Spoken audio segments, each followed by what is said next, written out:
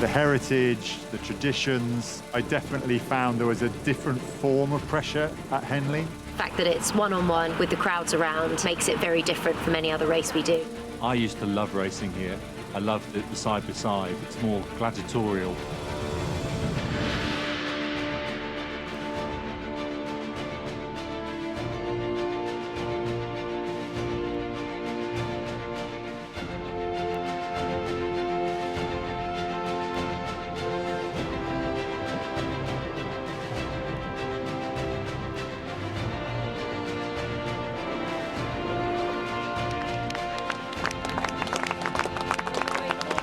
Boys.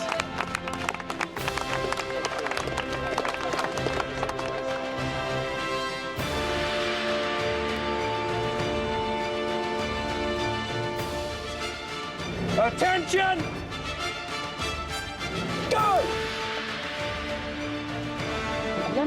Now.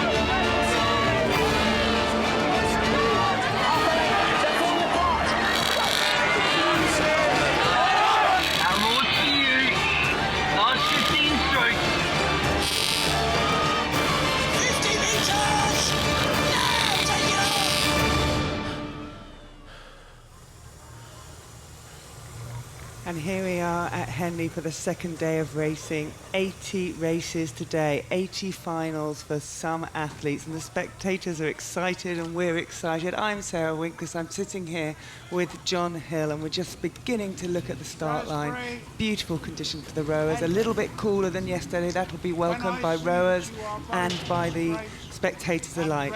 We're looking forward to some fantastic racing, John. Very exciting. Of course, we've got the events now which have only had the 16 entries, so we're seeing first rounds and the second round of the ones that have the 32, so we've got some really exciting racing to look forward to. And this is race number one. It's a heat of the Diamond Challenge Cup, Shrewsbury School against Henley Rowing Club. And they're off, John. This is a fantastic event. This is a new event, 2012 first come in, and it's raised the standards of women's quads here in Great Britain. And you're looking at two fantastic quads. Henley Rowing Club, a young crew against Shrewsbury. And Henley just needs to do a little bit of steering there, but we've had a great start. Absolutely. They do have those little things that they sort of line up at the beginning so that the person who's looking from the stroke seat, that's what we're facing here, can set off in the right direction. But of course, those early strokes, sometimes a little bit nervous, not quite even. Looking much smoother now. This is a good quad from Shrewsbury, looking very calm and collected. They don't look too nervous, looking across just to see where the others are, and there they are. We have this tracking camera just past the island. And this is fantastic racing. The crew is neck and neck at the moment. Henley Rowing Club, the local club, they'll know this stretch of water like no others, and they've beautifully synchronised this quad. A young quad, and they will put there a lot of experience under there, and a fantastic season. And looking there, Ella Morgan, Lauren Kay, Claire Pearson, and Flo Wiggins. Really, really good synchronicity, but Shrewsbury, they're alongside them. They're looking a little bit more powerful at the moment and pressing on, and they're neck and neck, John. Well, I don't think these young girls on this side, I hope they don't mind being called the young girls, because they are young. They're definitely junior in terms of years, and they may look a bit smaller, but they just have a certain elegance about them, a certain maturity, which perhaps belies their age, and they're looking very comfortable in this situation. No pressure on them at all, but Shrewsbury certainly trying to set the pace. I'm not too sure if Henley aren't getting the better of them at the moment. Yeah, it's a fantastic event, a bit quiet on the riverbank this morning. This is the first race of the day you're looking at, and it's the Diamond Jubilee Challenge Cup. It's Henley Rowing Club against Shrewsbury School, and both these quads will have really worked for this move. This will be the highlight of their season. Absolutely, it's been a very successful season, as you alluded to earlier. I mean, they started last November by winning the Force Head of the River, the junior event, which is obviously something like 2 years older than they are, in fact. So they've come through the window. There have been a few changes, but they've come out of a very successful 8 that has been all conquering this season. And I'm sure that they're very comfortable taking on this responsibility, but it's an exciting time for them. Shrewsbury looking the largest crew, and it's hard to tell with this angle that we're looking down from Fawley at the moment. It might have a slight advantage to Shrewsbury, but there's still a lot of this race to go. Yeah, looking at the 1-4 regatta course and looking now on the Shrewsbury, it's the stroke girl there. She's calling out to the other members of her crew, and that's actually quite unusual because it's quite hard to hear that, and they may have to think about that should they progress later on this season in the regatta when it gets really noisy. But at the moment, Letty Tay, she's giving the command in that Shrewsbury crew, and she's demanding more of her crew. She wants to break Henley at this point, John. Well, I hear what you're saying about the being heard and stuff like that, but I quite like the idea of the stroke having that, because she can feel the backup. She can feel how she is being responded to by the rest of the crew, and she's probably best placed to know what to do about it. Although the person at the back of the boat, at the back, as you can see there, in the bow as we call it, they can see what's happening. The person who feels it the most is the person in the stern. So if she makes that call, if she's heard, then she can get the response that she needs. But look at this. This is amazing. This is a wonderful development for the local crew. These youngsters are certainly taking advantage of a middle push. But as it looks so calm, so collected. There's no sudden thrust back of the heads. There's no wrenching of the hands. It's so smooth and so effective. I'm really impressed by this young quad. Yeah, the quad on the left-hand side that you're looking at, John, I mean, they're preparing for the GB France. They are a class outfit, but they'll be racing at under 16 there. Here they're taking on under 18, but at the moment it's Henley Rowing Club getting the better of Shrewsbury School on the Henley Regatta course. The other thing I'm quite impressed with is the steering, and I don't want to have the commentator's curse here, because, I mean, Henley are just very slightly close to the booms. There's big, very unforgiving wooden floating things on their left. You can see you could see the bottom of the screen there, but you see to the right of the boat. But they seem to be quite comfortable sitting there. Of course, a lot of people say the local crew should know the river that much better, but of course, when they're rowing on this river, they're not rowing in this position, so all the lines of sight, all the trees and things like that are effectively in a different position. They're not familiar with running this course, so they know where they are in the river in terms of distance, but not in terms of position, so it's not that much easier for the steers people to take responsibility for the line. But this Henley crew, they're looking for business, aren't they? John, I'm looking at a fantastic Henley crew there. Shrewsbury not ready to give up. They're pressing it on. They're calling it on. Again, we've got Letty Tay asking more from Claudia Kipton-Smith, Abby Reynolds, Sian Hilton, her crewmates, and asking them to drive on. But at the moment, Henley Rowing Club, that quad is just floating over the water. You can see the relaxation on the Henley Rowing Club, with their bow girl giving the calls on this occasion, and she'll be telling the girls what she can see. She'll be giving them that information that things are going well for the Henley Rowing Club quad. This is a great performance. It is, and they're coming up to what we consider to be the last the finishing straight, so to speak. They're approaching the public enclosures, just starting to be populated there in the middle of the picture. And this is the time when later in the day there'll be lots more activity. One of the things that Henley is so famous for is, of course, having crowds all the way along the course. And later on there'll be a lot of vocal support and so on, but at the moment there'll be just a few stalwarts. No doubt those people there are almost 100% behind the crews in the first few races. So they'll be excited, but maybe not getting quite the cheering of the stadium crowd that they'll get later on. But you can see Shrewsbury there, they're pushing they can see where they are, and they've got about 35, 40 strokes to go, and they're going to have to push it all the way. There's a sense of pride, but also a sense of performance. They want to come off the water knowing that they couldn't have done any better. Although Henley still maintains a magnificently elegant. I'm just overwhelmed by this crew. As a coach, I just can't see how they're moving that boat so well. It's just all efficiency, effectiveness, length, timing. Absolutely wonderful to see that. Yeah, absolutely fantastic. And Shrewsbury still up at 32 strokes a minute, driving their boat on, asking more of their crew. But Henley now sitting at 26, 27 strokes per minute. They have got this race under control, and they'll be delighted with this progress. And to be racing here today, 9 o'clock in the morning, you know, these girls will be getting off. They'll be going through the bridge and going home, all being well, John. All being well, absolutely. And I'm very pleased to hear that we've got some quality of this for the French match. The England, it is England rather than Britain, is it? It's GB France. It's GB against France, okay, of course. So yeah, seeing this this standard at this age is fantastic, and it'd be interesting to see where they are in another couple of years.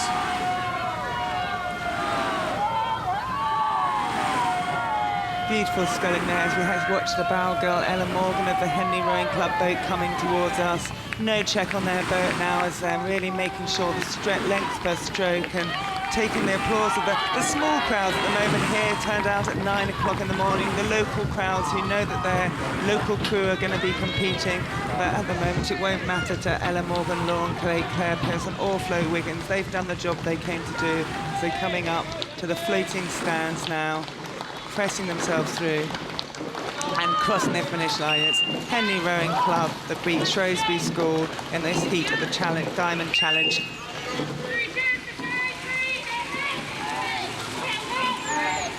And doing the 3 cheers as we would expect. Henley Rowing Club there, looking relaxed, looking calm, looking in control. They had a good day at the office.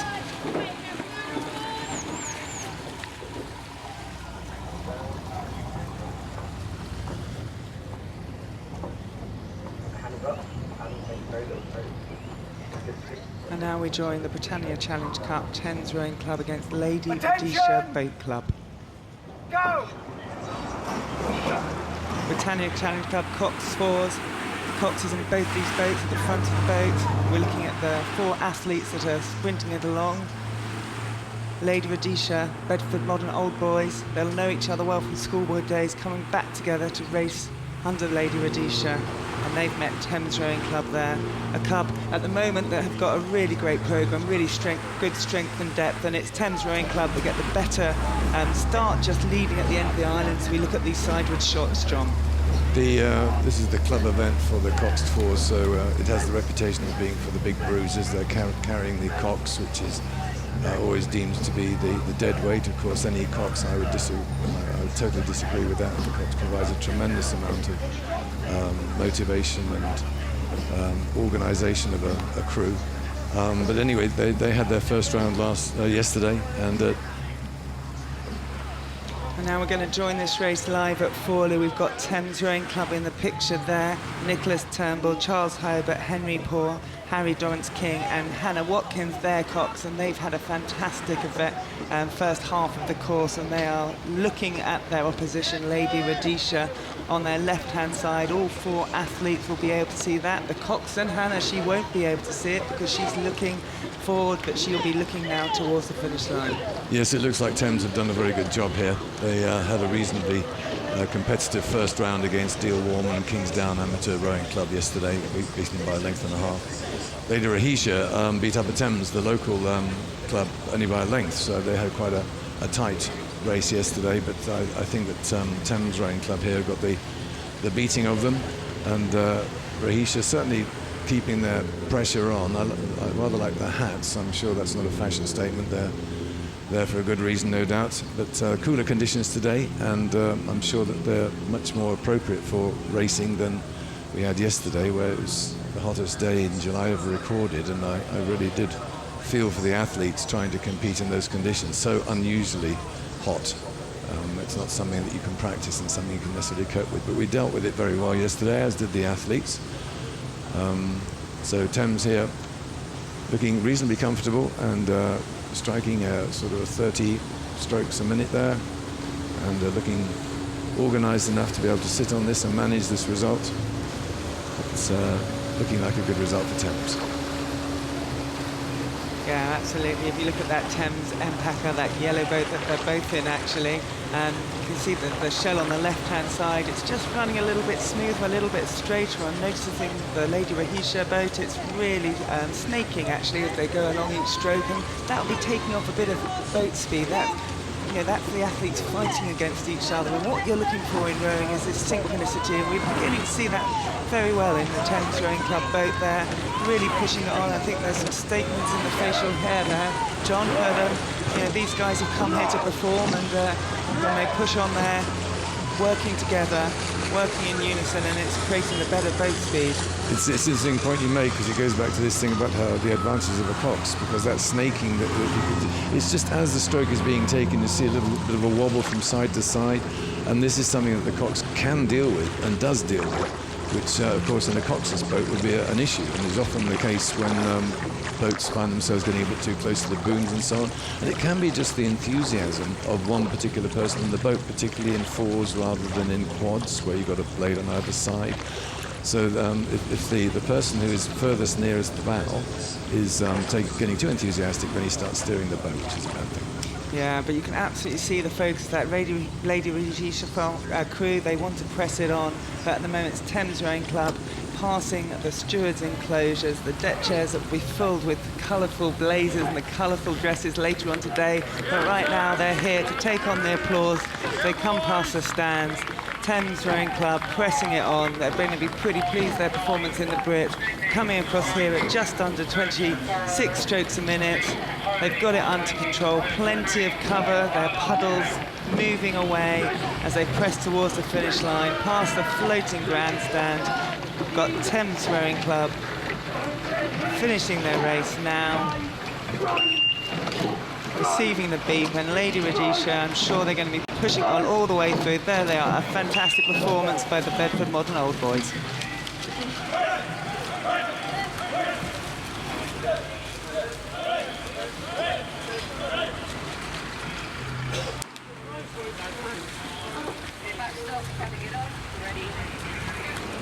Go. Get ready, please. And we're looking at race 3, Wyfold Challenge Cup, Sydney Rowing Club against Britannia Rowing Club New Zealand, the Australians against the Kiwis. Go. New Zealand on the right-hand side of the picture in those bright yellow tops. They came over, they've been racing over here in the UK, they feel like they're improving with every race.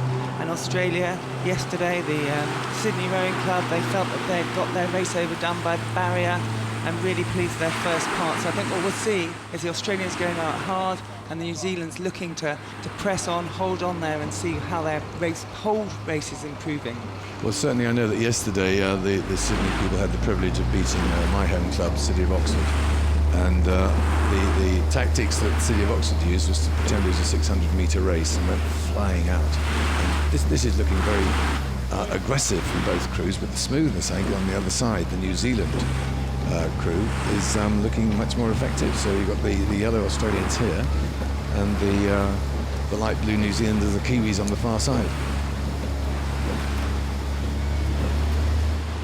And now we have a fantastic race unfolding here, coming here live from Tafuli. We've got New Zealand against Australia here, neck and neck in the heat, this heat of the Wyfolds.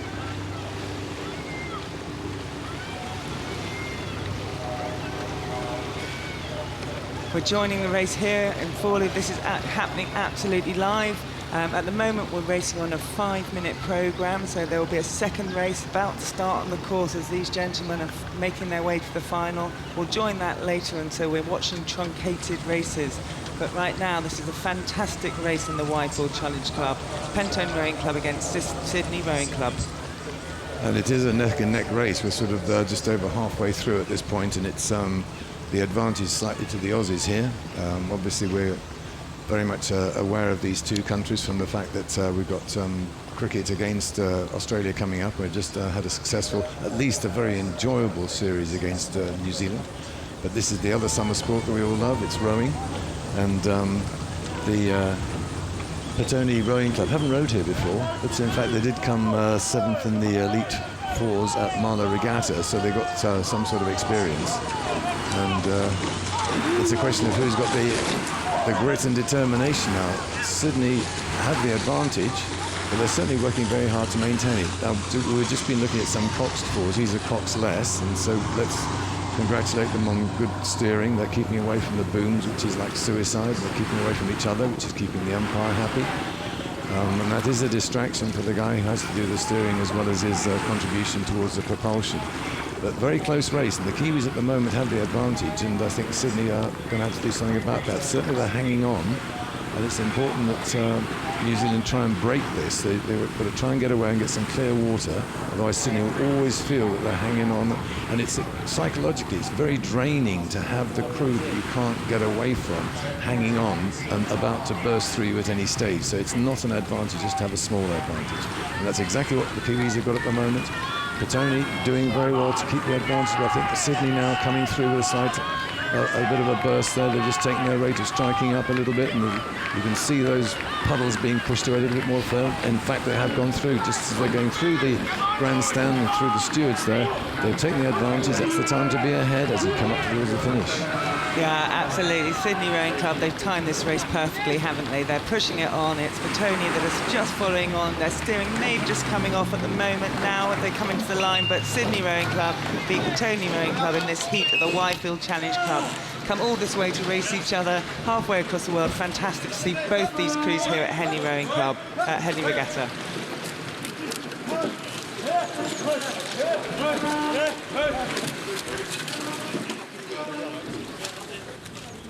Go! Get ready, please.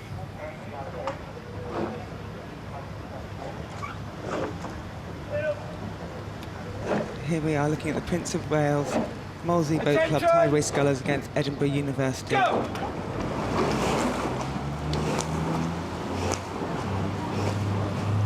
Quads here, fantastic boats, a different sound than we've been hearing all morning in the rowing boats. These are 8 oar boats, but just 4 athletes, as you can see, and we've got Edinburgh Rowing Club against Molesey Boat Club and Tideway Scullers on the left-hand side, the colourful Tideway Scullers stripping the stroke seat there, Edinburgh Rowing Club in that light blue on the right-hand side, and these crews are staying a long way apart on distance side by side, but the racing is tight.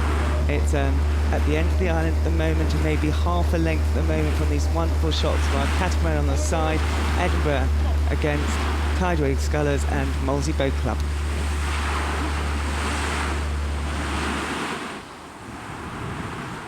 And joining the race now, live at Forley, we can see that Molesey Boat Club and Tideway Scullers School have moved a little bit ahead of to Edinburgh University, who are on the left-hand side of your picture as you're looking. Quadruple sculls, beautiful boats to look at, John. Beautiful boats to row as well. I mean, obviously, you've been a bit of a pioneer in that area and the international success there, and I think that it is a wonderful boat to see sculled well. We saw it in the first heat of the day, the Jubilee, where we saw Henley successful over Shrewsbury. Now we have the intermediate quads, Prince of Wales. There are 5 who have qualified from 23, and we have 16 in this particular event.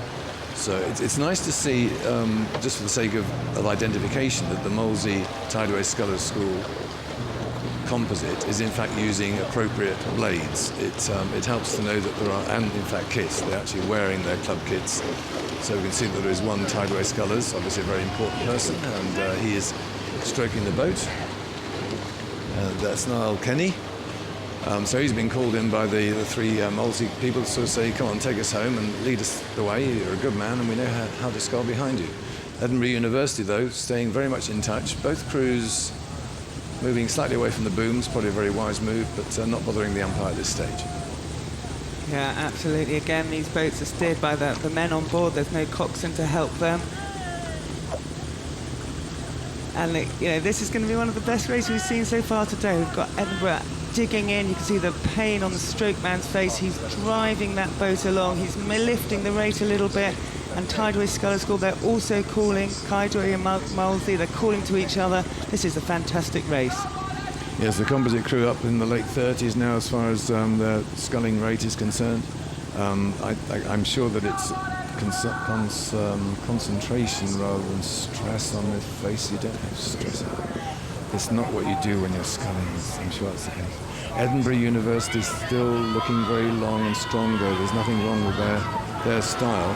There is a degree of grit and determination about the way that they're sculling, I'd suggest at the moment, Sarah. Yeah, absolutely. This is a great race here at Henley Regatta. We've got Molesey Tideway Scullers leading Edinburgh University. You can see the bowman there having a look to see absolutely the distance between these 2 sculls in the heat of the Prince of Wales Challenge Cup and Edinburgh University. They know if they're going to get back on terms, they have to do it now. The race is running out. And in fact, what you can see there is there's a slight difference in the shape of the stroke. Some talk about a stroke being back-end loaded. In other words, you start quite gently and then do the big push through the middle and the end of the stroke. And some people sort of are more aggressive at the beginning of the stroke and try and attack it into the water. And I think you're just seeing a little bit more lengthened and sensitivity around the front end at the beginning of the stroke on the boat on the right there, the composite crew between Molesey and Tideway Scullers. It just helps keep the boat running. It stops that sort of jerk and that stall that you sometimes get if you're a little bit too aggressive around the beginning of the stroke, which is Edinburgh University just being a little bit that way inclined as they come through the enclosures in the final stages of this race. And Molesey Boat Club Tideway Scullers goal, Dave Bell there. He knows his course better than other. He's been a Leander athlete in the past. And Henley Rowing Club, he's leading. He'll be the first man across the finish line with this. Molesey Rowing Club and Tideway Scullers School pressing their way away from Edinburgh. Edinburgh absolutely driving their boat on, calling for a little bit more. But as we pass the floating grandstand, the last two strokes, it is Molesey Boat Club that beat Tideway Scullers School, that beat Edinburgh in this heat of the Prince of Wales Challenge Cup. Doing this. Alex, doing this.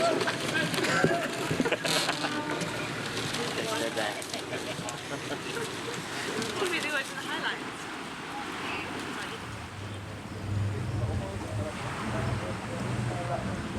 This is a heat of the Thames Challenge Cup. It's Canterbury against Mercantile Rowing Club. Attention! Go! And a fantastic noise there as we watch these two eights disappear along the side of the island. Mercantile on the right-hand side as you're watching, Canterbury on the left-hand side. Both of these crews raced yesterday. Both of them victorious yesterday and coming through to Thursday, the second day of the regatta. And it's Mercantile that look like they've had a fantastic start there, John. Yep, that looks very good to me, and they certainly take the early advantage as they come out across the island. And just coming above the island here, we can see the amount that they come out. It's almost a full length, which in this period of time, it's like coming up to about a quarter of a mile now. And that's a significant amount. They beat City of Bristol yesterday by 3.5 lengths, so you don't know how hard they were trying. Canterburyans beat Marlow by a sort of similar distance yesterday, but they certainly need to do something about this distance that they've already dropped to Mercantile Australia. Yeah, I mean, look at that Mercantile 8 and that stroke, man. This is an explosive stroke. It absolutely uses the legs and the backs really well together. And you can see as we pass the progress board that they're already a length and a quarter up at this early stage in the race. They'll be pleased with what they've done. Canterbury, they're pressing it on. They really want to keep their rate up. They're driving it through.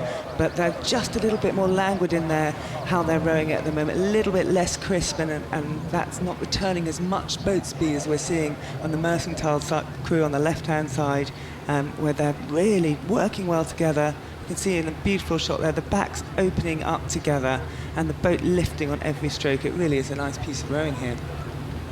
It is very businesslike, and Mercantile are certainly worth their lead, but I would suggest that having had their explosive start, which suggests they're a very strong crew, their race cruising speed is about the same as the Canterburyans. They have not pulled away, and they have not nailed this. They have clear water, and that's obviously an advantage which they would expect to win from, but they haven't continued to go away. They could be managing that, but I would say a length and a half's lead is being a little flattering to yourself and saying, we'll just sit on this and go for it. And I think that really they should be pulling away and knocking this one on the head.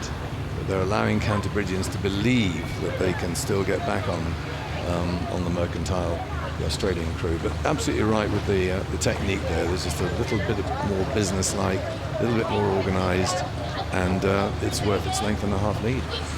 And I think this event is going to turn out to be such an interesting event here at Henley Regatta.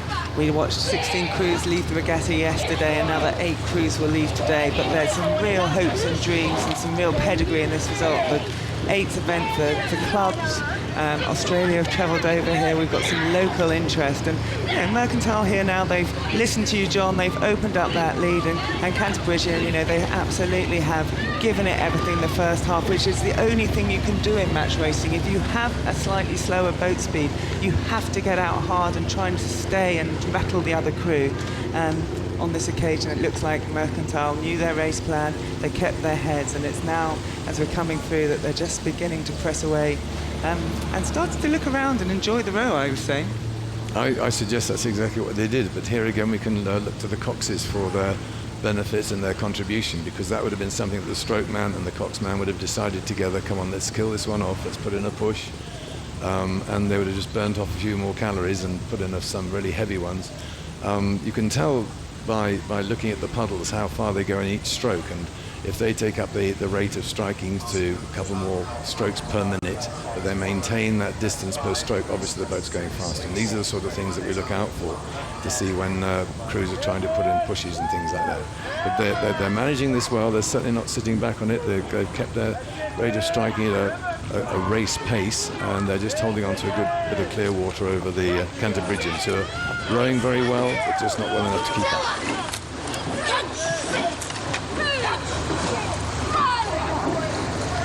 Absolutely wonderful sound here. You can hear the coxswain there calling her crew on. You can hear the sound as the blades come in and the synchronicity that you're hearing, but also quite a lot of clunk on that mercantile boat. That powerful stroke gives a lot of sound in it. It will be quite impressive to start, but next to it actually it could be quite distracting, because that's a lot of noise on that 8.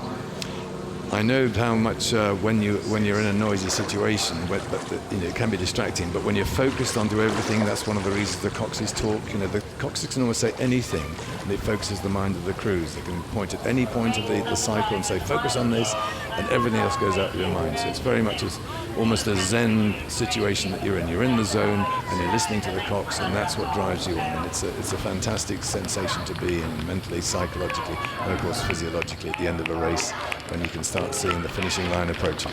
Yeah, and here they go, they're taking the applaud. These guys have been competing in Australia in small boats. They've come together here at Henley Regatta in an 8, and it really is looking like they've got something quite special there in that mercantile boat. Too strong today, I'd say, for Cantabrigian. They've done themselves proud, absolutely driving their crew, driving it all the way to the finish. But as we cross the finish line, mercantile race, they're going to be the crew that progress in this Thames Challenge, and Cantabrigian, their day is over.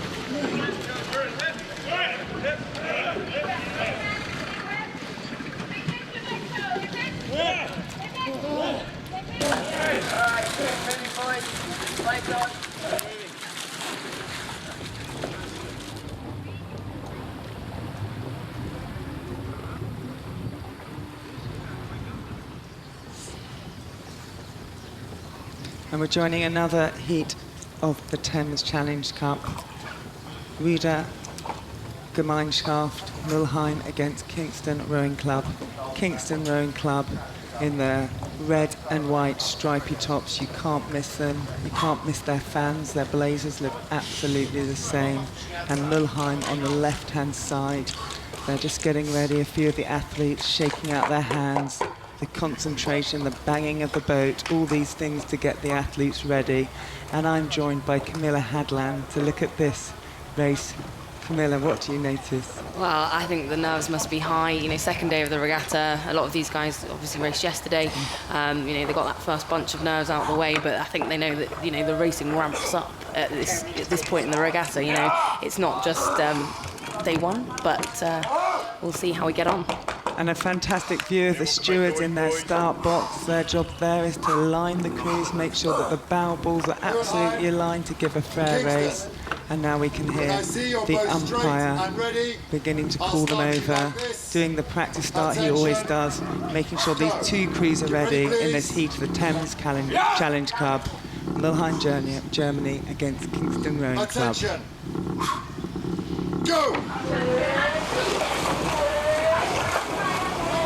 And Mulheim very happy yesterday with their first race, feeling like they were getting used to Henley, and they've come out today very fast in that start. And Kingston Rowing Club, they're matching them just about, but the coxswain there, you can see her being juggled around. Prudence Seaward there, she's being juggled around with that power that her athletes are creating and having to do a little bit of steering. And I'll say, Camilla, that it's the Germans that have had the fastest start here. No, definitely, and I think across the board in this event there's a lot of sort of international presence from the Club at 8's event, which is fantastic to see. And looking at that picture there, it really is the crew from Mulheim that's gone out to about a 3/4 of a length lead over the home guys here, Kingston, the British crew.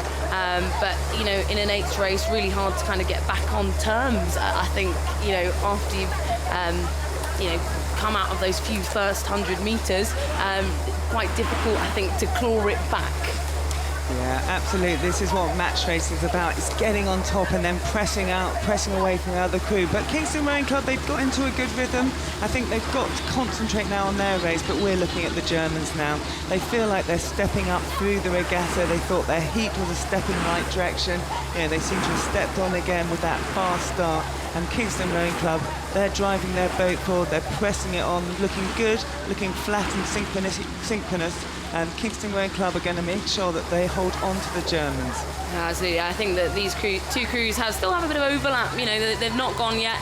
And I think the Cox there, that Prudence, she'll be driving her crew on to maintain that overlap of the boats, that sort of bow ball over the stern of the other crew. And as long as they've still got a bit of touch, you know, anything can happen, and you can start sort of ticking off the seats almost, can't you, as you go down the river. And I'm sure that's what those guys in the Kingston crew will be sort of aiming to do as they press onto that sort of middle section of the race. Yeah, absolutely. I can see Henrik Soppel, the Cox of the German 8. He's looking over just to see and he will be asking his crew to tick off the seats, because what they'll be wanting to do is clear water, breaking away from the Kingston crew.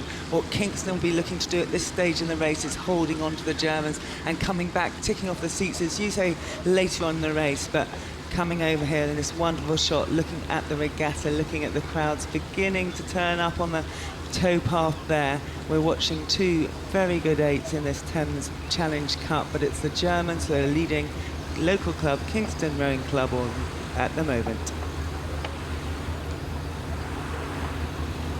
It's an absolutely beautiful shot there of the German crew, and I think that, as you can see, the blades coming in and out of the water absolutely perfectly timed there at the catch at that front end of the stroke, which, you know, isn't slowing the boat down at all. You know, not very much bounce or check, you know, like we saw from the Kingston boat earlier on in the race at the start. There was a lot of bounce, a lot of jiggle. You can't see that there from that German crew, can you, Sarah?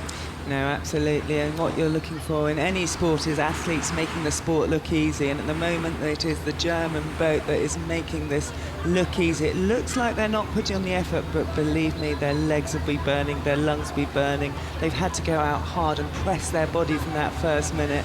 They're now having the rewards if they can see the other crew. It'll be feeling easier for them than the crew at Kingston, who are pressing it on, and they'll be desperate to get back on touch at the moment with the German crew. And watching now, you can see that they are pressing on, but it's the Germans, they're getting that water, they're sending their puddles down towards the Kingston crew, and you know, that's a real advantage in rowing. Absolutely, and being able to kind of see the crew that's, you know, behind you, and being able to push off them and be able to extend that lead by even more, it almost kind of gives you a little bit of a boost, that extra bit of energy. You know, if you're leading, it feels a little bit easier, even if, you know, it's absolutely burning. And I'm sure these guys are still feeling that. But it's a long old regatta. These guys might have, you know, another few races yet, and they've got to sort of appreciate that and take that into account, because, you know, they're probably going to have an even harder race tomorrow, and potentially even over the weekend. I mean, we'll see. But no, I'm sure that you know, just see a couple of glances there from the 7th seat. That would be in the Mulheim crew. That's Mr. Giebel, and he knows there that Kingston are about 1 1/4 length behind. They've broken that clear water, as we said earlier on in the regatta, which is so important to get, because I think they know that by that point, once you've broken that clear water, you know, there's no going back, really. Well, you never say never in any rowing race, as we know, but we are looking at the moment at the Mulheim against Kingston. It is Mulheim who are leading in this heat of the Thames Challenge Cup. It's a second round. Both these crews having raced yesterday. They're back at the regatta today. It's a beautiful day. It's a much cooler day, so I think that's going to be very welcomed by these athletes. And what Mulheim have done is they've gone out really fast. They've built on their first race, which they're happy with already, and they're feeling like they're getting used to Henley. They're beginning to feel at home here, and they're putting in a fantastic performance. But Kingston Rowing Club, you see their bows coming into the shot at the moment. They are holding on, they're driving their boat on, they're digging deep. They're going to give everything to see they can get back on terms with this crew. They want this. I think you can see both boats now have just taken the stroke rate up slightly as they come into the stewards' enclosure. You know, these last 100 metres, so important to make sure that you keep pressing on. You don't want to be caught napping. You know, that's where things can happen in these last few strokes. So you can see both crews there, Kingston and the crew from Mulheim, just slightly upping the stroke rate to come past through the enclosures. Yeah, absolutely. This is where foreign crews and actually home crews can also be found out. It's 2,000 metres is so much for racing these days, and this course is longer than that, and it's against the stream, so it's feels even longer than that. You can see the bowman, the two-man, they're looking around, they're wondering where that finish line is. They feel like they've done their work. Can we go home and get ready for tomorrow, please? But they've got to keep concentrating. You know, this is where they need to push it on. You can hear the Kingston Rowing Club's fan, they're cheering their crew on, but Mulheim, they have opened up that gap again. They've done a great performance there. They used their early start, they took advantage, they controlled the race, and now they're reaping the rewards as Mulheim come across the finish line, winning this heat of the Thames Challenge Cup. Kingston Rowing Club finishing now. A great performance. They've given it everything they have. Mulheim delighted there, really pleased with what they've done. You can see those athletes, that meant something to them. They're through to Friday.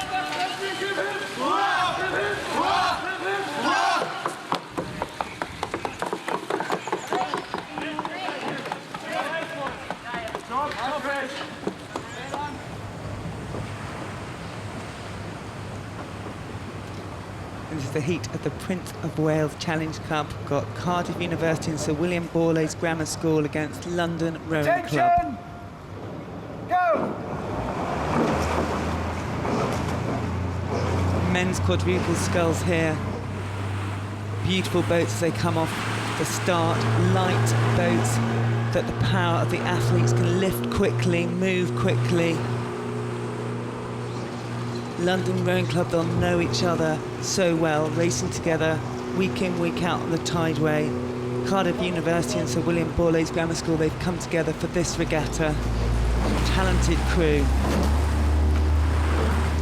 And coming to the end of the island, it is the Cardiff and Sir William Borlase crew. They've got the better start, sculling with those GB blades, those red tips that are so desired by so many athletes, recognised for the quality that they're bringing to this boat. London Rowing Club, closer to us, they've got the blue tips of their club, huge pride in that. London Rowing Club against Cardiff University and the Prince of Wales Challenge Cup. Now, and as you can see, the composite crew there, the Bath and Cardiff composite and Sir William Borlase have just opened up just about clear water. They've broken by Upper Thames Rowing Club. And as you say, Sarah, it's a little bit of a case of finesse with the London Rowing Club crew who have been together for quite a long time. You know, they'll know each other inside out, versus the composite, you know, have come together for perhaps, you know, the last few weeks, done a couple of races together, not perhaps as, you know, well tuned as the London Rowing Club crew, but, you know, some fantastic calibre in that composite crew. A lot of these men in this boat will have been to the under-23 championships. Tom Barris, who's at stroke, he actually represented Great Britain in the under-23 championships last year in the men's quadruple sculls. And the bowman from Sir William Borlase, he would have been at the National Schools Regatta in that fantastic quad that won Henley last year in the Forley. So absolutely, George Stewart has that experience, and he'll be looking there and using that. And you know, we're looking at these two crews, both of them very good. London Rowing Club, beautiful synchronicity. Peter Hardcastle, their coach, will have drilled them very hard. He's got experience in the Australian 8 himself, but it is the composite crew with the athletes that are seen as the up-and-coming athletes, potential for the Great Britain squad of the future maybe, that are using their power and their engines, if you like, their raw talent to move their boat quicker. But I think there's a little bit that Dan Harris, their coach, can bring out of them as they come up the regatta, should they win this race today. Absolutely, I think that's something that you see with composite crews quite a lot throughout the regatta. They tend to come together a lot more. You know, every race that they race is another tick in the box, because, you know, they've not been together for as long as perhaps some of the other crews. Yeah, absolutely, and this is the first time we're watching the Prince of Wales here on the second day of Henley Regatta, Thursday. This is their first round, so these guys, it will be the first time down the course and the nerves will have been jangling. And, you know, this regatta is about how you manage the week. It's how you manage the heat, the expectation, the excitement, the friends, the family, the crowd. It is a unique regatta. It's a fantastic event to compete in. And the athletes need to be able to get the energy from that, but also concentrate on their job in hand and recover and row. Absolutely. I think, you know, this very intense side-by-side sort of gladiatorial fighting takes a lot out of you, and when you've got 5 long days of that for some of these crews, it really is a case of pacing yourself throughout the week and having that plan to be able to get yourself through. Yeah, and at the moment they're going to be looking to create that plan here. We've got the Cardiff University and Sir William Borloo selected by the stewards as one of the crews in this event. They seem to have made the right decision on this occasion, because George Stewart, Fraser Christie, Alex Haynes, Tom Baz, here they are. They're coming across the finish line. And now here comes London Rowing Club, came through the qualifiers, and their regatta has finished there, but a great performance by both crews, Camilla. Yeah, fantastic.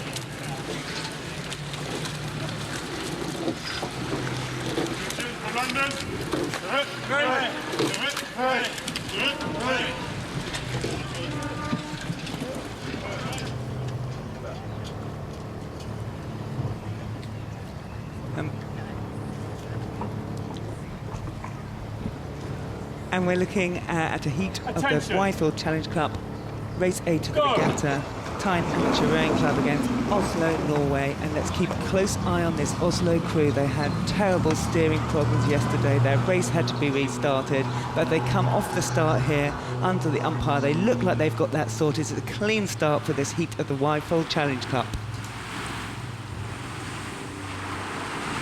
And here we go again, just coming off the island. Oslo have done what they did yesterday. They've just drifted over, but they've learned from that. They're getting themselves straight. The rudder's gone on. You've seen the boat shift. And at the moment, as we come to the end of the island, on this sideward shot from our catamaran, it is level. Norway, the Oslo Club against the Tyne Amateur Rowing Club.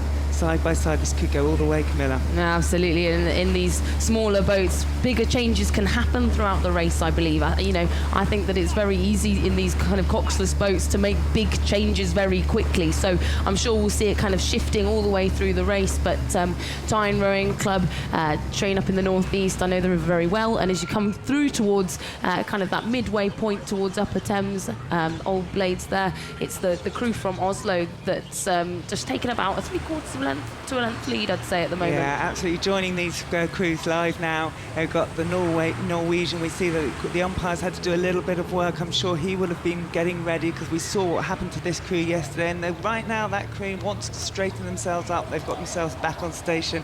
But looking now, they are just about doing that, avoiding those wooden sides of the course, the wooden booms. They are literally floating wood.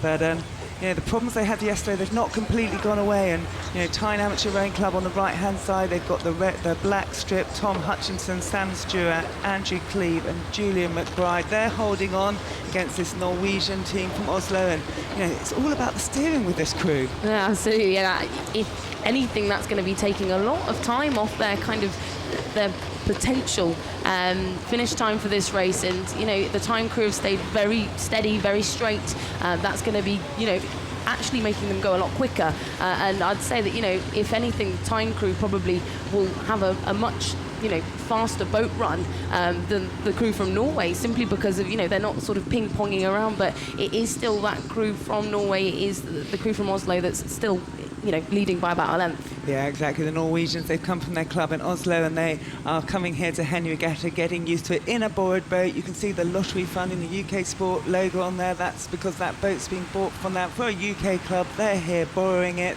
and they're getting used to this boat and this regatta.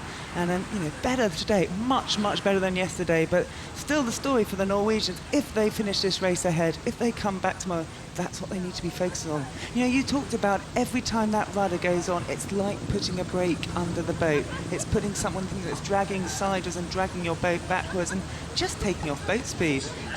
You know, what we want to be watching from these coxless crews is that perfect performance, that steersman who can just twitch his foot, which moves that rudder almost unconsciously. It's almost second nature.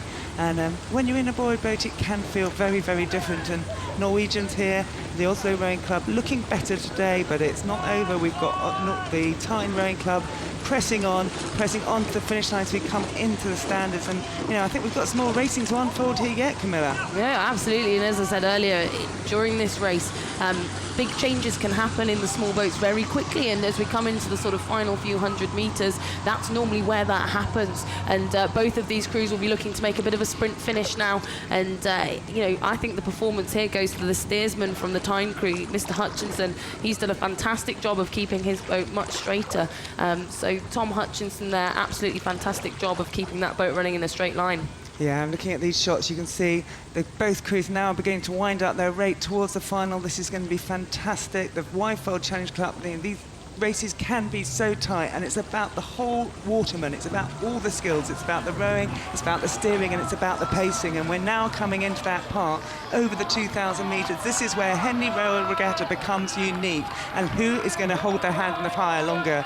Got the Norwegians against the Tyne Rowing Club. This is going to be a fantastic race, Camilla. Oh my word, and this is what Tyne did yesterday in their race. They won their race by a mere few feet against Upper Thames, and look at this.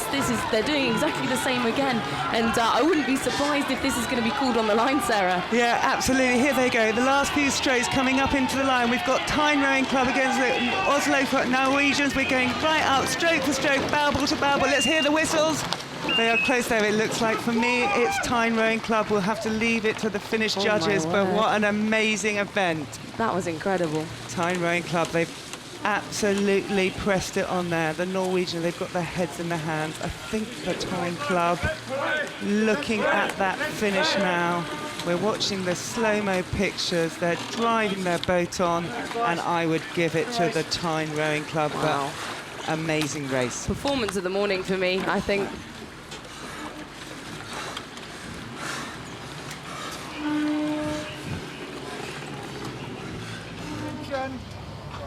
Go. Get ready, please. And this is race number 8. It's a heat of the Diamond Challenge Cup. We've got St George's College against Headington School. Go!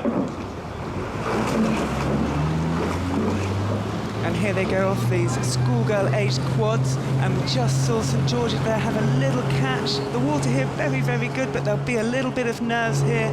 Headington on the right-hand side, they need to watch their steering. It's all going on in this heat of the Diamond Jubilee Cup. Yes, and Headington School, a lot of prowess on the rowing scene for junior women's rowing. Their coach, Ryan Domain, has actually won the National Schools Regatta with their women's 8, in fact, so a much bigger boat for the last, numerous years. And so these girls now have come out of the 8 into the quadruple scull, a little bit more finesse, a little bit more I guess grunt in the quad to be able to push it forward towards the line. And it is, Headington that eking out to about a length in front now over the crew from St George's. Yeah, absolutely. As we drive it, drawing it live now, watching it 4D, we can see that the Headington schoolgirls, they have used their their experience, if you like, to get ahead of here now of that St George's College boat. Headington School, I mean, it's such a popular sport for rowing. J13, J14 level, you see lots and lots of girls on the water in the single sculls, learning those skills, those boat skills we're talking about, how to steer your boat, how to pace yourself, how to push yourself, and then they come together in these 8s and these quads, and we see some truly great performances.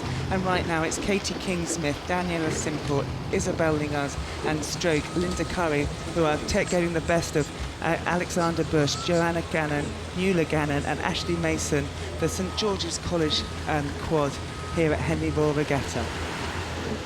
And I think that looking at the Headington quad there, you can certainly see that they are not only exactly matched in terms of kit, which I think, that almost, psychologically makes a crew feel a lot faster. I don't know about you, Sarah, but I think when you see a crew that's absolutely in sync with their kit on the start, as well as being, very tidy, very sharp, it can kind of strike the fear sometimes into your opposition. So I think these girls, both these girls' crews are doing a fantastic job. St George's in recent years have really come up through the girls' rowing scene. Fantastic performances at the National Schools Regatta over the last couple of years. They've got medals at junior women's 8s in that event. You know, I think that both of these schools have got a real presence on the junior women's rowing scene, would you say? Yeah, for me that's really exciting. This event, 2012, new to Henley Royal Regatta, and it's created a step change in interest for these schools and the clubs. We've already seen some clubs in this event today, and they really think about how could we get our schoolgirls racing here at Henley Royal Regatta, and that was only a pipe dream for women and schoolgirls just 3 years ago. So it's great to see that Henson have taken up the challenge. They've come here today absolutely determined, but it's St George as well who have pressed it on, you know, and it has raised the level of schoolgirl rowing, and I absolutely believe that will have an input into our internationals, and you know, already massively successful team, but we're going to have more women who are rowing at a high level. No, absolutely. I think that, you know, we've seen participation kind of rise across the board for rowing as a sport in general. I think that's probably, you know, been impacted by the introduction of these sorts of events at the regatta. You know, not only for women in general, but, you know, for these junior women in particular, to be able to have the stage to, you know, showcase what all their hard training's done over the winter months and over the kind of summer scene. You know, brilliant to see that, you know, these girls' quads are performing absolutely beautifully today on this second round, I believe, no, first round of the Diamond Jubilee Quadruple Sculls. Yeah, I think you see their hard training, but also that synchronicity. You can see that boat being affected a little bit by the water moving. It feels unique here, Henley Royal Regatta. It's a beautiful course, but it's a lively course. There's a lot going on. And both these crews now keeping their steering safe. They've come a little bit away from the wooden booms on the side, but Henson, as they hear the crowds, the applause there, they've got their rate down low. They're absolutely in control, putting their power and strength and synchronicity into boat speed. We're looking at Headington School winning this heat of the Diamond Jubilee Challenge Cup. Here they go across the finish line.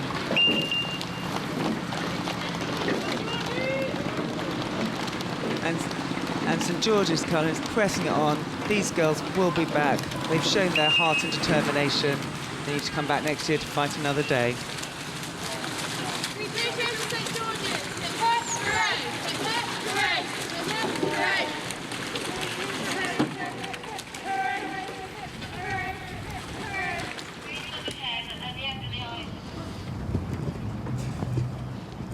We're joining race 10, heat of the Silver Goblins and Nichols Challenge Cup. We've got Rosenbull and Keenan from the US of A against Thurston and Geffen. Go! The first time we've seen the pairs here at Henley Royal Regatta. Fantastic event. We've got the two big Ys in the boat on the left-hand side from the USA. They're slightly shorter stroke. They're going to be driving their boat on.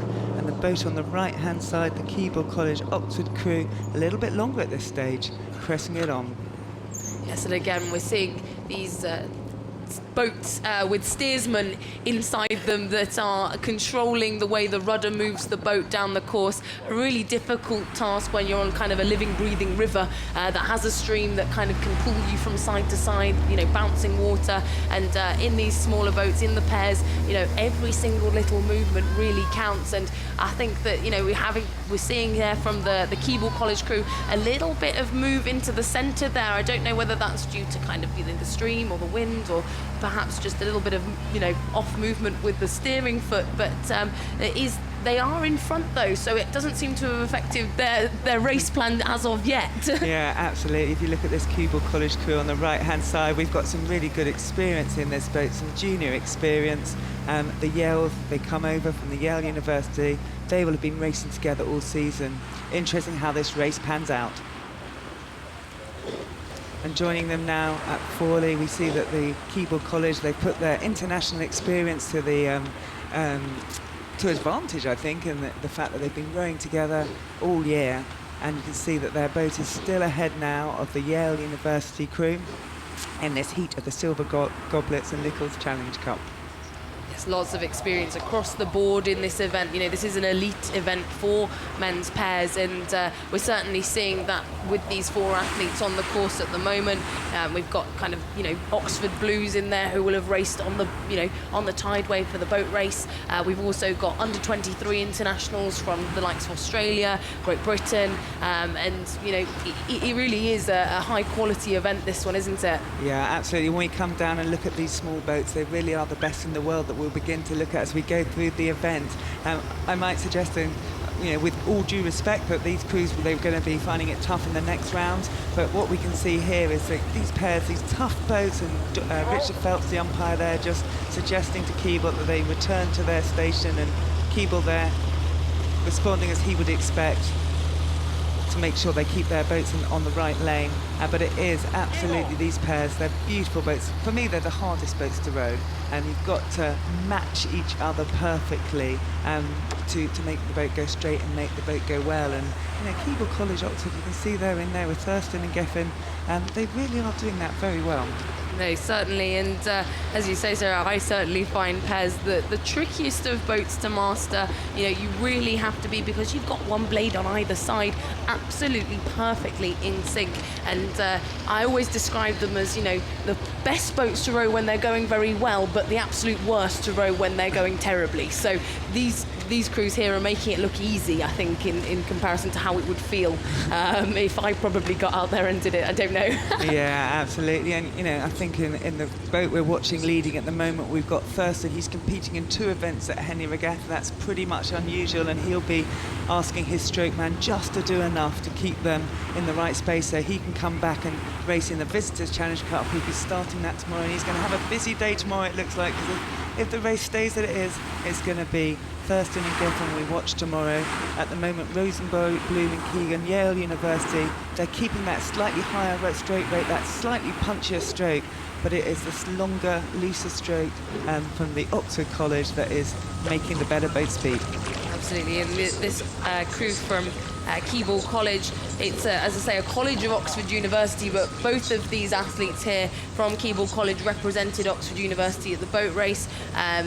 Mr. Geffen, Will Geffen, was in the bow seat of the winning blue boat this year, and Thurston rowed it too in the reserve boat, which is ISIS, which also won this year. So, you know, some great pedigree there, and they'll be used to rowing much longer distances than this 2,000 or so meters. You know, the boat race, the 17-minute race. For this, you know, for these guys, this is going to seem quite short. Yeah, absolutely. The 4¼ miles that these guys have been training for their race, April 11th this year. They've now come here. They've got the shorter distance here at Henley, and they'll be enjoying that, I think. And you know, looking at this, we do have great pedigree in here.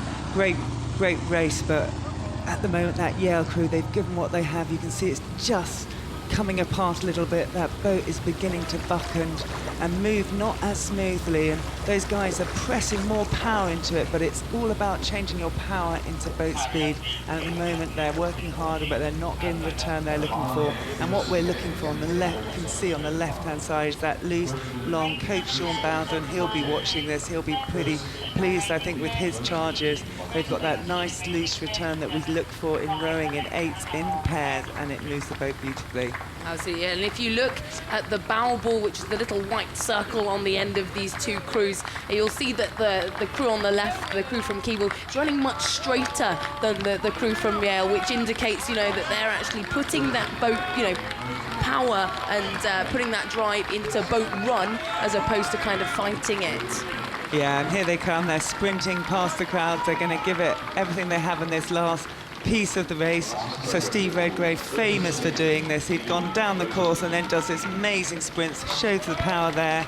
But we're looking not at Sir Steve here, but we're looking at Thurston and Geffen in the silver gold of Nichols Challenge Cup. The athletes from Keeble College, Oxford, crossing the finish there, beating Rosenblum and Keenan from Yale University.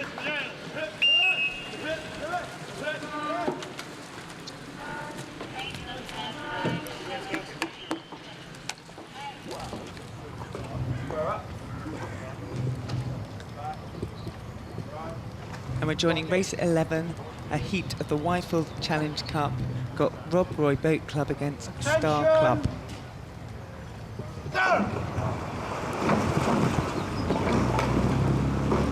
He's cocked his paws as they go off the start. The explosives in the steering. We can see that they're just coming together again. Rob Roy, Cambridge Club, is pressing together, and I'm surprised, Matt, just been joined by Matt Britton, that the umpire's not doing something about this. Yeah, the steering's quite difficult off the start, and before you get to the buoys, it's really hard to get a feel as to whether you're running straight. It's great to see these two crews. Rob Roy, as you say, from Cambridge, twisty, short river, and just starting to correct, and you can see the Star Club on the far side really easing out quite quickly to take a lead here. Yeah, you see the Star Club on that far side, they're a little bit more explosive, a little bit up in the shoulders at the moment. I'd like to see them pressing it down their legs as they get further on to maintain this rhythm and rate, but it's Lloyd Merrikin, Sam Butler, Callum Beasley and Tom Durrant at the moment getting the better of William Hayes, Chris Owing, Tom Clements, Michael Wetnell of the Robert Roy Boat Club. Yeah, it's still early in the race, and of course this is the point where they're asking themselves the question, am I going to get into that rhythm that will really help us be efficient through the middle of the race? It looks like Star Club are doing that. Lloyd Mulcairn's in the bow seat of the Star Club, has a good pedigree. His father was in the British team, an Olympian, and there is something about the physiology that's passed down from generations here that gives him a bit of an edge, that long back and long levers as they start to rock into the rhythm for the middle of the race, looking very strong, the Star Club. Again, they also come from a river which is quite short and quite twisty, so both of these crews and both of these clubs have produced some amazing crews over the years, coming from small towns, competing with some of the best strong universities and clubs. Yeah, and I'm interested, Matt, because we talked a little bit about the steering today, and I think on those twisty rivers you have to be aware of where your boat is on the river. If you're on a bigger, wider river, you can sort of get away with sort of drifting around a little bit. And maybe here at Henley Rowing Club they're enjoying this boomed course, this course that's laid out, the 1948 Olympic course, the 1908 Olympic course. It's such tradition on this course. And you come here, it looks the same every year, and you go down there to this dreadful vanishing point as you turn around on their start, and it just looks like it's forever, but the joy of it is straight. And looking now, you're right, Star Club, they're going past the progress board there, looking long and loose. That bowman, Lloyd McCurrans, Sam Butler, Callum Beasley there, stroke Tom Durrant, setting a great pace there, and it's Rob Roy who are looking to hold on and press along, but it's Star that are moving beautifully right now.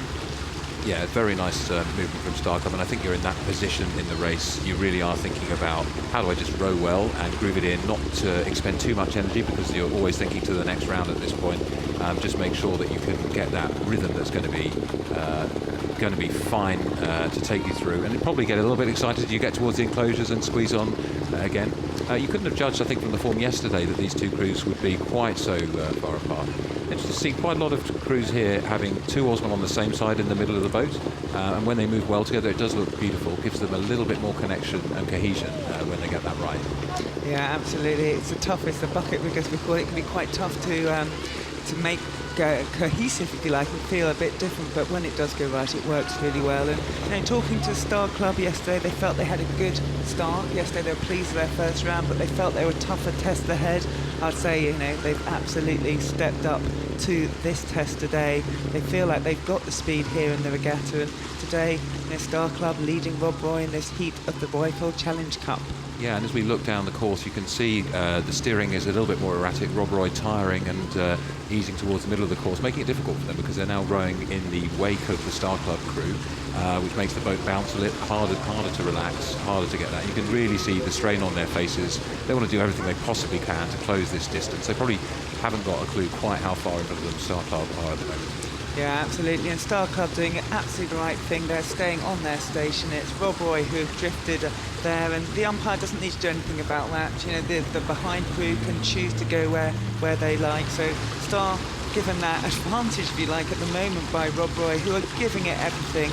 They are driving their boat on, and I think, when you're in that physiological challenge state, it's hard sometimes to stay aware of absolutely where your boat is on the river.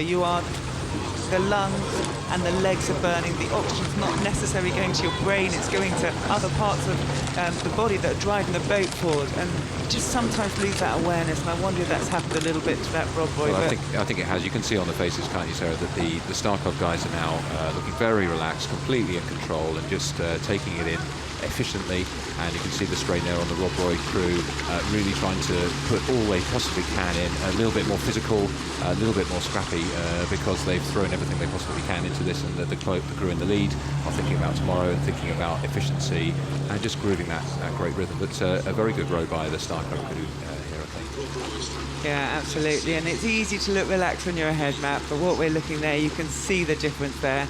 You know, we have one crew that is nice, long, loose, rhythmic, beautiful catches, the way the blades dropping in, and one crew that's pressing on, giving it everything they have physiologically, but you know, not perhaps putting themselves in their best place by being on the wrong side of the river, out of their station at this stage. I think if you're not somebody who watches rowing a lot, then looking at this, you can probably see the difference between sort of the relaxed athletes in the boat ahead and those who are trying to muscle through in the boat behind. Of course, you've got to throw everything you possibly can in, but a lovely result for Star Club here as they approach the final few metres of this heat of the Wyfold Challenge Cup for bottle scores. Yeah, and here they come, Star Club coming up, taking the applause of the crowd, pressing their boat on, haven't chosen to take it up to the line. And we have Star Club winning race 11, this heat of the Wyfold Challenge Cup, closely followed there by Rob Roy, driving it all the way home, a proud performance.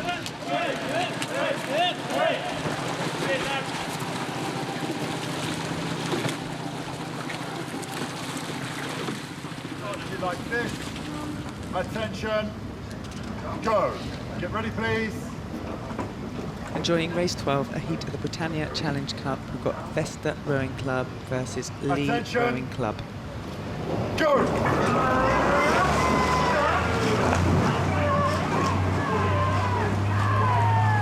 And here they come off the start. That fantastic noise you hear, the crowds cheering, the athletes driving their boats on. And the two coxes falls. This is fast and furious in this Wyfolds. Both crews looking to get the early advantage. Yeah, the start at Henley, there is nothing that compares to it. And just looking at the pictures gives both of us as former oarsmen a feeling of anxiety in the stomach and the fear that's ahead. But once you're out of the blocks and you really are focused on moving the boat as fast as possible, all that evaporates, and it's all about the race and focus. And you see in all the athletes in these boats, tremendous focus on rowing individually and together. One of the amazing things about the sport of rowing, I think, is people will compete fiercely with each other to get in the boat, and then once they're in the crew, it's all about working with each other. Yeah, enjoying this race here at Forley. We're looking at the Lee Rowing Club on the right-hand side, Vesta Rowing Club on the left-hand side. It's just Lee that's making the better of the first half of the race in this heat of the Britannia Challenge Cup. Men's cox falls. You can see the cox of the Lee boat there. Just looking over, he'll be checking where Vesta is. Richard Hill will be having a look, giving that information to his crew. He doesn't need to give the information at Lee at this stage. They're ahead. There as athletes, they'll be having a sneaky look out of their left eye. They can see where the Vesta are. Yeah, commanding position at this stage for Lee, and rowing well, nice long rhythm. Both of these clubs, a great tradition of crews, competing against the universities. Sometimes people feel that the elitism in sport from the tradition of the Oxford-Cambridge boat race, but these clubs bringing athletes of all kinds from their communities for many years. The Lee gilded by having the Olympics on their doorstep more recently, but it looks as though we're seeing a little bit of a pushback from the Vesta crew here, but really being encouraged by their cox, lifting their rate of strokes per minute and starting to come back towards the Lee crew. Yeah, absolutely. We've got Harry Bond, Richard Lear, Simon Woodfine, Patrick Linden and their coxsmith Martin there. He'll be calling it over. He'll be asking more of his crew, because as you look down these wonderful pictures, the church in the distance, before they get to that landmark, this crew will be decided. Lee have made the early racing, but Rob Roy, they're holding on. We've got 3/4 of a length at the moment in this heat of the Britannia Challenge Cup. So this is the point where the athletes in the Lee boat will potentially be asking themselves the questions: have we gone a bit too early, a little bit too hard in the first part of the race, because they are being pushed, and you probably would want to be a little bit further ahead before you sort of sit back and try to be efficient with this race. In the first round yesterday, Lee were faster, but they were pushed a bit harder by the Kingston crew, beating them by 2/3 of a length. A little bit of an easier verdict for Vesta yesterday, but the Vesta crew are continuing to attack, encouraged by their cox, and they're still very much overlapping. When you're overlapping, you can see the other crew out of the corner of your eyes. It gives you a sense of real confidence. Yeah, absolutely. And the one thing you can see as well is you get a real sense of your relative boat speeds when you're overlapping in that way, and you get energy from it, because you, especially if you're the crew that has been behind and perhaps you're beginning to come on, because you get that feeling of hope, and hope is one of the most powerful emotions in anywhere part of life, but particularly in sport. Yeah, now we can see they've just got just under an overlap, maybe a little bit of clear water creeping between the two crews now, so I think possibly Vesta have had their push, and Lee have now responded and are starting to push away. Now the finish is in with insight, and in both boats I think quite a tough race. The legs will be burning, the lungs will be burning, and they'll be starting to think, where is that finish line? It's further than you think. These crews are used to racing 2,000 metres of course, and they've got an extra 100 metres or so on top of that to put in, which makes it a bit tougher. Yeah, absolutely. And Lee, they feel like this is their best crew since the 90s. They've come to Henley Rowing Club and to Henley Regatta with a mission. And, you know, as you look now, Richard Hill, he's having a little look. He's checking what's going on with their Vesta crew. They'll feel, but perhaps they have covered that move. And here they are. They feel like they've had a really great season. It looks like here on the Henley Thursday that this is they're going to step up, and perhaps we'll be seeing them tomorrow. Let's see how it pans out. Yeah, Lee looking very good as they come past the stewards' enclosure. Deck chairs filling up in the front row there and towards the finish line, looking long and strong. Well raced both crews. And now's the time for the crews to really focus in, keep it together. Looking at those pictures, you can see the power, the determination, but Lee Rowing Club, there they are, pressing on, keeping their form together, pressing that bucket rig over the finish line. Lee have stepped ahead there of Rob Roy Rowing Club. Their heads go down. A great heat of the Britannia Challenge Cup here at Henley Royal Regatta.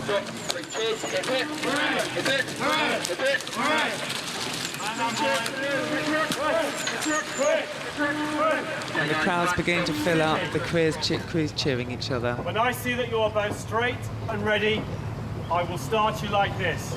Attention, go.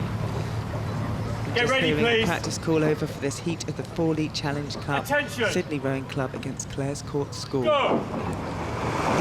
And off they go for real. These crews look quite similar in their strips, so let's look at their blades to tell them apart. We've got the light blue blades of Sydney Rowing Club Australia, the white blades with the stripes across them of Clare's Court. And watching these crews, we've got some great crews in the Forley, two class crews in front of us here, driving off, looking to win the battle to the end of the island. And I'd say, Matt, it's Clare's Court. They've got slightly the better start there, and Sydney Australia crew there, they look neat and very, very together, and it's tight.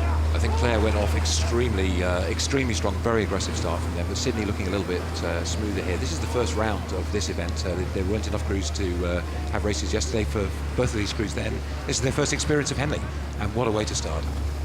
Yeah, absolutely. And Sydney Rowing Club there, they've made a little bit of extra distance. We've got that wonderful shot, the Sydney Rowing Club on the left-hand side of the picture. We've got Max Brennan, Rob Wells, Hugh Courts and Max Draugen there pressing on, and they have really made sure that they have got the better of the Clare's Court A School, Toby Jones, Alex Richardson, John O'Cameron, Dan Gordon. They have pressed on and they're looking to dominate this race, Matt. Yeah, I mean, that piece of the race there, they really opened up a gap, and I think you can see the difference between the smoother, more efficient technique of the Sydney crew and Clare's Court School, who went off very aggressively at the start. Max Steinen in the Sydney crew rode in the Prince of Wales quad last year, so experience of racing at Henley is really useful. I remember my first Henley race, really not understanding where all the markers are. It's not 500 metres, 500 metres, 500 metres. There are course markers at different places. It's quite hard to judge where you are, so it really does help to have been down this track before. Also, it's unique with these wooden booms along the sides and the feeling of racing one-on-one, but a lovely commanding row, very smoothly in the Sydney Rowing Club quad sculls. If you're looking at, it's a wonderful shot. One of the things you have to get used to is aligning your crew at the start. You can see that dot on the very distance with that Y. Those, as an athlete, as a bowman, you'll be lining your boat up to make sure it's straight on that. That keeps you safe and in your course, but it's really, really scary there. And then you have to learn a new language. You know, the barrier, the mileposter, different names. And, you know, when you've been used to racing in that clinical 2,000 metres, course, 500 metre markers, everything beautifully marked out. You're right, Henley is a new language and a new experience, and every time they come down this track, they'll be taking something back to the boat tents to learn and improve tomorrow. And it is, I mean, you can see from these wonderful shots, it's a truly unique place for people to row.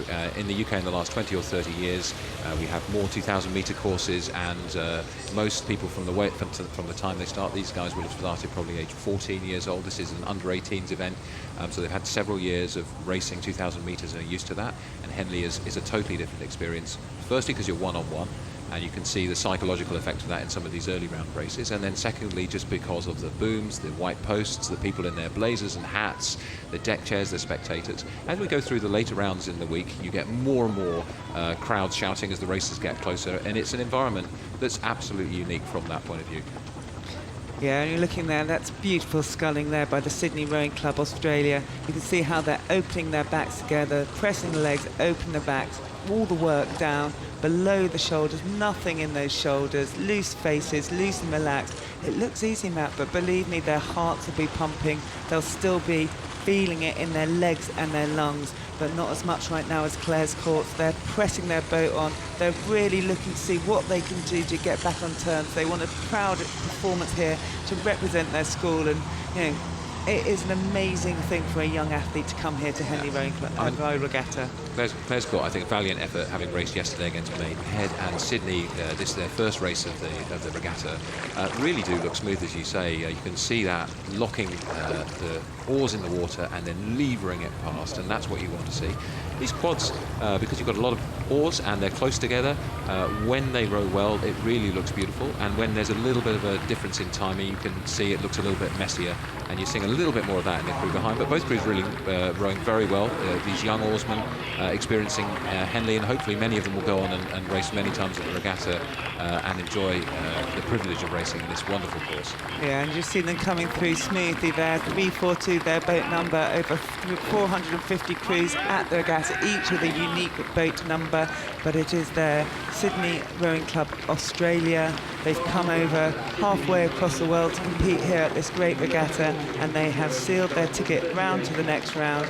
We've got Max Brenner, Rob Wells, Hugh Courts and Max Dalgan parting the finish line there, and Claire's Court, they've done themselves proud, driving it on, finishing now.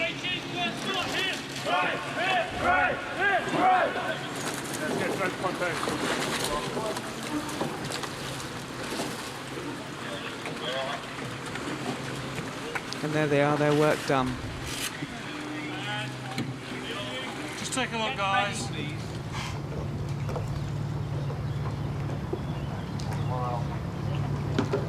And we're joining race 14, Prince of Wales Challenge Cup. We've got Reading University against Bayer Leverkusen and Alemannia, the Germans. Well done. We'll call them the crew from Hamburg, and they're off. And the Germans are on the right-hand side here in white and blue. Both crews going off very fast. It looks like on the left-hand side, the Reading University crew is steered slightly towards the middle. The first part of this course, you just have the boys. It's quite hard to judge because the island on the side of the course distracts you from the line you want to be taking. But now they're out of the blocks. This is tough, anaerobic racing for them as they get out of the blocks and try to get ahead of the other crews. This crew from Germany, the Rudern Tennis and Hockey Club Bayer Leverkusen and Ruderclub Alemannia von 1866 from Hamburg, have some stars in it. The bronze at the 2015 European University Championships with Paul Weidenmüller in the bow seat there, but we can see a gap starting to open up in this early stage. Yeah, and actually what we're looking at now is Reading University. They've made sure that they were level, and they've decided that this is the time to make a move, and they will have called it in their boat. Dominic Tote would have probably called it to Vincent DeLuca, Sam Twine and Robert Johnson, and they're going to say, look guys, this is the time to go. This is Henley, let's get ahead, let's get away. And it's tremendous. One of the great things about Henley is the international competition that you get here. So some of these British clubs racing crews from all over the world. Huge American entry this year, but it's great to see the Germans coming in here. Although it's a strong lead, we now join the race a little bit further down the course to see Reading University pulling away, starting to look more relaxed, and the Germans struggling a little bit in their wake. Yeah, Reading University keeping honest, keeping their stroke rate up into the mid-30s there. But, you know, this is a high-performance centre, Reading University. You can see a huge amount of rowing talent coming there to work in their system with Will Round and Sean Casey. And, you know, Sam Townsend's as well, and Charles Cousin, their alumnus, and they come along and they're competing on the world stage in the British quad, and they'll be these guys' role models, and you know, they've worked well with this quad, and we're seeing very much the same traits of the British squad, that bravery in that first part, and it's this Reading University club that have taken the lead over the Bayer Leverkusen boat. You still see the Reading crew working quite hard there, and all of the athletes in the Reading boat have got some level of international experience, and trialists in there as well, so this is a real development centre that feeds the British teams at under 23 and senior level as well. So it's a great place to be rowing. Some fantastic coaching there for Will Rand and Sean Casey. High performance coaching as well from Sam Townsend. So a strong heritage from Reading. As I say, great to see the Germans competing in this event. The crew from Hamburg's a beautiful place to row actually. There's a great lake right in the middle of the city in Hamburg, and you see many crews out there. Many times I've run around that lake and enjoyed watching them out there, but it's not their day here at Henley. The conditions are somewhat different for them, and you see a very strong lead from the Reading quad out in front, rowing very nicely, long and strong, just conserving the power now for the next round, which will be tomorrow for them. Yeah, absolutely. In this shot, you can see how the blades are entering the water at the right time for the boat. They're timing that boat really well. It allows these big guys to use their power well, and this will be moving their boat further than the German boat each stroke. And you know, over the 2,112 metres of this course, that really does make a difference. And you know, Reading Rowing Club looking very relaxed there, looking very strong and together as they come up towards the finish line, winning this heat of the Prince of Wales Challenge Cup. Well done, Reading. Reading University beating Bayer Leverkusen, who are coming across the finish line now to progress through to Friday. So good.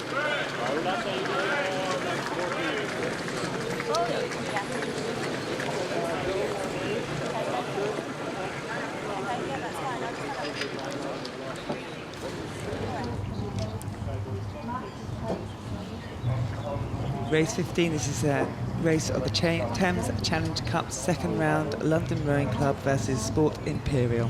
Attention! Go!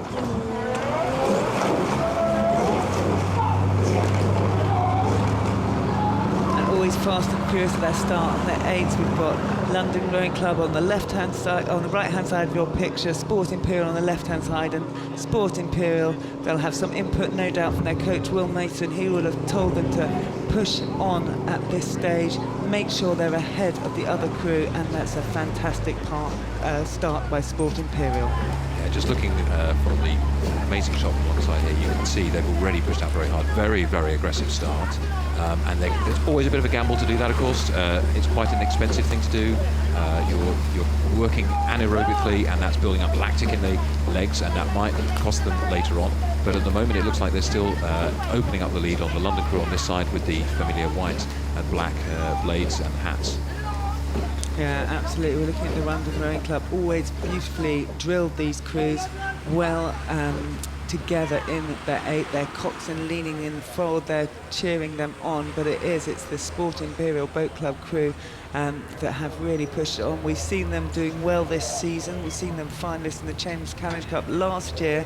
This year, 5th in the Elite Eights. They've been in Marlow Regatta. We've also seen them in Metropolitan Regatta. Not the top prizes in those events, but they will have been learning and growing from each of those experiences, and they've come and put it here in this second round of the Thames Challenge Cup. They are absolutely bossing this race against London Rowing Club A. And Sport Imperial is composed of alumni of Imperial College, and Imperial College has been a real powerhouse of British rowing over the years. So it's great to see the alumni continuing to row together so effectively. We've got some top athletes in the boat there as well. Dominic Howland won the headship at the Pairs Head with Sam Mayo in October. That's a pretty impressive thing to do. So different skill set for rowing in the pair, but really seeing the pedigree of this Sport Imperial crew. Some of these athletes have probably rowed together for several years, and you can see that cohesion right the way through the middle of this boat. Lovely long sweep-oared rowing as they lever well away from their opposition.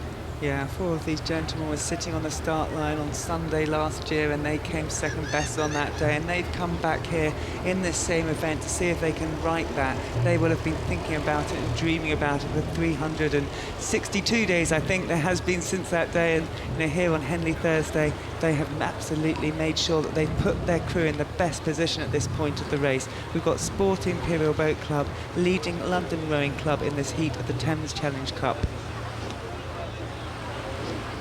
Just watching these pictures, you can see the length and the relaxation of that Sport Imperial crew, and as we look down the course, you can still see the start behind. It's an amazing vista, and you can see on the mile, 3/4 mile signal there, the gap between the crews, those 2 indicator boards in lane 1 showing Sport Imperial with clear water now opened up over London Rowing Club A. This is the top London boat in the event, so clear water, and that becomes quite difficult because the London crew are now reliant on their cocks to encourage them that they still have an opportunity to row back against Sport Imperial, and will be determined to try to do that, but the gap looks as though it continues to widen as they pass Remnant. Yeah, and there's hundreds of stories of those moments where you think the race is lost and then something happens to the crew, so there is absolute intent to hold your hand in the fire. 2,100 metres, anything can happen with these athletes. And the London Rowing Club boat, they will be listening to their clocks, they will be driving on, and they will want to do themselves proud, and they have done themselves proud here. They'll have trained 2-3 times a day with full-time jobs to come here and compete at the regatta. The last week they've probably had a bit of time off, and they've been living together as a crew, as will also the Sport Imperial. So we're really seeing like for like, and then it becomes about the engine you have and the technique you have. And the technique you have in this Sport Imperial boat is looking very smooth, very long, and they're working very well together. Absolutely. I mean, for both crews, these are not athletes who are full-time students. They are fitting their training in and around it, and they're probably training just as much as they were when they were students. So that's more stressful, and it becomes harder to cope with the demands of the sport. But it's good to see such a hard-fought battle from both of them. London still very determined. That very aggressive start from Imperial doesn't seem to have cost them in terms of their ability to stay sitting ahead now. They'll be looking to consolidate that and thinking about how they can groove that rhythm in, and thinking about visualizing rowing well and storing it away in the memory bank, so that when they come under pressure perhaps in a later round, that they are able to keep that crew cohesion. Rowing very nicely here. Yeah, absolutely. And looking at the bow man there, Merlin Dwan, he's there, he's leading his crew. It's always talk about the stroke man. We've got Patrick Hudson there, and we've got the picture of him loose, long and relaxed. But between the two of them, we've got 6 other athletes who have to work in synchrony, and it's really, really important. If you're going to move an 8, it's all about how you move together. One person can't make it happen, but one person can stop it.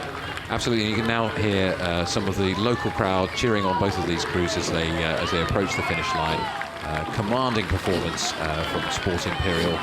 You can hear the sound of the power still being applied as they go through. And here come London, really throwing everything they can as they approach the finish line. Yeah, and here we are. We've got Sport Imperial. The stands are beginning to stand up. They're going to be cheering them. They're leading London Rowing Club. There they go. They take the bell.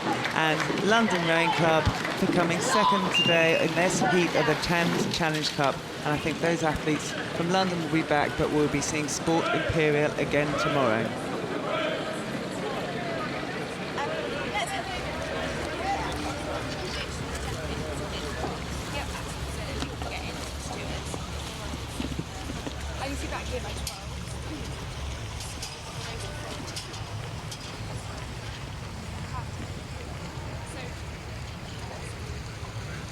The results of that heat of the Thames Challenge Cup: Sport Imperial Boat Club beat London Rowing Club A crew by a length and a quarter, time 6 minutes 34 seconds.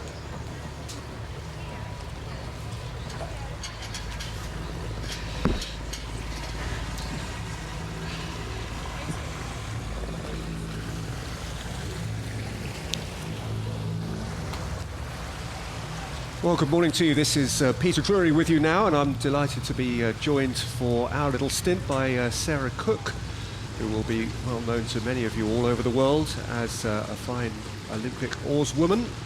Sarah, lovely to be in your company. We start with a bit of a false start, actually, because we were due here to be kicking off the Diamond Challenge Sculls, and we've had a withdrawal in the first race. We are sadly without Daniel Clift. So this is Mike Lawrence of the Quinton Boat Club, rowing in solitary fashion, and I have to say without too much urgency, alone from the Buck Station.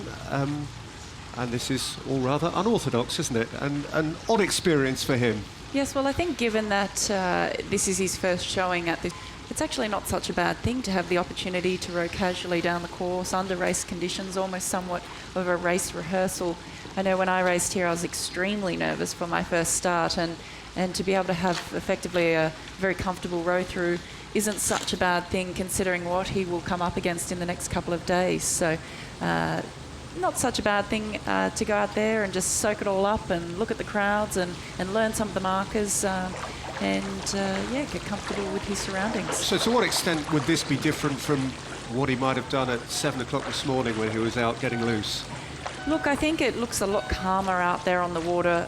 There's a lot fewer boats around. He's got the course all to himself. He would have done a run through. I think they would have actually done the start as he will do it in his races to come. And so it's somewhat of a rehearsal, because it is a very different starting sequence here to most other regattas. So there's a lot of formality, and it takes a little bit of getting used to. I don't want to inject unnatural jeopardy into it, but can anything go wrong?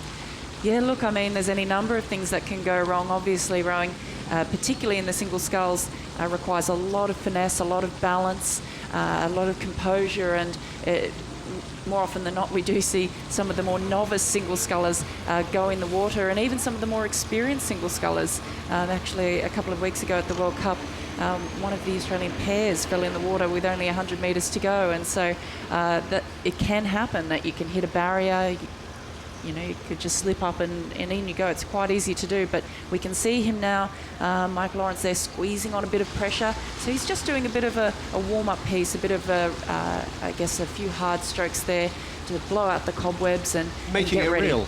Making it real, yeah. Exactly. Very well worthwhile. Just a little bit about Mike Lawrence. Whilst he has the river to himself, he's had a few injury problems down the years. His chances of competing at the 2011 World Junior Championships were curtailed by a rugby injury, and then last summer, as he was chasing a place in the under-23 Worlds in Italy, he was hit unfortunately by a bout of glandular fever. So he's been working his way back. He's been training with the former British Olympic coach Miles Forbes-Thomas, still hoping to earn a vest at under-23 level. Been a difficult year for him. So, as Sarah rightly says, maybe this sort of quasi-dress rehearsal will work in his favour, and assuming he does get safely over the line, he'll be into a quarter-final against Christopher Ravel from the Keys Boat Club, Cambridge, PhD student. So that is what lies ahead of him. First, the second half of this heat, which he has to himself, lies ahead of him with the glorious church over his shoulder there. That won't be a part of his view or his thinking.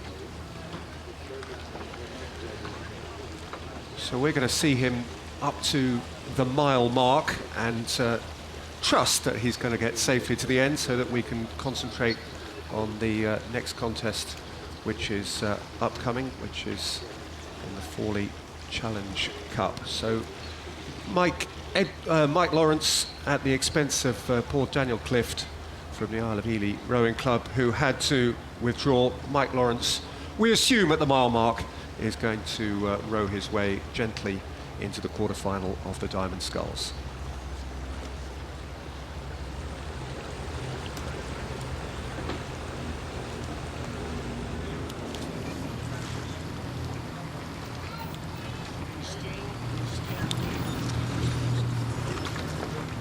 Okay, so we are back at the start now and into the Forley Challenge Cup for quad sculls.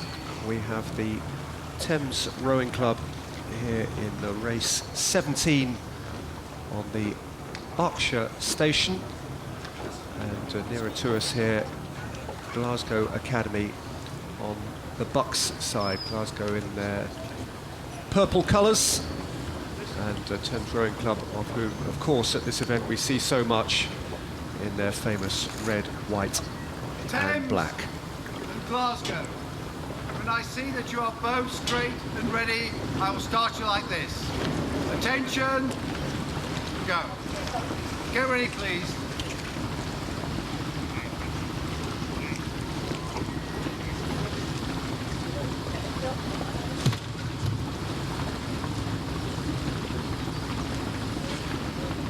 Attention, go. An especially big moment this for Glasgow Academy, one of the selected crews in the Wyfold Challenge Cup, and beginning their campaign today. Thames beat the Norwich Rowing Club yesterday by a length and a quarter, having had to qualify, and there's a steering issue right at the start. Yes, we've seen this happen a little bit off the line, particularly for the newer crews to this course, and obviously Glasgow are here with their first race of the regatta, and just coming past the island, there's some interesting things that happen on the water here at Henley, and it does take experience and time and knowledge to really get to understand this particular body of water. It is so different to any other that certainly I've rowed on, and I know for many of the inexperienced crews on this course. So we have been seeing a few steering issues as they come past the island, just in the uncoxed boats primarily, but both crews look like they're back on track now and in their correct lanes. But a great start by Glasgow, as you said, one of the selected crews, not racing until today, and looking very strong at this stage. Well, they are, aren't they? Having made, as you say, quite a circuitous start. They rode, as it were, a long way round the first 50 metres or so, and had to make a substantial adjustment to return to the straight and narrow. There was a sense in which I felt Thames felt slightly intimidated by the proximity of Glasgow at the very start of the race, but there is no proximity at all now. Glasgow looking pretty commanding, rowing here from their base on the River Clyde at the Glasgow Schools Boathouse, in very different surroundings of the lush home counties, and making themselves very much at home here and looking in charge. It's a much choppier river, very different conditions to those that prevailed this time yesterday when all was calm. Yes, and the purple blades there of Glasgow clearly out in front now. They had a fantastic start to get the edge, which is so critical in these two boat races in match racing, to try and get the upper hand, particularly in the quads and the eights, which are much faster moving boats. It makes it so much more difficult to take back any lead away from your competitor, and the advantage for Glasgow now is that they will sit up on Norwich and start to control the race. They'll be able to see any moves that are made and hopefully try and cover them. That's as long as they haven't put out too much too early, but for me they're looking like the class act at this stage. A little bit more fluid, a little bit more together with their bodies there. We can see the swing back of those white row suits there in nice unison, their blades picking up the water crisply, which is what we want to see in the quadruple scull. It's a very fine boat in terms of the skills that are needed, with a nice quick pick up with the blades of the water and then pressing the blades away very cleanly. Because the boat moves so quickly and the oars are so small, you are at risk of getting them stuck in the water. So having clean, quick hands is very important in this boat, in the quadruple scull. And Glasgow doing a fine display at this stage, and we can see that paying off. Talk, if you would, sir, about the mental and physical contrast between the crews in terms of their schedule. That is to say that Thames yesterday had the adrenaline of first day. On the other hand, they've obviously used up a degree of energy yesterday in coming through the heat, coming through to reach Glasgow, for whom this is now day one. They're hitting their straps, and they're fancying themselves also because they know they are here as a seeded crew. That's right. We spoke about previously that coming into these races, you really have to treat every race as though it's the final in order to progress. It's hard when you've got crews coming from all over the world, not just England or Great Britain, to race against, but many unknown boats as well. And you really just don't know how things are going to unfold sometimes. So, and even previous results aren't much of a marker to go off. So you really have to go out and attack this as though it is the final that you're racing, because the regatta ends here. There's no repechage, there's no second chance. It's you and one other crew going head to head, and only the winner progresses. No more opportunities until next year. So I think for that reason, Glasgow, having not raced so far, would have come out here looking to fire from the first stroke and take the advantage early. Of course, as you said, Norwich had the chance to race yesterday. I think you always get an adrenaline shot, a bit of a lift going into your first race, not knowing what to expect. And also, you tend to carry a little bit of fatigue. The more races you do, the more you carry into each day. And Glasgow are relatively fresh compared to Norwich. But I think certainly Glasgow, we could see how quickly they went out of the start, how aggressive their start was despite their steering issues.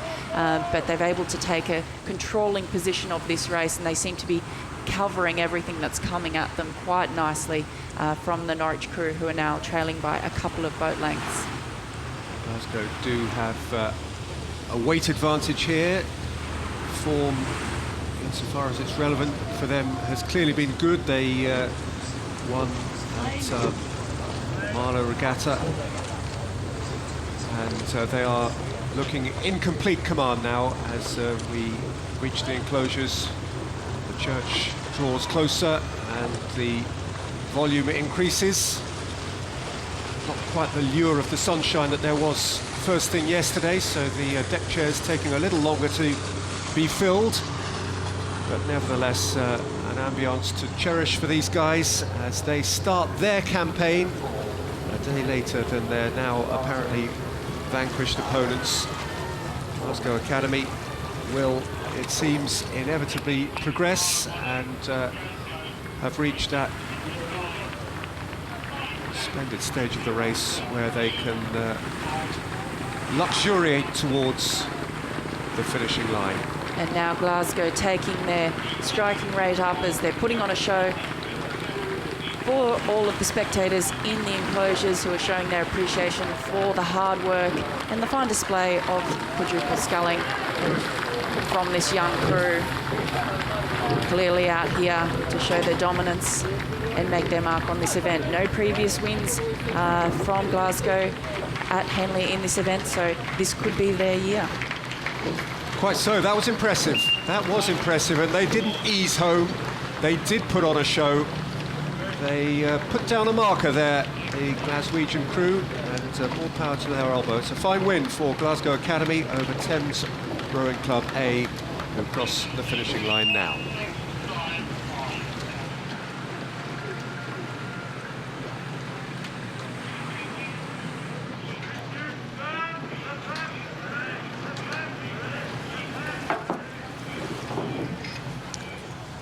Prince of Wales Challenge Cup for quadruple sculls club and university crews. Attention!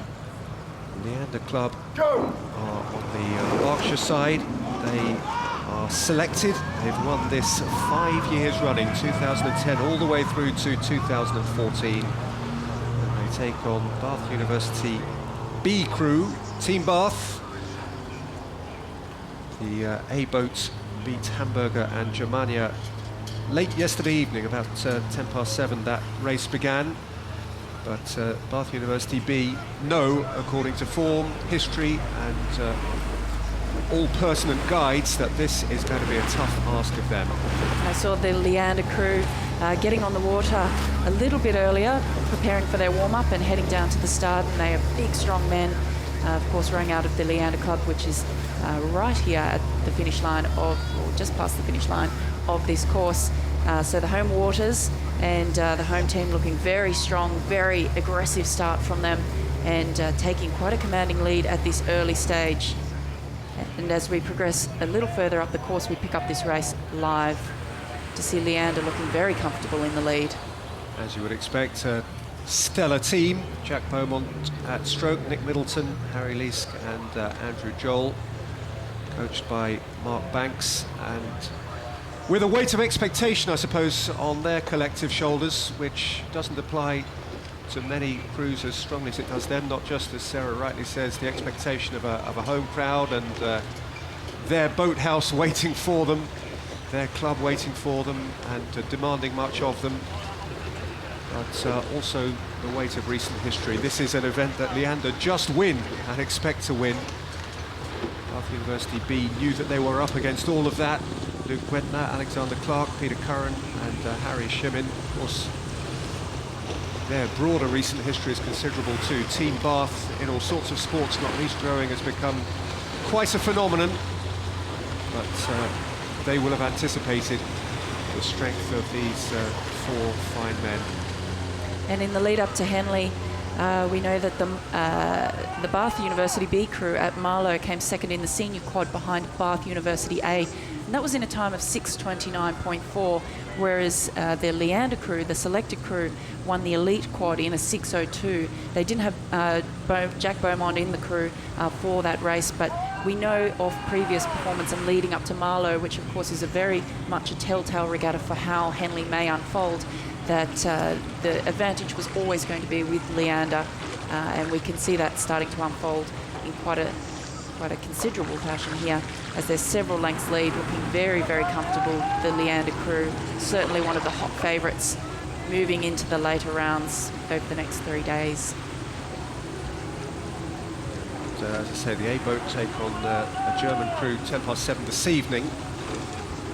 The winners of this, who seem very likely to be Leander, will meet the University of Virginia and Potomac, USA, or Cardiff University and Agecroft. Those two go up against each other just before lunch today, 12:10 British time. Have they reached the stage now where they're keeping something back? Look, I think it is important when you can take an advantage to relax and enjoy the opportunity, because they don't always come along so often, and I think they know that they're certainly not going to be having it all their way as they go into the quarters and semi-finals. So definitely taking the chance here to relax and put in a good showing, and just I think rowing well together.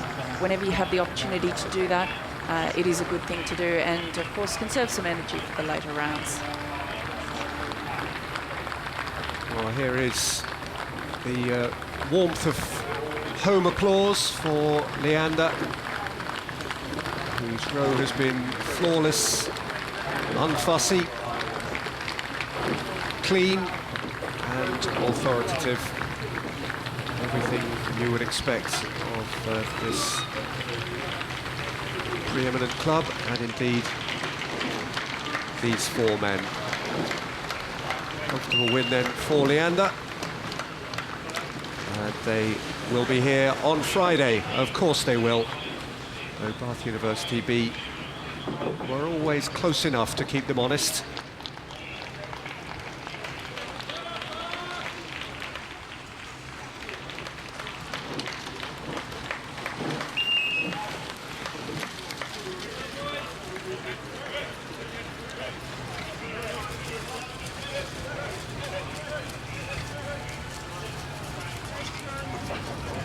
Go.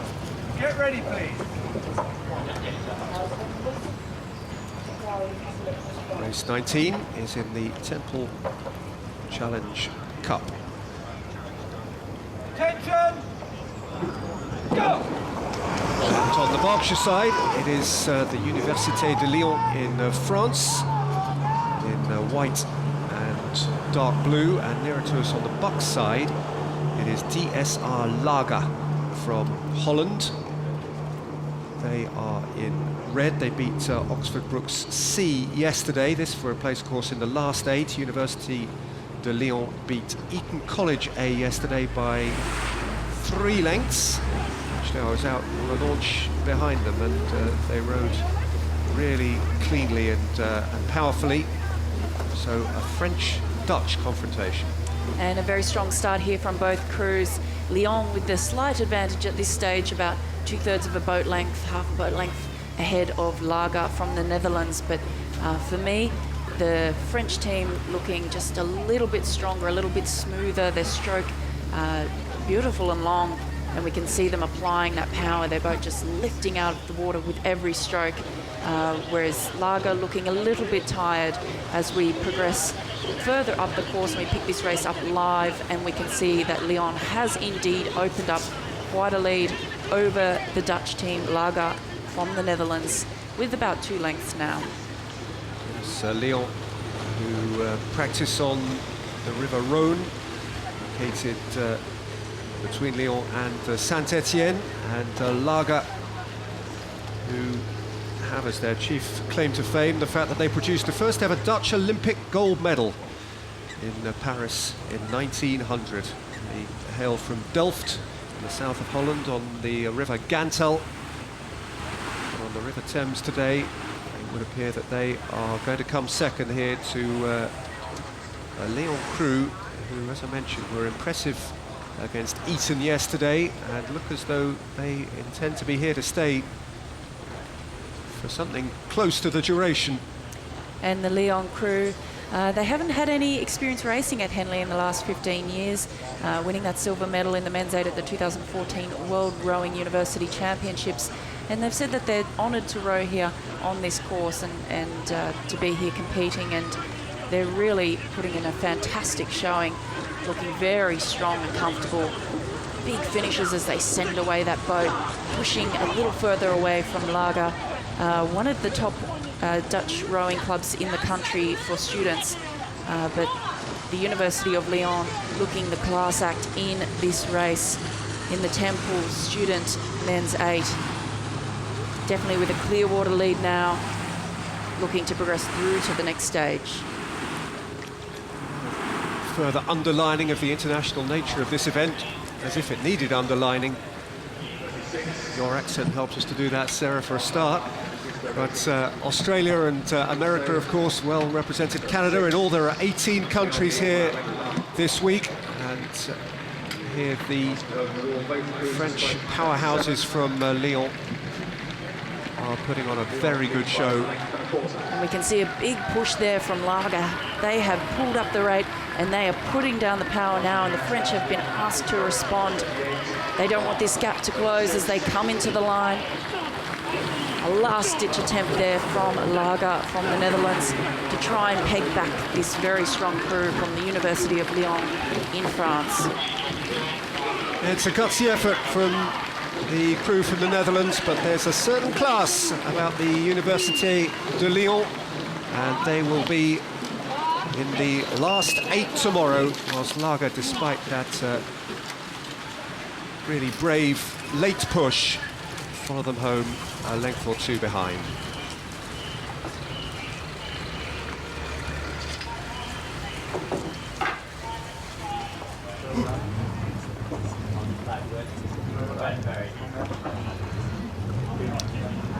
Thames Challenge Cup and race 20 between the Rowing Club on the Berkshire side and Bayer Leverkusen from Germany in blue on Bucks. They had a great row yesterday, beat Green Lake Crew B by a length, and Bayer Leverkusen had a victory by a length and a quarter over Eastbourne.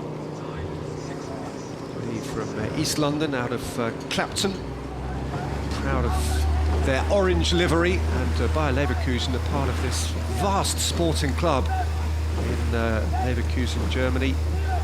As their name suggests, twins with a tennis arm and a hockey arm, and related also to the very famous German Bundesliga football club Bayer Leverkusen, out of a city which is making itself from an industrial past quite a significant sporting heritage. And we can see them coming down towards the 3/4 of a mile now.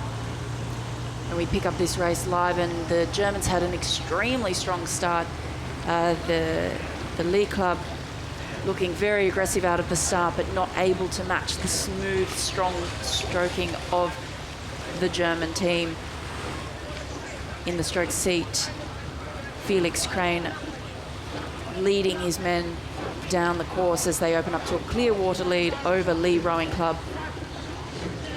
And we could see that from the first stroke, that they had that really fantastic long stroke, which is so important in the 8s to be able to do that. You can't have that aggression of some of the other boats. It can't be choppy. It has to be long and strong and flowing, and a fantastic rhythm being sent down by the stroke man, Felix Crane, in the German crew. Honed on the Rhine, in Kornstammheim, in North Rhine-Westphalia, on the eastern bank of the Rhine. They're based, the Leverkusen crew. Leverkusen, twinned with Bracknell, not so very far away from here, and famous initially for its pharmaceutical company. If you need an aspirin, that's the place to go, and there are a few in the PIMS tent yesterday who could have done with one of those. And Leverkusen coming down towards the latter stages of this race. They were finalists in the Prince of Wales Challenge Cup and the Britannia Challenge Cup at Henley in 2014, and semi-finalists in the Britannia Challenge Cup at Henley in 2013, so no strangers to this body of water. We spoke about the importance earlier of experience and how much you learn about this course and this waterway, which is so different to what we row on for the most internationals, and I imagine many of the home-based crews as well. It's such a unique piece of water, and it's why people love it. It's coming here and experiencing it and learning more about it with every outing. And this German crew, no strangers, as I said, to this piece of water, and making the most of their experience and their advantage over the Lee Rowing Club. Lee Rowing Club still taking it to them every stroke, not going down without a fight, but the strong Germans there with their long, strong stroking, looking very confident in the lead.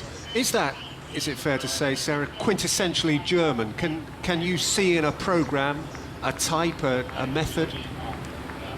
Or in a nationality, is there a German way? Look, the Germans have been one of the leading rowing nations internationally for decades, and of course the Olympic champions in the men's 8. And I'm not surprised to see a German crew out here rowing the way that they are, especially a university, a club with the caliber and experience that this club does, the Leverkusen club. Well, again, there is a class, and as you say, a length about the Bayer Leverkusen stroke here, and a unity about their movement, which has impressed right from the very start, and indeed impressed yesterday. And for them, there will be a tomorrow. Bayer Leverkusen are through, and Lee Rowing Club, in the Thames Challenge Cup at least, find that their Henley adventure for 2015 has come to its conclusion.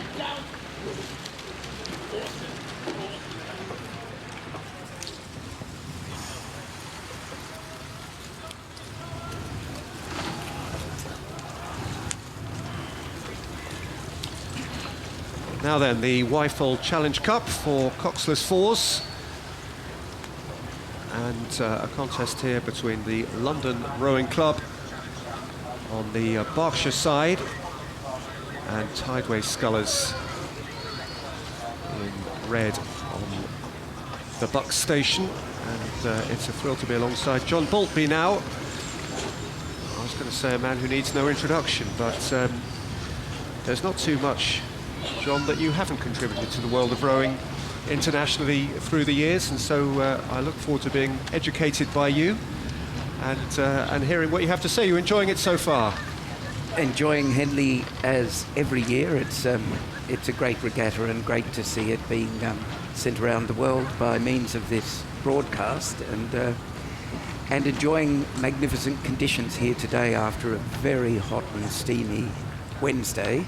Thursday is much more comfortable, not only for those in the stewards' enclosure and around the riverbank, but for the rowers as well. And these two fours who raced yesterday, both of them, of course, having won their way through to today, will enjoy the cooler conditions.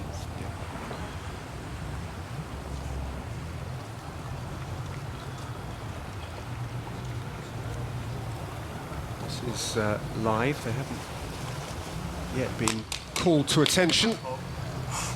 These are the nervous moments before every race, as the oarsmen brace. Straight and ready. I will start you like this. That's Mr. Michael Williams, one of the umpires whose voice you can hear in the background, preparing the crews for the start. We often see at Henley that some of the non-English speaking crews take the preparation as being the actual start, and off they go. But I don't think the Scullers crew or the London Rowing Club crew have that problem. Now they're away. Tideway Scullers on the right with the red and yellow blades, and London Rowing Club on the left. London Rowing Club, an unseeded crew, and the Tideway Scullers crew being seeded and defeating Newark yesterday. Both crews did a fairly similar time. Tideway Scullers, I followed that race, and they were bright out of the start yesterday as they are today, just getting their bow ahead of the crew from London Rowing Club. They did get a smart start again there, Tideway Scullers, didn't they? As you rightly mentioned, John, they each won yesterday in similar times and by similar distances, both relatively comfortably. London Rowing Club beat Fulham Reach by 4 1/4 lengths. Tideway Scullers beat Newark by 4 3/4 lengths. I wonder whether those degrees of victory play in any sense a mental part. Was there an ease that they need not to be tricked by today, because this is a whole different contest? Well, a little bit. If they're looking at yesterday's results, they'll see that both did about the same time to the barrier and about the same time to falling. And after that, the margin had been established by each of these two winning crews, and the second half of the race, it's hard to tell whether the same amount of effort was needed from both of them. But it's a very even race here. Both of them rating about the same. London Rowing Club there in the picture, neat, precise, as we're used to seeing from London Rowing Club. Rowing relatively close to the booms, which will keep them out of the other crews' puddles, but both of the crews keeping very even throughout the early part of the race, which is true to form from yesterday. Both crews are being steered by their stroke. In London Rowing Club's case, that's Andrew Morgan, and for the Tideway Scullers, it's Stuart Heap. Yes, the stroke man using his foot stretcher, which is attached to the rudder strings, and there's a slight move of the foot one way or the other will adjust the steering. These coxless boats are pretty good in the at Henley generally. They're used to being able to keep close to the booms and away from the other crews, but not so much that they could get into trouble with a faulty stroke. But we're not seeing any faulty strokes from either of these two crews, and from that picture it looks like London's moved out ahead of the crew from the Tideway Scullers School. Both of them training on the Thames in London, with the slightest of margin now we see being held by London Rowing Club, or no, not so. As they come up to the camera, it's Tideway Scullers who've got the lead. Tideway Scullers not quite, I don't think, with clear water, but certainly with an evident advantage. There they are going through the Forley mark, and having spoken about the good steering, we see London Rowing Club moving a bit towards the centre of the course now. Would that, John, be a deliberate move?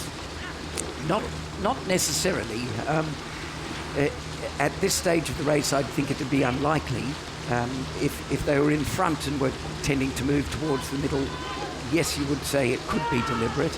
Here, it would be a brave move to try and force Tideway Scullers off their line, and I doubt if that's what's happening from where London are sitting at the moment. They should be concentrating on their own boat at this stage.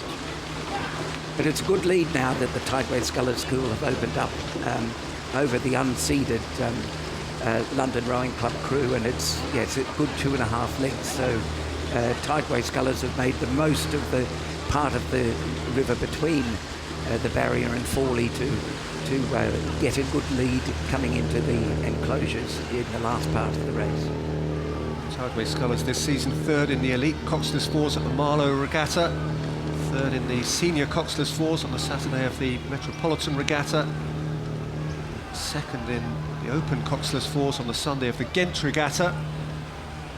So they've been getting close, and they are getting closer to the finish line here, and having been kept close by London Rowing Club for the first 2/3 or so of this race, they now do have substantial clear water and a sense of security in their position, and it would appear a near certainty about their progress to the next round.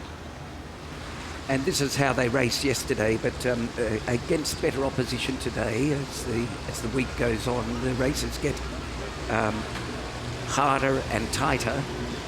But Tideway Scullers have certainly got a good margin that is unlikely to be able to be closed to any degree by the London Rowing Club crew as they move now in front of the enclosures towards the end of the race. Well disciplined, the Tideway Scullers crew. The timing's good, there's precision, not a lot of water being thrown around. A little bit of headwind as they come into the closing stages of the race. You'll remember it was very calm at the start, and just a ripple on top of the water as they move into the final stages of this heat of the Wyfold Challenge Cup. Well, we have, of course, largely because of the extreme heat of yesterday, mentioned the weather a lot. I have to tell you that I think it might become a factor over the next hour or two. Yesterday's blue skies have given way to much cloudier skies from first thing this morning, and it's now markedly darker and grimmer overhead. Wouldn't be surprised to see a drop or two of rain sometime over the course of the afternoon, so these guys will be glad to have got their business done relatively early, and from a Tideway Scullers' point of view, that business has been done more than satisfactorily. They look very confident in their race plans on days 1 and 2. They've done precisely what they've needed to do. They've led this race from the very start to the very finish. London Rowing Club never let them go. They were never freed. There was always a race on, but Tideway Scullers had enough and did enough, and they progressed to Friday as London Rowing Club follow them home 3 or 4 lengths behind.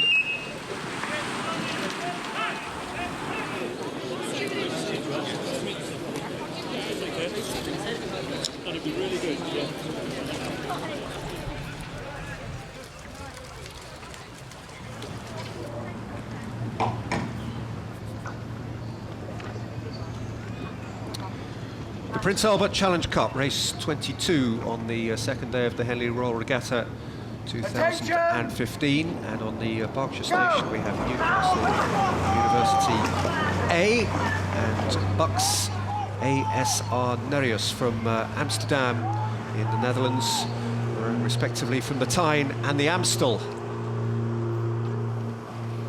Yes, the Prince Albert Challenge Cup is for student men's fours, and we see Nereus here closest to the camera, a famous student rowing club from the Netherlands where university rowing is so strong, and regular competitors here at Henley, here racing in the four.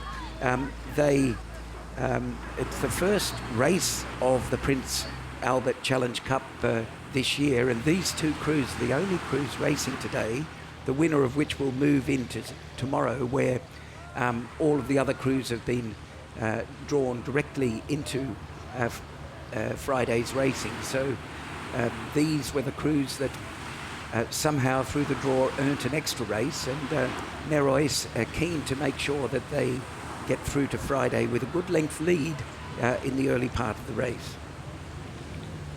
Would they consider that an advantage or a chore to have the extra race, John? I mean, is it useful to them in terms of building up momentum, or is it an expenditure of energy that they could have done without?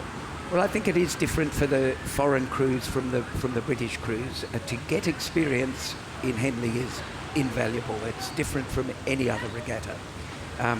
The British crews generally have been around longer, and individuals have raced at Henley before, even if the crew hasn't, and they've got a lot more knowledge and comfort with match racing and racing on the Thames and the booms and everything that goes around Henley. So for a crew like Nereus, they may have had some time here before. When we look at their pedigree, they have raced here in 2012, 2013, 2014, but the type of racing at Henley always benefits from a little bit more experience from those who come from outside the UK to race in this regatta, so they'd be happy with it. Newcastle perhaps less so.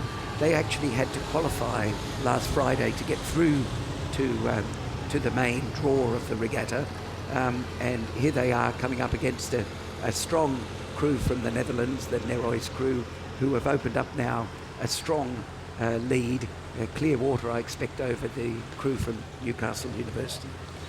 Newcastle University coached by an Italian, Angelo Savarino, whose great parochial triumph, if you like, this season was victory in the Boat Race of the North. They love to beat Durham University up there on the Tyne, and so they did, which was a red letter day.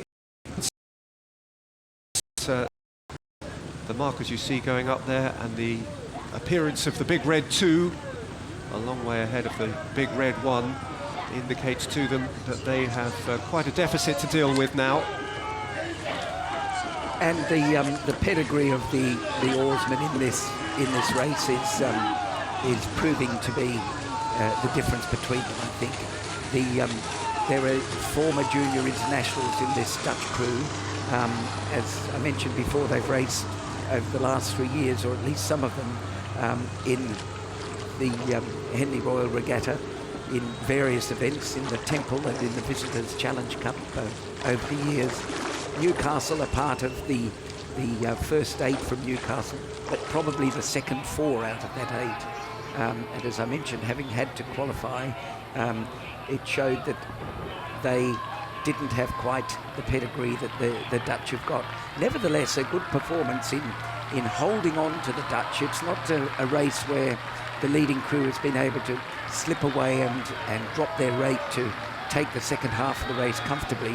Newcastle are in a striking position should any mishap occur in the Dutch boat, and that's a good place to be, not to give up even when you get a length or so behind, because anything can happen. Well into mid-morning now, and the volume is certainly rising on the banks. It's a lovely sound in the ears of the Nerois crew, but not as you rightly say, I think a really encouraging row by Newcastle University, who've been genuinely competitive here.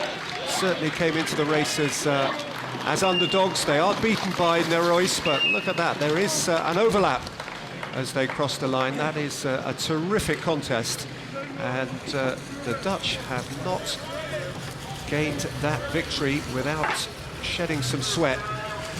So really, really good race. Nerois win it and go through to face the University of California, Berkeley, USA tomorrow.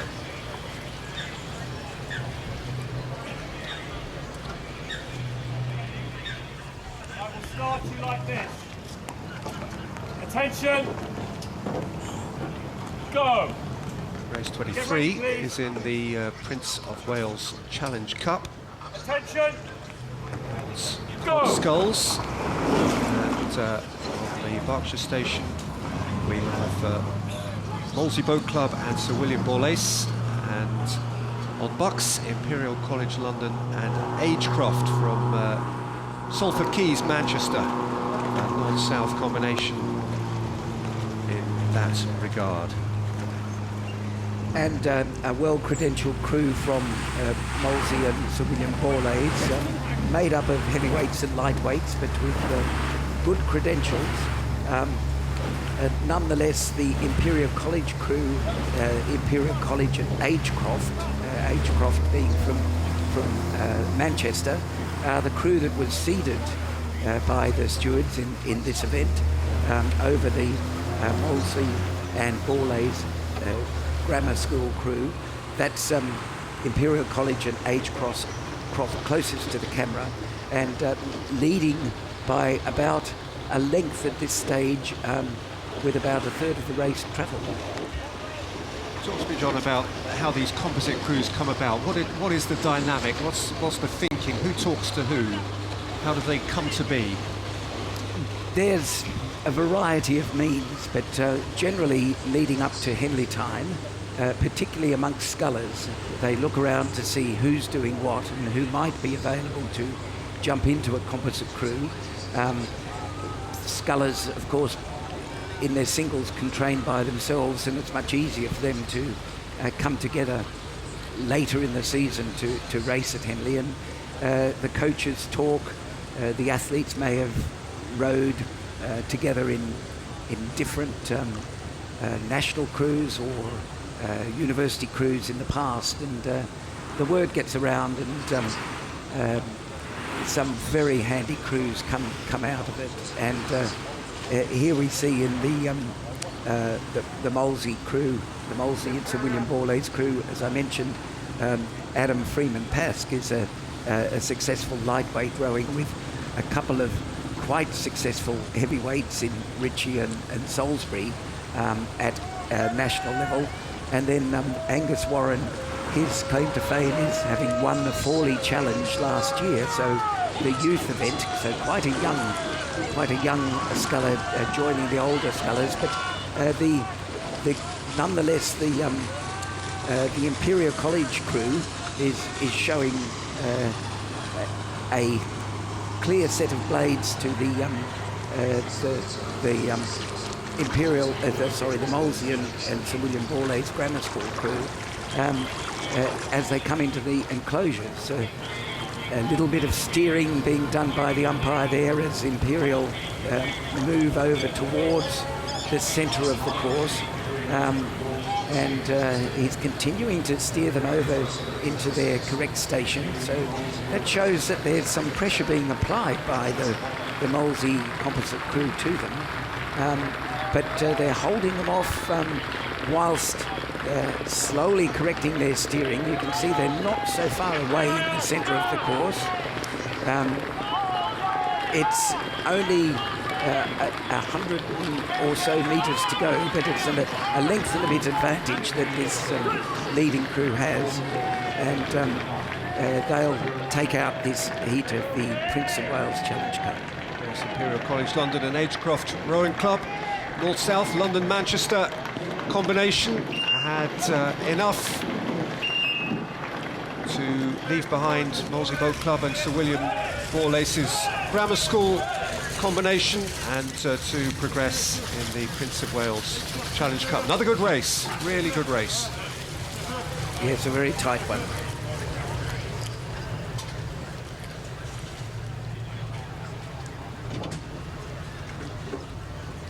Attention! Go! Get ready, please.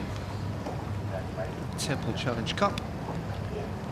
Race 24, Columbia University, USA, the Berkshire Station.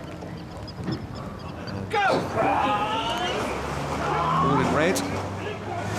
The Buckside University of the West of England, who yesterday beat King's College Queensland, Australia. You should be very aware of them, John, by 3 1/4 lengths. I followed that race in the company of staff and friends. There was a great camaraderie between the Bristolians and those from nearer Brisbane than Bristol. But University of the West of England came out on top. Columbia beat Imperial College by a length, and Columbia have gone out the stronger here. Yes, and that's a bit to be expected. I was party to a conversation between the coaches of the losing King's College crew yesterday afternoon in the Fawley Bar with the coaches of the Columbia University crew who had beaten Imperial College, which is always a good feather in your cap, and they were comparing races and came to the conclusion, I think probably a conclusion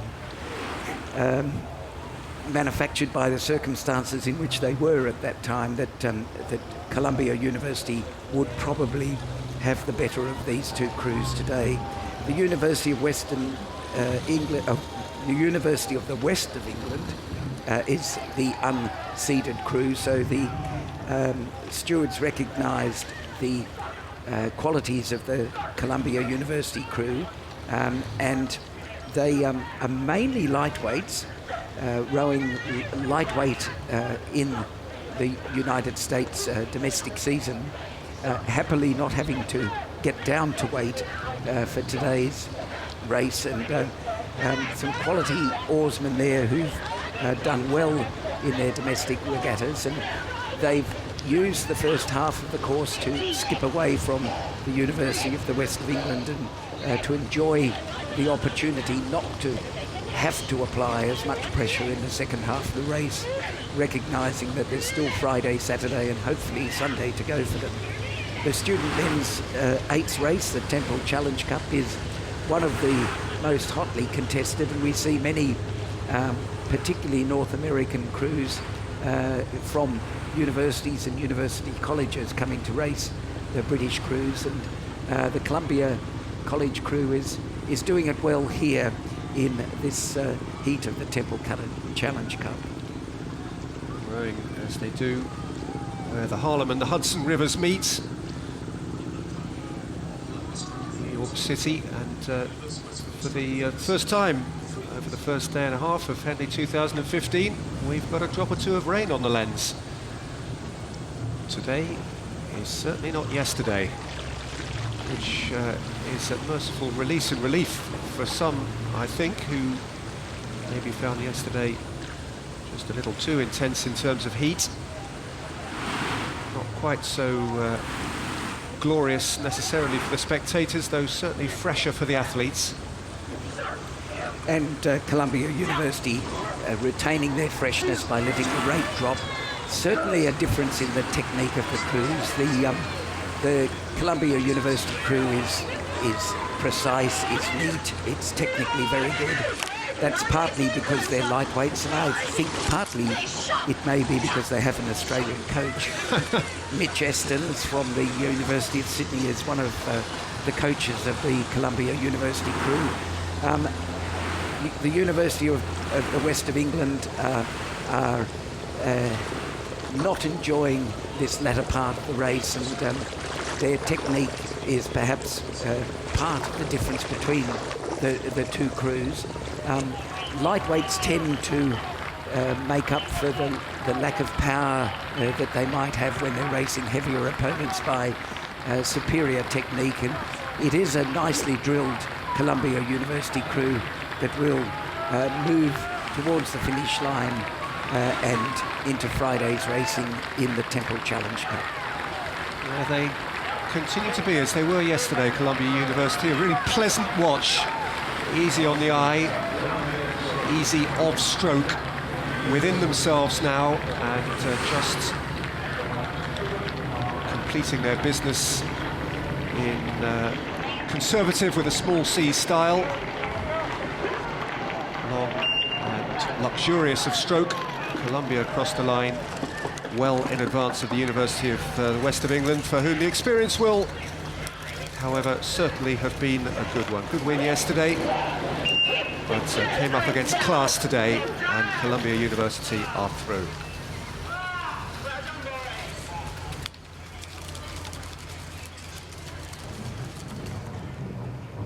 Go! Get ready, please! Well, now we're launching the Double Sculls Challenge Cup here. This is the only heat of this round.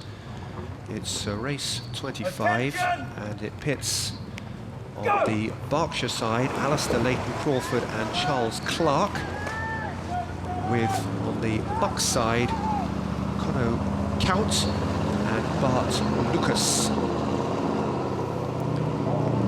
Yes, a good Dutch crew here. Kate and Lucas have international experience and recent international experience. Both of them raced in the World Championships last year in the lightweight men's quad scull, and they also raced in the under-23 double sculls at the World Under-23 Championships and won a silver medal. So they are of lightweight pedigree, even though Kite is racing at 13 stone 7 today. Bart Lucas is 12 stone 1. So both of them have moved out of the lightweight category, one a bit more than the other, I guess. Tideway scullers, Leighton Crawford, Alistair Leighton Crawford is a former British lightweight oarsman, and he's racing with Charles Clarke, who's rowed for Tyrion at Henley Royal Regatta, the part of the University of London Boat Club squad back in 2003. So a little bit more recent international experience coming out of the Dutch boat from the two university clubs of Lager and Proteus Aeretus in Holland, and that's showing in the standings at this stage, where the Dutch crew has got about 2.5 lengths over the Tideway Scullers School crew at this stage. Yes, Count and Lucas rowing in Dutch orange. This for the right to take on in the next round the Oxford pair, Henry Goodyear and Joshua Bugowski. Goodyear, a part of the Oxford University crew that won the boat race this year. Bugowski, who was in the ISIS crew in dark blue then. So that is what awaits the winners here, and the winners almost certainly are going to be the Dutch pair, Kout and Lucas. Leighton Crawford and Clarke have a deficit to make up, which would seem to be almost certainly beyond them. And these are hard yards mentally when, John, you are that far behind and maybe the rain is starting to fall in your face and your prospects are looking bleak. This is a time for digging deep. And this is another case of this being effectively an early elimination race into the main rounds tomorrow for these two crews, and so the Dutch will have Friday, Saturday and Sunday to go, and it's a quality double sculls. This Dutch crew, there's some very good crews that they'll come up against in the next few days, and they do though have good lightweight pedigree. I note that Connu Kite is the Dutch lightweight under-23 record holder in the indoor championships, a time of 6 minutes 15, which is not a shabby time for lightweights. So they're a crew with recent international experience and quite a future, because they're a young crew at that. What's the degree of communication between these two now? Is one the dominant partner, the caller? Generally, you'd expect the bowman to be the caller. In the double, there'd not be a lot to be said at this stage of the race in the position they find themselves. Although, having said that, I just noticed that the stroke man, Bart Lucas, did look around, and it looked like he was saying something to the bowman, but they've got a good combination. They're nicely together. Their work is effective and of high quality, and all they need to do is maintain it through to the end of this race. And maintain it they surely will. Lapping up as they do under light rainfall now. The applause of the enclosures. These hard yards made easier by the sight of a trailing crew way behind them. It's the Dutch pair, Kout and Lucas, who've had the strength and technique to leave behind them Leighton Crawford and Clarke, and they will go forward, Kout and Lucas, to face Goodyear and Bugowski in tomorrow's last 8. This the heat that reduced 9 boats to 8, and they will be one of the last 8. Another good Dutch win today. We've seen a few of them.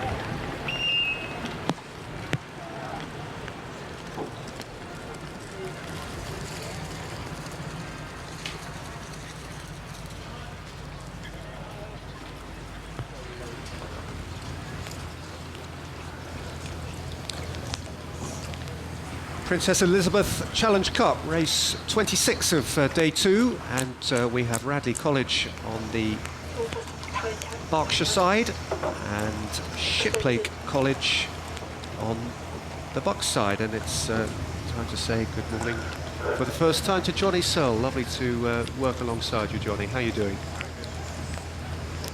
Excellent, good to see you. Good to see you too. Enjoying Henley? Were you here yesterday? I was here yesterday, a little bit warm, wasn't it? It was. It was very, very pleasant.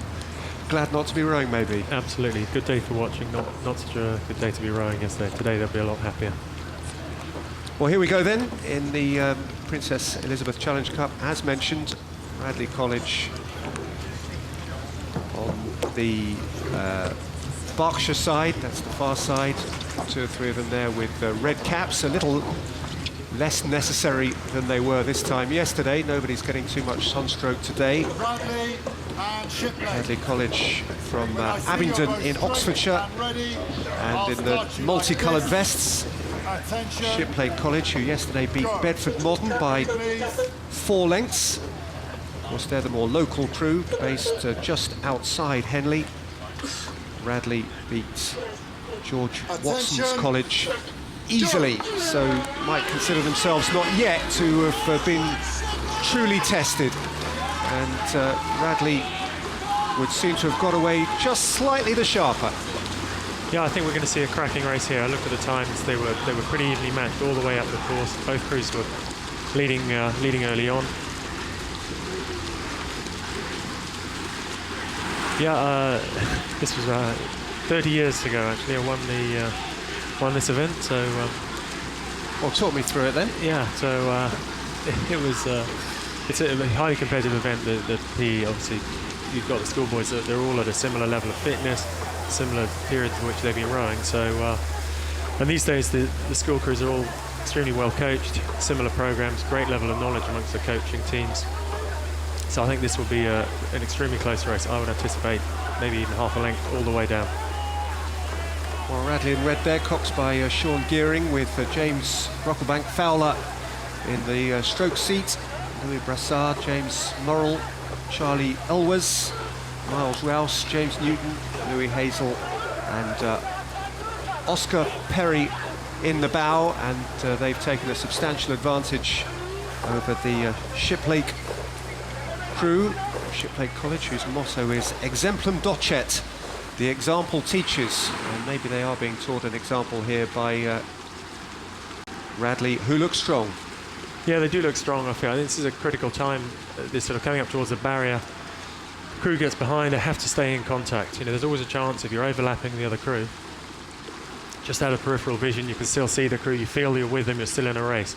If Radley break clear, it becomes extremely hard for Shiplake because no one in there feels like they're in a race. They end up just they're rowing on their own, trying to keep going. Shiplake, as I mentioned, very much with the local knowledge. They row on a stretch of river 2.5 miles upstream from here, upstream from the course. The water familiar to them, but the class of opponent here is evident. I've heard 1 or 2 whispers that there are some who have an eye for these things and have a bit of knowledge, who are suggesting that a few shillings might be spent on the Radley 8 here. Yeah, interesting. Radley often seem to come late through the season. They seem to come faster and faster. There have been years where they haven't been so quick at the school's head of the river back in spring. And they get a little bit quicker for national schools and then really come through at Henley time. Perhaps that's what we're seeing here.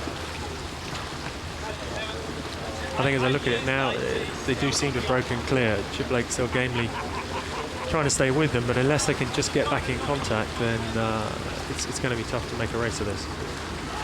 It cost your mind back those 30 years, and I dare say you weren't often in this position that the Shiplake boys are now, but what is the thought process as a young aspirant rower from the point of view of say Radley, who may be very good, very strong, but perhaps not yet as savvy as you would later become? Would they know to keep something back, or will they just be hell for leather through to the end? I think whilst most rowers at an early stage, you learn this basic principle from training, that when another crew's overlapping, you're at some risk. If you can break contact, if you can break clear, you make the race significantly easier. And so there's a big difference in holding someone back 2 lengths behind them, behind you and actually being alongside where there's really a chance for the other crew to come back. In this situation, the Radley boys are looking back. They know that so long as they stay on it, so they keep moving, they ought to, avoid being in a race. What they really don't want is Shiplake to start to think they're in a race. But they're equally good enough, strong enough, bright enough to be racing, as it were, for tomorrow. Yeah, at this point of the race, they'll still be on it. They won't ease off. The 2 lengths up, you'll still stay high, you'll still stay, because if they drop the rate down too much, if they ease off too much, Shiplake come back, Shiplake will get excited, their rate will go up, they will get more confident. There's a potential for a little bit of panic to come into the Radley boat. So the cocks will keep making calls, the stroke and the stern pair will keep the rate high. That's the real risk. If you let the rate drop, it can become very hard, or it's then hard to lift it up again. So they will do enough to keep dominating Shiplake. So Radley in the business of denying Shiplake a race. Shiplake's still intent, and it's clear it's a very visible intent on ensuring that Radley are unable to take nothing for granted. It does demand, especially of young guys like this, a real mental courage to go out in front of a massive crowd such as this one is and lay yourself open to scrutiny, and particularly when you know that the crew you're coming up against is as classy as this one. And Shiplake are doing themselves justice, they genuinely are, but Radley, as you suggested they might, are doing enough to get through today's business and then turn to tomorrow's. But I think this Shiplake crew have really, they've fought well. You sometimes see a crew gets behind and the blades can come quite ragged. They can occasionally they'll end up in the wash from the boat in front. They managed to avoid that. That will then cause a bit of bounce, so that the boat shifts around the place. If it's unstable, it's then hard to apply the power. But Shiplake have done well to keep the pressure on Radley here. Radley, who do come here because of all the whispers around the school scene, with a degree of expectation on their shoulders, a certain pressure, a knowledge that they are rated, that they have at their level some name rowers, those who are starting to appear around the fringes of national squads and in the company of high-level oarsmen right at the top of the sport. So they know that plenty is demanded of them, but clearly they've been together for a while now. They understand each other, they have faith in each other, they are bonded and together and strong, both mentally and physically. And whilst Shiplake have ensured that they've had to remain on their mettle they have remained, and Radley College are safely through in the PE. Shiplake with just memories to carry home with them upstream.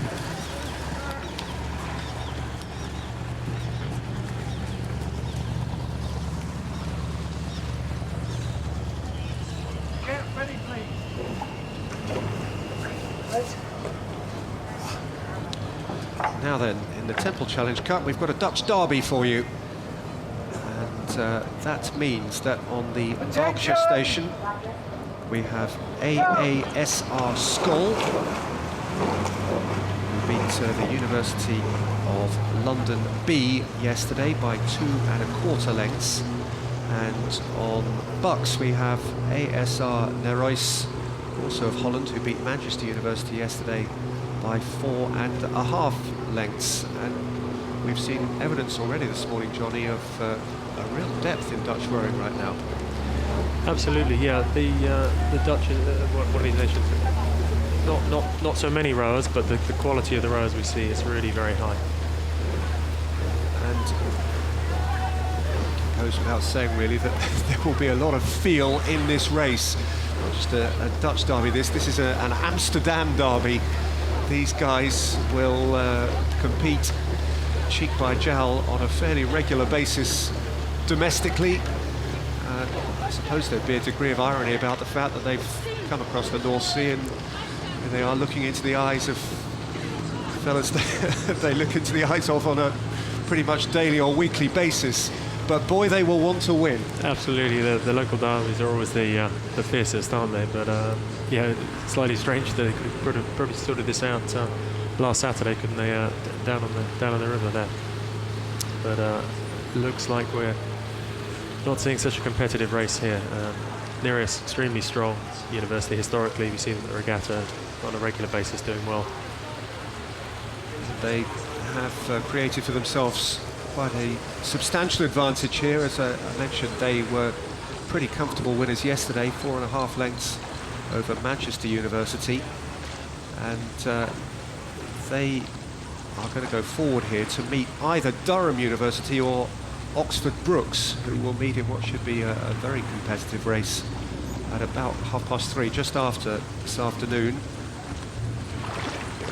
Yeah, I think the Brookes crew this year is extremely strong. They won it last year. They've got another incredibly strong crew. It'll be a tough race tomorrow between Nereus and Brookes. Talked about conserving energy, and I've no doubt that Nereus will be looking to conserve energy for the race tomorrow, as far as they're able to. We see they've dropped the rate down, still rowing long, powerful strokes. Interesting, they're coached by Diederik Simon, who was an Olympic gold medalist with the Dutch 8 in '96. A lot of people are familiar with this Dutch crew the year they won the Olympics. Very impressive crew, not just because of the power, but actually with the efficiency with which they rowed. Very loose shoulders, very efficient application of the power. We see that, I think, here in this Nereus crew. That's visible to you, is it? You can identify a distinctive style. Would you call that a Dutch style, or particular to him, Simon? I think it's, to a large extent, a kind of Dutch style. People say, oh, the Dutch are technically quite good. As you look at their crews, a lot of what I see is just the looseness around the shoulders around the front end of the stroke, which then allows the legs and the back to connect to the water. Each nation, to some extent, has its sort of traits, I suppose, of how you might see rope. You might pick up perhaps Canadian Americans, quite power-based stroke. Okay, they've just put the rate up a little bit here, putting on a little show for the crowd. As I was saying, yeah, I think the Dutch historically very efficient way of rowing. Royce finished with a flourish. As they probably knew they would be, given local knowledge, have proved quite substantially too strong for AASR Scull, and Royce will go forward to face either Durham or Oxford Brookes tomorrow.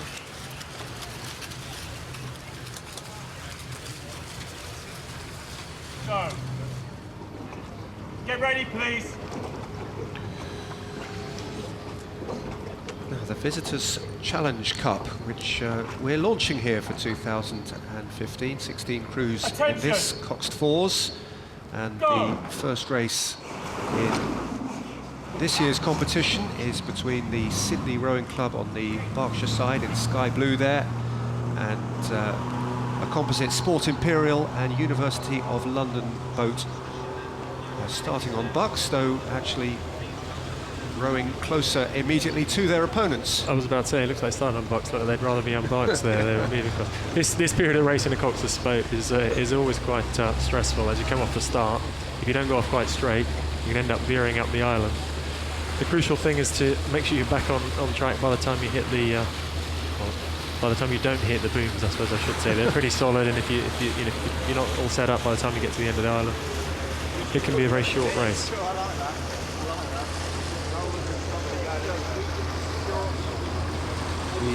The Sport Imperial University of London boat is being steered from the bow, and the Sydney boats, by contrast, from stroke.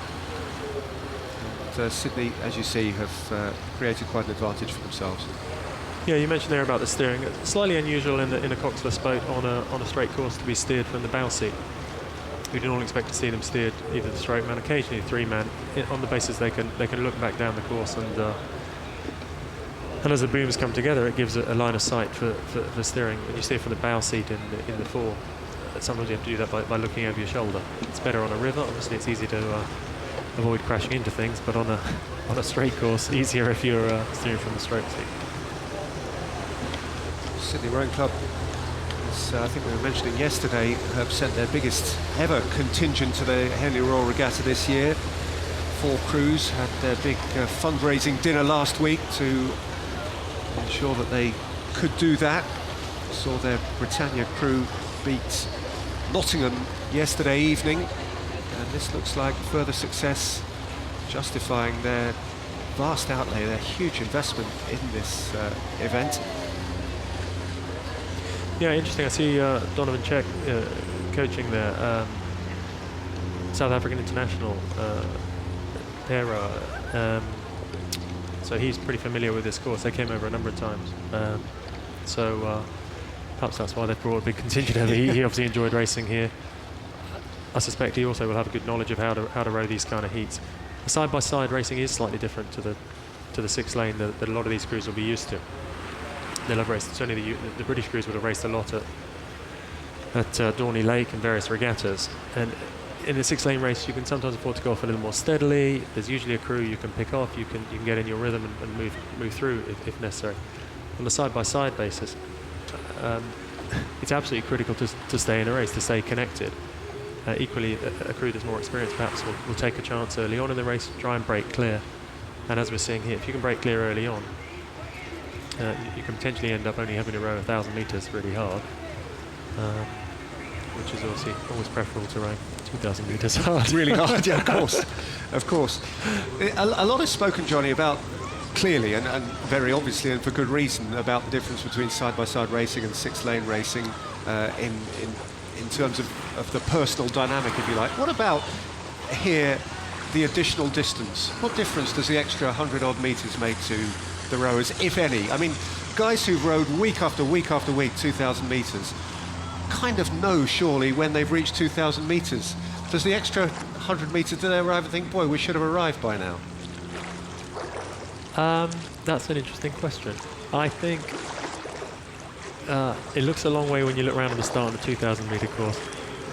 Trying to see the extra 200 metres, it still looks a long way. Yeah. So I think it's not something you would notice mentally, physiologically. I think the thing you might notice is occasionally there'll be crews that are stronger in the first half, perhaps a crew that will go hard out to 750, and that will work from over 2,000. To then have to hang on for an extra 250, it may be more something you notice in the way the race unfolds as opposed to how the rowers themselves feel about it.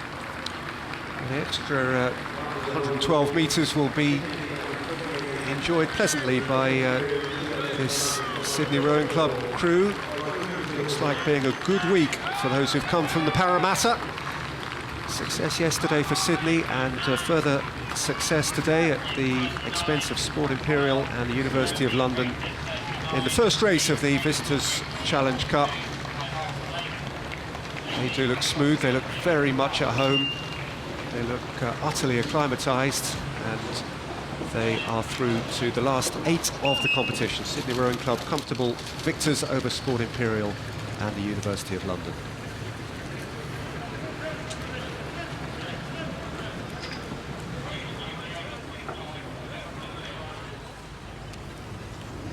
Go. Get ready, please. The Henley Challenge Cup we are back to now, and we have on the Berkshire side the Grange School from Northwich in Cheshire. Go. And all in blue. Oh, they've gone off sideways here. Frankfurt. There was a slightly perilous moment there when there was the possibility of a clash, and you can see the umpire is active early, and there is a steering issue, and the Grange are worryingly close to rowing substantially off course, but I think we're back online now. Absolutely, yeah. What we saw there is as the crew came over, what can happen is the other crew move away. The thing can work in 2 directions. Ideally, the crew that's being sort of the non-offending crew just holds its line, but the 2 things can happen. Occasionally, they're tempted to follow the other crew back across, or if they move away even worse, they can end up on the booms there. But both crews negotiated that safely. Frankfurt Rowing Club just back from Cologne with a bucket full of medals from the German nationals. They're force to be reckoned with in German domestic rowing. Established back at the end of the 19th century, row on the Main River, out of a very prestigious boathouse next to Frankfurt Stadel Museum. we're seeing an interesting race develop here. We talked a little about the importance of staying in contact. Still an overlap between these crews. And to be honest, if they're still overlapping at this point, the boat speeds are quite similarly matched. It then becomes increasingly difficult to change the boat speed. So I think we're going to see a good second half to this race. This is bubbling up very nicely. Frankfurt, of course, raced yesterday. They beat Tiffin School by 5 lengths relatively early in the day. The Grange School were one of just 2 crews in the Fawley Challenge Cup given a bye through yesterday, and so for them this is their first involvement, going from the River Weaver in Cheshire. Frankfurt have an advantage, but it's not one that at this stage they can take for granted. I think there's still just about an overlap there. Absolutely. This is an interesting time of the race because you go off the start, there's crowds on the bank, you get a bit of cheering, you feel like you're in an unusual event. As you come towards the finish, there's cheering from this point on. But this sort of 500 metres is just right, a little bit in a vacuum there sometimes, not a lot of noise, it gets very calm and quiet. And often it can determine the race a little bit, how people respond to that different environment, just that stillness. You can see again, etched on the faces there, the physical effort that's required. Some wear their heart on their oar more than others in that regard. But Frankfurt are certainly being made to labour hard for their continued advantage here as they reach the enclosures out of that vacuum to which Johnny refers. Yeah, we see the marker boards there with the 2 and the 1 just sticking up in the background, just showing the sort of the length advantage. There'll come a little bit of an advantage to the Grange as they come up the enclosures here. Just they're on the bank side of the river, and it just gives a little incentive, little additional advantage that can just get them back into contact. I think what Frankfurt has broken clear now, so it may be that even with that,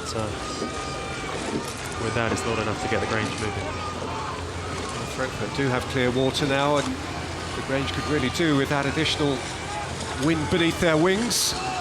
But even that now, it would appear, won't be sufficient to make up ground on this very efficient German crew who actually came here last year and lost to Wallingford on the first day, so their progress already improved.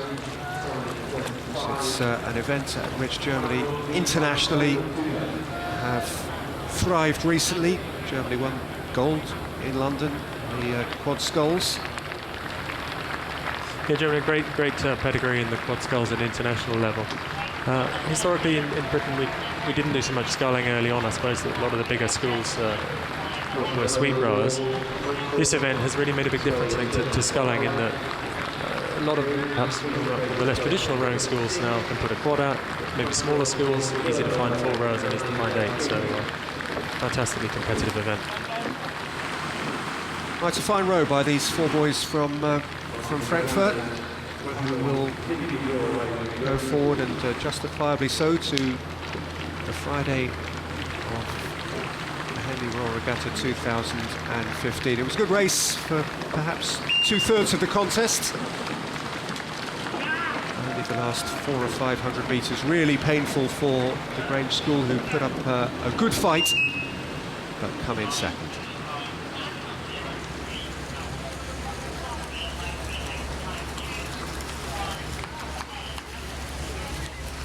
Attention! Go! Get ready, please. Diamond Challenge Cup, we had a row over in this much earlier this morning, so this is the first genuine contest of this competition. On the Berkshire side we have Samuel Tuck from Durham University. I beg your pardon, on the Berkshire side we have Seb Devereaux from University of Washington, and on Bucks we have Samuel Tuck from Durham University. I think we could see quite a good race here. Two young British oarsmen here, neither with a huge international pedigree. This is a funny event in that you can see it quite mismatched. You can see a sort of international medalist sometimes against a club oarsman, and that can lead to a race that sometimes is over by the end of the island. I think these two rowers are much more evenly matched. It's, by definition, a pretty lonely existence, this. Communication, just one man and his boat, 2 oars. And an early lead here for Seb Devereux. Absolutely, yeah, you make an interesting point there. It is a fairly obvious observation that there's a single person in the boat, but it is rowing in a slightly different sense, in that all the rest of the rowing we do is a team sport. In a pair, even a pair, it's usually one other person or a double. And the single scull is a different test mentally, which some people particularly enjoy and respond well to, and others actually enjoy the team dynamic much more. It must be interesting in terms of the dynamic of a club to be the lead sculler, single sculler, insofar as you are part of a broader body of people, but you are very much singular and scrutinised individually when you go out to do your business. Yes, that's an interesting observation, and in fact, occasionally the scullers will end up as the guys that perhaps weren't in the crew boats to start with, perhaps because they don't move in quite the same way as others, or even just perhaps I don't particularly enjoy being with others sometimes. I know that's an interesting. So they can perhaps some start off as a wanting to be a crew boat, not having then developing the scull and realising that as they get fitter and stronger, they get better and better, and then beginning to enjoy that more and more. Seb Devereux here on his home water from the Leander Club.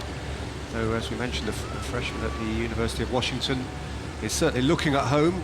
He has competed internationally for Great Britain, both as a junior and at under-23 level. The Leander crew that won the Prince of Wales in 2014, semi-final of Forley 2013.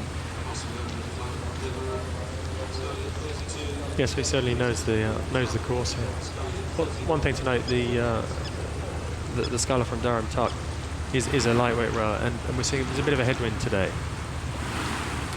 And whilst we talk about the efficiency of technique and clearly power and weight, there's a relation between the two.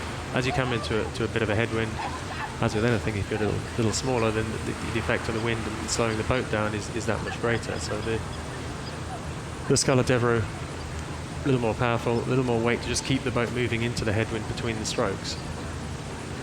Great motivation, great incentive for both of these, though actually victory here might be perceived to be a bit of a poisoned chalice, insofar as the winners beat Drysdale, the current Olympic champion, in the next round, who's looking to win this event for the 5th time. Yeah, the big New Zealander. Yeah, I heard someone talk about this the other day. They were racing one of the top women's scullers and consider whether this was a good or a bad thing. But as the person observed, they were probably never going to race them once, and at least to have that opportunity. Enjoy is a the great moment. thing. Yeah, absolutely. Well, there are 12 competitors in the Diamond Sculls, 4 buys and 4 heats today to go into the last 8. Fairly evidently, Drysdale was one of those that got the bye, and Devereux is, barring accident, going to be the man who has the privilege or the chore, depending on how you look at it, of going up against him tomorrow.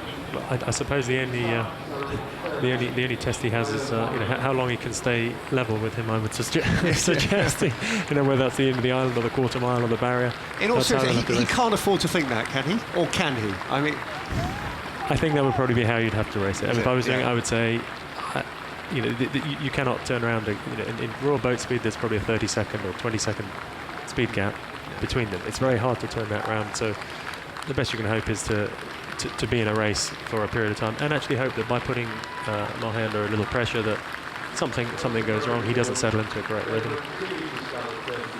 Well, he's going to get that chance to offer himself the ultimate test, having come through this slightly more mild test with flying colours. He's been extremely efficient, has Seb Devereux, and he'll row up towards his own clubhouse victoriously. Devereux goes through in the Diamond Sculls Challenge Cup at the expense of Sam Tuck from Durham University, for whom one hopes the experience has been a good one, and he will be lifted up over the finish line by a sympathetic and supporting crowd in the enclosures, and there is that uplifting noise. A win for Seb Devereaux.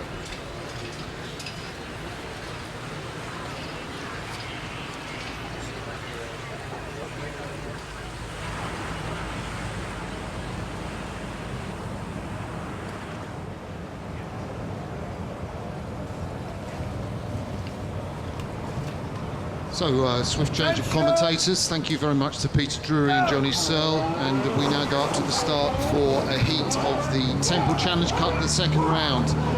And we're looking at the two stations, the crew we saw yesterday.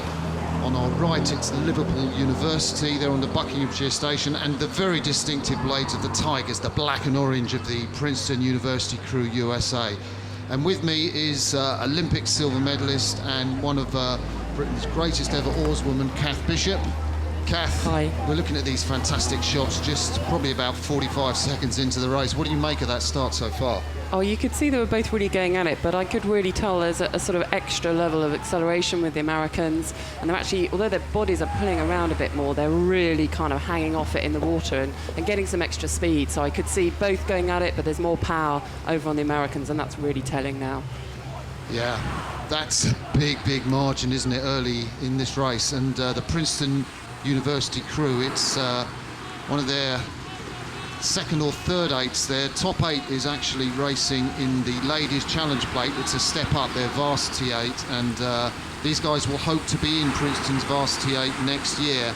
They're coached by Matt Smith, and rowing with that very distinctive style, as you said, Kat, very direct on the front end, and very clean too. And I think Liverpool University, so we're looking at Princeton now with the red and black blades, Liverpool University just can't compete against that power.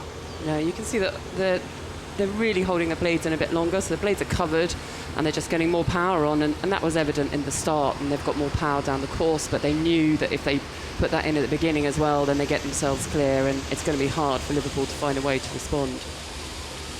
So we're looking at this fantastic view back down the Henley course with the umpires launch in the centre. I don't expect the umpires going to have much to do in this race, pretty much done and dusted as it is, because the Princeton crew we're looking at there are steering right the way down the booms, and that's a nice course, and they're well clear, aren't they, as the camera pulls out of the Liverpool University 8. Very good crew, finished in the top 120 in the men's Head of the River race, which was held in March, so real good pedigree, but up against these guys from the States, they're finding it really tough. Yeah, it is a hard one. I mean, they've done a brilliant job to get here, to get in the event, to get through the first round, and so for Liverpool, you know, all credit to them. But you can see that the Princeton crew have now dropped their ratings, so they're doing less strokes per minute, and they're still moving away. Yeah, and we can see back on the left-hand side of the course the Liverpool University 8. I mean, it is fantastic, isn't it, to see an 8 from Liverpool University, and their boat club has been brilliant over the last few years. Very strong men's and women's programme. I know they had a great women's 8 that were sort of dusting up with Warwick University Women's Boat Club last year, and credit to their coach Val Edwards, who also coached at Runcorn Rowing Club, and you know, it's great to see the work that he does. And we're looking at Liverpool University there, and there's a stroke, Ollie Wilkes, and we're getting a good view of Ollie Wilkes just there, and behind him the Cox, James Plunkett. So I think it's great for the students of Liverpool University. Don't be dispirited by this margin if you're watching, because this is a fantastic American crew, Princeton. And I guess for aficionados of rowing, Kath, the way the blades are configured in that Princeton boat is slightly odd. They're not evenly spaced on the boat. I don't know how you feel about explaining that to the non-rowers watching when we get a closer look at that Princeton 8. I mean, the basic thing is they've still got 4 each side. What they've done is to put 2 oarsmen on one side closer to each other, next to each other, rather than alternate. And that's something that's often done to try and get the best distribution of power down the crew. So you want your boat to go as straight as possible, and you'll have people with slightly different power capacity. And so a coach will be looking at making sure that it's balanced up. And sometimes going alternately down the crew means you're just left with a slight imbalance of power on one side, and it's better to put two guys closer together, maybe to get them closer into the stern, but to ensure that you're getting the maximum out of it. I mean, essentially it's 4 either side. I think it makes a bigger difference sometimes in a 4 than within an 8. Yeah. It can also, if somebody's a real rhythm, somebody who's contributing a lot to the rhythm, you might want them further forward. Somebody who's finds it harder to go with the rhythm, then you might want them sort of on the same side with somebody right in front of them. So there are a number of reasons that coaches choose to do this. Ultimately, of course, it's all to make the boat go faster. So David McFall is checking back because his crew is at a very low rate of striking, probably about 28 or 29 strokes to the minute, and you'd expect them to be racing full out at about 36 strokes a minute, and he doesn't want to let Liverpool University back into the race, so he keeps looking behind him. But there we see this very, very strong crew, and you can just get a different there, can't you, Kath, of the difference in rating between the Liverpool University crew, what would you say, about 36 strokes a minute, and the Princeton crew in front of them? Yeah, definitely that kind of gap in strokes per minute. I mean, the Liverpool crew, if you just look at them, they are smaller guys. They're just not got quite as much power.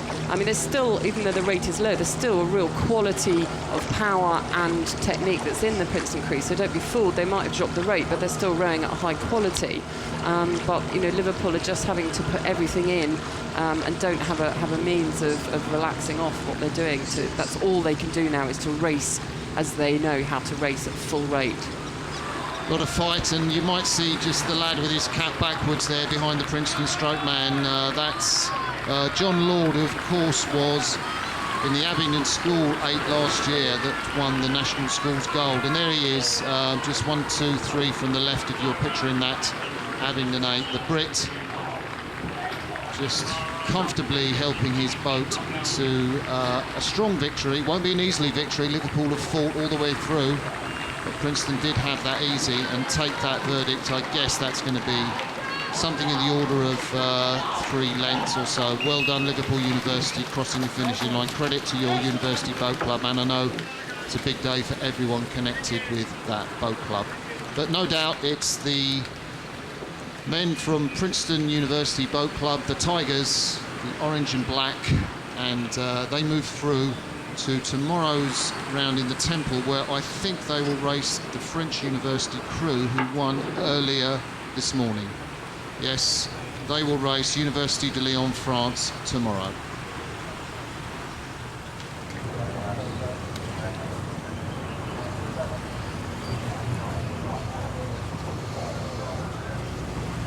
So we're at the start of another H race. This time it's the schoolboys, the Princess Elizabeth Cup. These are younger boys, and what we have are on the right-hand side Gonzaga College from the United States of America. They're rowing with the Purple Blades, and then on the left of your picture, the Portora Royal School. And Portora Royal School, obviously an Irish school, they're in yellow and black, and they've gone off really high with their rating, haven't they? Trying to get as many strokes as minute as they can do to beat Gonzaga. I think it's quite interesting. Often I think the schoolboys as well, they've got a lot of adrenaline flowing, they're excited, it's a big moment for them, and we often see quite high ratings in the eights in the schoolboy crews.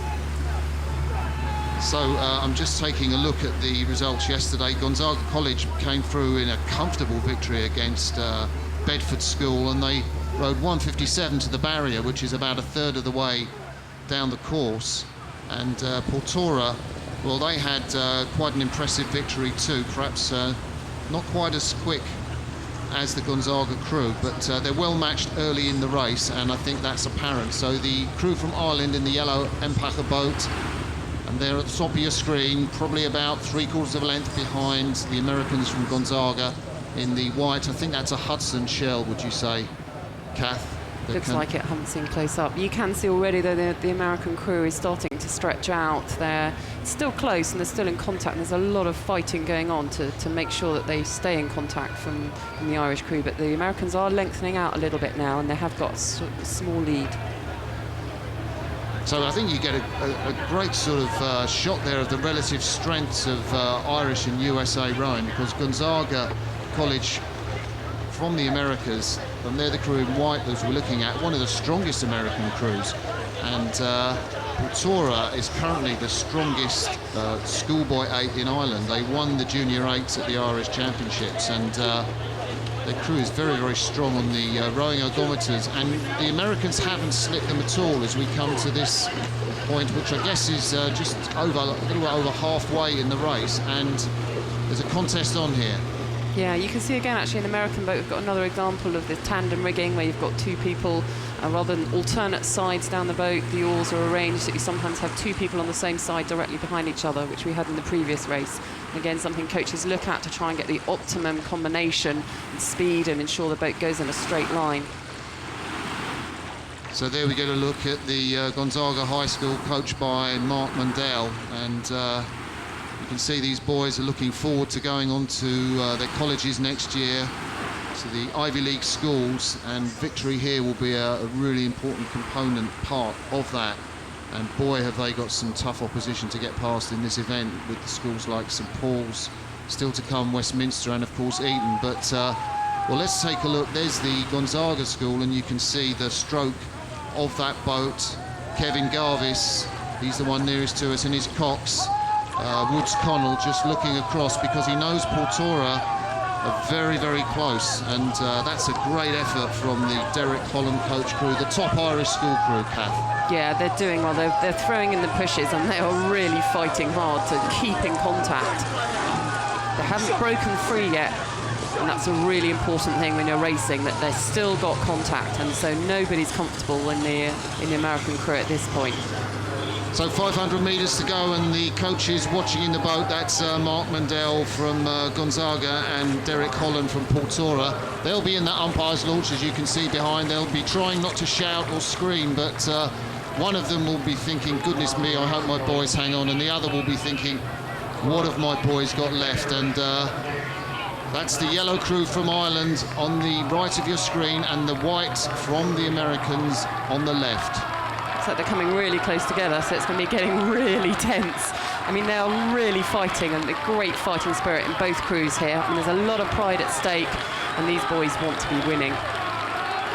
So this is the moment of the race where both the crews will try and get as many strokes in as possible without losing any effective length of their stroke, and that vital lead just under a length that Gonzaga College have held throughout the race. They've got the overlap, the Irish, but they just seem to can't do anything, and I think the water's going to run out for them. It's a really brave effort, and the blade tip to blade tip, they're very close there, the two crews, as they come up to the finish. So there we have the shot. Gonzaga College just win out in a very closely fought race over Portora Royal School. You can see the exhaustion from the Irish crew in the yellow boat at the top, and the Gonzaga boys, perhaps maybe they did have a bit more control in that race, and congratulations to them. They go forward to tomorrow.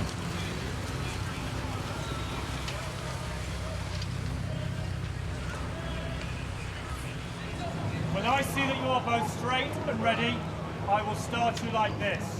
Attention. So we have two blades rather than one in this race, and it's a quadruple scull. Both, all the athletes have two blades. Attention. On the right of your screen, it's a composite crew from Cardiff University and Agecroft Rowing Club up there in the northwest.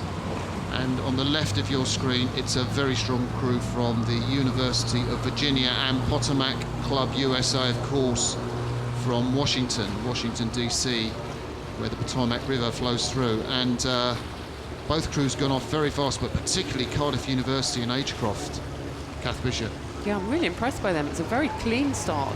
It's very important in quadruple scull when you're at high rates and high race speeds that you have that cleanness, and that's quite difficult off a start, but they've really done well. They've got a length really quickly, and it's still staying very clean. Well, I came prepared to talk about the pedigree of this University of Virginia and Potomac Boat Club, of course, with bowman Sam Stitt, but let's have a look at the boys from Cardiff University and Agecroft Rowing Club. They've got a great programme down there in Cardiff University, really strong links, as we can see, with other clubs, Agecroft Rowing Club in particular.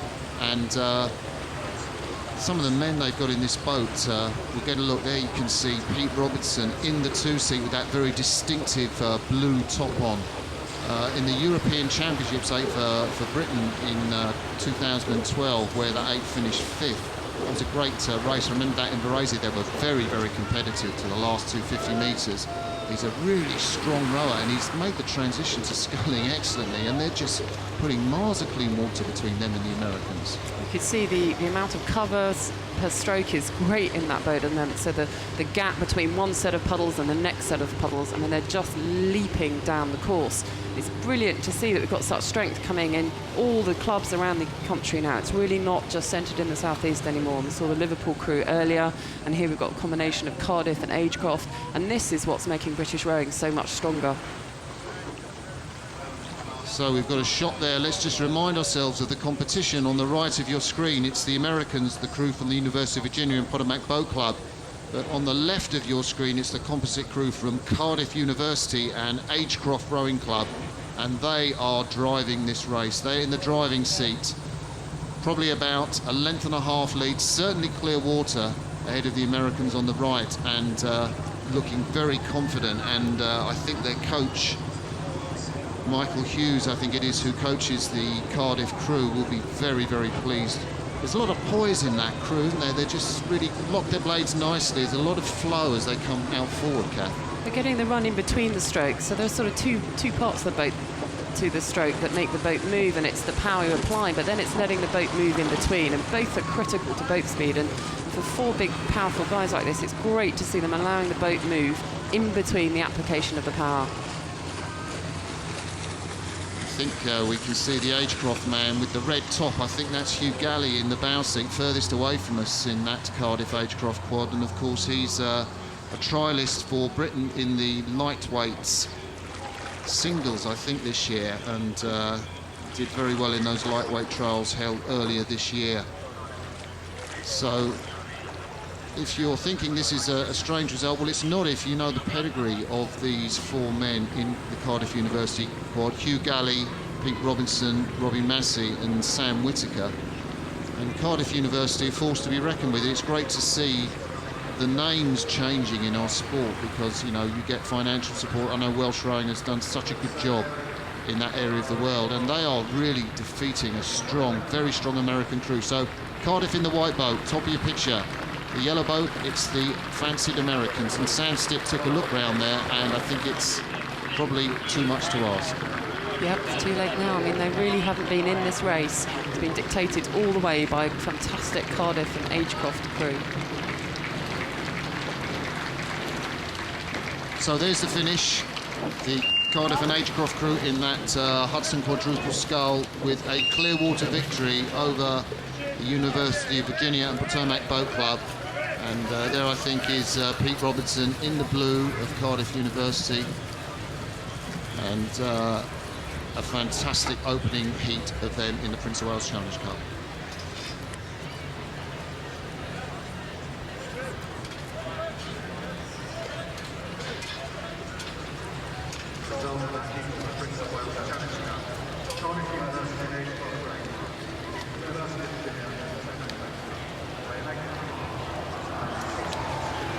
Oh my goodness, what a shot that is, going down the Henley course. Wow. I was going to say rowing, the red arrows. What do you make of that, Kat? Oh, it's been absolutely spectacular. One of those features of this great British sporting event that will lift everybody's spirits as they look up in the skies and see them majestically flying past. Wow, I can hear the room shake where we're doing the commentary at Regatta headquarters, and that is an amazing sight. Always wanted to be a Red Arrow pilot when I was a little kid. Never quite made it. Used to see them on the Blue Peter show, but it was so exciting.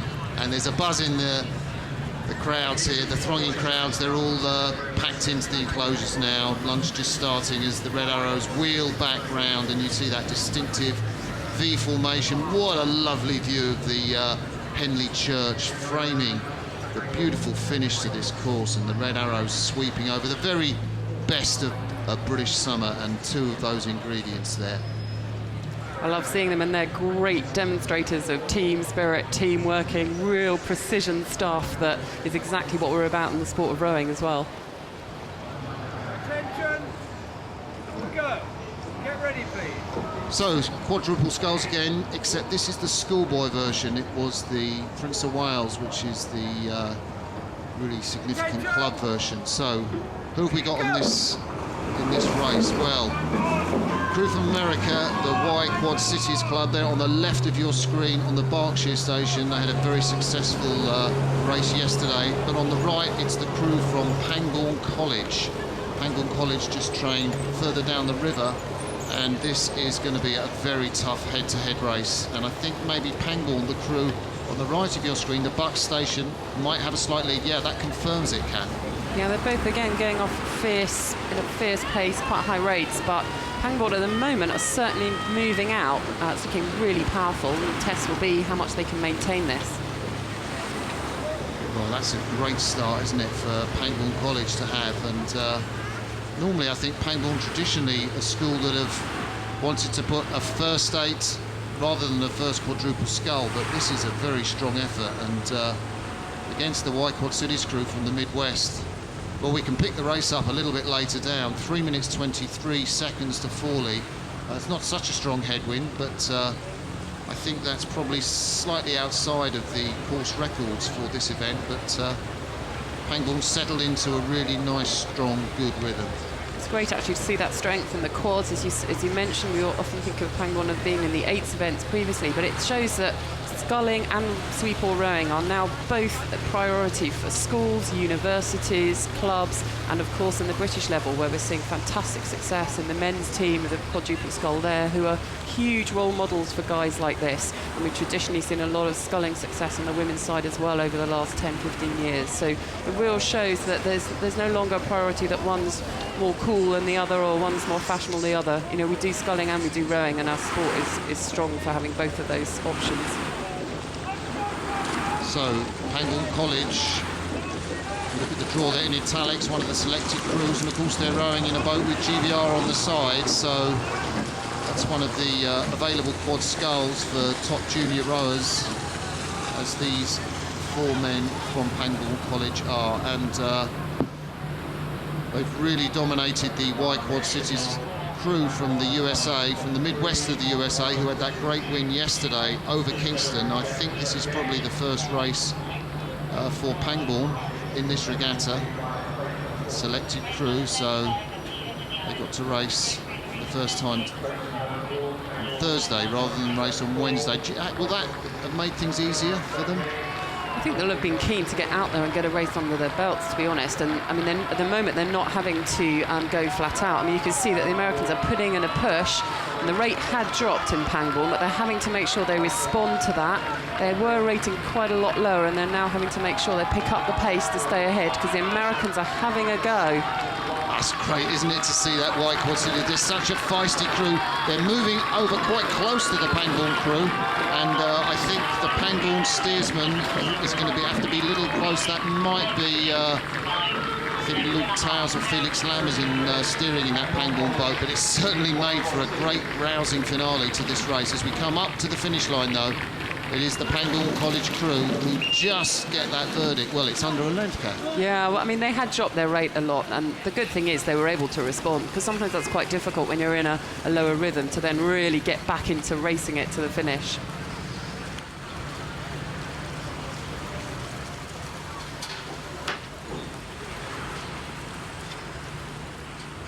Get ready, please. So the last race of the morning session, and it's the Silver Goblets, the pairs event. As you can see, two men, they only have one blade each, so we call this rowing rather than sculling. If it was two, they'd be double sculls.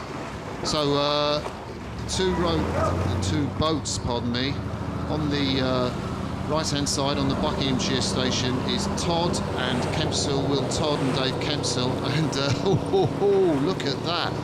The Lady Rahisa Boat Club steering right over toward the Sons of the Thames crew in blue on the left-hand side of your screen on the Berkshire station, and that's a dramatic kink, isn't it, Kath? Yeah, and they actually put the other crew off, who then responded and went further away as well. I mean, it is tough in a pair.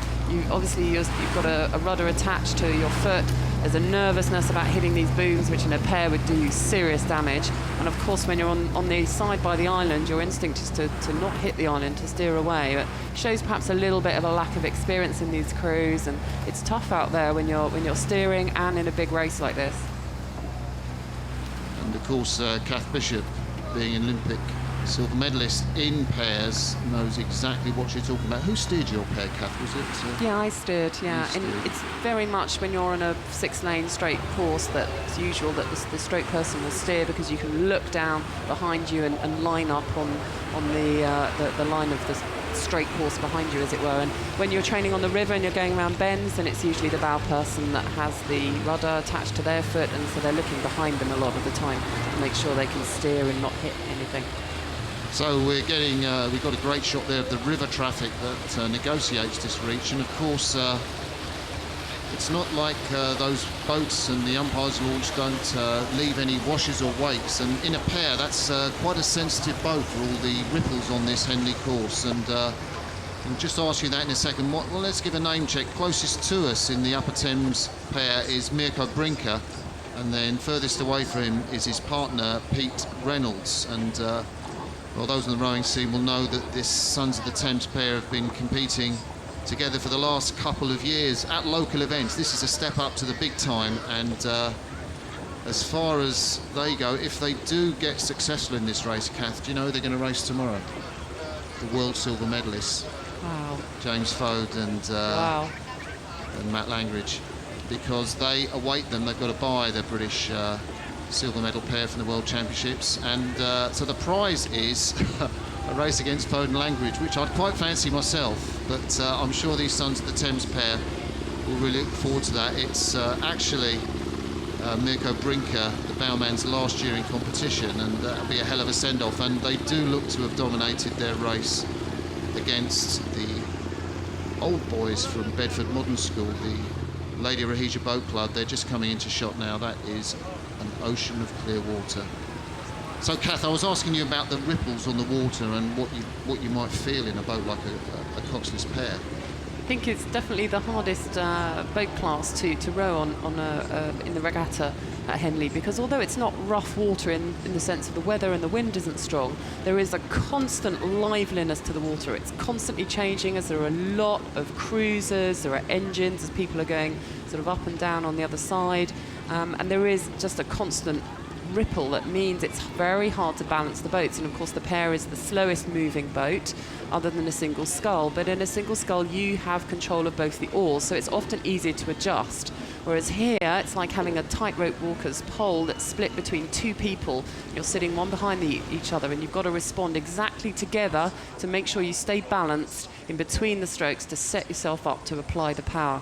So if you're new to this sport and you're looking at the fantastic view down the Henley course, the packed Stewards enclosure grandstands on your left, Henley Church framed in the centre, and the wooden booms of the course leading down to the finish, you just heard that rowing this pair is like walking a tightrope. I'm imagining stretched between two high skyscrapers and trying to balance, and that's what these two men, Mirko Brinker and Peter Reynolds, are doing to great effect, and they are well drilled, aren't they? I mean, they're moving their boat really fluidly.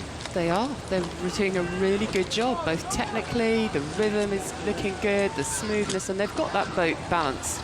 So it's working, and it's just going above the roughness and the ripple on the water, and that's the trick. You want to be floating above it and not somehow getting bogged down within the roughness of the water, which you can see is happening a little bit in the boat behind. It's just going at a slightly slower speed, and so they're just wobbling around a bit more.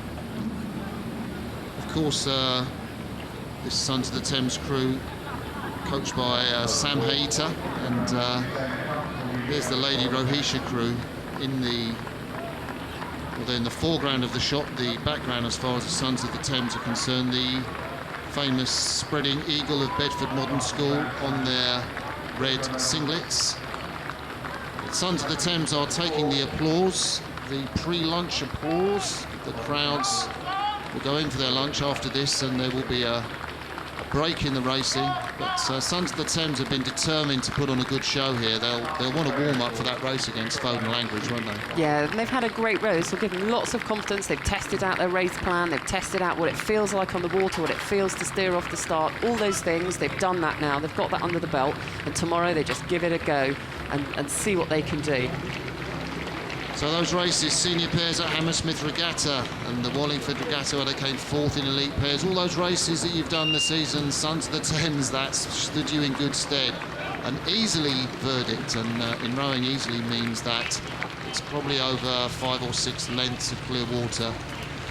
They had an easy verdict over this crew from the Lady Rohisia Boat Club, the Bedford Modern Old Boys, who put a game sprint into the finish, and they crossed the line there.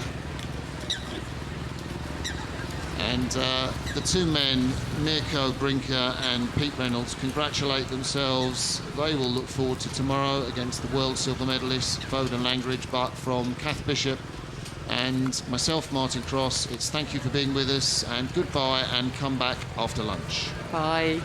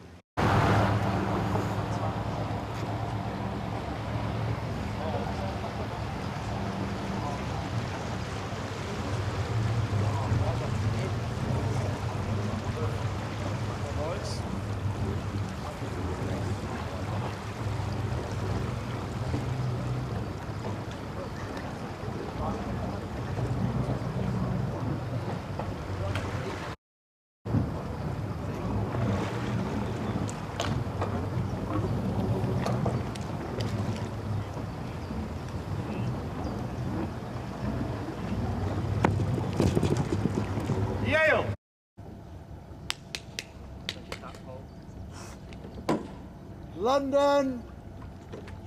Time.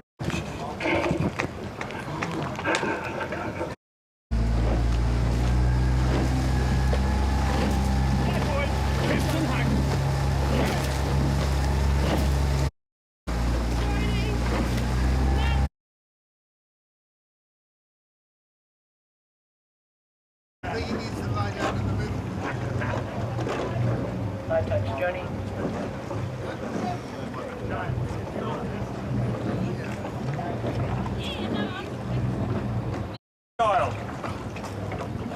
When I see that you are both straight and ready, I will start you like this. Attention. Go.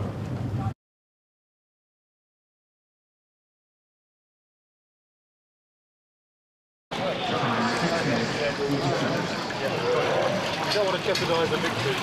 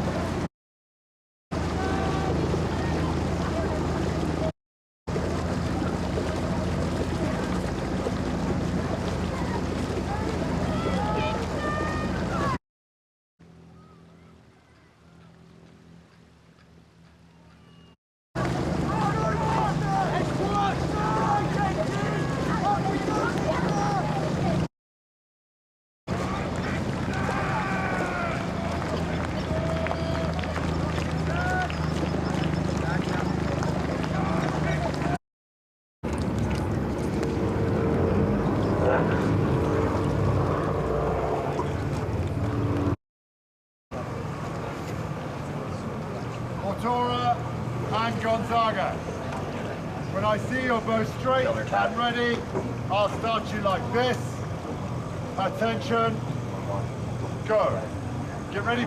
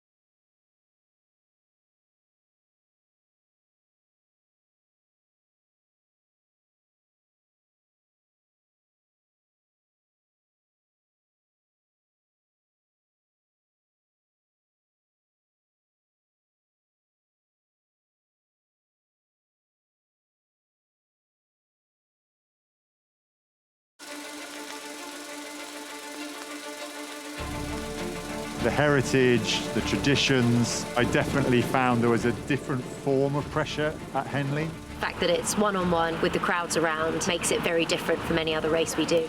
I used to love racing here. I loved the side-by-side. It's more gladiatorial.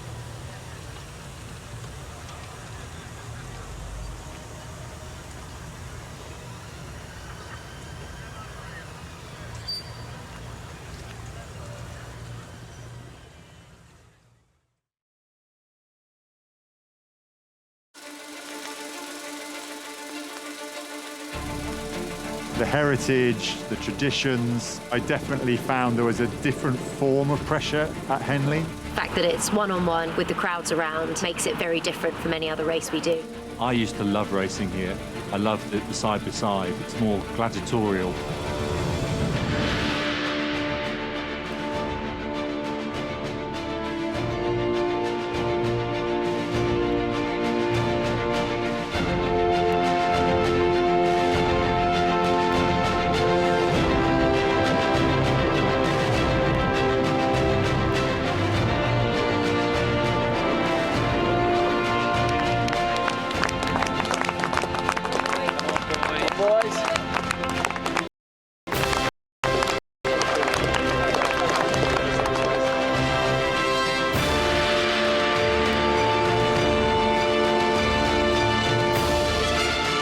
Attention!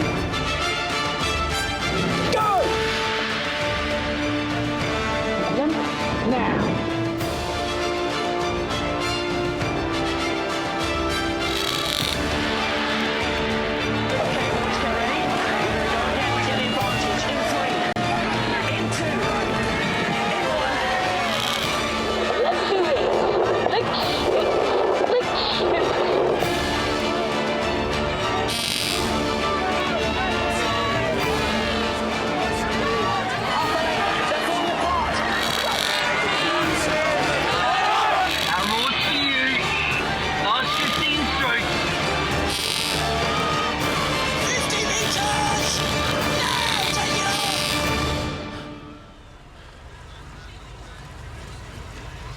Wow, you get goosebumps every time you see that fantastic introduction. Can't believe we're live at Henley, second day, tremendous television pictures. It's me, Martin Cross, here for the afternoon session, which begins at 2 o'clock, and with me is Martin Unsworth, who has been around the Henley scene for so long, working with Henley College and Leander Club, and of course commentating for Regatta Radio. Martin, we're looking at this heat of the Thames Cup between Molesey Boat Club, which we're flying over now, and their opposition from the States, University Barge Club, on the left of the screen as we look. How do you see this race panning out? Well, first of all, very good afternoon to you, Martin. Pleasure to be here, isn't it, really? I mean, just look at those images. Absolutely fantastic. Can you believe people have been missing it for all these years? Molesey Boat Club, there you are, a bit dear to your heart, Mark? Yeah, definitely, and we'll talk about them as we go down. Club, you can hear the umpire. When I see your bow straight I mean, and when ready, the umpire, I'll start you like that's this. Matthew Pinson's voice, isn't Attention. it? Yeah. Big man in that umpire's launch. Get ready, please. 4 times Olympic champion, and he's just getting his red flag ready. And these guys who have raced yesterday will know that the start is shortly going to be given. Just looking at the times, actually, from yesterday, there's not a lot between these two. University of Barge went down the course in 7 minutes. Molesey Boat Club, 7:06. Go!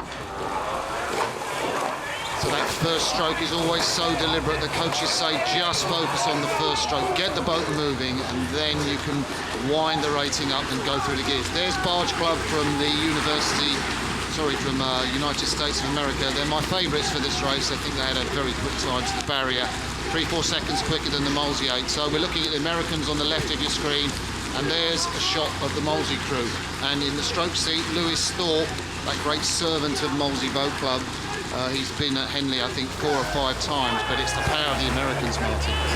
Yeah, looking there, side shot there, that's going to be, what, 3/4 of a length they've taken at the top of the island, and the Americans very hungry there. I think it's interesting, isn't it, when you look at the sort of the length the Americans are on, but just how much time they've got forward. I'll get a rating check, which is how many strokes a minute they're doing. But it just looks really controlled. I've got about 36, 37 strokes a minute, but it looks a bit lower, and I think the flow they're getting forward is very impressive. Just a contrast in style, isn't it, really, if you look at the Americans and the guys from Molesey there. Molesey will be very, very keen not to let them go here, won't they, Martin? Yeah, I mean, as far as I'm concerned, this race is done and dusted. It's the Americans, and they're going to really just romp away. They won't let up in their rhythm until they get at least to halfway, and they'll probably by then have a handy lead on the Surrey-based crew from Molesey Boat Club. Molesey Thames 8 will be, it's not one of their top crews. They've put their best athletes in the 4s that are here in the Wyfold and the Britannia. There we get a shot from our gantry camera at Fawley Meadows, which is about halfway down the course. You can see the spectators are just all the way down this Henley course. I mean, wherever you look, there are people cheering on Rowan, Martin. Unbelievable crowds. I went down to the start, and I've been going down to the start, luckily enough to follow an umpire's launch, which is an amazing experience. At the start, huge amount of people on a Wednesday. So we had a shot of the Molesey 8 there, hanging in there, and they will be urged on by their cox, Theo Gibson, really not to lose heart, but just to focus on their technique. And really all you can do in races like this, when you're behind, you can't see the opposition, is just to focus on the technique that you're putting down. The University of Barge Club, I see, with an average age of about 30. You look at the Molesey 8, there's a couple of juniors in there, Martin, Will Stewart and Luke Gowland. Yeah, the two juniors of Molesey rowing in the 2 and 3 in the Molesey 8, and of course Molesey is one of those fantastic clubs that have, there we see the Molesey 8, and you can just see in the 2-seat Luke Gowland, and ahead of him Will Johnston, and Molesey just caters for top-class internationals, for people just beginning to row, and as a fantastic junior programme, and it's a club at all levels. There's the flag you just saw on the right of your picture going down to indicate the Barge Club have gone through Fawley at the halfway, University Barge Club USA, and they haven't let up from this very powerful rhythm. A lot of flow out forward, and they're quite deliberate on the front end, aren't they, Martin? They are. They look to be putting down a lot of power there. It's all very, very controlled. They've got Molesey in their sights, and they're probably not going to expend too much energy here, are they, Martin? Knowing that there's still a few more days to go through to the final. One of your favourites, perhaps, to take the trophy? It's stacked, this Thames Cup, isn't it? I mean, I think they do look good against Molesey, and I think when you look at that University Barge Club crew coached by Bill Lamb, you recognise there are people in there like John Piper, who's been at Henley here in the Double Sculls, or Pete Seymour, who's raced at Henley again in 2011. You know, they're experienced men, they're great rowers, and they know this Henley course, Martin. There we go, we got the shot of the grandstands filling up after the lunch interval, and big crowds here again. A little bit cooler today, must be a bit more pleasant for the athletes. It was very, very hot indeed yesterday. The hottest July day on record, apparently. Yeah, much cooler today. So there's the time that these crews did the Fawley mark, 3 minutes and 5 seconds. They got there yesterday in 3:04, I think I read. So slightly easier conditions, maybe not quite so much headwind today. There's the Molesey crew sticking to their task, and well, sticking gamely to their task. It's probably a couple of lengths of clear water, maybe about 5 seconds. But you can see the crew on your right, the University Barge Club from the USA, have now controlled the rate of striking. That means they've lowered the number of strokes they've done per minute, and they think they've got this race in the bag. And you can see that their cox, Andy Kelly, is just telling them to focus on the technique and the run on the boat. I mean, how do you play it as a coach, you know, telling a crew when they're in the lead? What's your take on it, Martin? Well, I think this is not a sprint, is it? You've got to pace yourself over those 5 days of regatta, and as you say, the Thames Challenge Cup, it is going to be survival of the fittest. It's who's probably left with most juice in the tank on Sunday afternoon. So there's a great shot, isn't there, of the stewards' enclosure, and you can watch racing from right on the banks of the Thames there in the deck chair, or in the big grandstands, which if the camera pans out we get a shot of, generally packed as the afternoon racing gets underway. There the river traffic, and we see this very mature crew from University Barge Club USA coming through to the finish, the Philadelphia club, taking it easy. They got an easily verdict yesterday, I see here, over Vesta. So Molesey would do well not to have that verdict. So they a little bit near in touch. They beat Worcester, of course. But both these crews were in action yesterday. Barge Club comfortably won their heat, and the Multi-Thames Cup crew won their heat too. They would have known they were up against it today, and indeed the Philadelphia crew take that verdict by what will probably be about 3 lengths, and we see them there just relaxing as they cross the finish line. Molesey will collapse a bit. That was hard work for them, but a highly competent crew from America.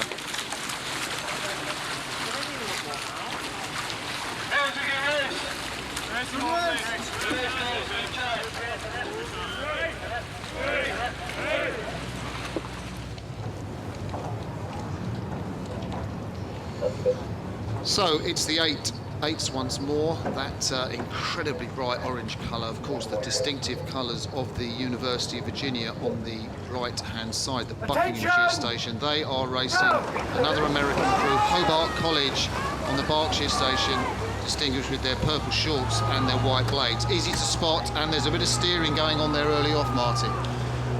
Yeah, it's always interesting off the start, even though these boats are coxed. Look at that, there's definitely a few steering issues there. What's that about then? Is it the guys a bit more powerful on one side of the boat than the other that makes it skew?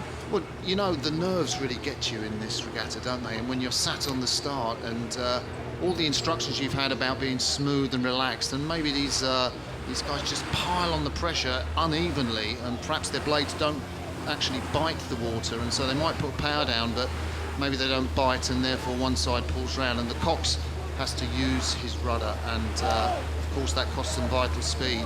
So the University of Virginia, and they're the crew in the foreground, perhaps got a little bit of distance to make up on Hobart College, USA.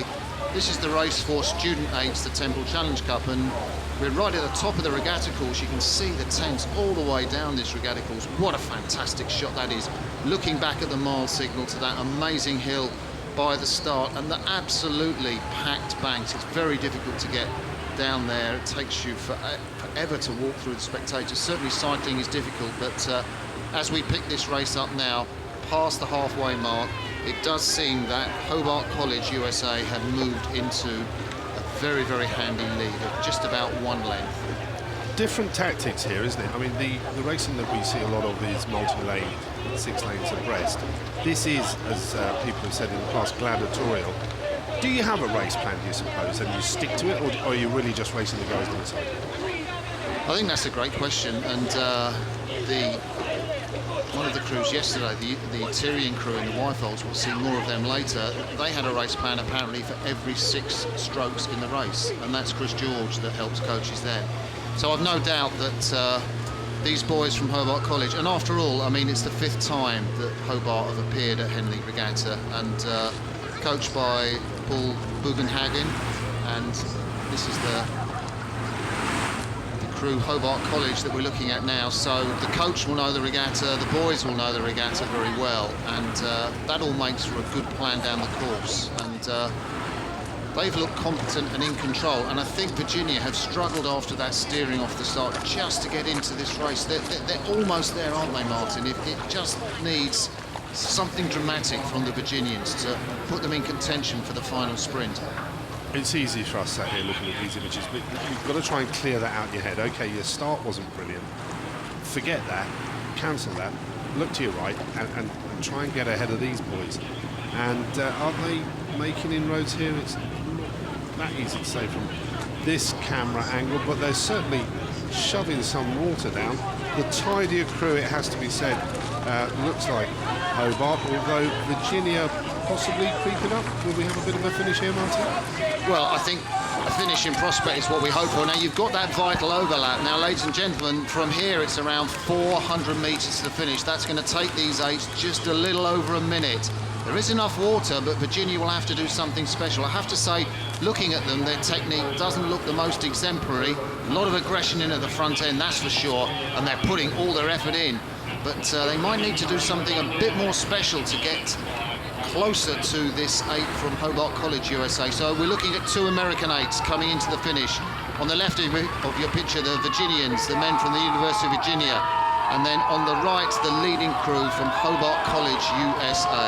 Hobart have gone up a gear there. You can see that they've responded to the attack from Virginia. Hobart very tidy, smooth through the water. Virginia rocking there. They're probably not going in at the same time, but they're chucking everything at it. They really are giving it a go. I think Hobart now have got just clear water, and they're at about the 2K mark, so there's probably about a dozen strokes left, and it looks like Hobart will go through. So as we come through to the finish, it is the crew from Hobart, USA, who will go through to tomorrow's racing. They beat the men in orange, the University of Virginia, and the men from Hobart will face either Columbia University, USA, or University of the West of England in Friday's heat of the Temple Challenge Cup.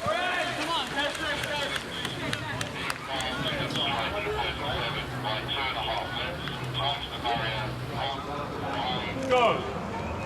Get ready, please.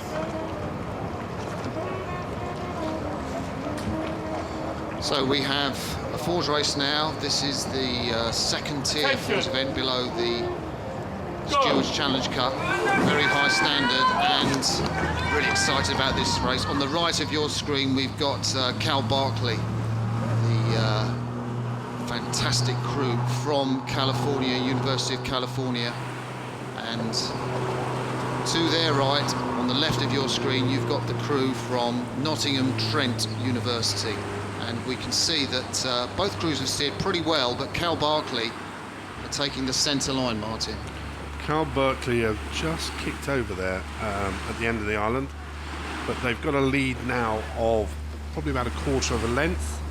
Cal Berkeley, as they are known, they do come over and poach some of our athletes, is that the right word? Or they encourage them to go and study in America, that's a better way of putting it.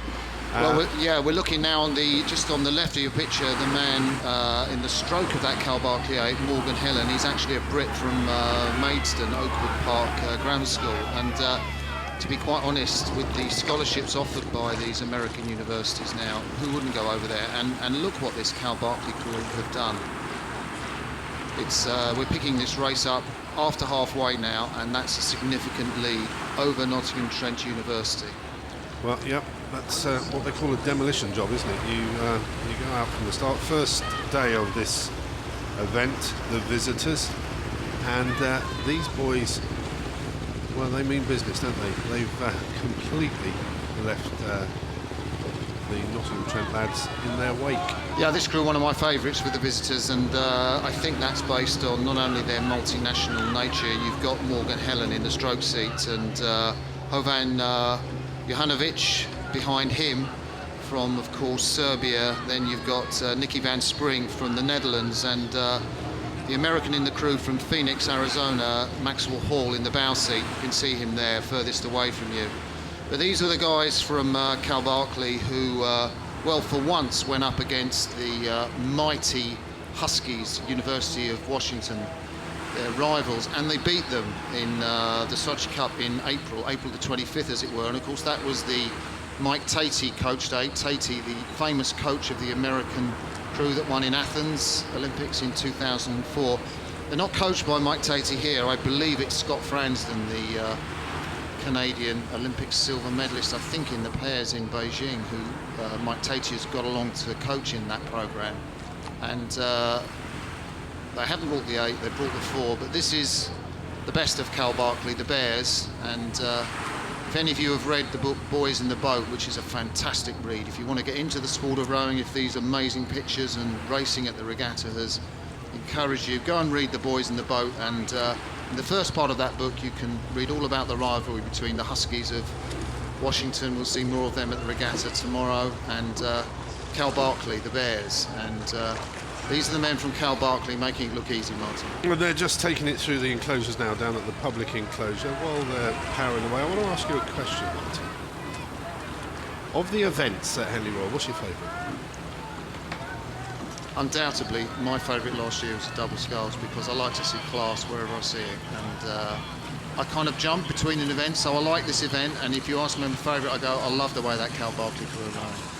And to be honest, I don't have a favourite event. I know Redders, Steve Redgrave says Diamond Sculls, and to an extent, you know, I can understand why.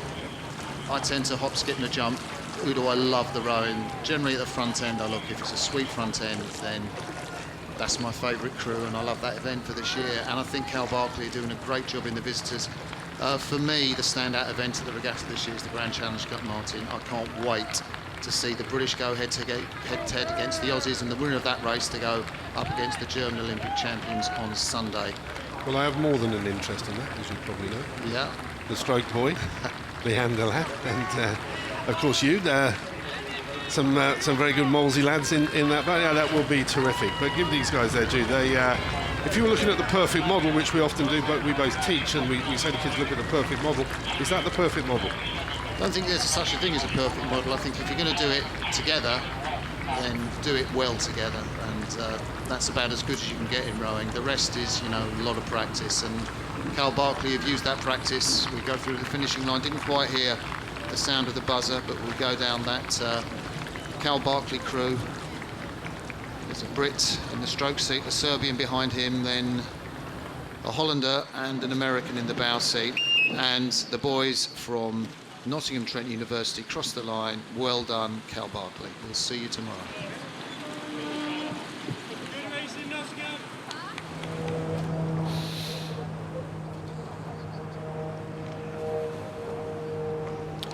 So this is another fours race. We go down a step to the club fours racing now, and we've got two really strong clubs on the right of your picture. It's the boys from Tyrian, who had a hell of a race yesterday. We'll talk more about that during the course of this race. And on the left of your picture, it's the boys from Nottingham Rowing Club, their A crew, and both crews got off to a clean start.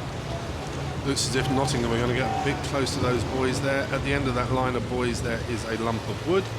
Tyrian avoiding the lump of wood about there that they clattered into yesterday. It looks like they've learnt their mistake, recovered beautifully. I mean, that was a heck of a race, wasn't it? It was a heck of a race, and as you look at that fantastic picture of the two boats, Tyrian closest to you and Nottingham Rowing Club A furthest away. The man in the Tyrian boat with the white and purple, on the right of that boat, he's James Clark. He was steering, and that means there's a little bit of wire attached to his foot which moves the rudder, and he steered his boat right into the booms on the left hand or the bow side of his boat, and they recovered from that yesterday. This is the crew with the 6 strokes race plan that Chris George's influence has produced. Of course, Chris George coached the winner of this event a couple of years ago, and they're very close now, but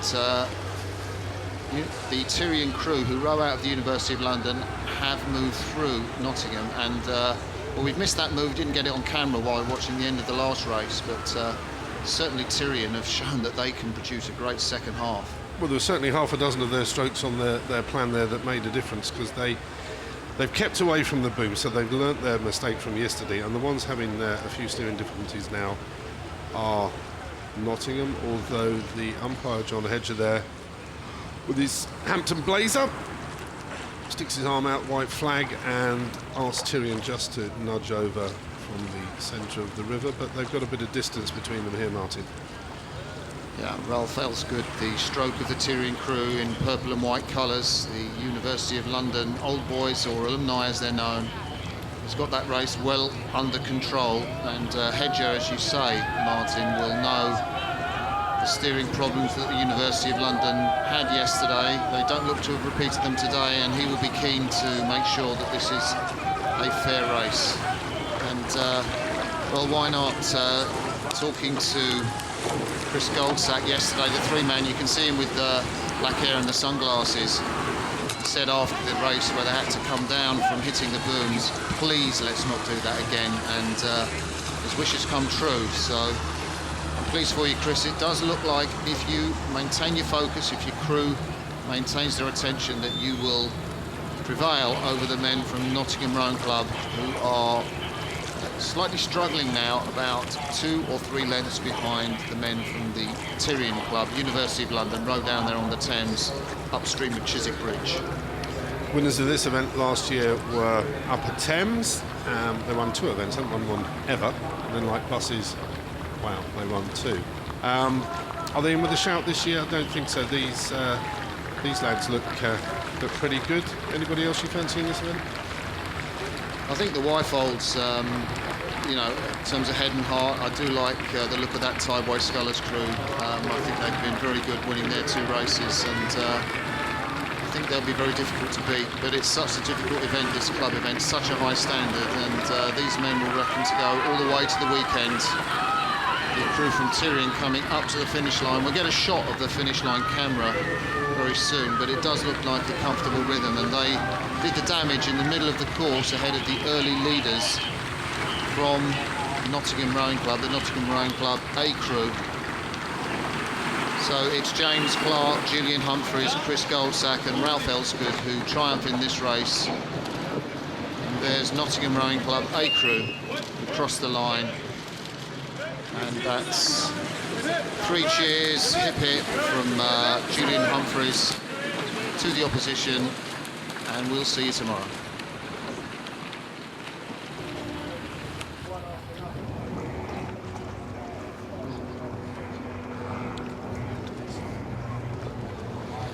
So 4 men, this time they have 2 blades each. It's a sculling race, and it's the sculling race for schoolboys. On the left of your picture, it's the men from Leander Club, the local club here with the pink blades, very distinctive. And then a local school, RGS High Wycombe, Royal Grammar School High Wycombe. There on the right of your screen, on what we call the Buckinghamshire station. And Martin, you've got more than a bit of interest in this race. Yeah, I'm actually a bit nervous. I don't normally do nerves, but yeah, 3 of these lads are at the Henley College, and the new principal, Jane Davis, went down to Leander to meet these lads. They're on the ACE programme. This is the Leander A crew. Tom Mortimer there at stroke. And how are they doing, Martin?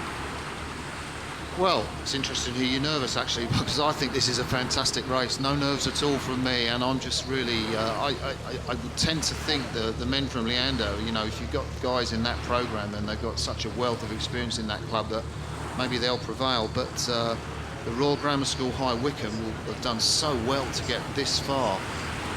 They came 8th at the Marlow Regatta this year, just in the B final of Quadruple Sculls. But you've really got to be sculling well to get into this event and get into day 2. Marlow didn't, Leander Club didn't race yesterday, so... Their B crew raced yesterday. They had a really good race over Reading. They qualified really well, and they looked very, very good indeed. These guys... Interesting steering going on there, and I wonder if the umpire's going to bring his flag up, because Leander, the crew with the pink blades, have now steered right out into the middle of the course, and they are sending their puddles down onto the blades of RGS High Wycombe, and the umpire hasn't raised his flag. I think that might be Phelpsy, Richard Phelps. He's looking behind. And the RGS have actually moved aside. No, we teach them fair play at the Henley College, and yeah. I'm sure they didn't do that deliberately. Well, I think that's Richard Phelps being very cool, if it is indeed Richard Phelps umpiring. But the Leander crew, I mean, to an extent, they can move out into the middle, and of course the umpire determines who is on their station. He is the sole arbiter of what determines a fair race, and I think Leander pulled a blinder on that one, Martin. Who's steering in that boat? That's a very good question. I think it's Mike Canning actually in the bow. James Lanton Hayes is at 2, and the answer in the boat there, Will New. The stroke Tom Mortimer is actually a GB trialist. Tom only learnt to scull 2 years ago, so he's done pretty well, really. Moving now down past the 3/4 mile. This crew at Leander, coached by Carl Reed, assisted by Lavinia Carroll Sheriff, and Matt Beachy gives them a kick every now and then in a nice way. But they're looking pretty tidy, heading now down past Remenham Club. And so Remenham Club, let's just talk us through that famous club that the Leander crew is passing. What is the special thing about Remenham Club? Is it a rowing club, or...? Well, they don't keep any boats there. It's the base, isn't it, for the upriver clubs? Are you trying to catch me out? The upriver clubs. I'm not trying to catch you up. Well, I know it's Molesey, Twickenham, and Kingston, Thames, and Thames. They bought this patch of land at Henley, and they've made a club so the members can come down and enjoy their regatta. So if you're from any of those clubs, you go past that club there, you get the Remenham Roar. The Remenham Roar, you do indeed. And it's interesting that those clubs have mixed fortunes over the years. So, you know, Kingston back in the 80s were up there, and then, you know, Molesey, and it's sort of been this wave of Thames, of course. And lots of people, well, they never venture out of there, really. They sit there for 5 days and sit on the mound and roar any of their founder clubs along. Here's Leander now. They've wound down a bit here. So Leander will start to pick up the roars from the stewards' enclosure. Of course, the local club well supported here by those on the bank. You can see the fantastic grandstands and the spectators in their deck chairs in the stewards' enclosure. Great sight as you see the umpires launch. Just watching over this race very carefully, and the stroke of that boat, Tom Mortimer, just saying, you know, let's conserve some energy because they're going to have a good race tomorrow. They are indeed. They're up against the winners of their B crew later on this afternoon, up against Northwich. Northwich medalled up at National Schools. This crew, the A crew, they finished 4th, although they had a bit of a mishap down the course. I think they caught a crab and then the lad fell off his seat and then they panicked. So, you know, how quick are they? And this is their home stretch. It is side by side. Wait and see. And what a great effort from the crew on the left of your screen from the Royal Grammar School High Wycombe. They are throwing in everything, literally everything. You can see what it means to them to try and get back on terms with Leander. They're not going to do it, but that's a fantastic sprint that the stroke of that crew, Ed Davis, has raised.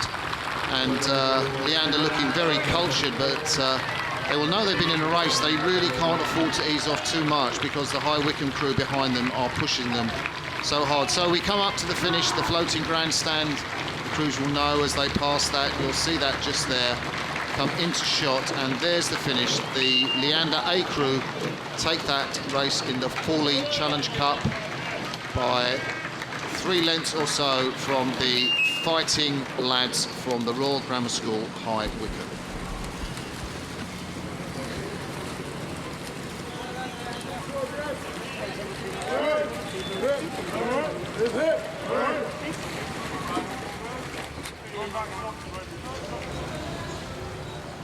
And so we have a brief moment for us to welcome Mark Hunter, Olympic champion in lightweight double sculls in the Beijing Olympics, into the commentary position next to me. It's lovely to have you here again, Mark.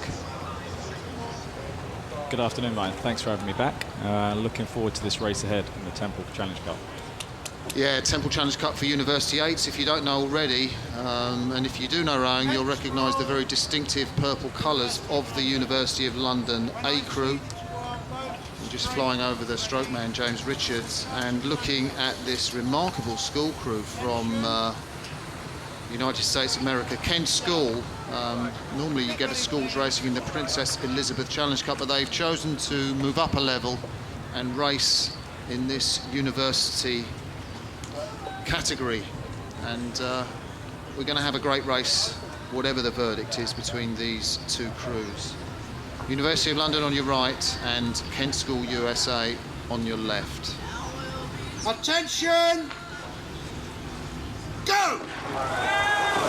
And just looking at the times from yesterday, both these crews raced a 1 minute 52 to the barrier mark, so they're really quite even. Yeah, this should be a really exciting race. We've got 2 crews yesterday who won in quite comfortable style, but their kind of times to the barrier and Forley were exactly the same. So, you know, I'm sure there'll be a bit of nerves and a bit of tension on the start. There's not going to be much in this one, so, you know, this one could go down to the wire. So you can see the University of London boys there just as they go off from the island, and we get the benefit of this amazing camera shot. I mean, this must be one of the best shots in rowing. You're tracking the crew at water level. You can see the University of London just really fighting to get into a lead. What do you reckon, 1 man, 2 man at this stage of the race? Yeah, there's about 2 men there, and this is a great shot from the side. You don't really get images this close to the crews. They're racing down the track side by side. And the reason the Kent score in this particular event is because they've got one guy that was too old to do the PE, so that's why they had to step up to the big university event. Yeah, that's a real killer, isn't it? Because it would have been great to see them race Eton and Shrewsbury, but you can't have it both ways, and they've shown what guts they have in terms of the competition yesterday. Won very comfortably against Newcastle University, the students from Newcastle, and that great programme of Angelo Savarino's up there. But University of London, coached, well, the coaching is led by Brian Young. This crew, of course, is coached by Phil Gray. They look to be eking out a slow but significant margin, Mark. Yeah, they're just squeezing it out one stroke at a time, just taking a couple of inches every single stroke and just easing out. You know, but when you're kind of a young kid and you're racing kind of young men or adults, you know, there's just that, you just want to turn them over sort of thing. You know, it's kind of exciting to kind of step up in a category and just see how quick you really are. So I'm sure the guys will be loving going out there from the Kent School racing at the University of London. Do you know, I mean, I just, what you said reminded me when I used to race, because we raced in a university event when I was back at Henley in juniors in '75. It was the Visitors' Cup, and we loved the fact we were racing students. And you do get a buzz. Racing guys you think, you know, should beat you, and, you know, maybe the pressure's off these young men from Kent School. Yeah, well, you go in as the underdog. Nobody really expects anything from you, so you can try things, experiment, have some fun, and you know, no one's going to, if you don't actually come away and win the race, then no one's going to kind of be disappointed. But you've got an opportunity to overturn someone, and the pressure is on the University of London here. They are the university crew. This is their event, and you've got a school crew that stepped up to challenge them. So, you know, this is the sort of exciting racing we like to see. Yeah, so if you hadn't guessed it already, we are excited. We think the crew on the left of your picture, the men from the University of London, have a slight lead over the Americans on the right of your picture from Kent School. Yes, they are schoolboys in a university event, and what an account they're giving of themselves. We're coming up to the halfway mark, and it is that University of London rowing in boat named after the famous University of London benefactor and coach Alan Watson, and just a one-length lead.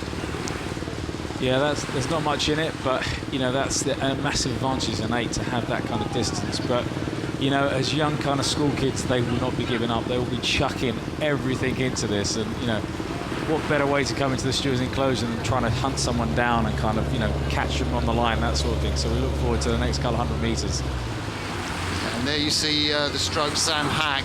Look at the gritted teeth of Bojan Dozlak behind him. These two men, very, very experienced. Bojan hoping to go to Yale University. Of course, Yale University represented here in the Ladies' Challenge Plate. And there are the University of London. You get the shot from, I think, the umpire's launch. And you can see they're having to battle all the way. They haven't really broken clear. And if anything, I think maybe Kent School have held that University of London move. I think the University of London have been very clever in their race strategy there. They didn't get flustered by racing a younger crew. They stuck to their race plan and just knew that they are bigger and stronger guys, and they can just sit there and really work in that rhythm in the middle part of the race and just gradually open it up. Not trying to take a massive distance in 1 or 2 strokes or 10 strokes, but just gradually increase that margin. So they've just squeezed out, you know, every single stroke by a couple of inches. So there's that head-on shot, and we just go down the University of London crew. Just a word from the cox of the University of London, Rajesh Sharma, who's kept his cool and urged his crew to do the same against the schoolboys. And it does look now that the University of London have made their experience tell. This is a very strong 8 from the London club. Great result at Marlow Regatta in that elite events, where they elite 8 event where they came 4th. The boys from Kent School had battled and battled and battled, and they haven't allowed University of London to lower their rating or let up. You can see the men in purple being urged on by Rajesh Sharma there. There you can hear him, in 1, in 2. He's still asking for bursts and burns, Mark. Yeah, he wants to make sure that those young guns that are coming from behind can't actually kind of get back on even terms and actually make a race of this. So, you know, that's the job of the cox, to keep the crew focused on what they're doing, making sure that they just keep easing out and do not let up, because the last thing you want to do coming to the enclosures is take your foot off the gas, let the crew from behind start coming up on you, and then it's really difficult if you're in that position, they're coming up on you, to try and change gear again. So they just want to make sure that they keep that margin so they can just relax and enjoy the last 20 or 30 strokes. So the blonde hair, well, you can't see the blonde hair, just in the bows of that University of London boat of Tom Portsmouth, the historian. There he is. He'll be the first man to cross the finishing line should this race prove to be rowed out to a successful conclusion. University of London haven't been able to let up. Maybe they haven't had to sprint for the line, but they've been kept under the hammer by the schoolboys behind them from Kent School USA. So there we go, we passed the student enclosure and we have one more camera shot as we see the floating grandstand, the famous floating grandstand there at University of London are rowing past on the way to victory in this heat of the Temple Challenge Cup. And they cross the line, and we'll just wait to see the Kent School cross the line, and it will be the University of London go through to Friday's racing to race either Trinity College Dublin or Cornell University USA. I reckon after being a pass out when Gaston and Brett. Wrist, attention, go. Get ready, please. So we are now into the Schoolboys 8. That's the event that those boys in Kent School had one man ineligible for. These are the eligible boys, and a great race we've got. Eton College, Alex Henshaward's crew on your right in the light blue colours, and to their right on your left it's the boys from Salisbury School USA. So Britain versus America, Eton School versus Salisbury School. How's this one going to pan out? This is kind of David versus Goliath in this particular race. You've got a school that's got over 1,300 students at Eton. You've got a small school from America, Salisbury, they've got 350 students. So there is a big discrepancy with the programs and the kind of finances and everything they have. So, you know, I'm really interested to see what Salisbury can come out and do. But Eton, you know, have won this event 12 times, so they do have a lot of pedigree, a lot of history in this event. And it's going to be really interesting to see, you know, how Salisbury get on this particular race. I love that context, Mark, and I mean, how do you, as a coach, their coach Toad Smith, how do you put a rowing programme together to come to a prestigious event like Henley with just 350 students in the school? I can't imagine it. Yeah, it must be very challenging. Where at Eton, they've got, you know, there's unlimited number of kids they can choose from, and obviously the bigger squad you have, the more competitive it is, and you know, Eton has their own rowing lake and fancy gym facilities, so they kind of have everything for them, where it is kind of Dave versus Goliath in this particular race, and I'm looking forward to seeing how gutsy the American crew are in this particular event. So we're looking at the camera at the Fawley Meadows. On the left of your screen, it's the light blue of Eton College, and they're from Britain. Just down the road, they have their own rowing lake where the London 2012 Olympics was held, Dorney Lake, and on the left, sorry, on the right of your picture as you look at it, it's the boys, the underdogs from Salisbury School, USA, and well, you can see for yourselves, can't you? The men in light blue have that lead, probably over a length now as they come down, Mark. Yeah, and you know, they're just showing their class. You know, Eton last year didn't really shine until they came to Henley when they won the event. So maybe they're looking to peak again once again this year in the final. And there's a bit of history here because Henley's waited so long for the event to be televised. But last time this event was televised in 1967, it was Eton who won that, and television viewers could see Eton College win it. And well, I don't know if any of these boys will know that, but if we get a shot of the stroke of the Eton crew, Alec Lindsay was the man who stroked the Eton College 8 to a fantastic victory, improbable victory over St Edward's School in one of the most brilliant finals of the Princess Elizabeth that I've seen, I think, last year. Heartbreaking for St Edward's, but you know, these boys know what it takes to win this event, and the fact that they are really only, what, a length and a bit ahead of Salisbury School just shows how strong this American crew are, Mark. Yeah, they're giving a really good show of themselves, and you know, every dream to come to Henley to actually race in the regatta, and you know, if you can't win the event, you want to go out and do your best race. You know, that's worth doing your personal best, and I think that's what the guys are trying to do today. I think it's interesting. We go see the shot of the crews there. Just Eton on the left of your screen and Salisbury School USA on the right. Eton in the lead. Mark, of course, Eton, we get a close look at them there, coached by Alex Henshaward, and he really does try to do some quite definite things with his technique.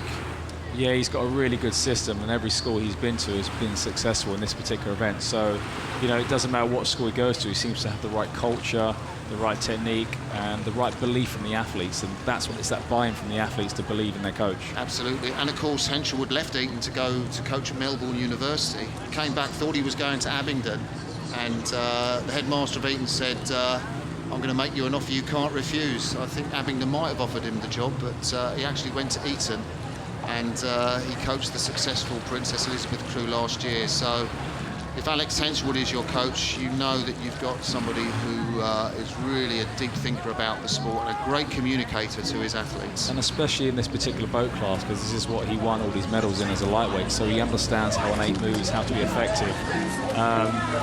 And you know, he's had success at Eton, and you know, if he did go away, then was thinking of coming back to the UK as a kind of headmaster, you would want him back at your school, because in that period when he wasn't there, they didn't have the success that they were used to. So it's Eton College. I'm not sure there are many lightweight rowers in the Eton College. Just looking down the weights of the crew, there aren't. They are in the lead on the left of your screen from Salisbury School, USA. Mark, I just want to pick up. There's a thing in rowing that lightweights like yourself know how to row and have to know how to row technically more fluidly and sort of more easily than heavyweights. Where do you sit on that? Well, we have to, because we're not as physically as strong and as big, so we have to use every ounce that we have. Heavyweights do row efficiently, but there is more they could do with their size and shape, definitely. I was talking to Gianni Postiglione, the famous Italian who coaches now in Greece, and he said, really, I think there's so much strength and power that the nerves get tired and the rowers lose the feel of the boat and how you can just sense the movements. And of course, as a lightweight, that's something that you have to do. Yeah, and I think as a lightweight, you know, you learn how to move efficiently. And I've always said, if you can get a heavyweight to row as efficiently as a lightweight, you'll definitely have the fastest athletes in the world. So, the fastest schoolboys perhaps in the world we'll see on Sunday. Eton College, they come up to the finishing line. Alex Henchwood's men have rowed a very measured race and crossed the line just the one length ahead of a heroic effort from the underdogs of Salisbury School, USA. And you can see the effort that took in. I think that is the Eton 6-man, Ludwig Lindstrom, the blonde man, absolutely destroyed, but still breath to give a cheer to Salisbury College.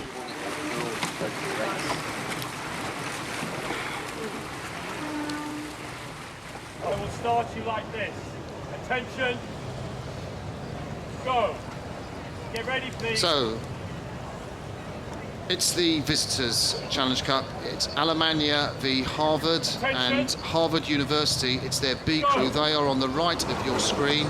And on the left of your screen, it's Ruderclub Alemannia von 1866 Hamburg, Deutschland. And if you understood that, the crew that comes from Hamburg in Germany is what I meant. They're on the left of your screen, and the Harvard B crew are being warned straight away. See, and this is the problem being a coxswain sport. As we just saw in the race before, you had a cox steering the boat. This is the guys have to do it themselves. One of them will have a steering foot. And sometimes you get drawn into the crew you're racing if you keep looking at them, or the bank as it moves towards you or away from you kind of makes you draw into it or away from it. So, you know, you must keep focused, and it's really interesting. Every time at the start people do that, and all they've got to do is look up, because the boards are behind you and it keeps you on a straight line.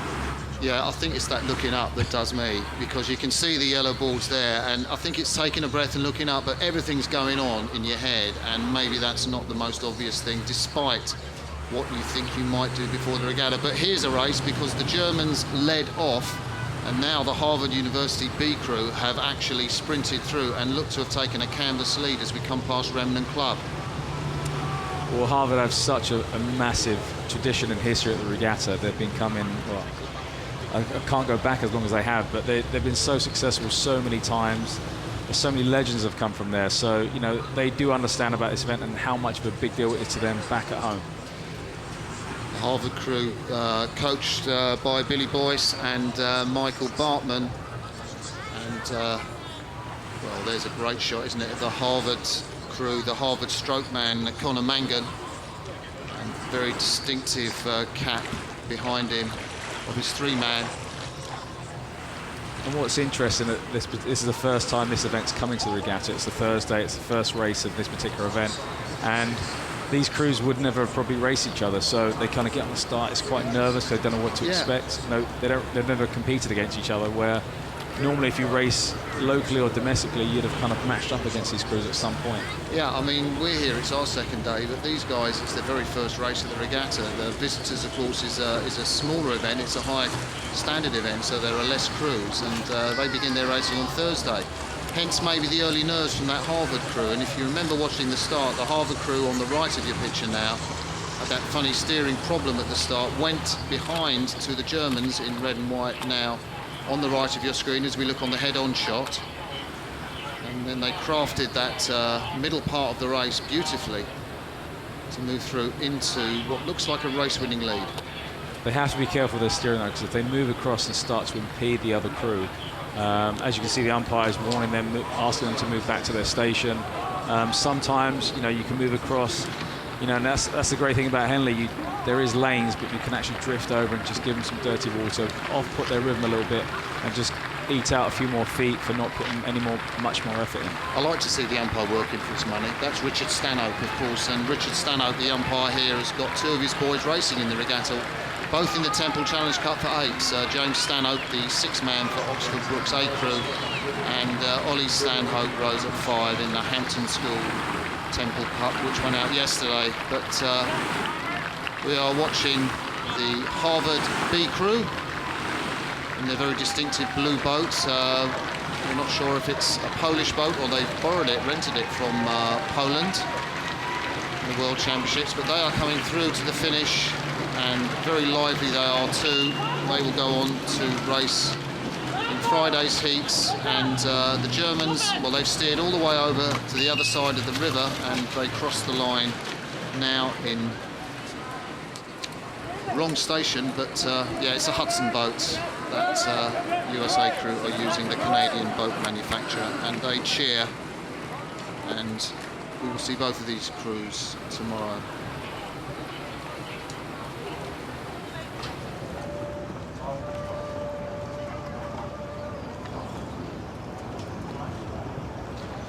So it's a heat of the Britannia Challenge Cup, again for 4s, but if you're very sharp-eyed, you will notice there is a little person lying down in the front of the boat, because these are Cox 4s, so nobody has to worry about steering, Mark. It's an easy job for the Cox lying down in the bows. And just a crew check, on the right of your picture, it's the Tideway Scullers crew in yellow and red, and then on the left, it's Stratford-upon-Avon Boat Club.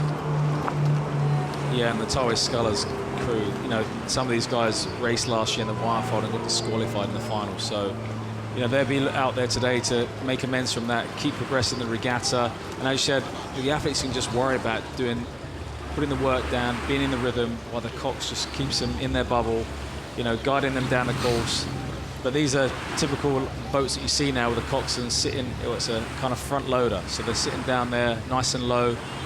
You could class it as more aerodynamic, I'm not sure, but I've never sat in that particular position because I've always been too big. But you know, it's a really important job, and as we've talked about before, you know, these coxes aren't just given this position; they have to earn it just as much as the athletes. So if you did see Tideway Scullers being led by the crew from Stratford-upon-Avon briefly, we now pick up the race past the halfway point, and the Tideway Scullers crew have moved into a significant lead, a clear water lead over the men from Stratford-upon-Avon. If we get a look at that Stratford-upon-Avon crew, we will see in the stroke seat James Rowe, who was one of Britain's Paralympic heroes in 2012, stroking the mixed Coxed 4 to a Paralympic gold in the noisy banks of spectators ahead of the German crew. But James Rowe will not, it looks like at the moment, be progressing further in this regatta. There are the crew from Stratford here for the first time in over 20 years, and as the camera zooms in, the man on the left of your picture, that is James Rowe, and he's visually impaired, which is why he was in the Paralympic crew. And Stratford-upon-Avon team have been really impressive here at the regatta, crafted a very good win yesterday, but well, the Tideway Scullers have come through from being led both times. Yesterday it was against the Molesey 4, which put them under extreme pressure to the halfway point, and let me give you a name check. Murray Wilcox, in the stroke seat with the glasses, had to come back from a really career-threatening back injury. He's had 2 years out the sport, Mark, and behind him Billy Fields in the 3 seat. That's a really challenging thing to come back from, because you know, you get fit and healthy, you get back in the boat, but then in the back of your mind there's always that little doubt, you know, is it going to happen again? But as you can see, he's enjoying racing today, and you know, they won't, as they go through the regatta, they won't want to get left behind in the early stages. They'll want to try and make a mark, but they will be growing confidence from that no matter where they are in the race, they're able to come through and win. So that's also a confidence boost as they progress into the following round.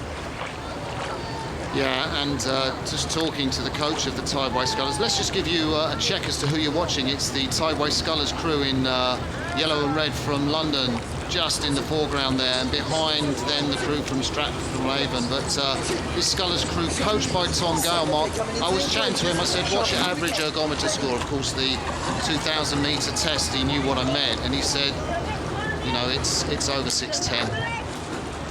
For a club crew, that's pretty good, actually. That's not bad. You know, when people start talking about numbers, and that's... What was your PB as a lightweight? 6:08 was my PB. Okay, so you just about get in this crew. I'll just make it into this crew, yeah. Okay. With a couple of kilos lighter. So, ladies and gentlemen, you are looking at a crew that an Olympic champion lightweight rower might just get into. I think you probably have more of a chance than that, but they wouldn't let me into this particular event because this is for club athletes. So, being an international, they minor detail, Mark. So, of course, it's for club Cox 4s, and you can see the little head of Royal Eddie McPhee in the bows of the Tideway Scullers 8, guiding his crew to a very comfortable victory. They've controlled this race. They were led off the start by a very bright and breezy effort from the Stratford-upon-Avon Boat Club men, led by, of course, James Rowe in the stroke seat, the Paralympic 2012 champion. But Tom Gale is going to be very pleased watching this, that his men look so under control now. And this is always a difficult position for a coxswain, because as an athlete, when you're in front, you can see all the other crews behind you. But when you're a coxswain in front like this, you can't see anything, because peripheral vision can't go around the back of your head to see the boat that's behind you. So he has to rely on the crew now informing him how far they're in front. So the communication, once you're in front, has to be going back and forth between the athletes and coxswain. So as we come up to this familiar finish shot at the floating grandstand, and the coxswain, Ridley McPhee of Tideway Scullers, they cross the line, a comfortable victory over Stratford-upon-Avon. Boat Club, it's time for me to say goodbye and thank you from today's commentary, and pass you over to a very famous coxswain, Gary Herbert. I just hope he can see what he's doing, Mark, as he takes over the headphones from me. So goodbye from me, and hello, Gary.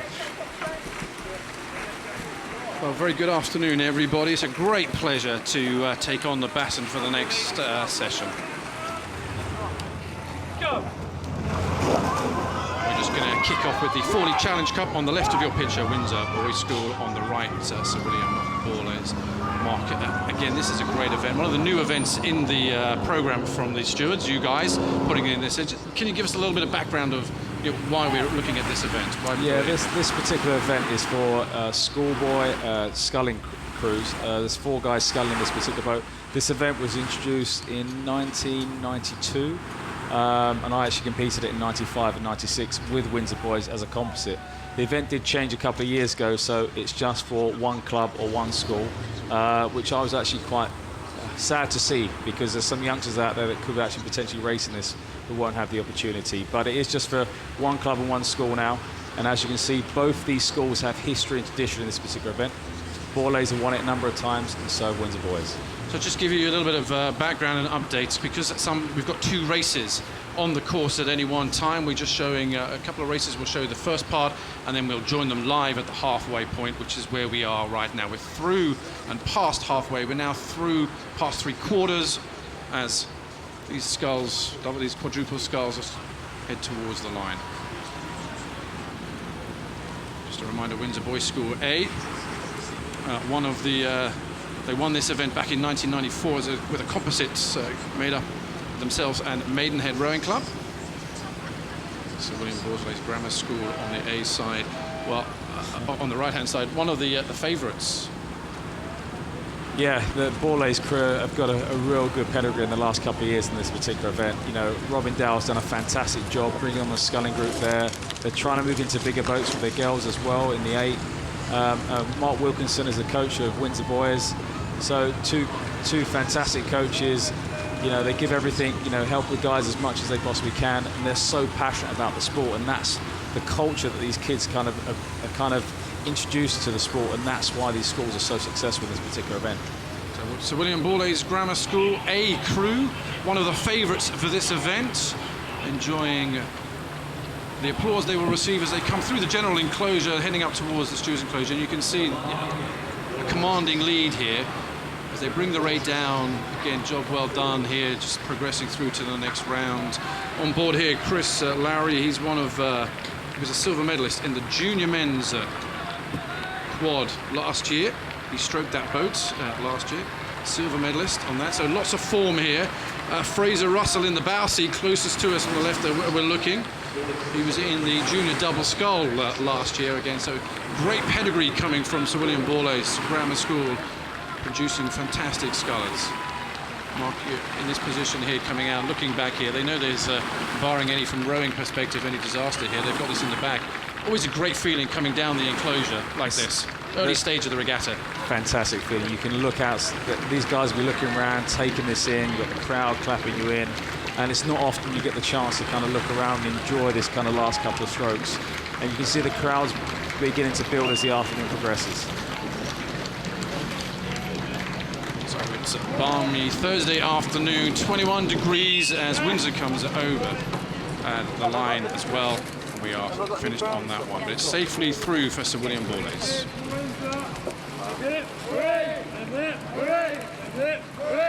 So we're going to take this race live now, the entire race coming to you live. This is the Princess Elizabeth Challenge Cup. We've got Westminster School, which are closest to us as we pan across to Hampton. Great rivalry between these two schools, both of which over the past years in the history have won this event. I'm joined now by Tom Morgan. Tom, good afternoon. Good afternoon, Gary. A good prospect for this again. We're into the PE, real rivalry in this event. The event for club, for school first eights. Absolutely, one of the most savage events in the entire regatta. Produces some of the best racing, I think, and certainly one of the most competitive. You've got the schoolboy eights, Hampton and Westminster. Westminster, the winners at the Championship eights category at the National Schools. Hampton, who didn't make the final but are undergoing a bit of a resurgence in the last month or so under their coach Neil Doubles. This is lined up to be a really, really fascinating race. Just the last few seconds before we get under starters' orders.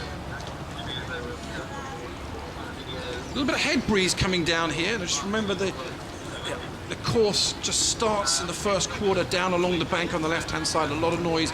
Then it's going to veer out into somewhat no man's land. A bit of quietness there as it comes back in towards the left-hand side of the course, towards the finish here. So much going on the back. They're under starters' orders. We're ready. Princess Elizabeth Challenge Cup, Westminster School. There they are. Resplendent in their pink. Hampton School on the left of your picture. We're ready to go. Go. Get ready, please. And still up, not ready. Both coxes. Almost gamesmanship here with the breeze coming down. We've got to go dead straight off the start. The first 5 strokes, vital here. Absolutely imperative. Take your time, making sure your boat is ready. Don't be rushed. Both hands remain up, looking left. From the Westminster, they're ready. Westminster Cox, hands down. Hampton still poised. A little bit of cat and mouse here again here. Absolutely straight. They may well get a warning here to get down. We're down. We're ready to go. Attention! Go! So the Princess Elizabeth Challenge Cup is away. Westminster School on the right of your picture, just jumping off a little quicker there. Hampton School on the left of your picture. Now the grudge match will unfold. The first 30 seconds is all about maximum speed, the power out here, keeping your line, and as you come away from Temple Island, the crews will start to stretch out here. But this is going to be a great match. Gary, I can't tell you how much I've been looking forward to this race. When the programme came out yesterday, I thought Westminster Hampton, what a fantastic race to have on a Thursday under the Princess Elizabeth Challenge Cup. We've got two of these stalwarts in the junior rowing community, Westminster and Hampton. It's going to be an absolutely fantastic race. I mean, as they come towards that first timing mark, it looks like Westminster might, like you said, have gained the initiative in those first 20 to 30 strokes. Very important to kick out of the top of the island. It's about 45, 50, maybe 50 seconds or so to the end of the island. You come out then into the stream. They're rowing up against the stream. You've got to kick into there, and that's what Westminster School are doing. In the stroke seat, Oscar Arthur-Jones there, pushing them high and hard. Now they're starting to length out. and just hugging the far bank, hugging the booms, a couple of feet off there. Hampton School just settling into their race pace. Jack Rhodes responsible for bringing the Hampton crew down this course in the stroke seat, and looking at him, Kristen Toombs in the coxswain seat here. But it's looking like Westminster School just edging out. As we move down the course, you've got to pay attention to the way that both crews row. I dubbed this the battle of the crews that row well in the junior rowing circuit. Two crews that aren't that strong physically, but technically they are superb. Westminster, coached by Bill Mason, it's an absolute marvel to watch them row. Beautifully timed catches, really good synchronicity at the finish. I like the fact that Kristen Toombs, the cockstroke of the Hampton boat, is just taking his crew, hugging the booms here, trying to make the most of the water. Look at that head-on shot. Look, as you can see the right-hand side here. Hampton coming down 1.5 feet off the booms there, looking good, because you just don't want to be out into the stream here, taking every advantage, because this is a grudge match that will go right the way through. Early part, though, it is looking as though Westminster just again ease ahead, but Tom, what we're not seeing is them going away. That's what I was expecting Westminster to move away. It says on my notes here they're regarded as the favourite to take the Princess Elizabeth win. But Hampton had a fantastic regatta. They beat Shrewsbury School yesterday by a convincing margin. To see them holding on to technically the best schoolboy 8 in the country, it's a remarkable feat from the boys in yellow. So Hampton School heading towards Upper Thames and Remenham Club. Remenham Club, one of it's the Henley venue for a number of the Thames region clubs, of which is Molesey Boat Club. You're going to get a huge roar from the Molesey supporters now as we head towards Upper Thames and Remenham. We're coming through, and Hampton School will need that. Currently about 3/4 to 1 length down now from Westminster School. Westminster had a cracking middle 1,000 here, taking full advantage of all of that. Out to 1 length. Now Hampton, big second half of the course required. I mean, it looked like there that the Westminster crew, they maybe moved in the middle there. I think you're right, Gary. There was something that was said in the boat, maybe something fed back from the cocks, and they really moved out. They went from about 1/4 of a length up to a length in around 20 strokes. A remarkable move there from the boys in pink. If we just look over the last few races when these two crews have come head-to-head, 17 seconds has been the closest that Hampton have been to Westminster over a 2,000-metre race course. This is not the traditional Olympic 2,000 metres. We go for a full 2,112 metres, and that extra 112 is what makes this event and this regatta absolutely brutal. But Westminster School have demolished Hampton in the middle 1,000 of this course here. They can now go in towards Remenham Club, which they are approaching heads up, knowing that the crowd, the Molesey crowd in Remenham here, the cheers will be somewhat dampened, given the damage now that Westminster have done against Hampton. Absolutely, and I think it's damage that's going to be unretrievable for Hampton. The remarkable thing about this Westminster crew is that they're so light for such a crew that looks so powerful. They're actually light. Their average weight is around 12 stone, which is not heavy for a top-end schoolboy crew. So I think that middle 1,000, the technical points of the rowing really came into play there, and I think they put paid to Hampton's chances of progressing further in this competition. Westminster School, they were first this year at the Schools Head. They were placed first in Championships 8 at the National Schools Regatta. They were first in the Championship Coxswains 4, also at the National Schools. They're just looking for the treble here now. We've got National Schools, we've got the Schools Head and the PE going for the treble, looking pretty solid. We're still early stages, but all these schools will want to put down a massive benchmark. Coached by Bill Mason, he of fame both as a coach back in the day in the Olympics with the women's team as well, and scullers all the way through. They're doing a great job once again here for this school. Westminster looking very solid as they come towards the general enclosure.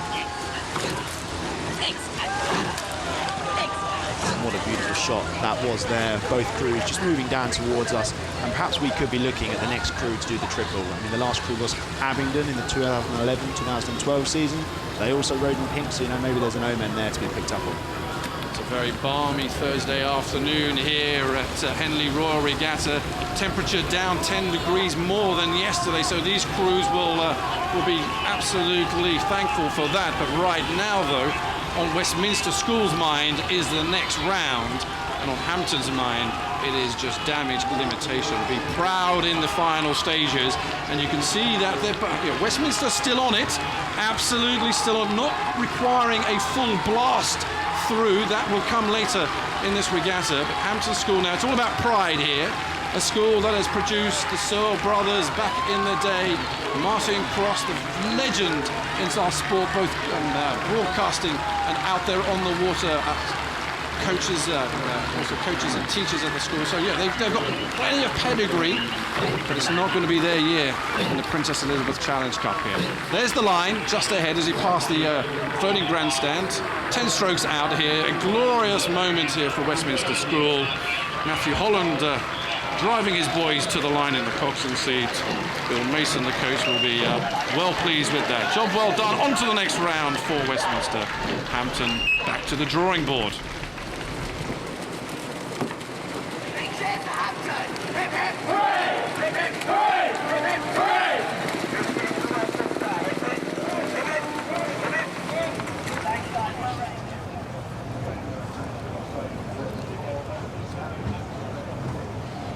Temple Challenge Cup is up next. College 8s, Cornell on the right, Trinity on the left.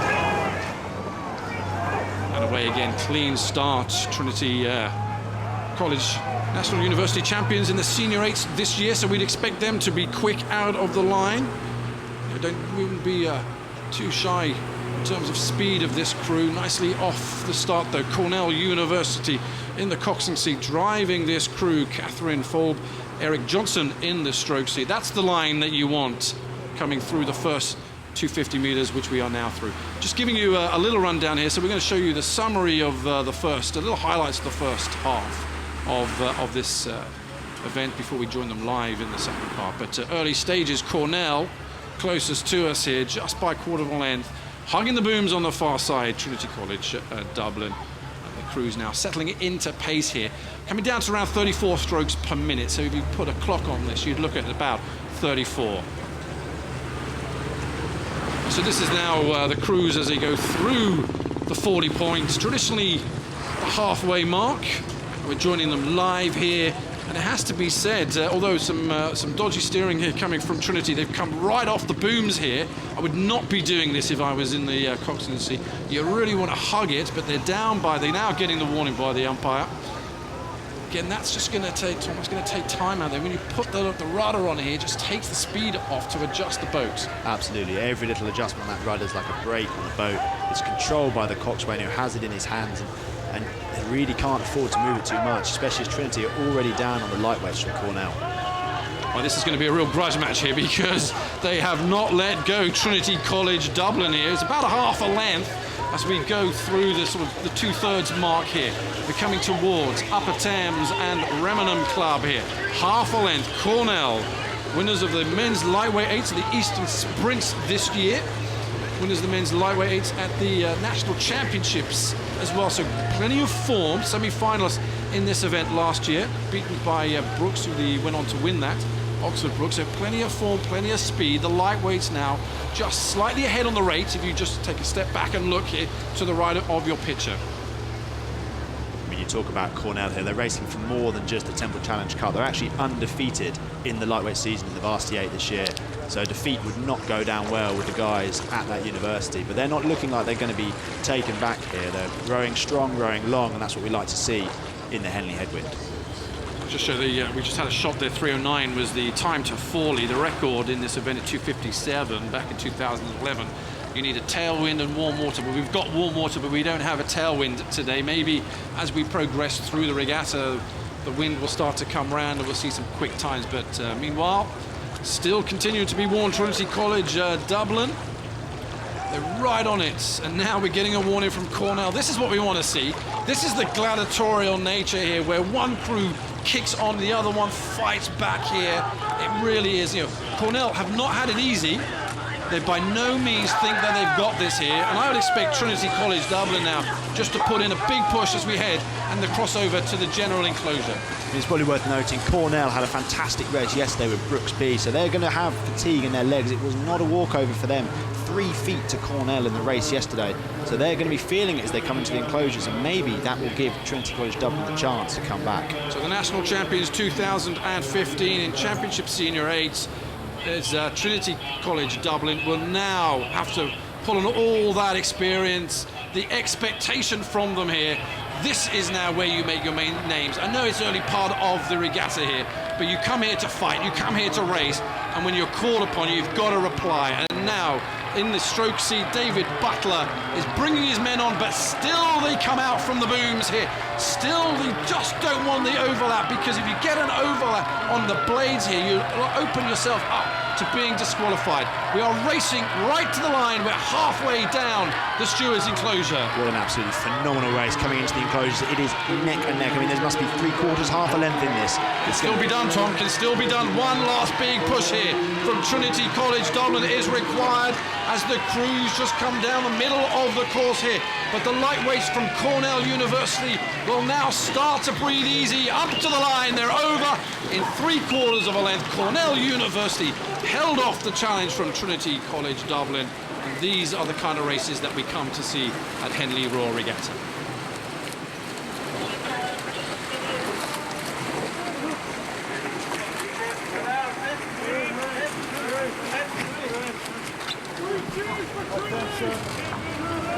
Go.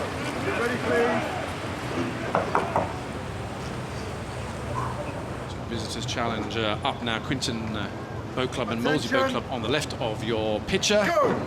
Newcastle on the right, cleanly away. Newcastle will now be on the right there. With eyes on the Quinton Boat Club, Molesey Boat Club, one of the clubs that I've represented, honoured to be honorary life member of that club. Great club, great at every level, from the top, the very top, right the way down through to the junior system. And what they're doing there through to the leg ends. They graciously host the leg ends, the former internationals, the former Henley medal winners, boat race players. They have a great time down at Molesey Boat Club there. Wonderful picture, Tom, in the back there. Just show this is what is typical of Henley there, the traditional picture as we come down. Again, just show that was a summary of the first part, just the highlights as we come now towards the halfway mark in this event.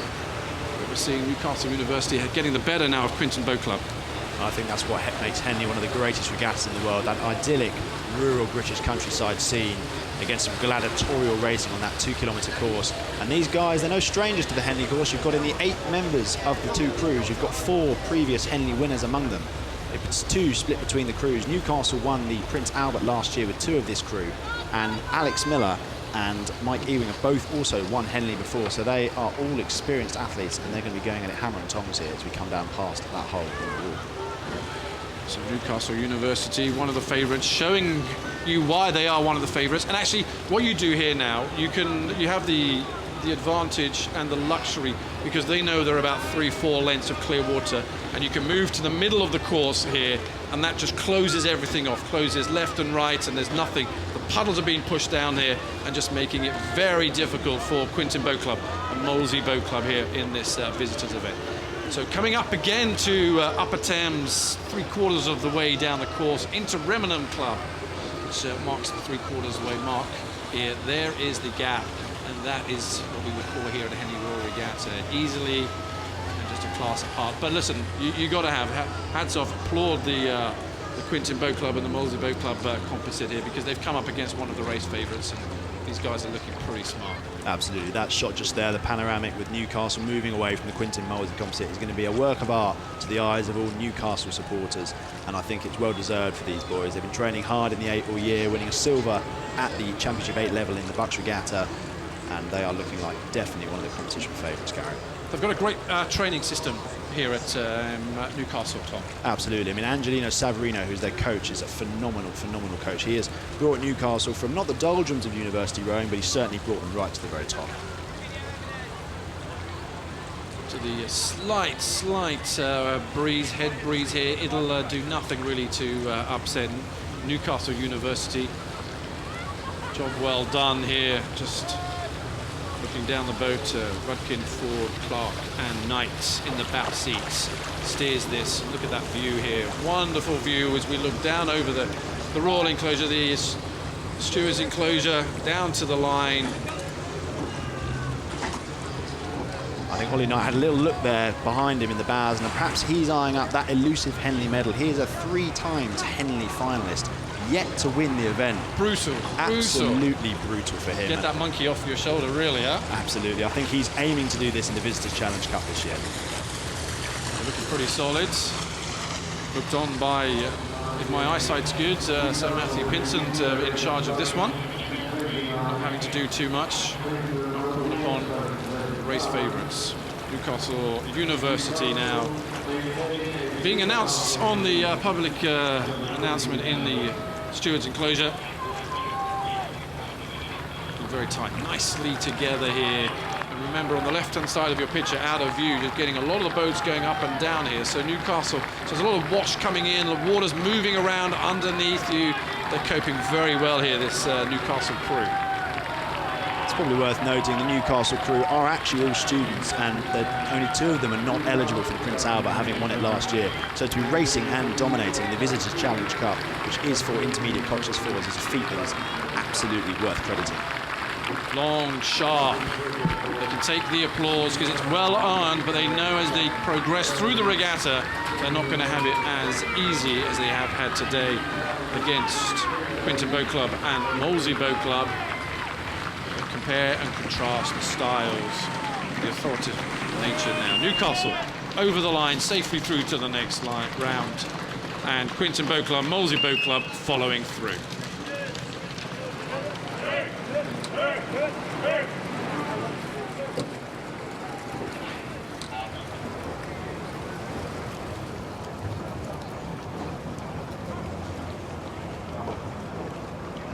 Prince Albert's Cox 4 event. On your left will be Exeter University, University of Virginia on your right.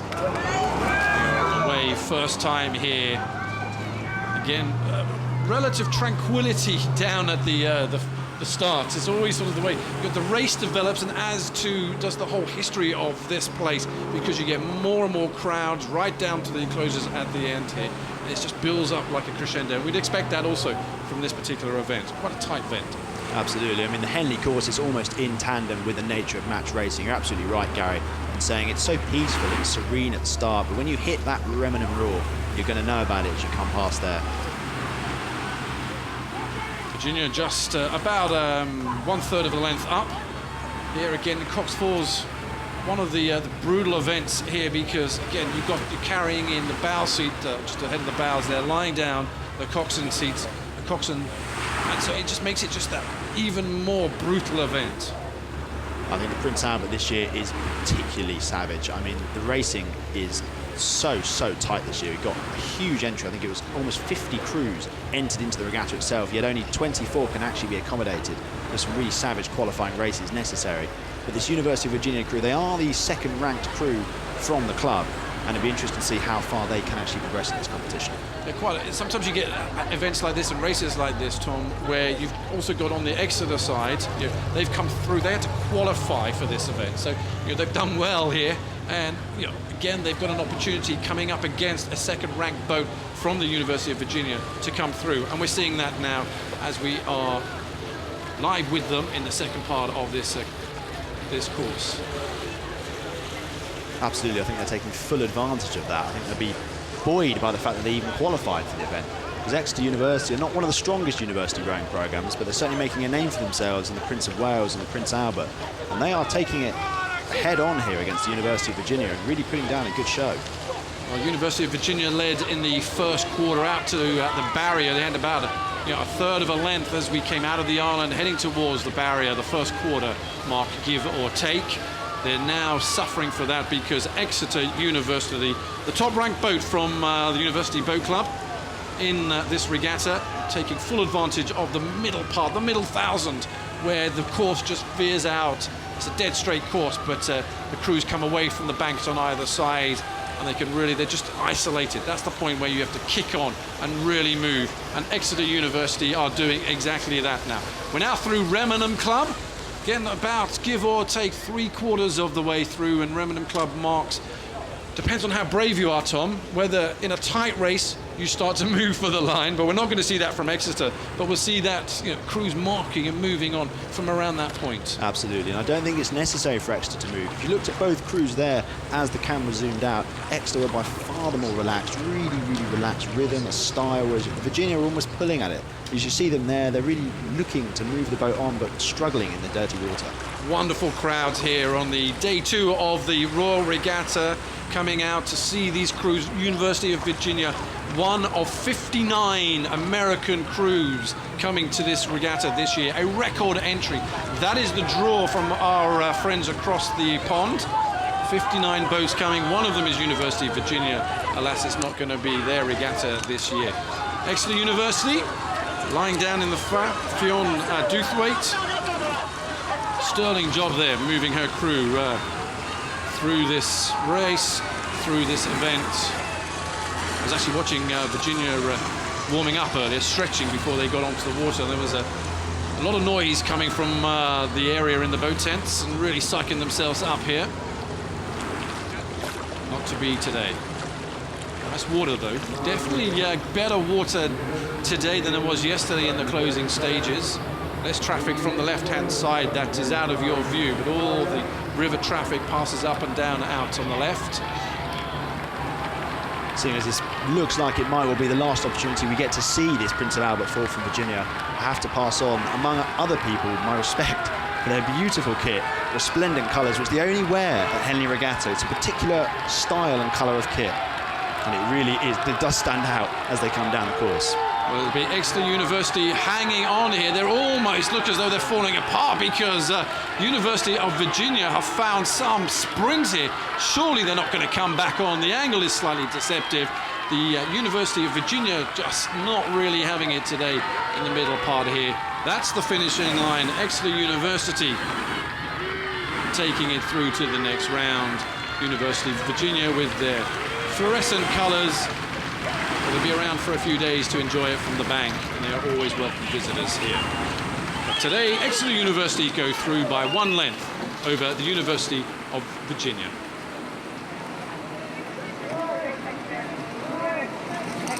I'm going to put a freshie on there.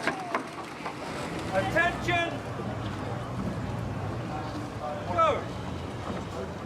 San Diego on the right, Nottingham on the left for the Challenge Cup, and I'm absolutely delighted to be joined by Sarah Cook, former member of the Australian national team. Now I believe trying to switch over to sailing. Sarah, what's all that about? Oh, well, you know, you've got to keep things interesting after a couple of Olympics, don't you? They say you can't teach an old dog new tricks, but beg to differ. Well, we can see, yeah, let's see what's going to happen with you and your road to Rio next year. But meanwhile, we are back here now.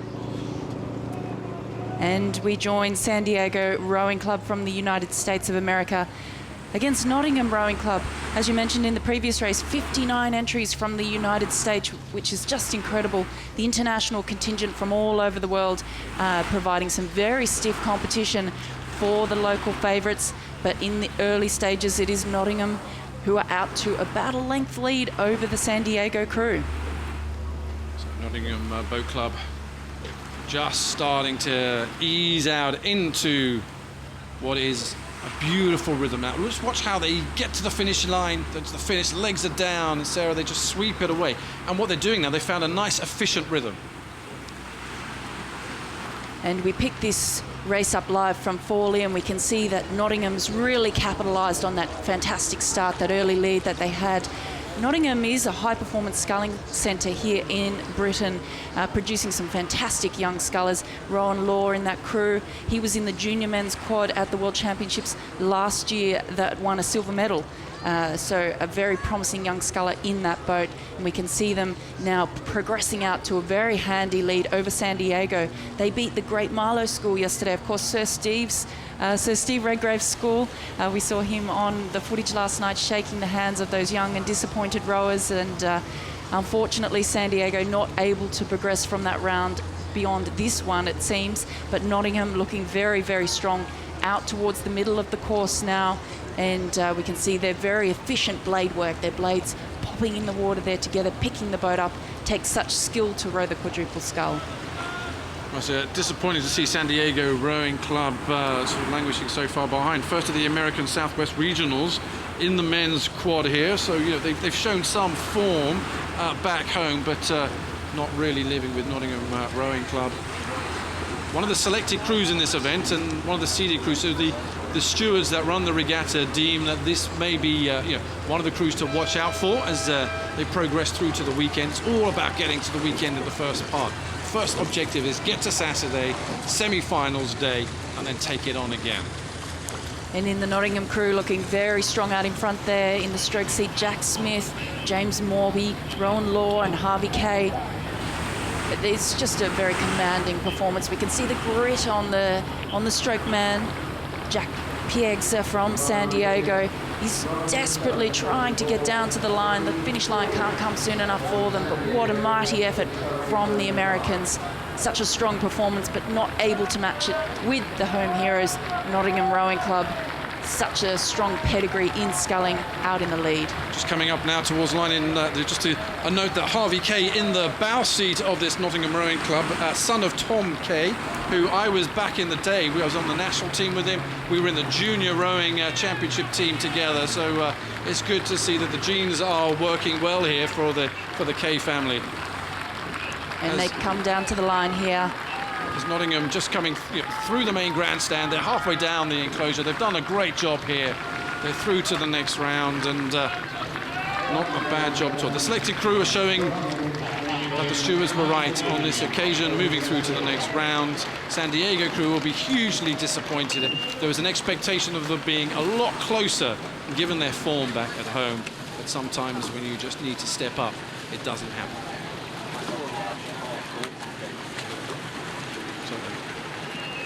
Harvey Kay there, just out of the picture, and over the line, San Diego come, heads down. They realise they were outclassed and outgunned.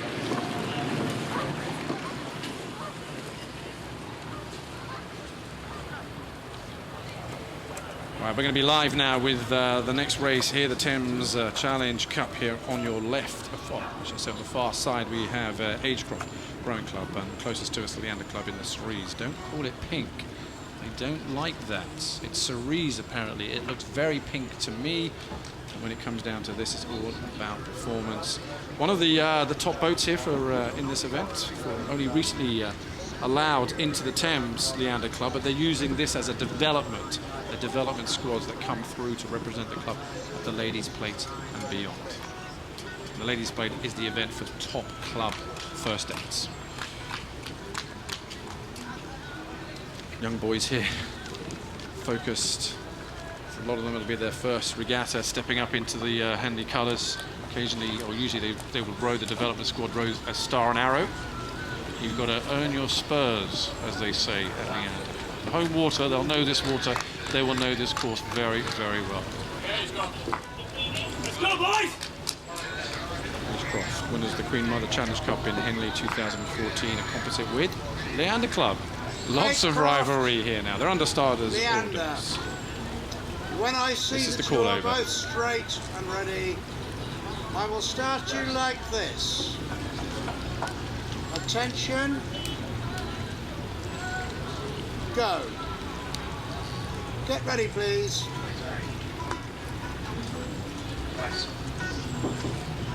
Just making sure to see the breeze. Look at the breeze, top of the boats. How it's moving the bows around. You want to be dead straight. Attention. Go. Sam Royston drives his men off the start here in this Thames Challenge Cup heat. Agecroft left of your picture. And one of the great beauties of eights racing is the noise. You go from silence to just deafening bangs of noise here in the eights event, in whatever regatta you're racing in. Look at Leander go though, absolutely powering off the start, taking with them Agecroft Rowing Club. This is going to be a good race here in the opening stages, Sarah. Yes, the aggression that Leander took off the blocks with. Both crews are desperate here to give it their all. We've been speaking about the fact that in match racing, in this kind of an event, every race is a final. You don't have the luxury for most crews, and as we can see here, to take it easy. You just don't know what your opposition's going to have. It is an event unlike any other, and we can see Agecroft, steely determination there, on the stroke man, John Ford, driving his men, and they are almost stroke to stroke there with Leander.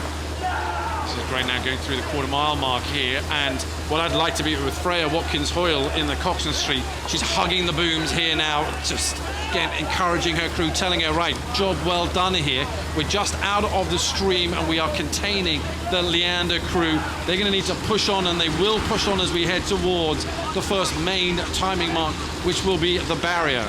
So the crew's now fully transitioned into race pace here.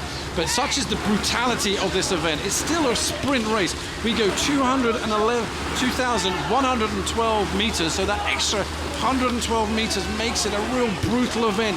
But you've got to front load it in match racing. This is what it's all about. It's just killing them off early, early, early. And at the Marlow Regatta, of course, Leander came 5th, Agecroft came 6th. We know it's a pretty even matchup. Who's going to be the best on the day here for the all-important progression into the next round? It looks like Leander may have the momentum with them at this stage, but Agecroft hanging in there. Fantastic performance from both crews here. What a race this is shaping up to be. One of the most traditional views of Henley Royal Regatta. Leander being warned. Surprising that Leander have been warned, given that it is home water here. Put a little bit of pressure on. Actually, I would be doing that as well. Again, in something like this where it is match racing, you can. The great thing about the job of the Cox is not just to get the crew going, your crew going as fast as you can and into the rhythm, but it's also seeing psychological warfare. That's what we want here. Psychological warfare. Come over, start to sort of put a bit of pressure on them, make the other crew move around, and then you kick out. These are the kind of things that should be going on here when you've got side-by-side racing. Leander just starting to move apart here. But look how close this is. Agecroft have not given up.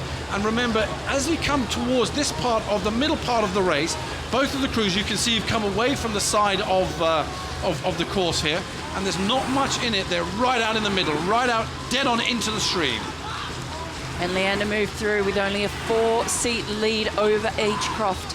Would you have expected to see this at this stage? I would have thought that I'd expect Agecroft just to be a little bit more into it there, making sure that they're front-loading it because they know they are more or less in dead man's water here, because the course will start to favour them as they come back towards Upper Thames here. They've got an overlap, and in an 8, you have to defend the overlap and then fight back. Pick off your players. Pick off each person one at a time. I think we're going to get a great race out of this. I really do. And there's a great shot of the Leander Club, the hometown heroes here on Henley. They've got just a slight advantage over Agecroft. Agecroft, yeah, just saying, so Agecroft is the top crew from the club at this regatta here. And what they're in now is, they're just in that place where they've got to go. They've got to attack it. And there will be a big push at Upper Thames, which we are passing now. And that was a huge push from Leander there. You could almost see their bows surge, lift out of the water. Clearly a very tactical move there to try and break contact. That's what the coxswain's asking for. Sam Royston in the coxswain seat saying we need to break away now. We want to kill any hope that they've got of coming back in the last stages of the race. So it's about putting it in, it's about biting it down and taking the lead and taking that clear water advantage, which is so important in match racing. If you can cover the moves that are coming from the crew that you're up against, you will be able to maintain the advantage, and that's exactly what Leander's done. They've pushed away, they're trying to open up that open water lead, but Agecroft just hanging in there. Just keep defending, keep fighting for that overlap from Agecroft. Here, John Ford in the stroke seat, really pushing on. This is a great effort from Agecroft, backed up by Ollie Ascot in the 7 seat, the stern pair. This now will be vital for the stern pair to pick on. The guys behind them are looking down there, looking for leadership, looking to take it on there. They want to drive. This could be the end for Agecroft here. So they now have to fire and throw absolutely everything at it, because it looks now as though Leander Club on the right of your picture in the cerise colours are just starting to move away again. And some serious pedigree in the Leander Club crew. Ex-junior oarsmen for Britain, Leon Redmond, Cam Murray, Jack Webber. So very, very skilled oarsmen in this boat. Good experience under pressure. They're trying desperately to break open into that open water lead that we spoke about.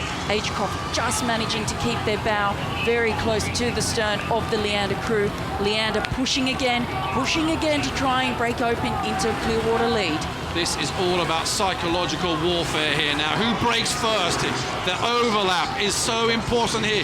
Agecroft doing a valiant job to keep it on. Who is going to be the mentally the toughest here? As Agecroft now lift up the rate. Up they go here. Up through 37 strokes per minute. But Leander have something in the tank. They respond. And this is going to be a real crowd pleaser here. Look at the faces, the three-man in Agecroft. George Holgate, big George Holgate in the three-seat there, sucking the air in, gritting through their teeth. Everyone is biting down now. We can see a cheeky little look across just with his eyes there in the four-seat from Leon Redman in the Leander boat. They want to make sure that they get there. What a comeback by Agecroft. Yeah, Agecroft have come back. They've got 10 strokes past the progress board. The last 10 strokes of this regatta now, perhaps for Agecroft. They've got to throw absolutely everything at it. The kitchen sinker's got to go out there now because Leander Club have done this so well to the line. They have held off Agecroft here for the development crew from Leander Club. Good minds, senior minds there, and excellent rowing right to the last stroke. But they will know that they did not have it all their own way. Look at what is taken out of them there. Leander Club, well done to you, and Agecroft there, a great job.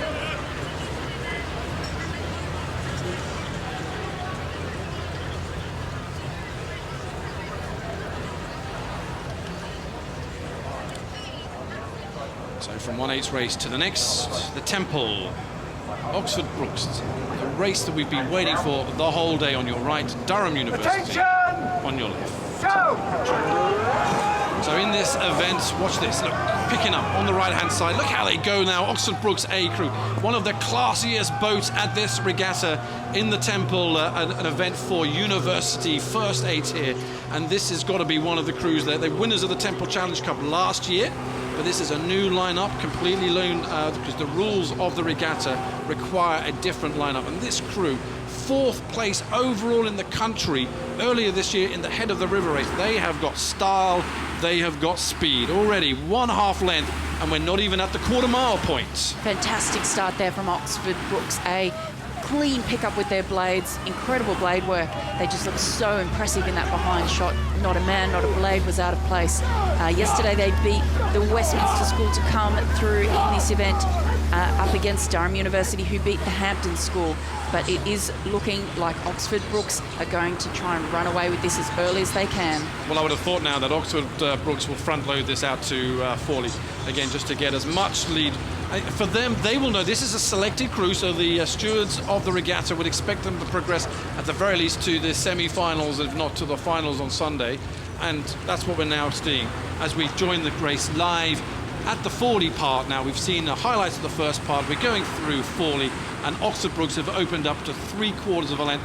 I'd expect them to keep the pressure on here, but they're not really fully 100% on it, and they would expect themselves to row away from Durham University. And looking very strong there. Very comfortable lead at this stage, which we expected to see. Fantastic blade work. So this is officially, again, all these crews race over 2,000 meters in the domestic scene here. This is officially one of the fastest Brookes crews ever at the Metropolitan Regatta early in the season, 5:37. You know, when we watch and we commentate on the international scene here, there's, you know, they'd be right up there in the B final of some of these men's 8s races. Yeah, absolutely. I mean, the skill and the strength and the power on board of this crew is quite exceptional. And we can see they've opened up to an absolutely massive margin. Stunning. Now.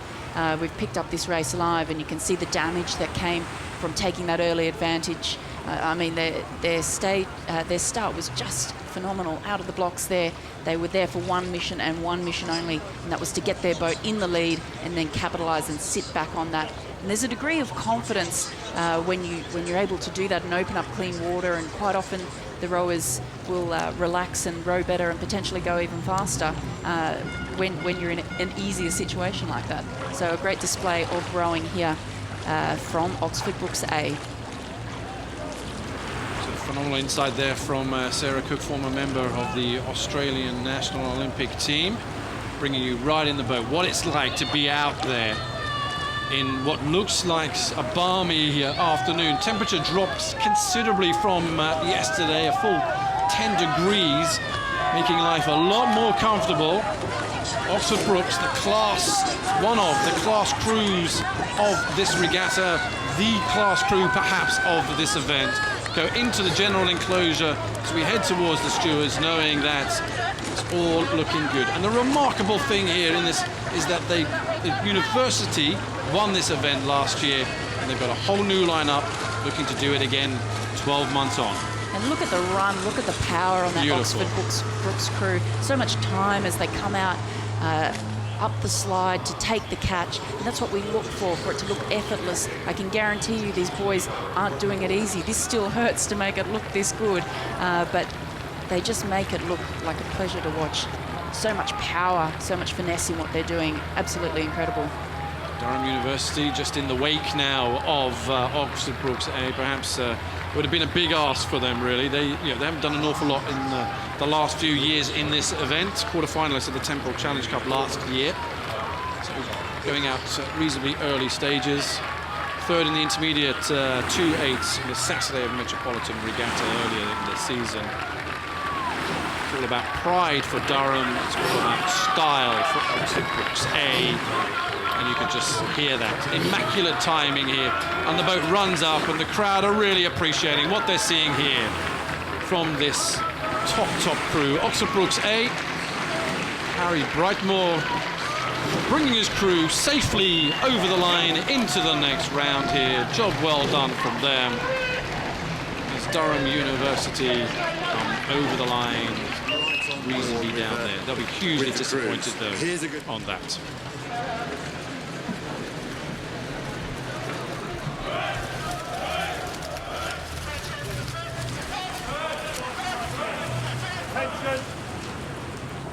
This is the visitors now, and University of Washington on the left of your picture, Collingwood College, Durham on the right. And watch out for the steering on this one here from Collingwood College. They're not renowned for getting off straight. They've done that in 5. Let's see if they'll go to 10. Oh, a little bit of steering there, and there is the bend, but safely there on the right-hand side, going back in towards the boys as they try to just get back into the pace here. Just an incredible move there. And it is incredibly difficult to steer on a course like this. It's a body of water that is moving, and you need experience, you need knowledge to understand how this particular piece of water compares. You know, it's so different, and that's what so many people love about it. And the more you come here, the more you learn. And look at this, though. Look at this, Sarah. This is going to be. I mean, they're not being warned now because they're behind, and University of Washington just up and moving away, clear water. So out of danger. That was danger there for University of Washington. Collingwood College, Durham, though, just writing their name. Nice signature there in the first part of this course. And an interesting crew from the University of Washington. We have 2 Americans in terms of the stroke and the bowman, but we have a German and a Canadian on board, so a bit of an international mix there. But the University of Washington, arguably one of the most successful crew programs in the world. Many, many international representatives, not only for the USA and Canada, but also for many other countries as well. So an incredible program that they have there, and great to see them here contesting the visitors. So that was just highlights of the first half of the race. We're now back live here for the second part. University of Washington, very strong, just loose and relaxed here. They're all of their varsity crew, winners in 2014 of the University Championships out in the United States. So good form in amongst all of this. And Washington, as we expected, one of the seeded crews, looking very strong, very comfortable, making quite easy work at this stage. Just a note there, the 2-man Schroeder from Germany, originally from Germany. 2014, he was 4th in the under-23 men's 8. So again, you know, they've got good pedigree, Sarah, in all of this, which is bringing this, because the visitors, it's such a tough event now. That's right, there's many international crews contesting the visitors this year. University of Washington, just one of them.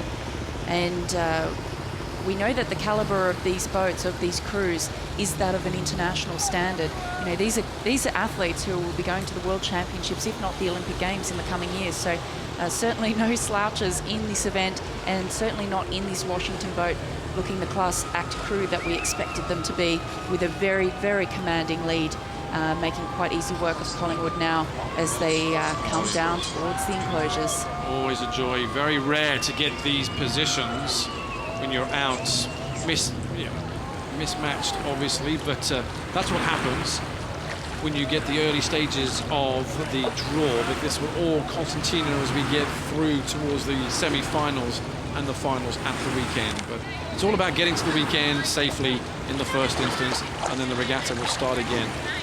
And it's interesting to see so many of the USA crews, particularly rowing in fours and quads, because typically they only row eights really in the college system in crew. So interesting to see them going down into the smaller boats, which sometimes does require a bit more finesse, a bit more care, a bit more run on the boat, which rowing an 8 all the time can squash out. But these Washington boys look like they know what they're doing. That 4 is running very nicely indeed. Nice long strokes, a lot of power behind those handles. Big tall men in that boat as they come down past the crowd very much enjoying what they're seeing. I'm sure a fantastic display of sweep old rowing. So the University of Washington, some 10 so strokes out from the line. Just demolishing Collingwood College Durham here. The expectation is that would happen. University of Washington, one of the favoured crews here, albeit they're not the top boat from the university. Great confidence booster here. That's what you want to do here in the early stages of the regatta. Have a couple of races like this where you just get rid of the nerves, get it all out, get ready, get localized, know exactly where you are on the course. The points, they'll know, they'll mark out. They're coming up towards the finishing line, inside the last 10 strokes. And all IRA champions on this boat from their second and third varsity crews, so definitely winning the IRAs in the US, the championships over there, is no mean feat. So very skilled oarsmen here. We look forward to seeing them over the weekend. The University of Washington progressed to the next round of the Visitors Challenge, and Collingwood College Durham waiting just to come over the line. Well, perhaps their first port of call is to work on their steering in the first 100 metres, because they seem to lose it really. They were out the back from that point. And this is an incredible margin of victory. So it's looking like still coming up to the line, 10 out from the line. Must be the biggest victory and distance between first and second the regatta so far. But they're safely home, and no doubt they'll have a story or two to tell about that.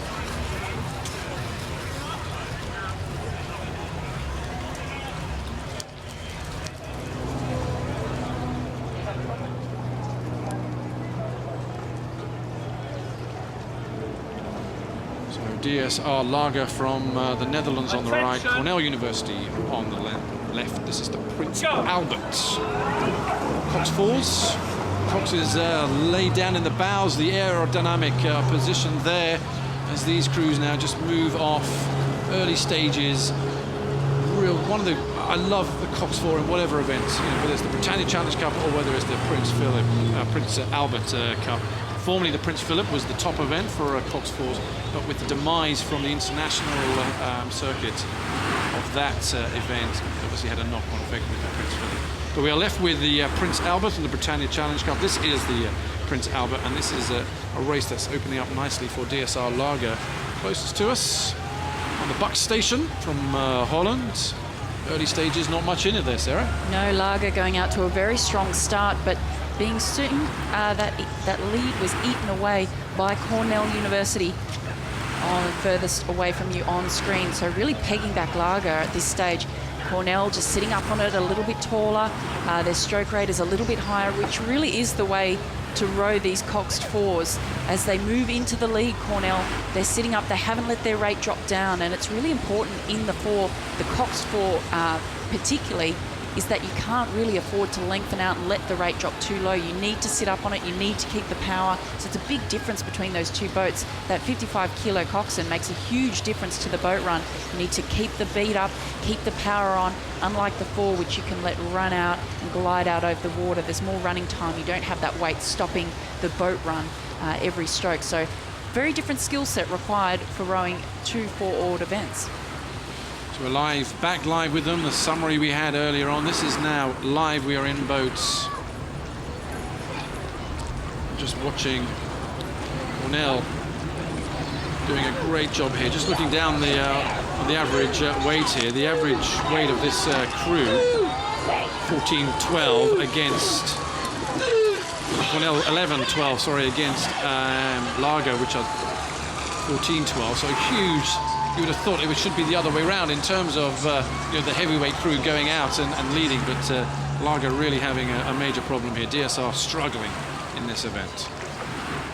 Yes, Largo were quarterfinalists in the Temple Challenge Cup at Henley in 2014, winners of the Temple Challenge Cup at Henley in 2013, whereas Cornell were semi-finalists in the Temple Challenge Cup at Henley last year. So here in the Prince Albert, in the school men's Cox 4, looking to try and go a couple of steps better, hopefully, at least for Cornell anyway. It looks like the journey will end for Largo today, but certainly for Cornell, they'll be looking to better their semi-final position in the Temple Challenge Cup last year.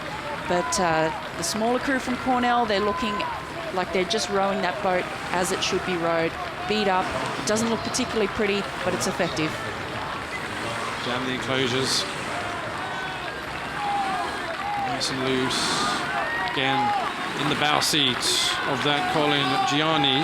The bow seat of the Cornell boat will just be whispering to his cox where they are in terms of distance. They'll be reacting accordingly. They'll know that the job is done. They are through from DSR Largo Holland. The winner of this heat, the Prince Albert Challenge Cup, as Cornell University from the United States of America over the line now. DSR Largo from Holland. Well, you can't win everything.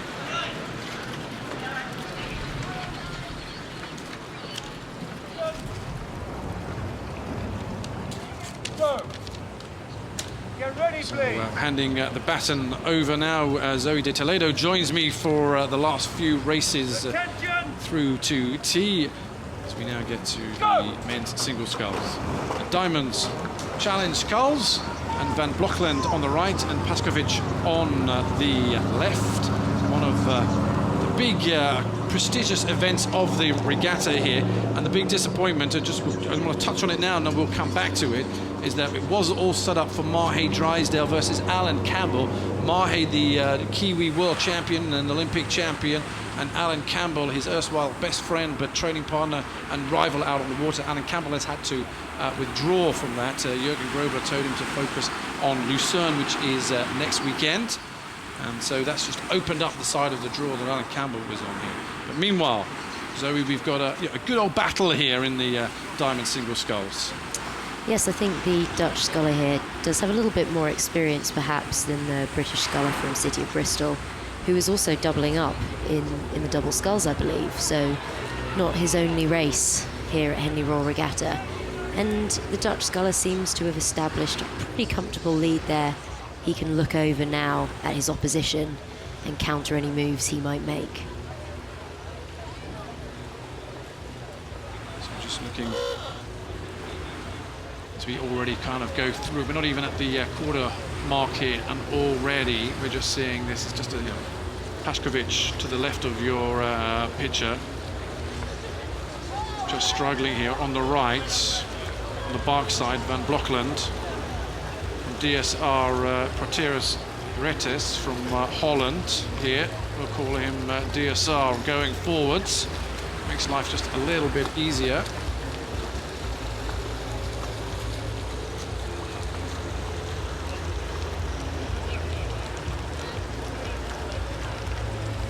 You can see from this shot the scullers heading towards us. It can be a little bit deceptive. It can make it look like crews are slightly closer together than they appear to be, but you can see that Van Blokland really sitting out tall ahead there.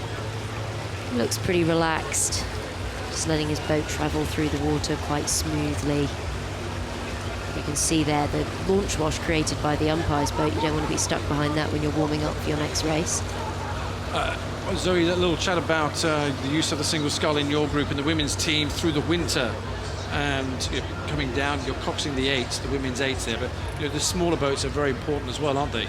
The smaller boats form a large part of selection for the GB team. The early races into squad races are done in singles, and then they move, the sweep squad move into the pairs.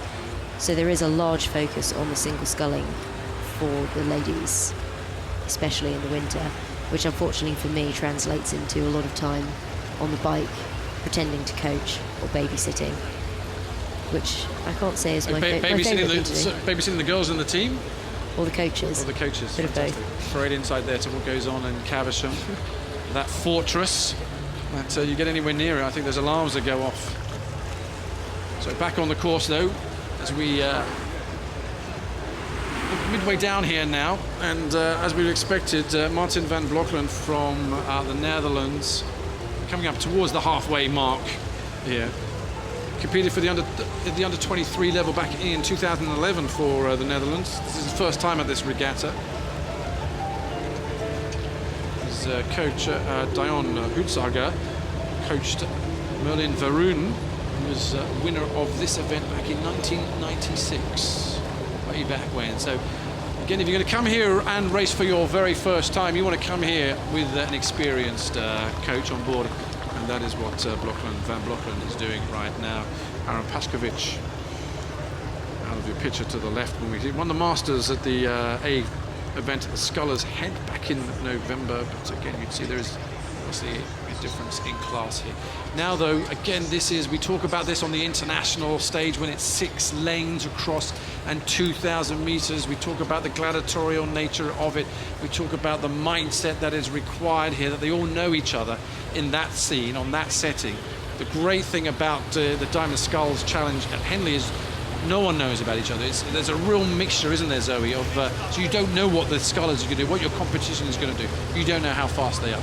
No, absolutely, and there's certainly the aspect that you need to make sure that you go out hard and you go out aggressively, just in case your opposition is a little bit more than you expected. I know that if Paskovic is doubling up, he might perhaps be thinking now this is the time to conserve energy for tomorrow's race. I think he's got the Graves double from the US, so there'll be fearsome opponents tomorrow, and perhaps at this point he's thinking, well, I'm not going to get back through here, maybe now I should relax a little bit and save myself for tomorrow. You're training at Caversham with your team, the Cox of the Women's 8, Lucerne next week, the week after Henley. Everything seems to be going well and coming back up for you there. And so, can you give us an insight also, Alan Campbell as well? We're going to talk more about the Women's 8 through the next few days. You're racing at the Remenham in the Remenham Challenge I think it's at the weekend. Is it? You start the weekend? Start tomorrow. Start tomorrow. Yeah. So any focusing on the single sculls here, and Alan Campbell, you see him up and down. Is he good? Is he looking all right? Is he happy? Is he smiling? Yeah, Alan is usually smiling. We always make fun of Alan because for some reason he seems to create an awful lot of wash for such a small boat. So we always try and avoid rowing behind him at any point in time at Caversham. But no, I think he's made a sensible decision to focus on Lucerne, which unfortunately for the GB team, as much as we love Henley, has got to be our main focus and our main priority. And for him, having missed out on the World Championships last year, it's going to be very important that he puts in a good performance at Lucerne and can set himself up nicely for the World Championship finish that he probably deserves. One of the events, back in the day, this event, when you get through to the latter stages, semi-finals and finals, has really set up some great challenges. One of the events that, and dare I say it, just between you and I, don't mention it beyond us, that Sir Steve Redgrave hasn't won here. I believe it's a sore point, so, but I just leave that with you. Don't mention it if you are down and around the regatta, if you do bump into him. But it's because he loves this event. He loves single sculls because it is down to you. You're good and bad on the day. No one else responsible but for yourself here. And we're seeing a great performance here by Martin van Blockland from DSR Proteus Retes from Holland, former under 23. First time we've come to this regatta. Paskovic from the City of Bristol Rowing Club. One of the interesting things to notice with a lot of the crews, the international crews who are racing over 2K, and that's what they really are trained for, is how the extra 112 meters and that little bit of upstream rowing can really catch them out. Quite often you see international crews competing against each other, and one will really struggle in the dying stages of the race, perhaps just not quite tailoring their race plan effectively or slightly misjudging the distance. You were out on this course earlier today. I saw you guys coming down the course. We were. Give us it's just, it must be a great feeling when you're here rowing competing in front of the home crowd. Yeah, we rowed in the lunch break today, and it was probably one of the bounciest rows I've ever had at Henley Royal. But no, fantastic. The atmosphere is always great. And still getting cheers even as we're just out training, which is lovely to hear. That's one of the special things about this place. It's always one of the special things for me as well as a spectator when you've got your national team here racing in their club colours. We look forward to seeing Zoe coming down in the women's eights tomorrow in the Roman Challenge Cup. But meanwhile, out front and safely over into the next round. He is not going to have it all his own way tomorrow. Martin van Blokkeland from DSR Proteus Holland, safely through convincingly from Aaron Paskovic from the City of Bristol Rowing.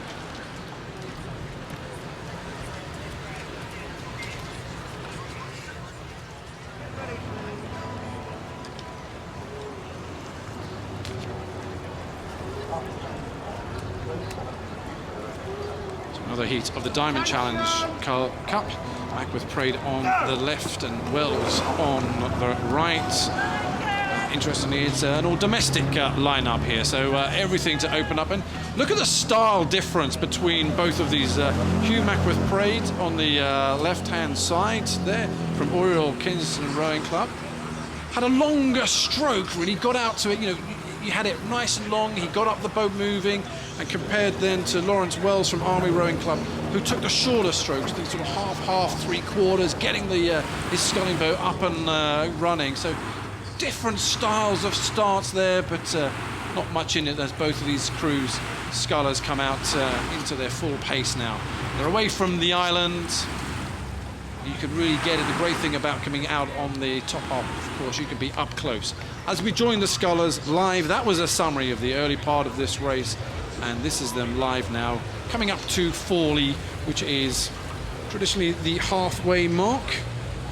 From Fawley to the finish line, 1,065 metres on this course, full course of 2,112 metres.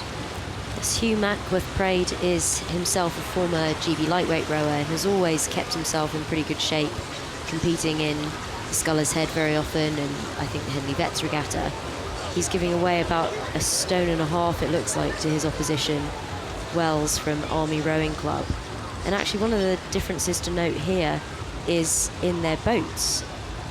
Wells is rowing in carbon fibre Filippi boat, Italian make, whereas Hugh Mackworth Praed's rowing in a wooden scull, beautifully handmade wooden scull, but not something we see very often anymore, as carbon fibre is that much lighter, cheaper, and tends to be the gold standard now for boat manufacturers. So interesting to see that Hugh Mackworth Praed is stuck with this slightly more traditional type of single sculling boat. Captain Lawrence Wells, logistics officer, Army Rowing Club, through the Upper Thames, which is an important marker again, where crews start to squeeze on for the line in the tighter race ones, when it's, when the competition is right on, but opening it up, a very impressive space between him and Hugh Mackworth Praed from Oriel Kensington Rowing Club. And he can afford now, Lawrence Wells can afford just to sit in the middle of the course, because he knows that it's very, very unlikely for Hugh Mackworth Praed to come back on this one. Hugh now coaches at Shipley College, which is just down the road. Famous alumni from Shipley College. In Hunt Davis, Olympic champion back in 2000, men's A. You remember that race?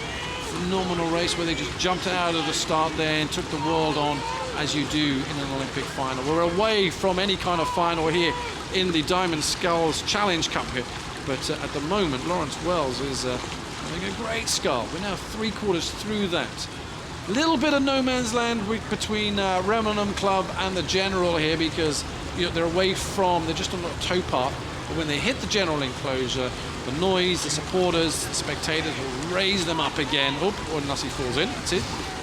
Lawrence Wells. Tricky old water, Zoe, it is tricky, as you alluded to earlier. Henley on the best days is rough because of the launch wash that's bouncing around from all the cruisers around you and from other boats heading up and down the course. On a day like today, when there's a little bit of extra wind, it's a little bit gusty, that just adds to the uncomfortable feeling out there. We found it hard enough going in the 8, so not something I'd want to be doing in a single scull for more reasons than one. But these guys seem to be handling it pretty comfortably. Lawrence Wells looks fairly relaxed here as he comes down towards stewards. They need an event for Cox's, mixed double sculls. Is that what we'll be contesting next week? I think we take them all on, but we could only start from 100 meters out. I'm not good for 2,112 meters. I don't think I'm very good for 112 meters, to be honest with you. But better than for 2,112. But the spectacle of it, and then we'd all fall in at the end. Anyway, into the closing stages, the Diamond Sculls Challenge Cup here. For single sculls, there is a class entry across the field here, including Mahe Drysdale, the Olympic champion, the world champion multi-medalist here. Real anticipation for him at this regatta. See, we haven't really, we saw him at Varese, I think, last couple of weeks ago, the last World Cup, coming out on top on strong form there. So the crowd eagerly awaits the appearance of Mahe. Closing stages. Lawrence Wells, Army Rowing Club. Solid performance here from him. And he knows, though, as he progresses through, it's not going to be as easy as this. And Hugh Mackworth-Praed, former GB lightweight rower, a little bit off the pace here. Coaches at Shiplake, so again, probably not training 100% into this event as he can do. But such is the addiction of this regatta, the magic of this place. It never leaves you. First to last appearance.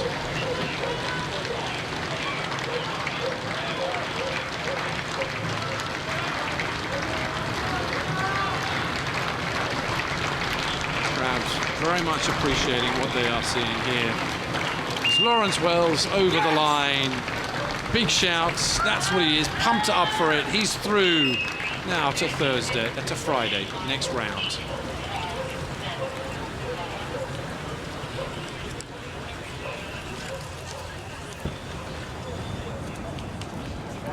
Well, this is going to be a great event for Goldie Boat Club, the Cambridge University Boat Club. Attention! Go! A and B, A on the left of your picture, B on the right. The Prince Albert Coxed for events, for college crews. The one on the right, the B crew here. It's a development crew, no representation from the boat race Goldie crew. And at the boat race, the Goldie and Isis, Goldie is the second boat for the main blue boat. No member of that crew on the right-hand side, but if I look onto the left-hand side, 3 of these guys raced in the losing Goldie crew in the Oxford Cambridge boat race earlier this year. And you can see now, contrast and compare the stars, looking a lot more authoritative on the far side. Goldie A, coached by both of these crews, coached by Steve Trapmore. He too of Olympic fame. He coached the Olympic gold medal 8 back in 2000 in Sydney. Yeah, it's always a bit of a shame in the first round of racing in an event when an A crew meets a B crew, because unfortunately the outcome is usually fairly obvious. My first ever Henley Women's Regatta, I think, I ended up racing our B crew in the very first round, and it doesn't feel particularly pleasant to knock out a crew from your own club and a crew that you would otherwise want to see do as well as possible. Unfortunately, that is the nature of a random draw, so there's nothing really much we can do about it. But as you can see here from the shot, Goldie A absolutely dominating this race, couple of lengths clear water there between them and the development crew. Just look, not surprisingly, a little bit scrappier, not as quite well together, not as quite as long in the water as their compatriots in the A crew. The B crew were knocked out in the first round of the Prince Albert Cup last year. We are now live with them in the second half of this race. The Prince Albert Challenge Cup, the event for University Cox Fours. Goldie A on the left-hand side, Chris Black, Piers Casas, Charles Fisher and Ali Abbasi in the stroke C, coxed by Hugo Mbasson, lying down there in the bows.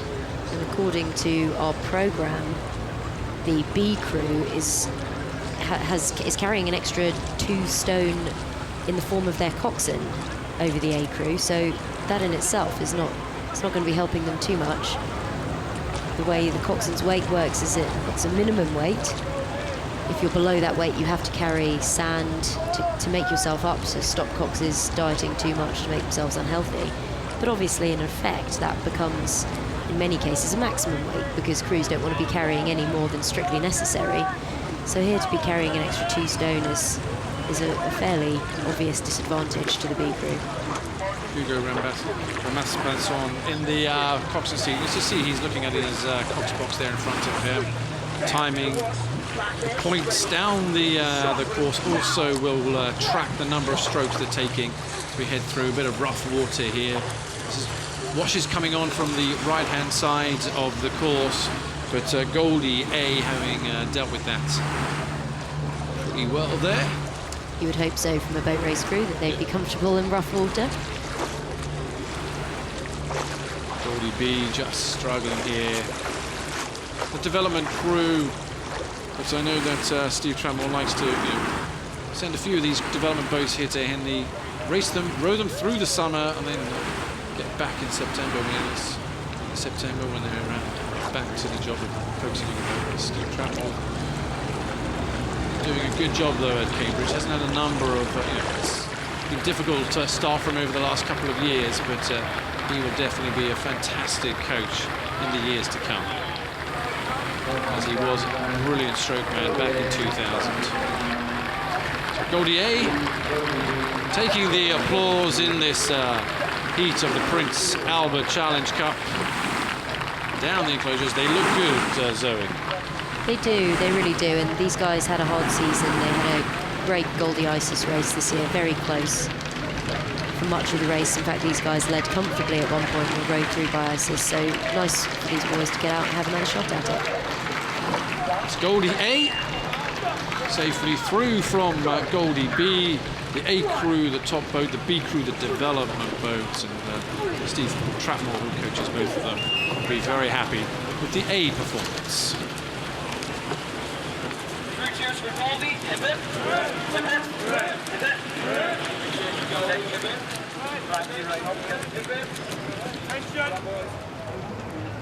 Go. This is the Wyfold Challenge Cup, and Radley Mariners on your right-hand side, and Wolsey Boat Club on your left. Attention. Go. Great conditions down at the start there. It's almost like a little tunnel here. On the left-hand side, you're protected by the bank, so Wolsey Boat Club protected by the bank as they head off through 37, 38 strokes per minute. They're up there sprinting high. A little bit of steering there from Radley Mariners coming out. You want to track the boys on the right. Go down alongside the Temple. That was the summary of the early stage. We're now out to midway between Temple and the barrier here. And that early bit of steering in the Wyfolds for the crew closest to us, Radley Mariners. Remember, Radley are the Mariners are the Radley College alumni club here. Radley, over the years, great pedigree in the Princess Elizabeth Challenge Cup, so you'd expect them to be pretty good. Wolsey got out to a very clean start. You could see from the shot behind them, they looked powerful, they looked together, they looked very crisp in the way they were dropping their spoons into the water, and that's really telling here. They look like they've expended less energy than Radley Mariners to get here. Radley look a little bit scrappier, a little bit like that start is telling on them. whereas Molesey look like they're starting to stretch out into a comfortable and maintainable mid-race pace. So the Wyfold Challenge Cup is definitely an event that Molesey Boat Club are focusing on. This crew have been a top performer in all the domestic races, and the entries, particularly at Marlow, they did splendidly well there. They finished second in Elite Cotswolds 4, so that's an event above the category that they're racing on here at Henley Royal Regatta. So, again, crew that we should watch out for as we go through. They're now through Upper Thames, through Remenham Club. They'll have got a huge roar from the Molesey contingent at Remenham Club. Looking very solid. Molesey always put out some brilliant crews at all levels. Absolutely, Molesey have a fair few representing in the GB team, so there's a couple there for them to look out for, but they always have strong club crews and generally strong crews in the intermediate events as well. This, I believe, is their top club crew and arguably the domestic favourite for this event. Just as we watch Molesey in a Cotswolds 4, just reminded that Andy Hodge is out and hopefully he's back training. He hasn't been performing at the senior level this year for a number of reasons with illness. We wish him the very best, as does the whole of Molesey Boat Club. We're right behind you in your road to recovery, coming back on track, and hopefully we'll see you at Rio next year. You can see Radley Mariners just getting a little bit scrappy here. If you look at their oars, you can see that they aren't quite entering the water at the same time. And if you look at their steering, you can see that they're really weaving their way around as strokes like that happen and people miss strokes. So this is going to be making really hard work for whoever is steering this Radley Mariners boat. At the moment, they're on track to row into the booms on the wrong side of the course. Moving into a more of a bumps type, old-style bumps race here, but the distance is way down. Molesey have got this in control here. It's an example of well-executed race tactics, and then when you've done that, keeping it all together, they are nicely tight. Great crew here. Liam Tustin in the bow seat, Christopher Ray at 2, Harry Glenister at 3, and closest to us in the stroke seat, Alistair Douglas, responsible for leading these guys over the course.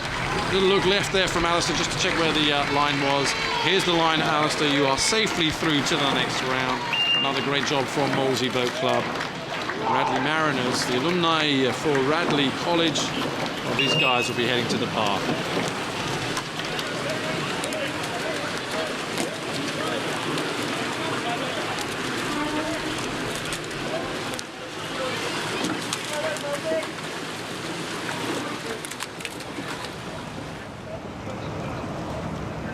Princess Elizabeth Challenge Cup, Shawnigan Lake School, Canada. On your left, Boston College High School, USA.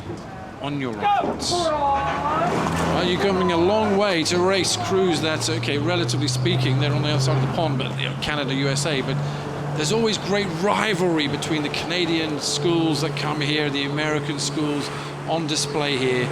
So much going on in this race. Shawnigan Lake School, one of 8 selected crews. They're on the left, so one of the seeded crews. The expectation is that they should be the faster, but anything can happen here. Look at that. The race has been taken on by Boston College, closest to us here, as we join them. Nice mid-part here, midway through from the temple. We're now live with the race at the halfway mark. We actually did a start this morning against Boston College High School. We rowed a 200-250 metre piece with them, and they're a great crew. I must admit I have a little bit of bias here. I also was invited to dinner with them last week, and they're an absolutely delightful bunch of guys, and it's a shame that these two crews are meeting so early in the regatta, because this Shawnigan Lake crew is certainly classed as one of the top Canadian crews, and Boston themselves have also had a good season in the US. I must admit, I expected Shawnigan Lake to be leading, and I'm pleased to see this Boston crew really fighting this out here. Well, this could be a real turn of events here as we head through Upper Thames Rowing Club by just short of a length here. Boston College High School from the United States of America are leading, one of the favourites for this event, Shawnigan Lake School, Canada. They were the last overseas school to win this back in 2008, Shawnigan Lake. So a good pedigree when they do come, but surely now there must be clear water. When you've got clear water on this course, the door is well and truly closed on you. There's no way back here. It's going to take a monumental effort. Both crews starting to look a little bit untidy as they come down into the later part of this race, but unfortunately it seems to be telling a little bit more on Shawnigan Lake than it does on Boston College. Boston College at the moment look a little bit surprised to be where they are, I think, but they seem to be stretching away at the moment. Well, this is remarkable. I mean, it is a turn of events here that we would not have expected way back on the start line when Shawnigan Lake, the selected crew, was sitting level with Boston College High School. Made the Friday Boston did last year of this event. 4th place at the men's youth 8 at the head of the Charles last year. One of the great events on the international circuit. You can never get out to the head of the Charles in October. It's well worth a trip there. It really is a remarkable feat of organisation. They count them out, they count them back in over 2 days, various different levels. Boston College High School doing head of the Charles. Proud here today. Of course, anything can happen at Henley Regatta, but this Boston crew look very much in control of this race now. The Shawnigan Lake crew just swerving a little bit there. And if you look at them, if you look at their bodies, it just looks a little bit more sluggish than the Boston crew. It looks like they're struggling. And that, unfortunately, is the nature of rowing. When you're being led, you can't see your opposition. So you might be able to hear them or just feel the wash from their blades out the corner of your eye. But it is a very demoralising place to be in. You really have to trust that your coxswain is honestly telling you where you are, and if you still have a chance. I must say, coming into the enclosures, this looks like it's going to be all Boston. Coming up to the progress board, which is about 10 strokes out from the line here, and the crowd are well and truly appreciative of this fantastic race. This will be a big surprise here now. It's a Boston College High School who have never really challenged the big names in this event, are putting out Shawnigan Lake School from Canada, and they've put them out with such style. Listen to the noise here at Shawnigan Lake School, one of the selected crews join Abingdon School out of the Princess Elizabeth Challenge Cup. That is the greatness about Henley. Oh shit.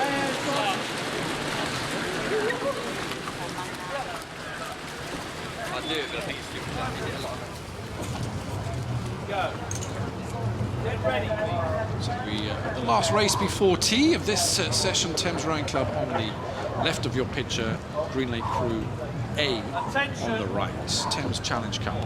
Go. Well, 30 years ago to the year, I first came to this regatta as a 15-year-old kid, and I coxed the Thames Rowing Club first 8 in the ladies' plates division here. Well, this is the Thames Rowing Club top boat at this regatta this time round in the Thames Challenge Cup here, and Thames Rowing Club have got all their focus on this particular event. So it'll be a great pleasure to call these guys down this course. Green Lake Crew A, one of the selected crews. So you've got here early stage regatta, 2 selected crews coming up against each other. Thames Rowing Club on the far side and Green Lake Crew A closest to us. And look at that. What you want to see is a crew just pacing it along right up against the booms, making the most of the water here. Hug it out towards the barrier. We're through the barrier. We are joining it live now. This is the Thames Challenge Cup. This is Thames Rowing Club coming through the halfway mark. Fully halfway and opening up clear water from Green Lake Crew. And by some margin there, Zoe. Yeah, it looked like Green Lake had got off to a pretty punchy start. They appear to be taking more strokes per minute than their Thames counterparts, and that might have been a little bit more effort than they could sustain further down the course, as this is a comfortable, very relaxed lead now from Thames Rowing Club. Big focus on this crew. They've made the semi-finals every year since 2010. So big hopes on this crew is the one that goes through that. this club's been chasing a win in the Thames Cup for quite some time now. They've got a new coach down there at Thames who's been there the last couple of years, Ben Lewis, who was my coach at Leandra in 2008. And he's really turned the focus on. When I first left school, Thames was renowned as a women's club. And actually the women were the ones who really ruled the roost there. The GB women's sweep team used to train out of Thames. But it's very much turned around now, and the men are stepping up and moving on their performances and changing, I think, the focus of the club a little bit. Constance Pido in the coxswain seats coming through at Ramanam Club, and this will hearten and warm the supporters at Ramanam Club, because Thames Rowing Club is one of the founding members of this Henley-based club. And they're looking pretty smart, long and relaxed here. Again, they will know there'll be a huge amount of relief, because when you're in an event and you finally come up against a selected crew, the first thing that comes to your mind is that it's side by side for pretty much most of the regatta, most of the course. So if you can just close the door early on, which Thames seem to have done here, that's a big, big relief. And then you can really focus on quality rowing, getting everything right, and just stepping up to the next level. This Green Lake crew are from Seattle, Washington, I believe. And my understanding is that they are predominantly a junior crew, if not entirely a junior crew. I'm not entirely sure what it is that's keeping them out the PE. It might be that a couple of them have crossed over that 19-year-old barrier, but something's also keeping them out the temple, so I suspect there's the chance that there are a few senior members of that crew. I know they do have some adults rowing, but it is predominantly a high school rowing program. So still a good performance for them coming up against this Thames crew, who are much bigger and much stronger guys. Well, if my eyes were correct there, the Thames Rowing Club crew, the boat they're racing in is named John Stevenson. I'll have to just check and confirm that again. My first coach when I rocked up at Thames Rowing Club back in the day here. Great man down there, real stalwart in the early days of coaching at Thames Rowing Club. On the men's side of things, in a time when, as Zoe alluded to, was dominated by women's rowing, and rightly so, producing phenomenal results. Nice view down to the line. They're through now, Thames Rowing Club, the progress board. It's the board that shows the results and where the crews are to the enclosure, and from there they've got about 10 or so strokes to the line. Thames Rowing Club, Constance Pido in the stroke seats, has done a sterling job here. The boat's running beautifully over the top here. Plenty of time, plenty of run. Challenge in the stroke seat, 12 stone and 7 ounces. Crew average 13.8. Not a heavy crew, but a solid crew. Thames safely through, putting out Green Lake Crew A, one of the other selected crews. This is now just opening up the Thames Challenge Cup. So that's it from Zoe De Toledo and myself, Gary Herbert. Coverage continues at 5:30 BST, and for us it's off to tea. Thanks very much for your company.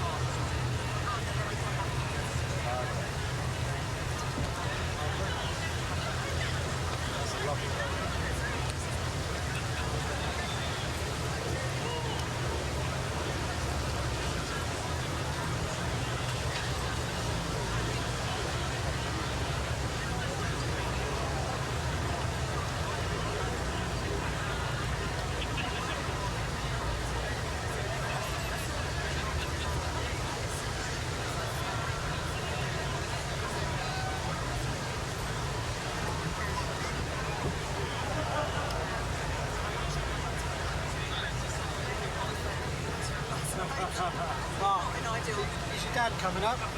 Today? Yeah. No, he's here on Saturday. He's here Saturday. He's coming with Mum and some family relatives, so he'll probably be there Saturday. Okay.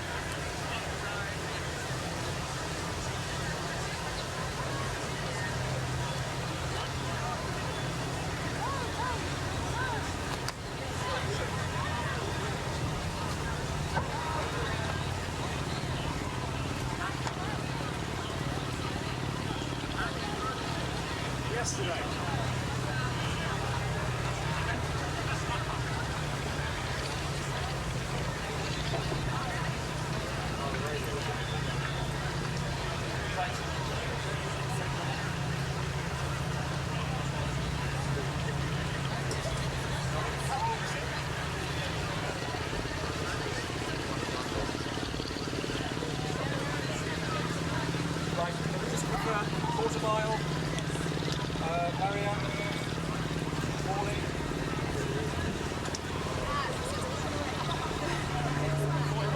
41, 42. 240s.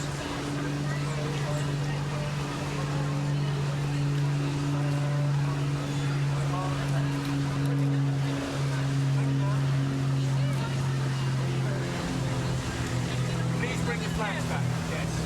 Flags back. Yep.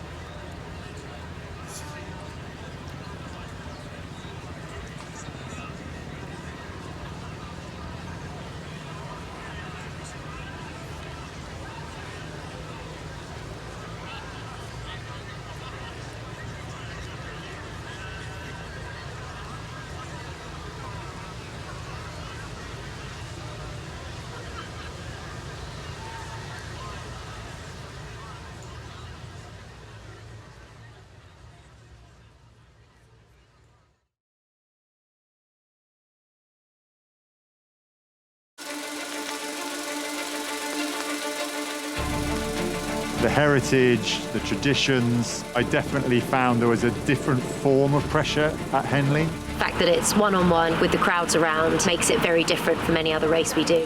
I used to love racing here. I loved the side-by-side. It's more gladiatorial.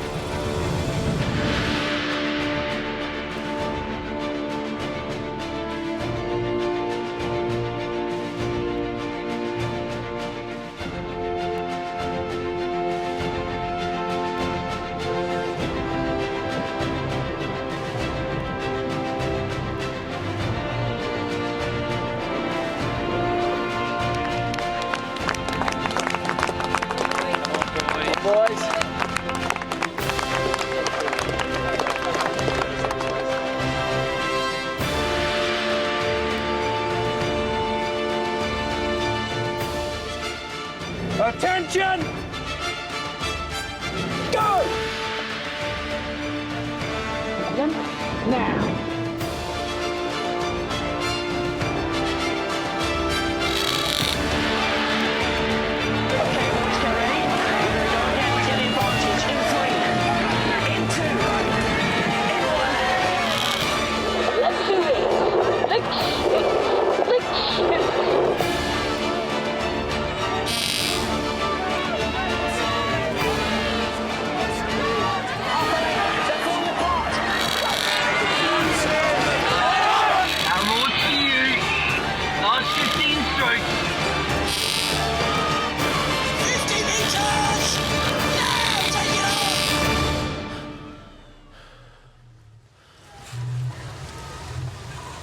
Good afternoon and welcome back to Henley on Thames, day 2 of the Royal Regatta, the tea interval complete. Back to the live racing in a few moments' time.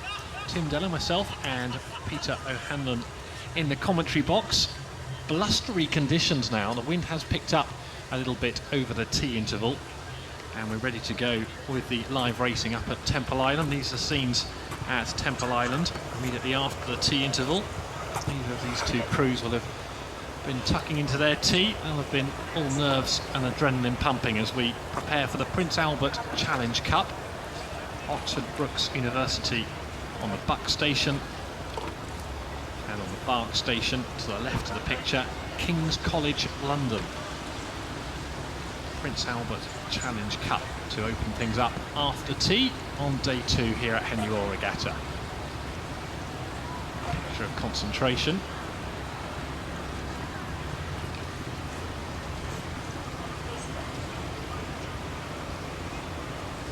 It's calm on the surface, and at the moment the trees motionless, the leaves not being buffeted around too much, but the wind in the last few minutes did pick up.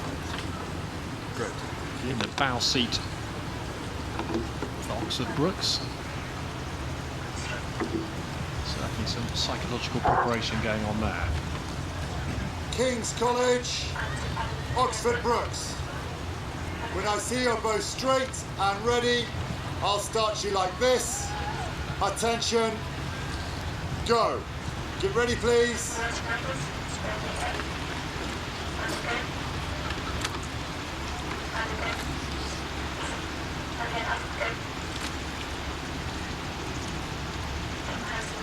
Attention, go! The dulcet tones of Sir Matt Pinsent getting things underway after the tea break here at Henley Royal Regatta. And as we say, on the Bucks Station, we've got Oxford Brookes University. On the Bark Station, King's College London and the Prince Albert Challenge Cup. And how will they navigate their way past Temple Island? Well, they seem to have kept right pretty successfully there, Oxford Brookes University. Peter, it's fascinating, isn't it, watching the start of these races and how they navigate through these difficult opening stages. I love it. The release of that tension that we were just watching there as they were getting ready to set off.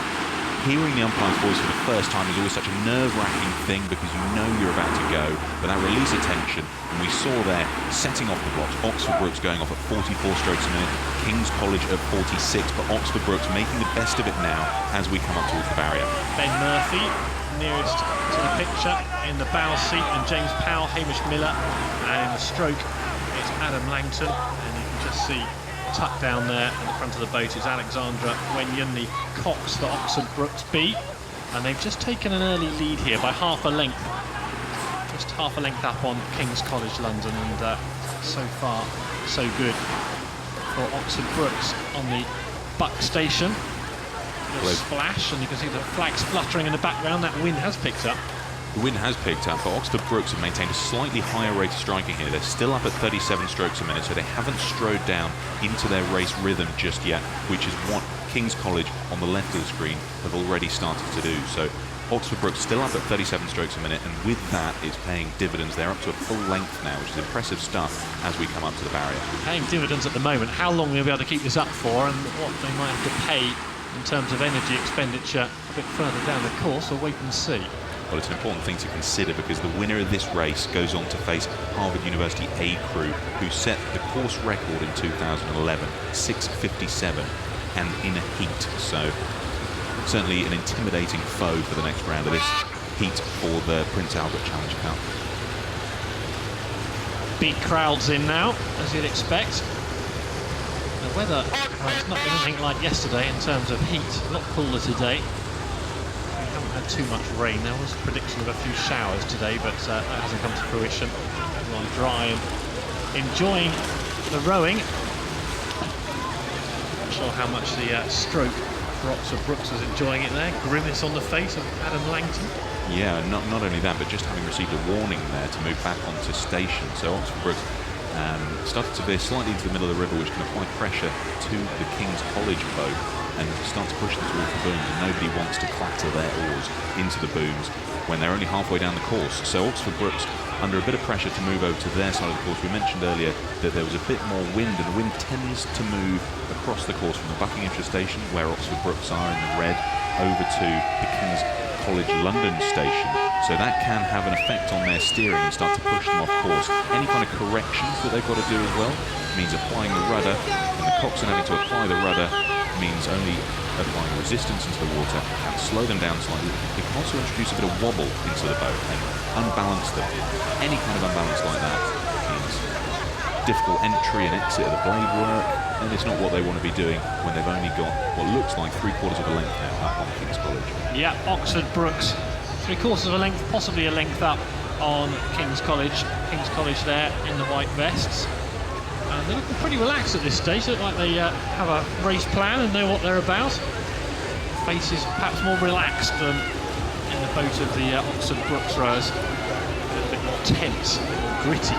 It certainly looks it. I mean, they're only striking 32 strokes a minute here, which makes me think they've probably got an extra gear for a really strong surge as they come up through the enclosures. That tends to be the point in most of these cruise race strategies. If they're ever so slightly behind, as you come into the enclosures and you start to get that moral support from the screams and cheers on the bank, that's when they start to kick it up a gear and really try to get back into contention for a win, which is ever so crucial, because in these races, one crew goes forward, one crew goes home. But look at that, Oxford Brookes still making the best of it and extending their lead.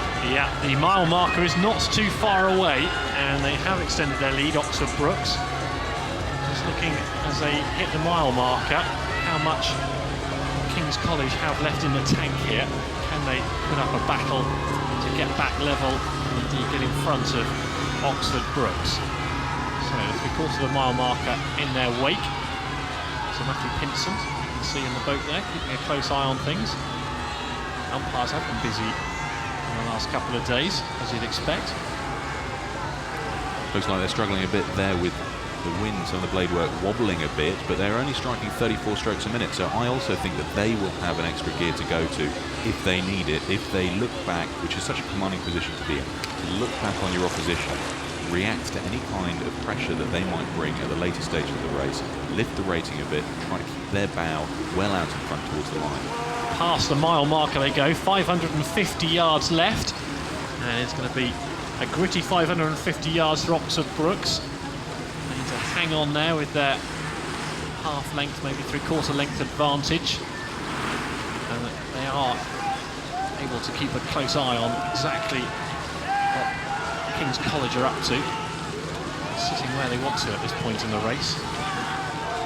Both boats safely past the mile marker, and it looks as if Oxford Brookes have this one sewn up as they go past the enclosures, past the grandstand, heading towards stewards. being urged to get back to their side of the course. Yeah, so Matthew Pinson once again there. Busy bank to the River Thames on the Berkshire side. Strategy clear for all to see, really. Get in front of a King's College boat, turn up the water as much as you can, and hope that looks after things. Yeah, I can't imagine anything changing here now. I mean, both of these crews haven't changed their rate here. They're both still at 34 in the Oxford Brookes boat, 32 in the King's College boat, and still more warnings for Oxford Brookes here. It doesn't look as though the dirty water is getting into the bladework of the King's College London boat. Although, as I say that, you can see the puddles starting to move towards King's College as we hear Matt Pinson there screaming again for Oxford Brookes to move over. Yeah, he's going to have arm ache, isn't he, at the end of this one? His right arm has been extended out for most of this race, trying to urge Oxford Brookes to shift across to their side of the course, but they are just about home and hosed, Oxford Brookes. It's been a good race against King's College London. And it looks as if Ben Murphy at bow, James Powell, Hamish Miller and Adam Langton have enough. The finish line you can see there. Final few strokes. Oxford Brookes B progress in the Prince Albert Challenge Cup. Clear water, a couple of lengths, as indeed it was for much of that race. And a good win for Oxford Brookes University B against King's College London.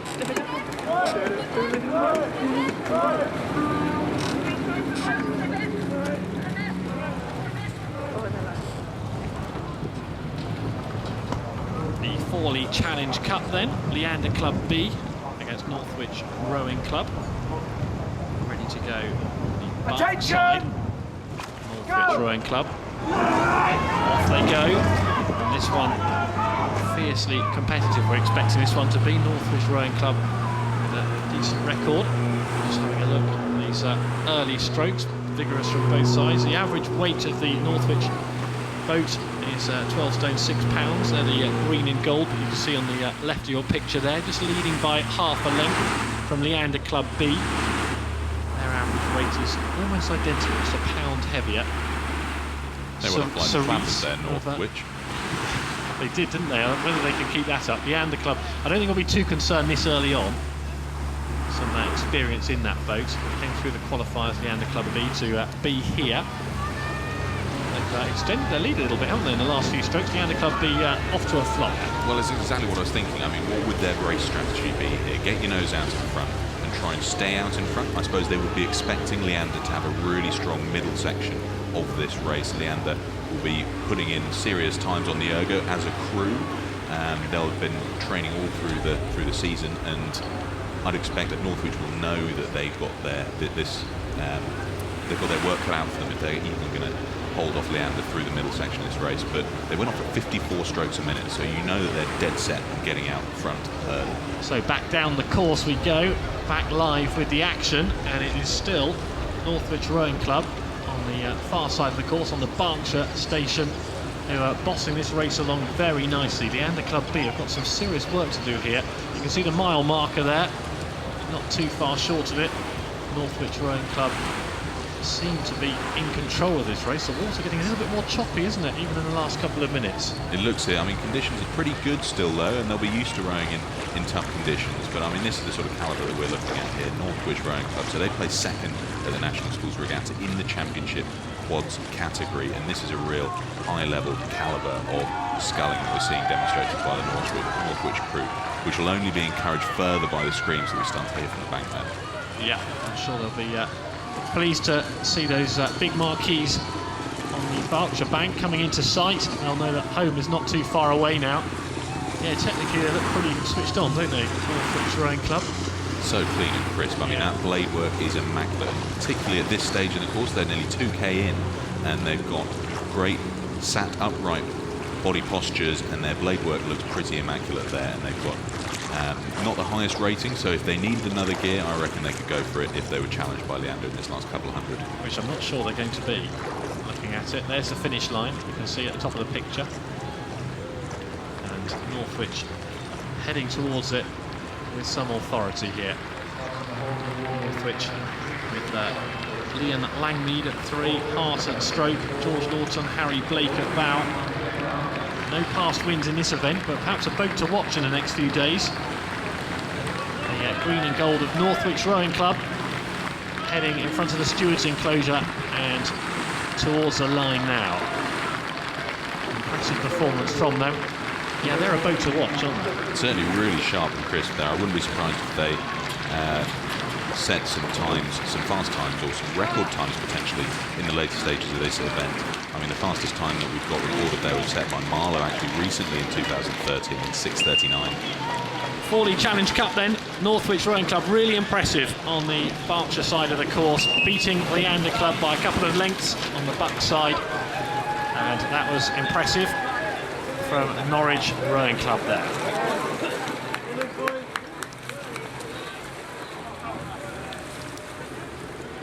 Go.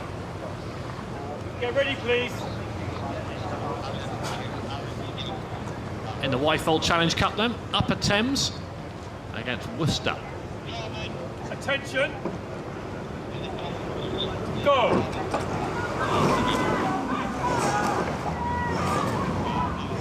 Worcester with an early surge. Upper Thames trying to keep pace. It's just wriggling around on the course a little bit there. Keeping an eye on Worcester Rowing Club, who are heading very precariously out into the middle of the course here, and I think the umpire might be getting busy any moment now. He's just recorrecting themselves there. It was for a moment getting hairy. I thought we might be on for a collision because Worcester were racing out into the middle of the course and seemed pretty nonchalant about it all, didn't they? And look at the effect that it's had there. So they've lost half a length to that. They went off at 45 strokes a minute compared to Worcester's 43, but with that wobble in the steering, I was mentioning earlier that can have an effect on your blade work and your ability to really put pressure into the stroke. They're absolutely making the best of this now. Worcester Rowing Club building out to a length before we're at the barrier. Yeah, you mentioned about the blade work and the technical side of it, but for the confidence as well, mentally, that's going to be damaging, isn't it? They know they've still got a mile of rowing ahead of them, and now already they're concerned about something that's gone on in the race, and that's going to be a distraction, perhaps knock away at their mental confidence a bit. It would totally throw your race strategy. I mean, this sort of thing, we'll see them peeking over their shoulders shortly to find out just how far in front of them Worcester Rowing Club are and what they'll need to do. I mean, the things that would be going through my mind here are putting in a couple of power 10 surges. Power 10 means a really tough set of 10 strokes that really tries to build your race rhythm back in and close down that lead, but it certainly looks like they've got their work cut out. There's clear water now between Worcester and Upper Thames A. Yeah, perhaps you'd be hoping that something untoward happens for Upper Thames if you are in that Worcester boat, because unless it does, you would think that they have it under control here, Upper Thames, and that's largely because of a very dubious start off the pontoon from Worcester right back at Temple Island. See the lead extending. Not only that, but they'll be passing Upper Thames Rowing Club shortly, where the screams for Upper Thames are going to be deafening, and the moral impact of that on the Worcester crew could be the last straw, but it will be the real bolstering confidence that this Upper Thames A crew need to see themselves across the line. They beat Royal Chester Rowing Club in the last round, and they certainly look set to be ones to watch for later rounds of this Wyfold Challenge Cup. Yes, if you're not familiar with the geography of the Royal Regatta course here, the Upper Thames Rowing Club is only a few strokes away, isn't it? They're coming very close to their clubhouse. And they have a good advantage, Upper Thames. Everything going for them in this one, the Wyfold Challenge Cup. Worcester with a mountain to climb. A couple of lengths down, quite a few lengths down now. And Worcester looking good to progress in the Wyfold Challenge Cup. Water's calm now again. There was just a few moments where I was wondering if it was picking up and getting a bit more testing, but it's basically a mill pond, isn't it? And it has been for the last 2 days.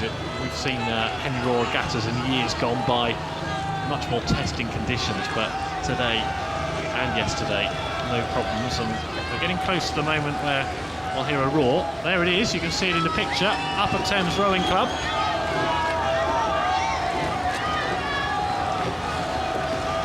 They certainly are looking good there. I mean, as we were saying with the conditions, there's slight headwind, and the Upper Thames boat is a stone heavier on average than the Worcester Rowing Club boat, which it always is a beneficial thing to be when you're facing into a headwind, really thumping through each stroke and your momentum not being damaged by a headwind. But Worcester doing their absolute most as we pass Remnant. Yeah, just looking at Upper Thames Rowing Club, it wasn't quite as busy in front of the clubhouse as I expected, which means that a lot of them will be in the main grandstand, so they'll be getting more roars further down the course. Worcester, I'm sure, have brought their own travelling contingent, but much more of an effort to get to Henley from Worcester than it is stumbling out your own clubhouse, isn't it? So they've definitely got home advantage here, and they're making that tell. Upper Thames are racing away from Worcester in this Wyfold Challenge Cup heat, and I would have thought this race is as good as over, especially when you consider the encouragement the Upper Thames boat's going to get in the next few hundred yards. Yeah, impressive stuff here. This Upper Thames boat, this is their home stretch, so they're used to these waters. They know exactly where they are on in terms of distance on the stretch of this course, so they'll be able to race their race strategy the way that they want to do it, and they won't have any troubles with the navigation. They're still a dead straight course. There are no warnings from the umpire. An immaculate race here from Upper Thames. Yeah, no umpire intervention in this one, and they'll be safely through to the next round, provided they can see out these final couple of 100 metres of the race. This is where the lungs will be burning and the legs will be aching. It's the extra distance on an international regatta course. 2,112 metres this one, and that 112 metres can take you know it's happening, you know it's there, but it's going to take you a nasty surprise when you get there, even so. It can certainly make or break a crew, that additional 112 metres. Those that are used to it, like these Upper Thames crews and those from the local reaches, will absolutely understand what that means. They'll have practiced and trained that. Some of the other crews, particularly some of the foreign crews who are dead used to 2K courses, will usually struggle with that. 2K courses usually on a lake rather than a river as well, the other dimension to this unique event. So there's the finish line, and it looks like it will be, as it has been all race, Upper Thames Rowing Club who get there first, and they'll get there first by some distance. Polite applause from the grandstands as Upper Thames Rowing Club saunter towards the finish line and drop the rate off, and they'll conserve some energy for later rounds. Past stewards they go, big crowd in the deck chairs. You can see there Upper Thames slowing it right down. Their work is done for today. Upper Thames Rowing Club into the next round of the Wyfold Challenge Cup. Daniel Boddington in bow, Jason Turner, Lawrence Manning and James Hanson in stroke. Over the line they go. And Worcester Rowing Club will have a plucky performance from them, but well beaten on the day. Second best to Upper Thames in that Wyfold Challenge Cup heat.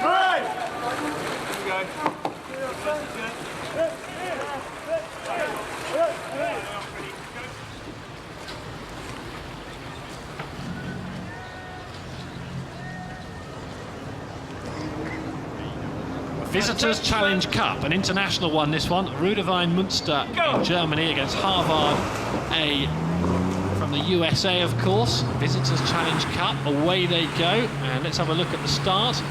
And there seems to be a little bit of correction required. The boat's getting very close, paddles clashing. And there is real problems here. Both boats swerving off, and they may have to have a restart. Well, that is not what we were anticipating from two experienced boats on the buck station. The German boat swerving right across the course, the Americans trying to take evasive action, and the umpire, well, he had to intervene. Absolute disaster there in the German boat. Rudavine Munster of Germany steering went absolutely AWOL there. They went straight into the Harvard University side of the stretch. Harvard went off at 44 strokes a minute, and they were going what looked straight down the course.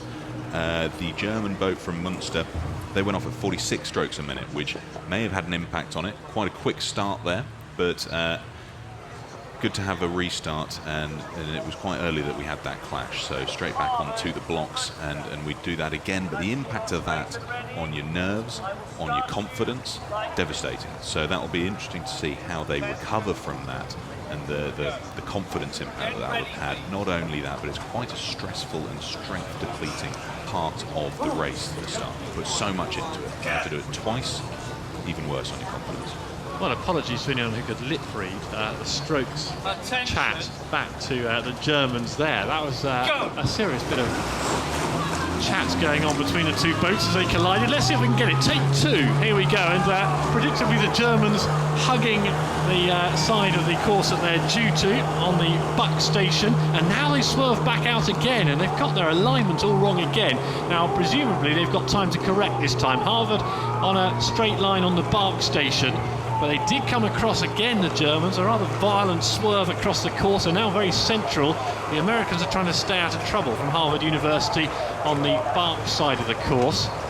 Well, it's been dramatic and thoroughly entertaining. They've got to lead, the Germans. Whether they'll be able to hold on to that. They've been through the mill a bit in the last few moments. I'm amazed to see them out in front there. They went off at a much lower rate of striking. They went off at 43 compared to their first attempt at 46. But even with the lower rate of striking, they still had a lot of steering wobble there, but they're making the best of this. This is quite impressive. Quarter of a length in these early stages up on Harvard. Harvard, who are in fact the holders of the record time in the Visitors Challenge Cup. They set the record back in 2013 in 6:33. What's going to be the impact on their mindset, these Germans, their mindset here for Rudiger in Munster, having had the restart, having had a bit of drama after the restart as well, and now with a big race in front of them. They've actually got to 3/4 of a length ahead of Harvard, but we'll be fascinated to see how this race pans out, because the adrenaline that must have been surging through. One start is enough at Henley Royal Regatta to start twice in quick succession. Really, really tough. I mean, it takes a while to let the lactic acid go away. They'll have been burning energy aerobically to start with there, but it's impressive to see that they're still out in front here, having done that twice and with the steering issues they had. But it looks like they're getting into a rhythm now. They'll have forgotten the issues at the start of this race, and they'll be getting back into what their race strategy should have been in the first place. And it looks as though that was to get well out in front early on. They've strided down into their race rhythm now, but I'd expect to see big things from Harvard as we come down the course.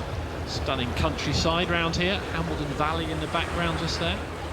Lovely green rolling hills of the Berkshire-Oxfordshire border. This race, one to keep an eye on. I'm enjoying this one, the Visitors Challenge Cup. We've got lots of international crews here over the next few days, more so than ever before. 18 countries represented at this Henley Royal Regatta. It's looking close in the middle there again. We might see a bit more clashing, the boats having to make some corrections, but Rudiger and Munster up at 37 strokes a minute compared to Harvard's 33. So I really do think that Harvard will have another gear that they're holding back for the later stages of this race. Passing the barn bar there, that's a noted point in many crews' race strategies, but Rudiger and Munster look to be dropping back slightly, so this could be an interesting development as we come through the middle stages of the race. Yeah, the barn bar, a noted point in many of the crew strategies and many of the socialisers' strategies as well. Try getting in there on Saturday night. Don't know what you're talking about, Tim. So a good race unfolding. So head past the marker, and this is really neck and neck, isn't it? This is probably the tightest race we've seen for a while. The umpire intervening again, just trying to encourage the Germans back to the buck side of the water. Anxious glances from the German boat across towards the Americans, who look like they're minding their own business a little bit, don't they? They're just trying to get themselves into a bubble and remove the distraction, and there has been plenty of distraction. They're having a look at the stroke for Harvard again. That's Watt, who having another glance over to see where the Germans were. It's all happening in this one. They're rowing their own race in that Harvard boat, which means that they're clearly sticking to their own strategy, trying not to be affected by what's going on the Buckinghamshire station. But they've increased their rating ever so slightly. They're up at 36 now, so both these crews, stroke for stroke, at 36 as we come up towards Upper Thames and Remenham. So they'll know exactly where they are here in the course. And we can see that that Harvard boat is starting to wind it up ever so slightly. It's not having much of an impact just yet, only half a length in it between these two crews. Yeah, the Germans in the white on the buck side, on the left-hand side of that shot, and the Americans in the red on the right-hand side of that shot. And this is teeing up to be a belter. And just have a look there again, the umpire. Another warning. You'd have thought that the Rudiger and Munster steersman, which is usually the bowman in the boat, I won't make an assumption here. In fact, it's the stroke man who's steering here, Müller in the stroke seat, and he's got the best view of where they are on the course. So interesting to see that they're being warned again, but that will only take feet out of their lead against Harvard to have to make so many corrections, particularly at this point where they'll be winding up for a strong finish. This is Harvard University A from America on the Berkshire bank, nearest to the crowd. And they have a look over again. We've got just over a mile gone, and there's not much in this one. This could be a cracking finish. It's going to be a cracker. That progress board looked as though it was a foot between these two crews, so it's going to come down to the last few strokes. And if anything, Harvard have taken the lead here, coming through the enclosures strong, and they've got some real grunt there in their finish in the strokes. They're looking at the stroke man in the Harvard boat, Watt, who is starting to really build up that rhythm for a really strong finish. Yeah. You can see that the Germans are struggling now. They've really shifted on in the last couple of 100 metres. Harvard put in a huge burst, and you can see the pace just going out the German boat, just losing a little bit of momentum. The umpire still keeping a very close eye on this one, because we've had some shenanigans all the way down the course. And Harvard now stretching out. They've timed it perfectly. Tactically, they've got that absolutely spot on, haven't they? The way that race has unfolded. They could have easily been distracted with the Germans' antics going across the course more than once, and the restart as well. But now Harvard have got clear water against the German boat there as they come in front of stewards. Really impressive, well put together race. What a demonstration. Perfectly steered, a dead straight course, perfectly stroked, a really nice wind up to 38 strokes a minute coming into the last 100 metres. Sensational race. We had the restart a mile and a bit back, but now as they come towards the finish line, Harvard have given a masterclass. How not to get distracted, how to concentrate on your own game. Harvard University A beating the German boat Rudderverein Munster by more than a length. And that was one of the more thrilling races we've seen at this Royal Regatta.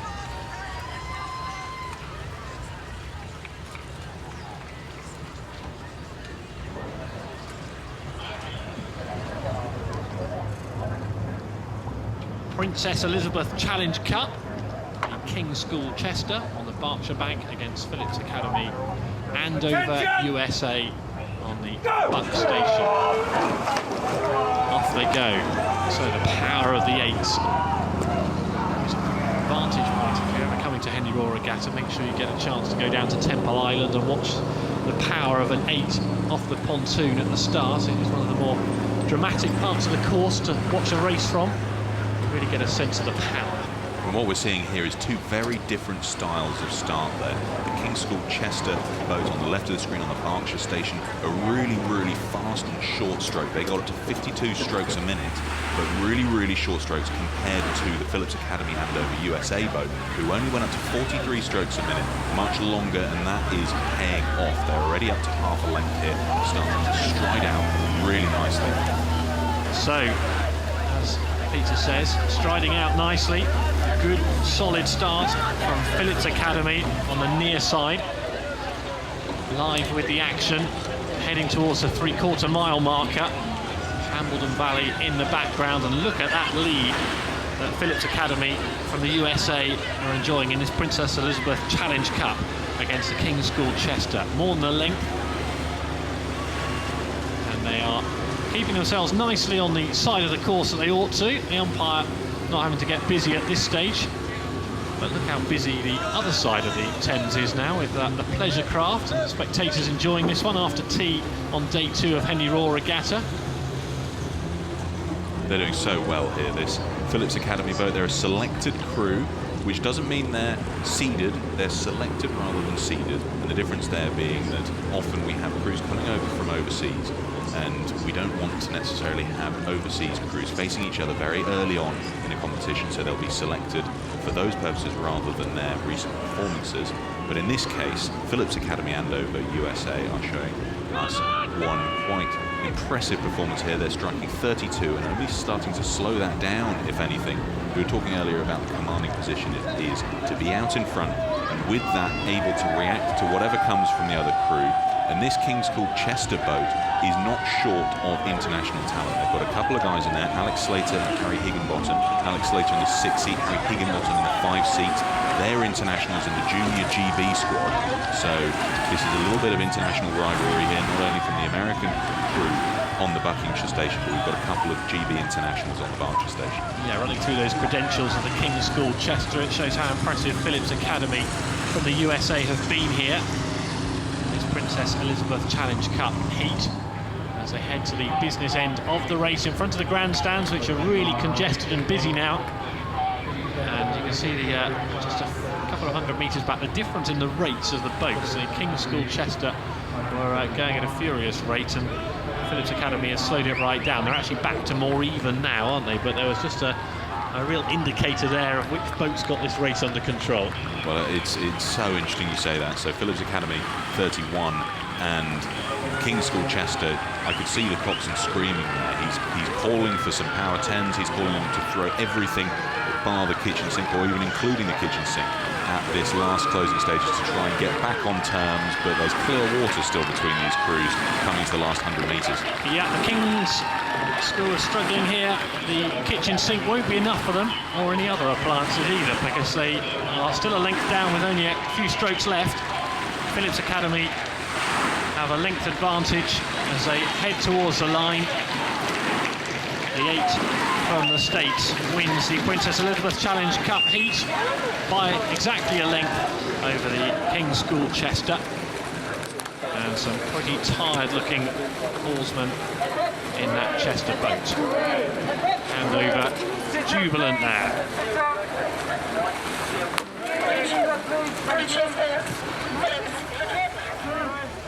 Attention! The next heat is the Prince Albert Challenge Cup, Hobart College B from USA on the Buck Station. To the right of your picture and to the left, Newcastle University B. Changing the commentary box as well. Peter alongside way for Alison Mowbray. Good afternoon to you, Alison. Ready to go for another heat, and this one is always interesting, isn't it? Watching the start, we've had a bit of drama since tea on day 2 at these start lines, but both of these boats seem to have got their act together pretty neatly there off the pontoon. Dead straight off the start, very impressive. So we've got coxed boats, as opposed to, I think, the one they had the drama with earlier was a coxless boat. So we've already got Newcastle University taking quite a considerable lead out of this in just the first minute or so of the race.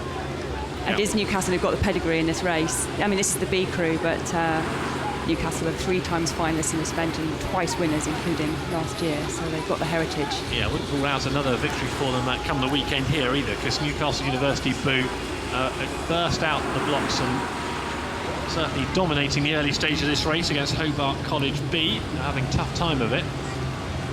Yeah, I mean, it's not looking like a B crew, is it? The dominance of this race at the moment. Their A crew were beaten earlier, actually, so this is the surviving crew in this Prince Albert Challenge Cup. Actually, this apparently is the 4th ranked Newcastle crew, so they're doing pretty well here. They certainly are. Looking like they've got good pedigree, as you say. We're just watching them as they approach the midway point in the race. And at the moment, it's Newcastle who have got complete control.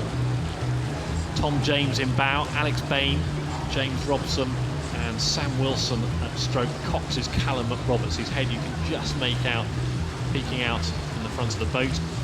And Hobart College B, international travellers across the Atlantic. Mike Giroux at bow, Griffin Marsh, Owen Mahan, and Julian Green with Julia Dexter, the Cox. Big outing for them, for Hobart College B. Travelled a long way to be here. This will be a real highlight of their season, of course. But at the moment, they've got some work to do against Newcastle University. Bit of communication going on there. I always enjoy watching the Cox close up. Yeah, it's a bit different now. They're, in the front of the boat. They get to see the course, but they don't get to see the rowers. So it's all about the communication they can do there. But there's race between the 2 B crews. It has been Newcastle right off the start who's had it. Stroke of the Hobart crew there. Julian Green is looking a bit tired, isn't he? Yeah, a bit ragged. It's looking a bit ragged. That Newcastle crew does still keeping itself together. I mean, they're presumably really well motivated by the heritage they've got in this event now. Hobart College B boat just bobbing around a bit more than they've wanted to, whereas Newcastle University B making pretty smooth progress towards the finish line. How much of a difference, you're into your motivation and psychology, how much of a difference can a very verbal cox make to the motivation of a boat? It's interesting whether you like your cox to motivate you or coach you, and I think it's a bit of both, isn't it? I think you typically think that a cox is going to be shouting a lot of motivation, but a really fantastic cox is a coach in the boat, really. Yeah, a player coach in other sports parlance. Yeah, he's still chatting away, isn't he? At the a lot to say. He certainly has, but probably celebratory, because Callum McRoberts, the cox for Newcastle University A, steering his boat to a win in the Prince Albert Challenge Cup against Hobart College B. Final few strokes then, and whether he's coached them or whether he's motivated them, we'll probably never know.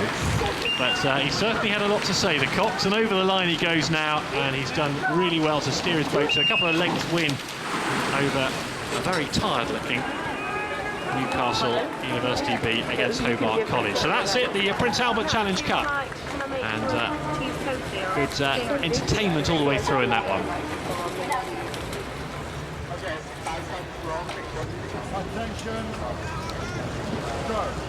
None Such Boat Club on the Berkshire Bank on the left-hand side of the picture against Sydney Rowing Club of Australia.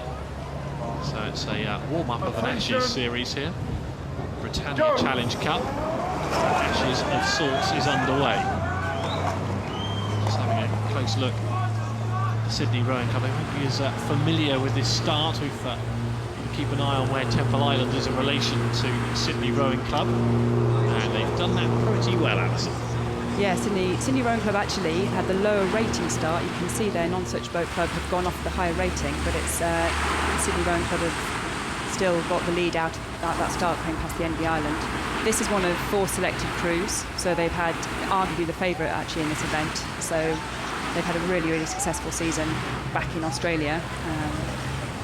Gold medalists in the club coxed for the Australian Rowing Championships, so they know their stuff, and they're probably out to about a length there, do you think? I think early on a length, and it's extended a little bit more as well now. Officially the Sydney Rowing Club strip sky blue, although it's leaden skies at the moment, grey sky overhead, but they've extended their lead to more than a length now, Sydney Rowing Club, and looking like they've got lots left in the tank against None Such in the burgundy and black. A little bit further back. They're going to struggle to keep pace with Sydney here. Yeah, Sydney have dropped their rate now to sort of 30-31. They know they've got a really comfortable lead, so they're conserving their energy for future rounds, I think. Since the None Such Boat Club, you might wonder where that name comes from. So they're wearing the Bristol University kit, because they're Bristol University alumni, and named after the club's first boat over 100 years ago. So that's where that name comes from. But long-standing name. Yeah, but they've come, you know, it's not been much of a race of it since the end of the island, really. Sydney have really dominant and looking really clean there. Yeah, an emphatic performance from Sydney Rowing Club against None Such Boat Club. Too much doubt about the result, as you say, since the island. It's coasting towards the finish line now. It's interesting to see how much they can reduce the rate. A leading boat, we saw one of the boats yesterday at the regatta reduced to a ridiculous stroke rate. It was unbelievably slow. I'm wondering if Sydney might do something similar here. They're slowing up all the time as they see the finish line not too far away. There is something about how appropriate, you know, whether you're supposed to. There is something about not kind of taking the mickey a bit, going past the enclosures. The spirit, yeah. So it's a difficult balance to get, actually. You want to, you know, you want to conserve your energy, but you don't want to look like you're taking the mick a bit. Showboating. Showboating is what it's called sometimes, but I think they've got a good balance here. You know, they're very strong, very good rowers. We've got 2 and 3 in this boat. Tom Gunton and Ed White were 2014 semi-finalists in the Brit, so they'd be back and wanting to do something really special here. They wanted to get there and past, I can imagine. It's a club coxed fours event, very, very popular. The club, and you saw previously the Prince Albert, the academic coxed fours, some of the most popular events here. These boats will have had to qualify, apart from the Sydney boat actually, just to get through to this round. Popular, yes, but I'm not sure how much None Such will be enjoying it right now, because they will be having expended as much energy as they have. Right out empty. Sydney, on the other hand, just cruising towards that finish line. And as you say, from the island, they've always looked under control. Yeah, as I sort of wandered along the banks, you see the kind of sorry sight of boats being split and carried on people's shoulders when their competition's already over. I thought I was on a run 3 miles outside Henley this morning. I thought exactly the same thing as I was watching trailers heading up back to Oxford and the M40 and the nearby motorways. I thought, oh, all over so soon for you. But there's always some recompense at Henley, hey, when you finish early. Well, there is indeed, yeah. I don't know what you're talking about, Alison. Here we come to the line now.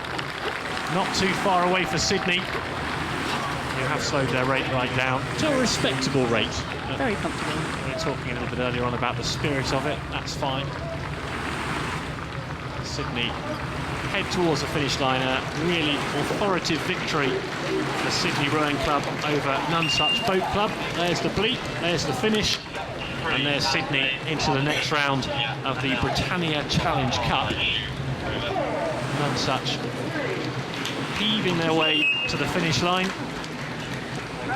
They'll be pleased to have reached that. Well done to the Australians, safely through to day 3. Boats head offshore to make sure boats go on the water in time. Go ahead, Morley. So they know they're on. Like this. Attention. Go. Proper local derby coming up here in the Prince of Wales. Attention. Go. Appropriately, Reading University B. And if you're not sure of your geography, Reading University in Berkshire, 10 miles away from Henley Royal Regatta. And Leander Club and Oxford Brookes University, Oxford, 10 or 15 miles north of here in Oxfordshire. And they're on the Buck Station. So we've got a proper local derby in the Prince of Wales Challenge Cup.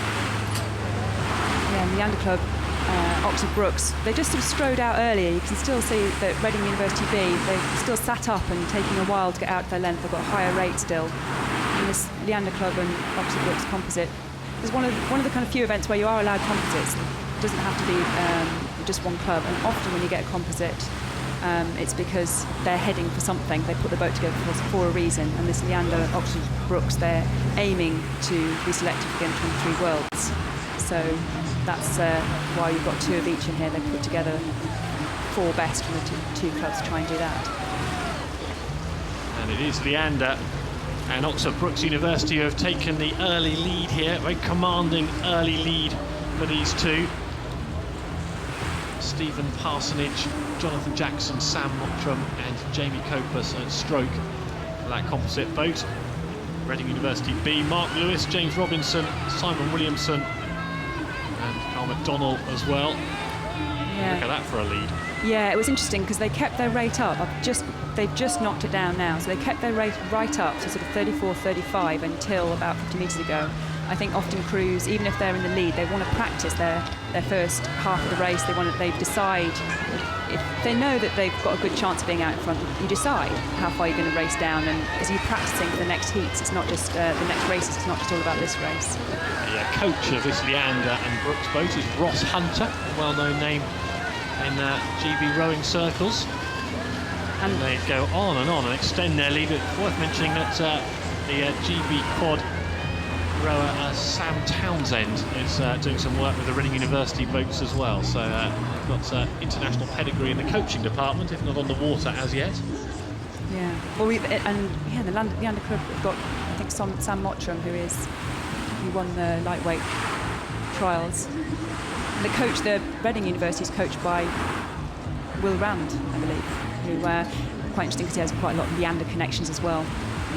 A lot of people know his father, Sid Rand, absolute Leander Thorpwald. So you've got the kind of crossovers. You've got the crossovers always in rowing, always. Yes. And the holders of this event are Leander Club, so they've got heritage in this. In fact, 5 consecutive wins in this event. Prince of Wales Challenge in this quads event. Could be making Leander. it 6. Well, do you call it 6 or 5.5 if you've only got 2? That's a very good point. We'll have to study the rule books on that one. By the way, you mentioned the heat, and it's a lot cooler today. It'll be taking a lot less out of these rowers, won't it? Whereas yesterday, the ferocious heat was a real issue. Today, much cooler. and so perhaps recovery not quite so much of an issue as we go towards the weekend. Yeah, I was thinking that it would be really nice if the rowers get a bit of a break. I mean, it was a bit windy and horrible earlier, but it seems to have calmed down, and you know, and the spectators as well. If you'd had that yesterday, you're probably quite glad of it to be a bit cooler today. But if you'd taken a day off work today and missed yesterday, you'd be a bit annoyed, wouldn't you? But I think it is, you know, it's really quite nice conditions to be able to just row in this, and you're always thinking it's a long regatta. If you're successful, it's a long, you know, you go out and you train in the morning, and then you come back and you wait and you can't do anything, and then you go out and you do your warm up, and then you race and you try and warm down, but it's hard. And often they go out again for another paddle in the evening, so it's a long week. A lot easier for the local boats. We're watching two local boats here, aren't we, geographically? Leander and Oxford Brookes up against Reading University, so they'll be able to stay at home, and they've got the home comforts for this week, whereas the overseas boats and the boats that travel further, it takes much more out of them because they're not used to the living conditions and away from the regatta as well. So here we go, the closing stages of this one, and not too much doubt about this all the way down the course. Leander and Brookes, that composite boat, making it look very easy as they head to the finish line. An emphatic win, slowing the rate right down again. Really impressive from them, never in doubt. Reading University B fighting towards the line still. Well done to them. They were drawn against tough opponents there, and we suspect Leander and Oxford Brookes might be heading into the weekend in some form there. That is the end of that Prince of Wales heat.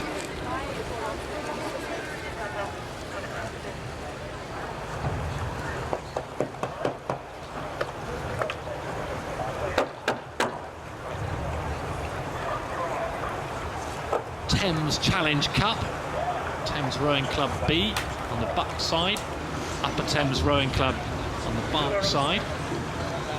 Nerve-wracking moments here at the start line. Absolutely. Actually, it's kind of one of my favourite events, Thames Challenge Cup. Club men's eights. You just know what they've all put into this. You know, you can't have any internationals in this boat. It's people who work and row at their clubs and every day, and often twice a day, and definitely at least 4 times a weekend. You know what they put into it alongside their work. All for this.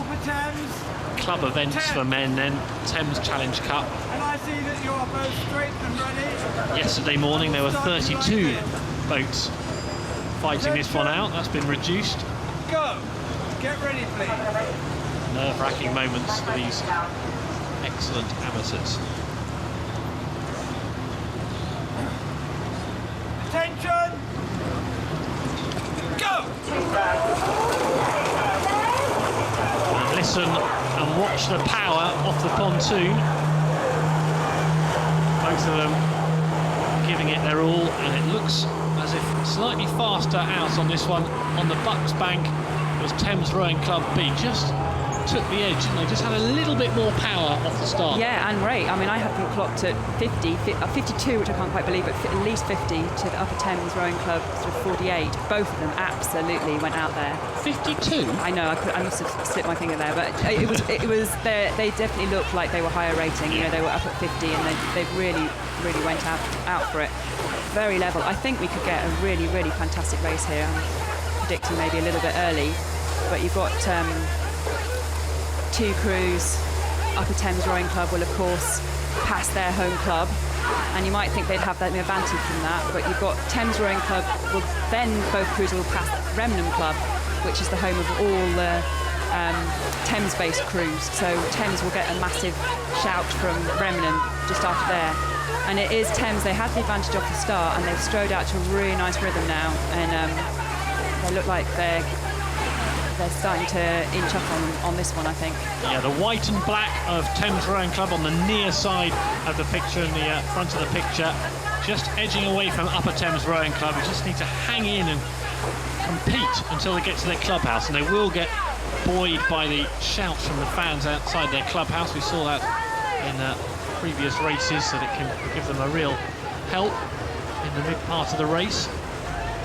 Thames Rowing Club just absolutely desperate to win this event. You know, the men's club eights is just what they're aiming for. They've got 4 crews in this event. All of them are qualified A to D crews. This is the B crew, of course. The C and D crew were knocked out yesterday, so we've still got the A and B crew. semi-finalists in the last couple of years in the Thames Challenge Cup, which just shows you they're teeing themselves up for something special at some point, aren't they? Semi-finalists in the Thames Challenge Cup in 2013, also in 2014, finalists back in 2012. So in the last 3 Henley Royal Regattas, they've always taken this one really seriously. Thames Rowing Club B clearly taking this heat very seriously, and there's not much in it, is there? No, and they're both crews, you know, when they're this close, it's really all about who can just relax and live with it, because when you're side by side like this, you can expend a lot of energy. You just need to be kind of matching each other with rate as well. So you just kind of look at, if you want to predict, you kind of look at who looks the tidiest, which I'd say, I'm trying not to be partial here because I do have the Thames heritage, but I would say that Thames just look like they've got their blades coming down to the water now.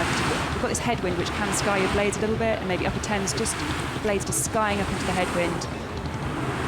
Thames they've crept out to the lead now. Also talking pedigree, worth mentioning that Upper Thames were finalists in this Thames Challenge Cup at Henley back in 2013, so they've got their own good track record in this particular event. But Thames Rowing Club B at the moment moving along very nicely. Both of them were through with a little drama yesterday. They both won their heats very easily yesterday, and so we might have expected a little bit more of a battle here, and it was for early in the race, but Thames now looking really comfortable. I mean, I think the reason I love this event is just the spread of, I was looking at the Upper Thames boat there. You've got Jack Head, who's 19, and behind him Hamish Floyd, who's 40, who's CFO of a business. You know, these guys train together every day, and you look at lots of sports. Where else do you get that level of commitment at this level? It's quite something. 40, just coming into his prime then. Yeah, absolutely. I hope so, anyway. So, more than a length advantage now.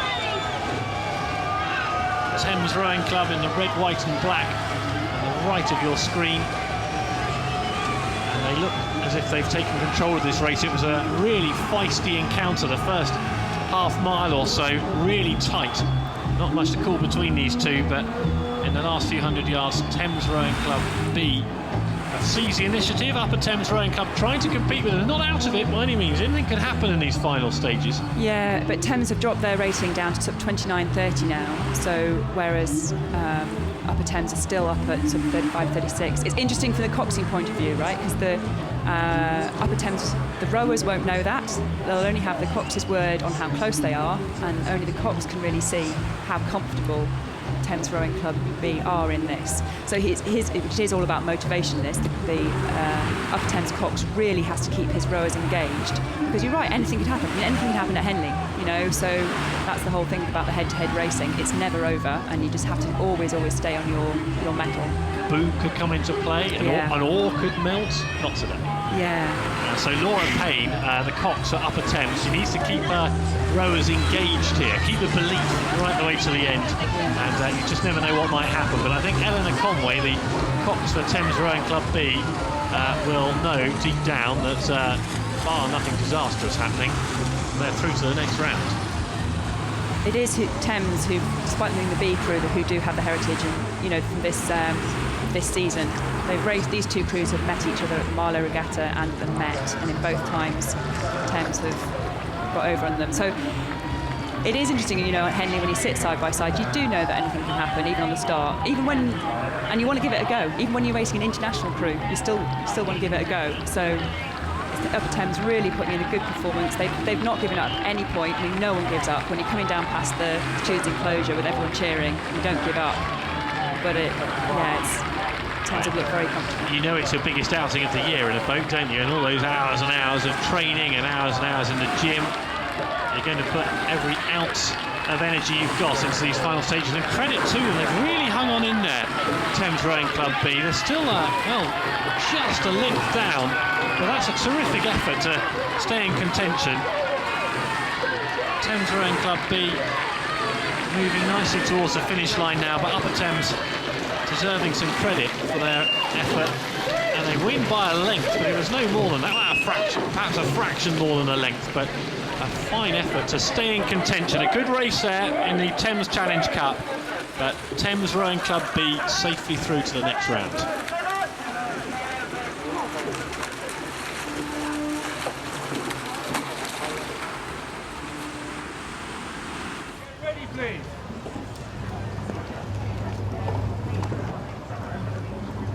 Been looking forward to this one, an all-Japan matchup in the Silver Goblets.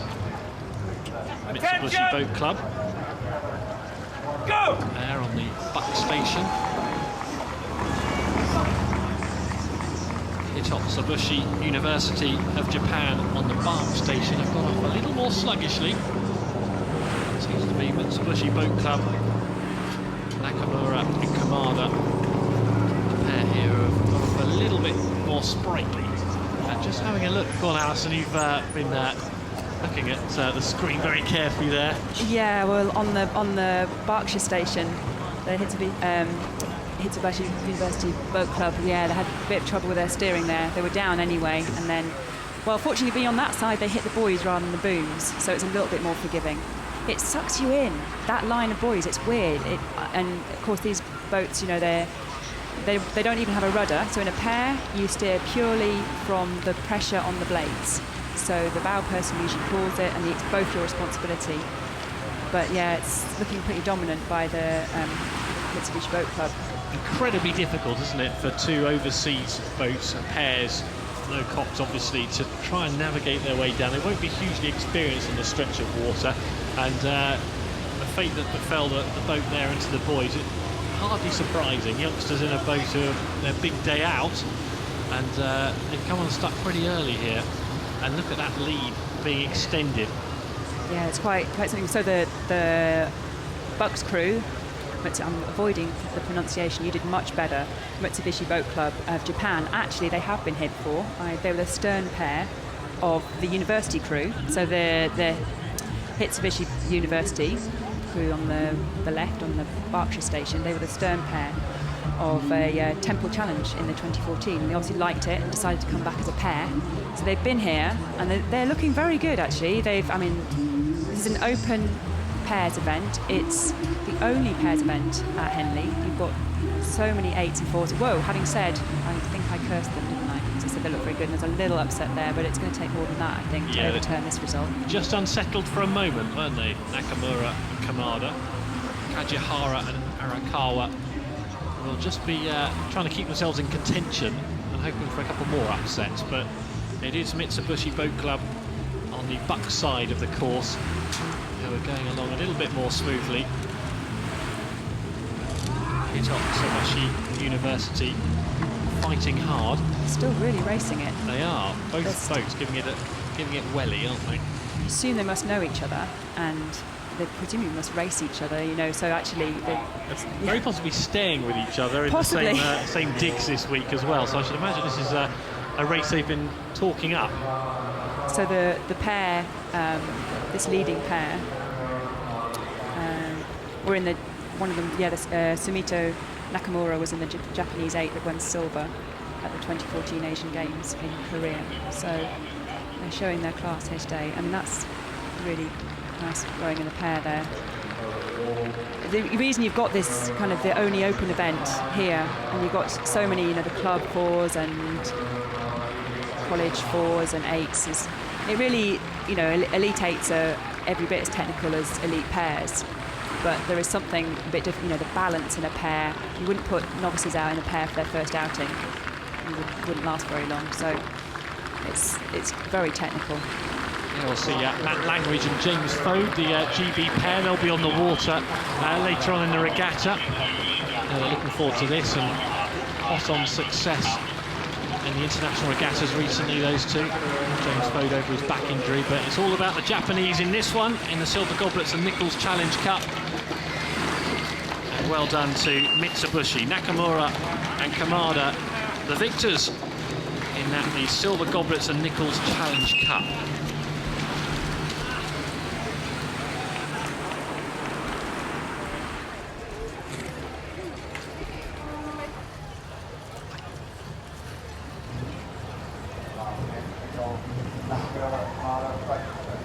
Princess Elizabeth, St Paul's School on the Berkshire Bank, Latimer Upper School on the Buck Station. Princess Elizabeth Challenge Cup. So the power of the 8s once again off the pontoon. Both boats have made a very good start there. The advantage of having a Cox on board is telling. have a look and see which of these two boats, the Latimer Upper or St Paul's, taking the early advantage. Latimer Upper may have just nipped ahead. We'll get the side-on shot in a moment. In fact, it's just going to be, well, there's nothing in it at all, is there, in the early stages? Change in the commentary box, by the way. Alison's made way for Tom Hill, and Tom, looks like you've joined us at a timely moment. This could be a cracking contest, judging by the early stages. Yeah, it's an interesting start, isn't it? Latimer, I think, as you said, had the better start going down the island, and they may just have nipped their bow ball ahead for 100 metres or so. But as we come out of the shadow of the island, St Paul's are really ramping up the pressure and have settled into a very nice rhythm, and that is telling now as they start to move away from Latimer. They know all about success, don't they, in the Princess Elizabeth Challenge Cup. 4-time winners of this particular event, and they'll have their eye on a 5th in 2015. Latimer Upper, they are very well coached and well drilled, and they always produce decent performances here at Henley Royal Regatta, but perhaps not the same pedigree in this particular event as St Paul's. No, they've never won. And St Paul's, although, as you say, have a proud history in the event, it has been a long time. In 1997, the last win for the black and white crew on the Berkshire station. Good pedigree this year as well. At the Championship 8 race at the National Schools Regatta earlier on in May up in Nottingham, they came away with a silver medal in the Championship 8s. Latimer Upper also came away with a medal. They came away with a bronze, but that was in the first 8s event, which is a slower event than the Championship 8. So perhaps not a surprise to see the distance starting to open up and St Paul's starting to dictate the race now. Yeah, just having a look at the St Paul's boat, I noticed in there a couple of the winners of the GB trials in a pair back in February and in April. Freddie Devison's in 4 and David Ambler is in 7. So just have a look next to the stroke, see if you just find the stroke. David Ambler is renowned already this year, with Freddie Davison as ones to watch in a pair. So potential challenges, I think, for the Princess Elizabeth perhaps this time round. They've got the quality in the boat, and judging by his performance, they'll have a chance. Certainly so, and as I say, the pedigree early on in the season means that they are going to be in a strong position, and of course they've had a time to develop between May, when that National Schools Championships was, and now a couple of months to really hone their skills, really get together as a crew and work on a race plan for this specific event. And the coach, Bobby Thatcher, will have drilled them for this particular event, for this particular bit of water, and to make sure that they are at their best. The cock's just looking behind him there. He wants to check how comfortable the lead is, and I think he's just starting to wind it down slightly. The rate is starting to come down, and just to control the race as we come up towards the stewards' enclosure. Lovely shot there of the stewards' enclosure, and the best weather we've had all day, I think. Sun's shining now, just getting a little bit warmer as we head into this post-tea session. St Paul's really in control there. They are absolutely managing this race now. They're letting the rate come down. Every race is an opportunity on this course. Even if you are controlling the race as they are now, it's an opportunity. The cocks will be talking through perhaps what they might do tomorrow if they have to race down stewards. A bit of a reminder for the crew. It's always an opportunity having a race on this stretch of water. Yeah, and contrast the facial expressions as well. St Paul's School looking relaxed, looking in control, looking calm, and then Latimer Upper etched across their face was some pain there. They looked as if they were really fighting it, and yeah, you can see they're just losing a bit of their technique as they head towards the finish line. Well done to St Paul's School. I think they've got this one in the bag. Heading towards the finish line, the rate dropping right off in the final 100 metres of the race. Latimer Upper convincing second to St Paul's School, and they'll progress through the rounds of the Princess Elizabeth Challenge Cup. In towards the weekend they go, and they're just milking the applause. Well received by the big crowd down there in the sunshine. The Princess Elizabeth Challenge Cup Heat 1 by St Paul's School by a comfortable distance against Latimer Upper. And it's St Paul's School who progress through to the next round of the Princess Elizabeth Challenge Cup.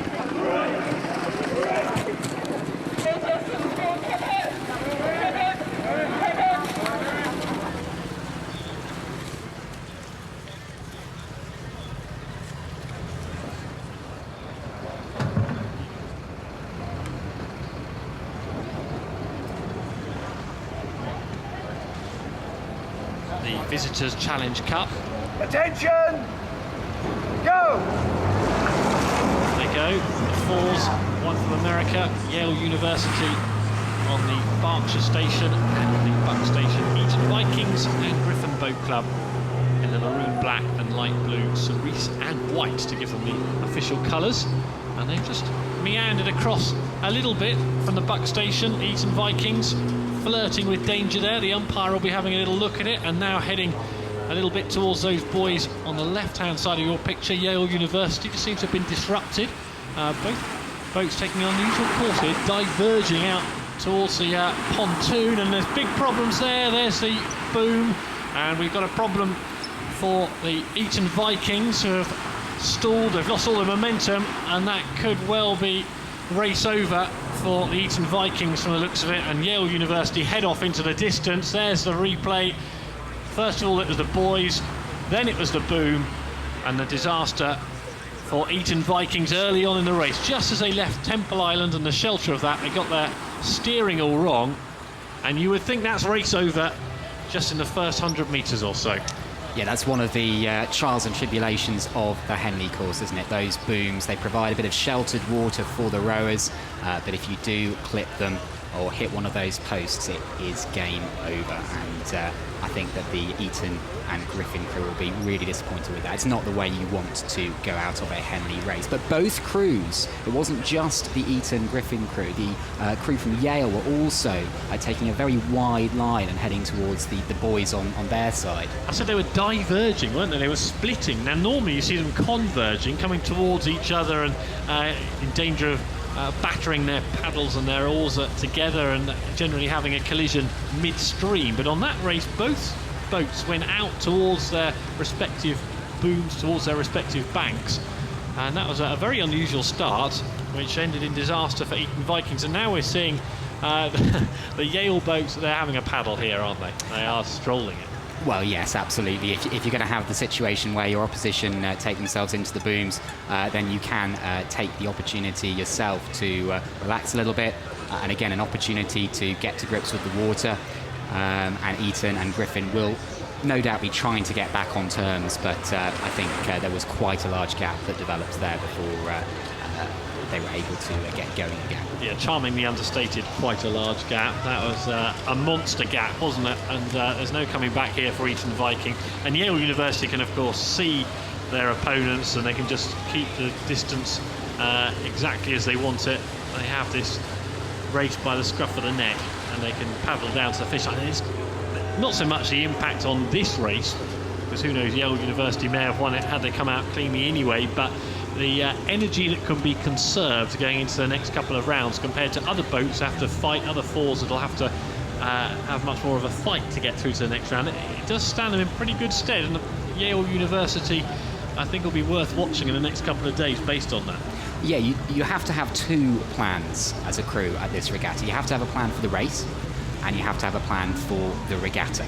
And what's happened here is that Yale have had their plan for the regatta helped out enormously by having been gifted, in effect, what is a bit of a row over now. So their strategy for tomorrow can reflect the fact that they do have a little bit more in the tank for their race tomorrow.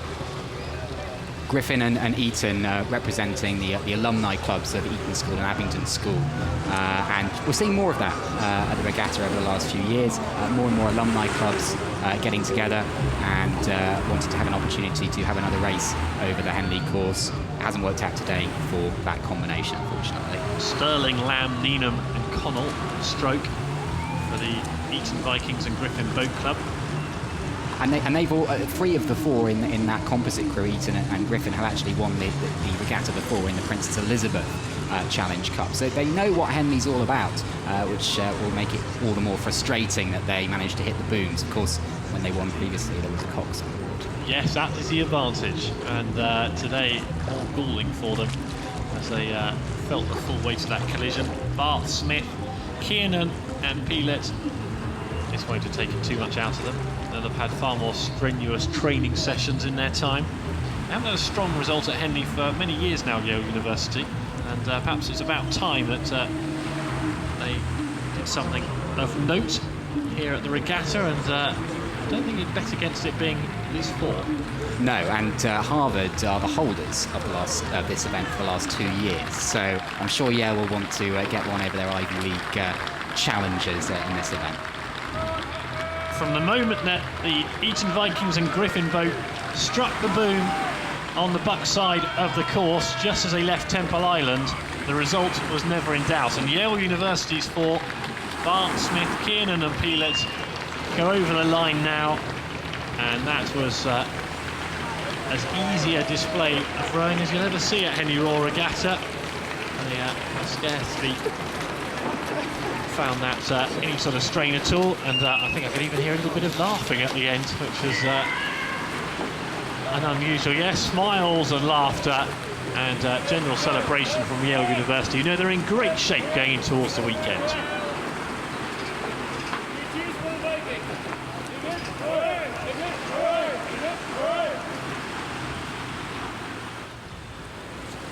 Enjoying the sunshine down there. The brightest part of the day now, post-tea.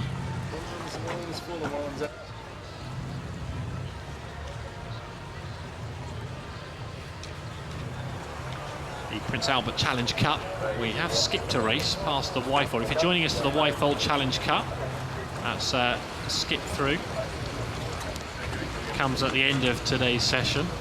Dresden have had a little bit of damage to their boat. They're currently in the boat tent, getting that fixed.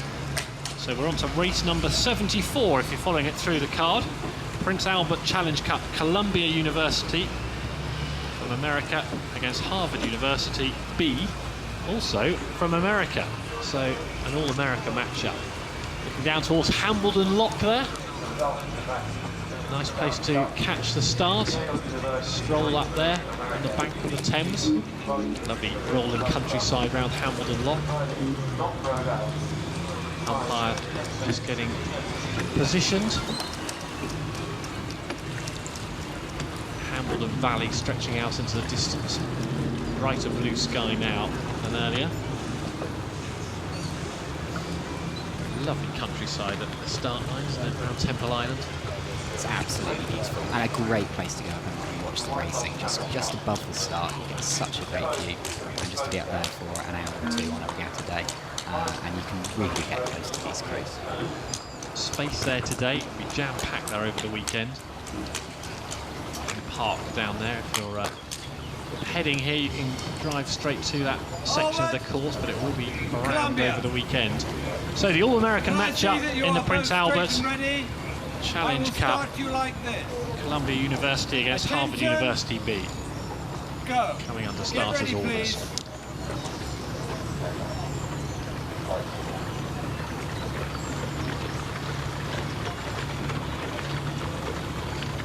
Attention! Go! In the blue and white on the buck station, Columbia University. Keeping very level with Harvard University as they're passing Temple Island on the right-hand side of the screen. A mile and a bit ahead of them. Perfectly straight Thames water that you can see stretching out towards the Henley landmarks in the distance. And a good clean start from both boats as they've got past Temple Island. And it looks very level in the early stages. Good clean start from both crews, but I think Harvard were a little bit punchier. They were certainly rating higher strokes per minute. They were up in the high 40s, whereas Columbia down at 41. But it's the slightly lower rating of Columbia that has led them to have a slight lead at this point, hasn't it? About a canvas in it at this early stage. Yeah, the blue and white of Columbia on the near and the foreground are getting on for a quarter, maybe half a length up on Harvard University B, but there's nothing in it. This is going to be a terrific all-American clash, you sense. I don't think there'll be any love lost between these two boats.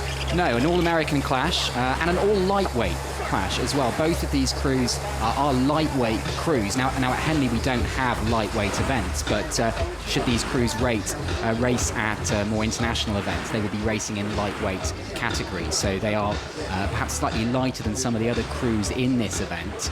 And it being a coxed event, that makes it a little tricky. They're going to have to carry that extra weight all the way down the course. It's not something they're used to doing in lightweight categories. But both crews are doing a really good job at getting into their rhythm early on at this early stage of the race. Yeah, it makes it an even matchup, this one. Similar weights, similar preps, similar experiences. Here they head towards the more busy section. The entertainment ramping up in the background. You can sense that a big evening is ahead for some of those race girls. Some of the Henley Regatta punters will be looking forward to a big night on the banks of the Thames there. Lucky with the weather.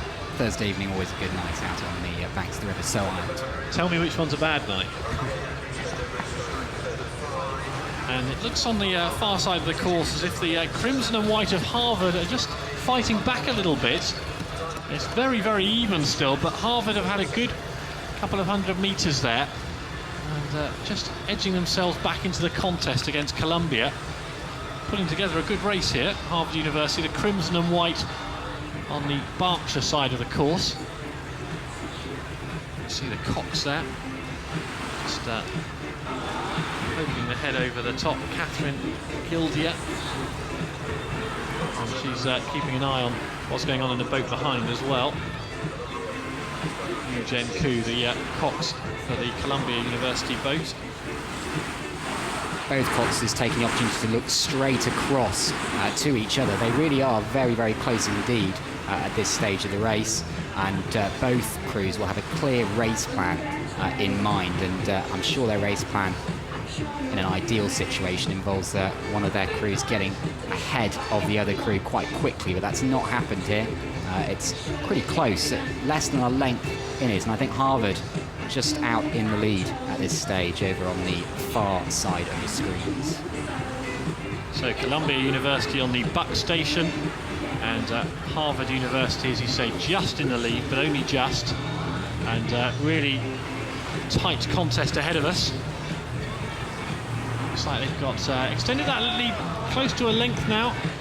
Harvard just stretching out on the bark side of the course to a length.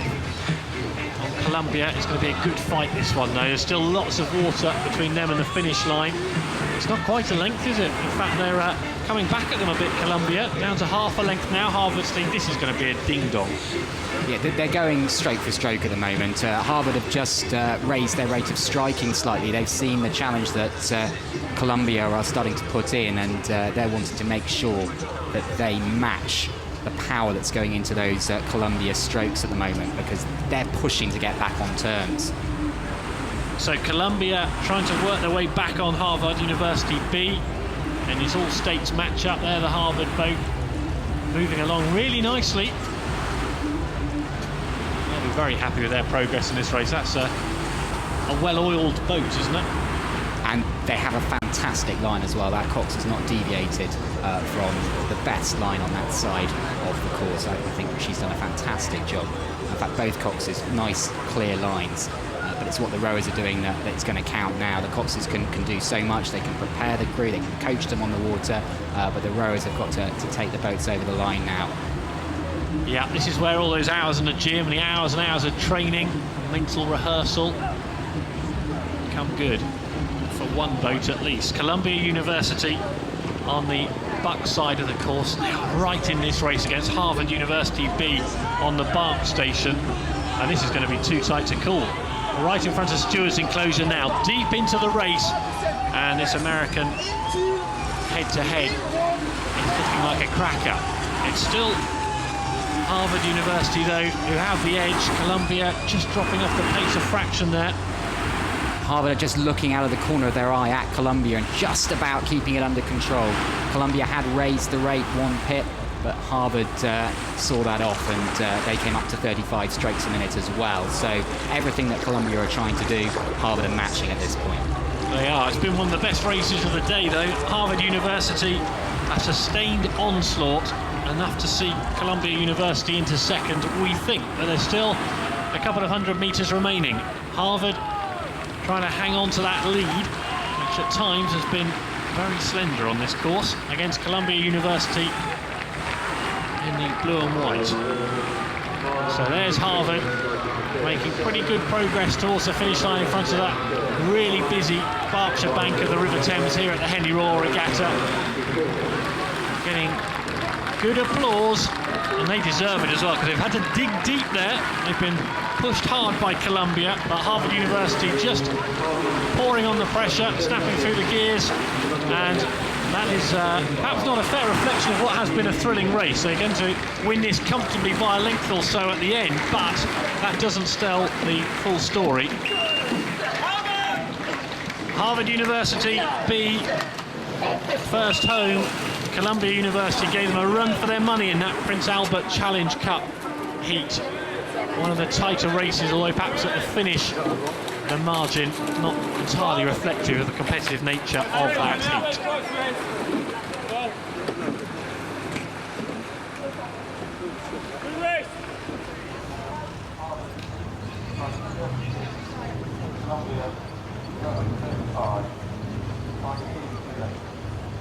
The Diamond Jubilee Challenge Cup heat coming up now. The Tideway Sculls School against Wyfold Cities, the USA.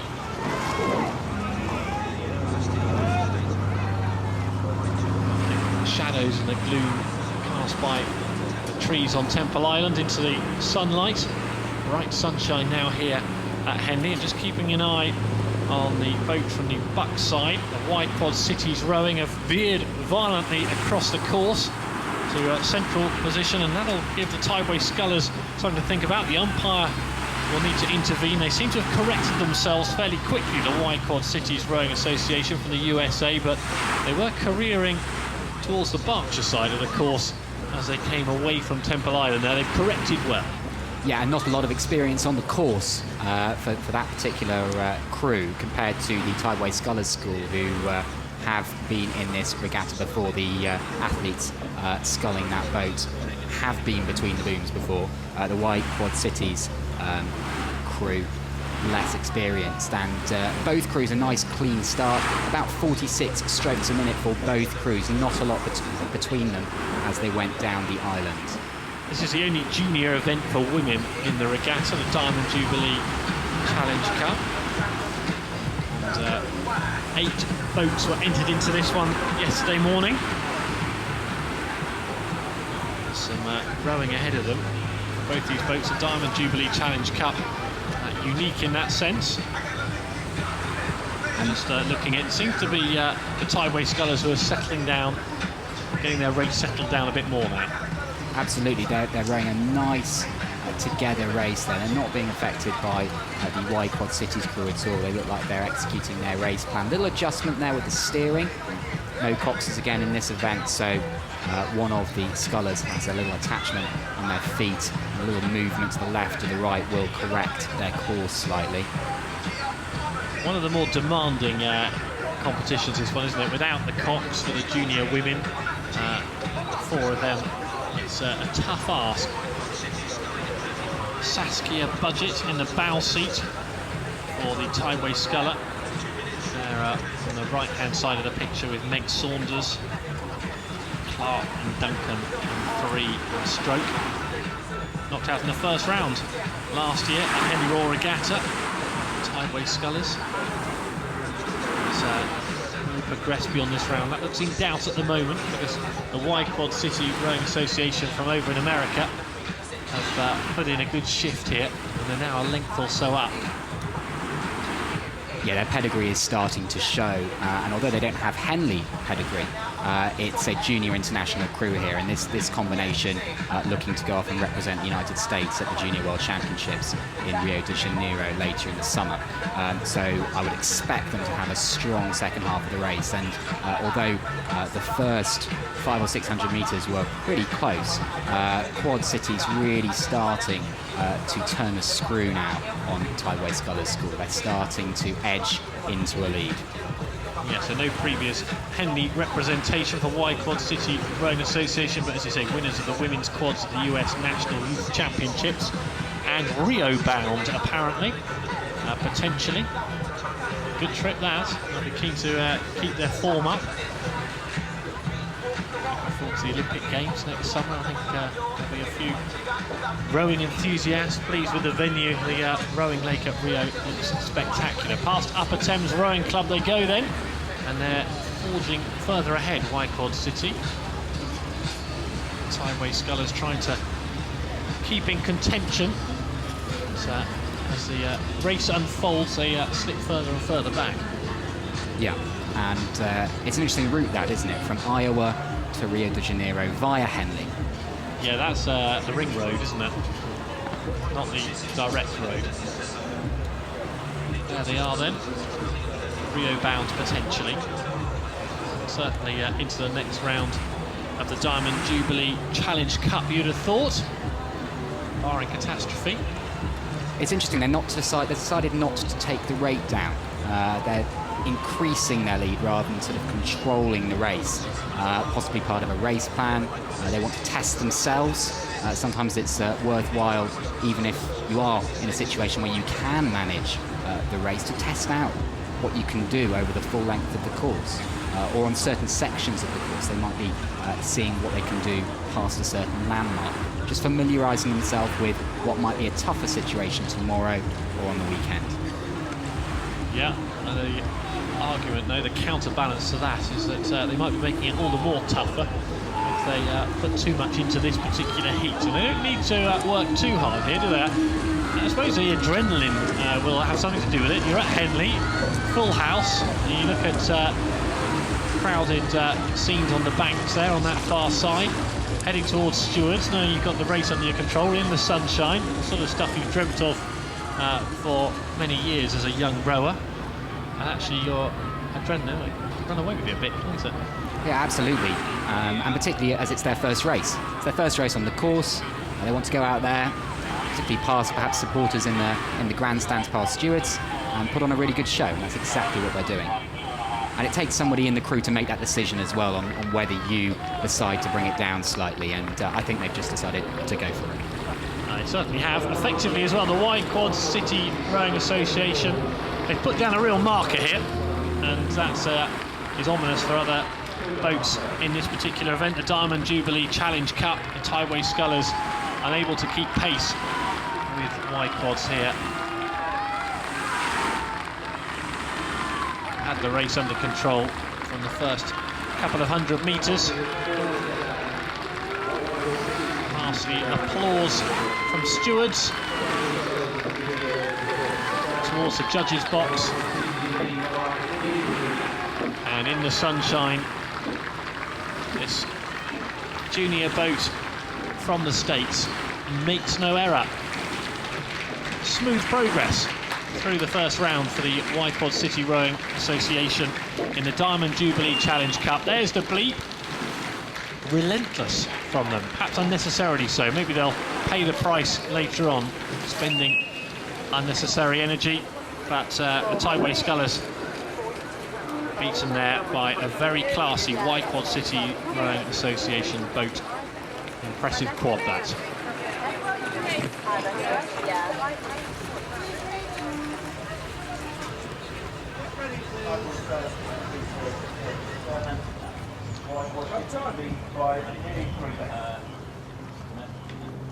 So the Princess Elizabeth Challenge Cup, St Edward's School, not far away from here, from Ratz Gymnasia, Germany, on the Berkshire station. Away they go then, the power of the eights, past Temple Island, keeping a close eye on what St Edward's School are up to. A little bit of a Involuntary swerve towards the centre of the course and need to correct. They're just going a little bit too close to the Germans for comfort there. The umpire will be keeping a close eye on that. Not much between the paddles.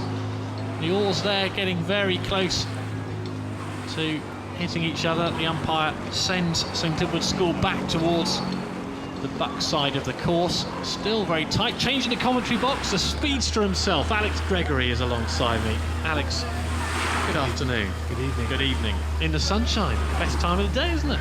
Lovely, isn't it? I was a bit worried about the weather earlier, but it's come out good for us. And these boys in their race now, it's been lovely out there. Yeah, it's not as oppressively hot as it was yesterday. And just having a look at the early stages of this race. Ratsgymnasia Osnabrück from Germany in the white, black and red on the far side of the course, taking the early advantage from the St Edward's School more locally on the buck side. But yeah, nice still water still. You're not going to get better conditions than this on the Thursday post-tee of a Henley Royal Regatta, Alex? No, absolutely perfect conditions, and we all train on water, flat water, as much as we can, and these boys will be enjoying this water. It just makes things so much easier. It allows you to do what you need to do and do what you want to do in a race when you don't have to worry about waves and wash. These guys are looking quite powerful, I must say, for schoolboys, don't you think? Yeah, they certainly look well drilled, and they've put hours and hours and hours of training and visualisation and rehearsal into this, don't they? And they are putting in a good shift, the Germans. They're getting on for a length up now. Half a length, perhaps a good little spurt from St Edward's School. They're still very much in contention. This could be a good race as we hit the midway point. It looks as if this one could be extremely tight. It could be, yeah. St Edward's had a good race yesterday, and I actually saw these boys getting into their minibus after a warm-up paddle at lunchtime. And they were, I know their coach, Johnny Singfield, Johnny Singfield's son is in the bow seat, and they were all excited but nervous. They were going home for a rest. And yeah, they're putting up a good fight. I mean, look at this. This is getting close. There's no crew out in the lead. They're both side by side by each, battling it out. Yeah, it's going to be a tough race. Yeah, going to have to dig deep, both of these crews at St Edward's School. We've got Singfield and Bow, as Alex mentions, and there's not much to tell in this one. The Cox Hugo Marsh will be urging on the St Edward's School boat, but the Germans, well, they've got to work hard. One of the most recognised junior rowing institutions in Germany, Ratsgymnasia Osnabrück, coached by Lennart Walbrink. And so I think St Edward's School has just put in a good little spurt there, just eating up a little bit of ground, but wow, it's just too tight to cool. Yeah, that was a great move, and that will give them a big boost. You know, when you start moving up on another crew by the side, it gives you some adrenaline and excitement, and the Cox will just be pushing them on, shouting at them, literally shouting at them to keep moving, increase the stroke rate, whatever it is that is in their race plan.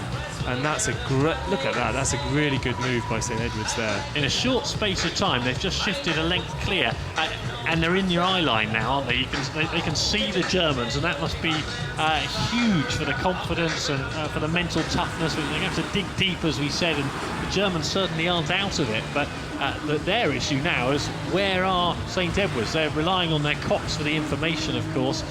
Is the Cox telling the truth there, or are they having to stay in contention? Are they doing enough here? Yeah, interestingly, in an 8, when you're in the stroke seat or further down the boat towards the Cox, you feel miles away from the end of the boat on the other side, so you really can't tell where the other crew is, and it's demoralising. You do have to rely on the Cox, and you have to trust the Cox, like you say, but it is demoralising, and if you get up this far in an 8, it's hard, so hard to come back.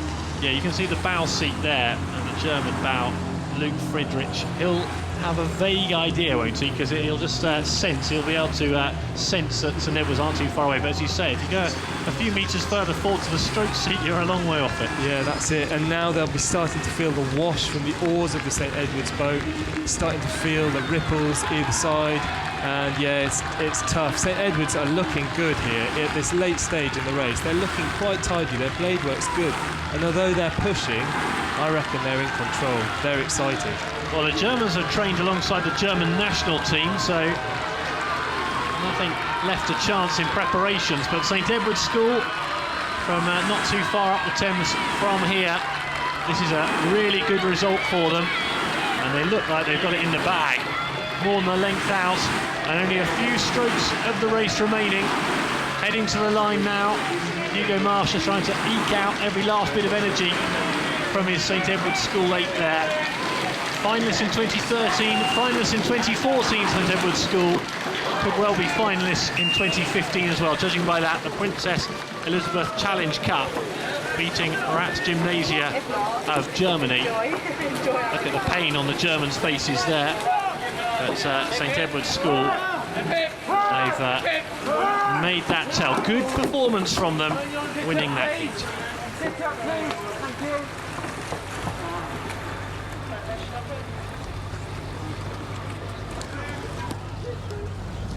The Visitors Challenge Cup next up, and on the Berkshire Bank you can see the orange and black. We've got the Upper Thames Rowing Club. Go! Carnegie Lake Rowing Association on the Bucks Bank. How are they going to cope with this arduous start that we've talked about so much? Well, it looks like from the Bark Station, Upper Thames Rowing Club just veering across a little bit. Carnegie holding a pretty good racing line there. Fascinating watching the start. Can't get enough of that next to Temple Island, watching how those boats get away from the pontoon. Really difficult. Yeah, it's exciting, isn't it? But it is so difficult. And when you're down there in the boat, side by side with that other crew, it feels like millimetres between your oars. When you're looking at the screen here, it looks like there's plenty of space, but when you're there, it feels totally different, and it's hard to steer. It's hard to steer straight. As you get further down the course, it's easier because you have the booms and the bank either side to steer off. Of course, you're not looking where you're going, so you have to steer off what you can see ahead, and it gets easier when you can see the lane, but it's a tricky thing to do, really hard. Upper Thames Rowing Club will be boosted by a road past their own clubhouse, not too far from here. Strategically, they've built their clubhouse in the perfect spot on this regatta course, haven't they? Yeah, they have. It's very convenient, isn't it? Just at the moment that they'll be feeling it, they get the boost of their home clubhouse on the Berkshire Bank of the River Thames. Just having a look at this Upper Thames boat. Davison, Barnes, Nagy and Wootton in the boat. 3 members of the 2014 Britannia winning crew, Wootton, Barnes and Davison, in that boat for the Visitors Challenge Cup. They had a great year last year, Upper Thames. They had 2 crews to win Henley Regatta in 2 different events, and I remember seeing some of the guys afterwards and the celebrations of Upper Thames just up the river there, and it was awesome to see local boys winning like that in that way. And you know, look here, this is another good. They're just coming up to their club now, and this is a good performance from them. Yeah, I think those celebrations are all the more spirited because they hadn't won a trophy for the preceding 51 years, Upper Thames, and then 2, like buses, coming along last year. Well, there you go, let's see if they can do it again. You have to get that cliche out, don't you? Like buses, 2 coming along after a 51-year wait. And they could be at it again, as you say. Upper Thames Rowing Club putting in a good shift here in the Visitors Challenge Cup. Carnegie Lake Rowing Association from the USA, yet another American boat on the water. When are you on the water, Alex? You've going to be out there soon with your 8? Yeah, first round is Saturday. We've got an Australian crew to hopefully dispatch. We'll see. They're going to be a strong crew, so who knows. And then if that goes according to plan, it might be the Germans are waiting in the final on Sunday for you. Yeah, that's right. The Germans have a straight run straight through to the final on Sunday, so hopefully we'll meet them, and that is naughty. You may have seen the boat cutting across at the top of the picture. That is definitely against the regulations, Alex. Talk us through what went on there. Yeah, I don't know why they went across there. They're obviously crossing to try and go up to start a race or prepare for a race or practice maybe afterwards. I don't know what they're doing really. They shouldn't have done it that close to the race because they'll create a little bit of wash. Look at that, the wash in the background. Okay, it looks small on the screen, but when you're in it, you can see on the side of the boat. That's significant, and when these boys they're in control ahead, but they'll feel that and be annoyed with that. I would be annoyed with that. That is not what Henley Royal Regatta's about, and somebody will be having a strict word with them. There'll be a bit of a chat going on after racing tonight, won't there? Hopefully. I have no doubt. There'll be someone jumping on that. But let's keep with the race, because this could be a good one for Upper Thames Rowing Club Visitors Challenge Cup, and they look as if they will be the victors here against Carnegie Lake Rowing Association on the right-hand side of your screen in the orange and black, heading for the finish line, looking a little bit weary now from the States.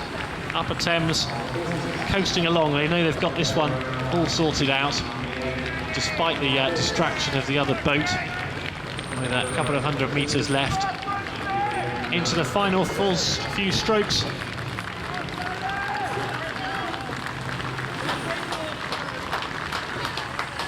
Polite applause from stewards past the judges' box, you can see there in the background.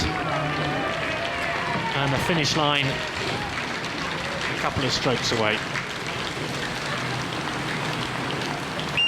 They're at it again, Upper Thames Rowing Club. More success for them, this time in the Visitors Challenge Cup, safely through that heat. And that was impressive against Carnegie Lake Rowing Association, who finished now. Over from the States. And they look pretty pumped, and they'll be pleased with that performance.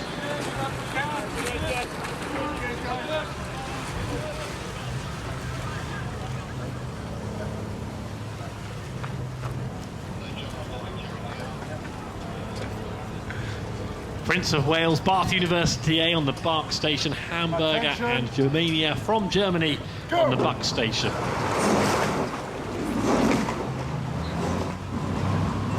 Away they go in the Prince of Wales's Challenge Cup. Nerve-wracking for both boats here.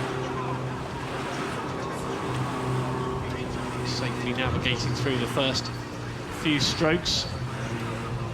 Tell us about the nerves and the adrenaline as they sit on that start line, Alex. It doesn't matter how experienced you are, you're one of the more experienced oarsmen involved in this regatta. You'll still be nervous, won't you, when you're on duty on Saturday? Oh, of course, you can't get away from the nerves. You have to embrace them and use them, I think. It's taken me a long time to be able to deal with that. But yeah, you're sat on the start line, basically wishing you could be anywhere else in the world, I think, for a big race. You know it's going to hurt. You know you're going to have to dig deep in your mind and your body and your soul, but you just have to focus on that first stroke and getting that first stroke right, I think. And it's all about then locking into what you've been practicing and what you've been doing over and over again for a year, probably, preparing for the race. So yeah, once you get moving, once you get going into the race, you're all right, but the nerves are horrible. Der Hamburger and Germania Ruder Club from Germany sees the early advantage, but Bath University A in the last few strokes have got right back into this contest on the Berkshire bank, on the Berkshire side of the course.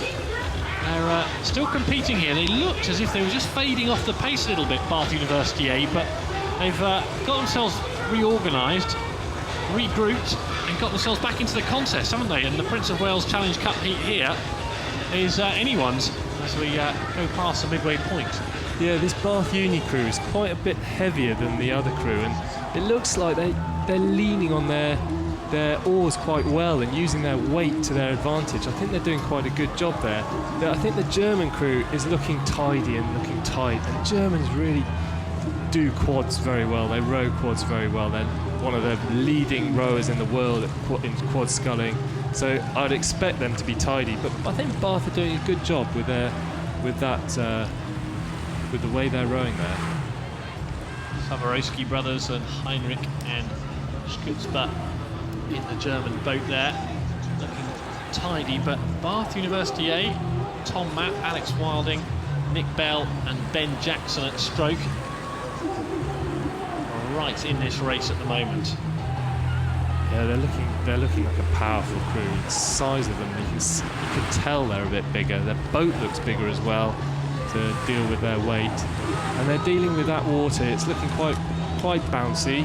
They're dealing with it quite well, so this is an interesting race. I'm quite looking forward to seeing what happens here. Yeah, this could be a thriller as we head to the grandstands, in front of the main grandstands now, and this really is up for the taking. Will it be the German boat on the right-hand side of the picture there, on the Buck side, or will it be Bath University A on the Berks side of the course? The umpire has been a redundant figure throughout this race, not required in this one. And yeah, you're right, the boat's just bobbing around a little bit. This will be a real test of character now. They'll have to dig deep as they head towards the finish line. It'll be who's most gritty in the final stages. Yeah, this is where they just have to close their eyes and push hard with their legs, lean their weight off the oars, and try and just keep moving and get the rate up. And look, Bath have done this really, really well. It looks like they've timed it perfectly and really put in a strong last quarter of the race. That's an astonishing move, isn't it? They've managed to put clear water between themselves and the Germans. For most of the race, it was much tighter. So last few strokes will be painful for both boats, but for Bath University, superb effort. Really well put together race there from Bath University A. The Germans coming over the line now to hand over on Germania Ruder Club from Germany in the Prince of Wales' Challenge Cup, and Bath will be delighted with that.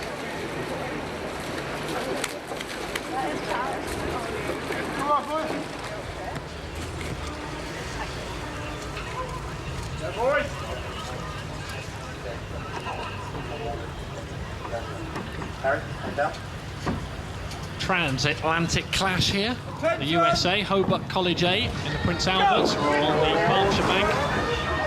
Oxford Brookes University A going in the Prince Albert Challenge Cup. A close look at the start here. And it appears that there's a bit of a wobble out towards the centre of the course from Oxford Brookes University, but they've corrected themselves and they are okay. Clear water between the two boats. There's no issue for the umpire there. I'm just having a look at the Hobart College A, and I'm just going to hazard a guess that it was that boat that cut across the path of another boat in an earlier race as they headed up towards the start. I'm just looking at that boat, and I recognise a few of those oarsmen, and I think they were the ones who might be in a bit of hot water later on for their pre-race antics. Well, we'll see how they do here in this race. I think you mentioned about the boat swerving off the start. I think sometimes that happens when in the bow seat, if you're in the bow seat, you get a bit more leverage in the boat than any of the other crews.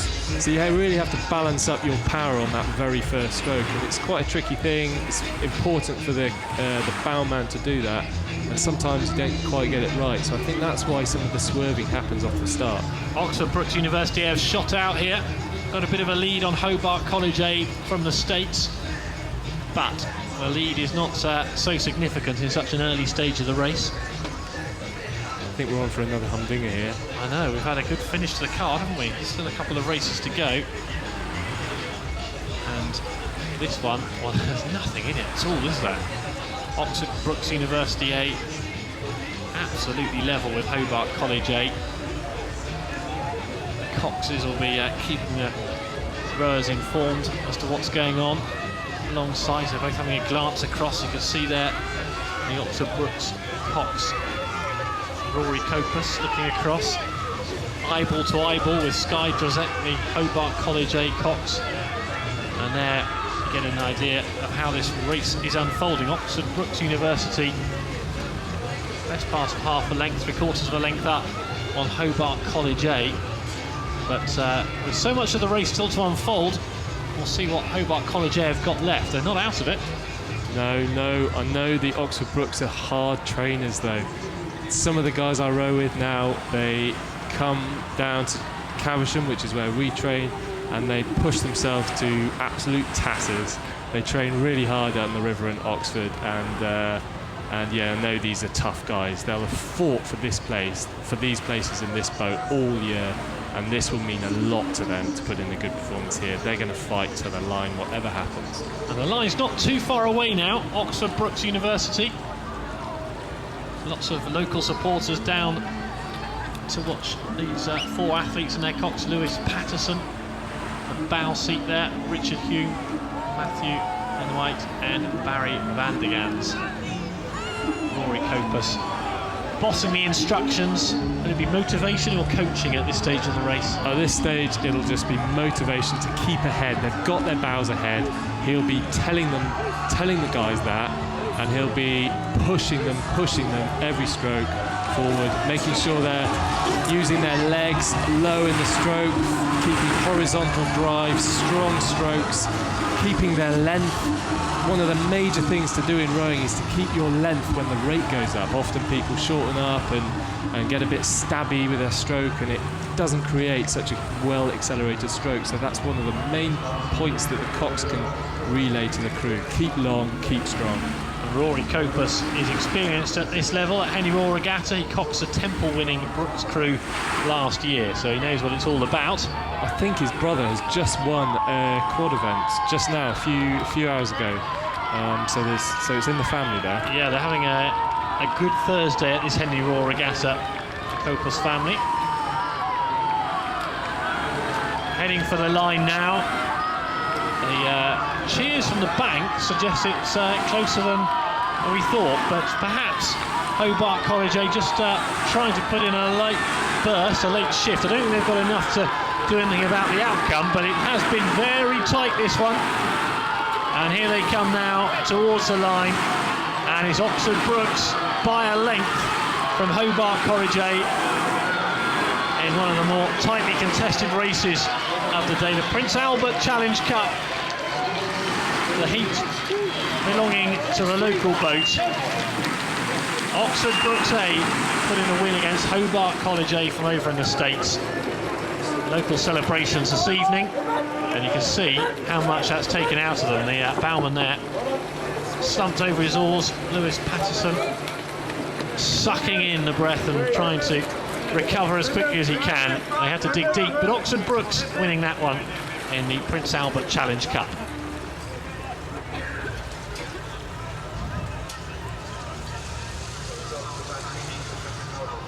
Go. Get ready, please. The Diamond Jubilee Challenge Cup, race number 80. There is one more race after this, race 73 still to come. Go. Penultimate race of day 2 of Henley Royal Regatta 2015 in the Diamond Jubilee. And we've got a local boat from down the road in Marlow, on the water as well. So William Borlase' Grammar School up against Warrington Rowing Club. North against South, UK terms.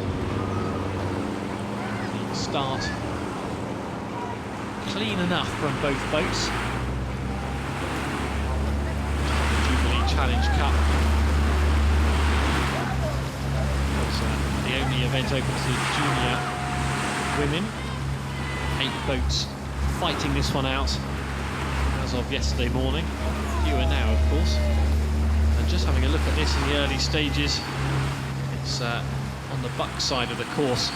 Warrington Rowing Club have seized the early initiative very neatly away from the pontoon, and the Marlow boats, so William Borlase' Grammar School from Marlow, have got some early work on their hands here, Alex Gregory.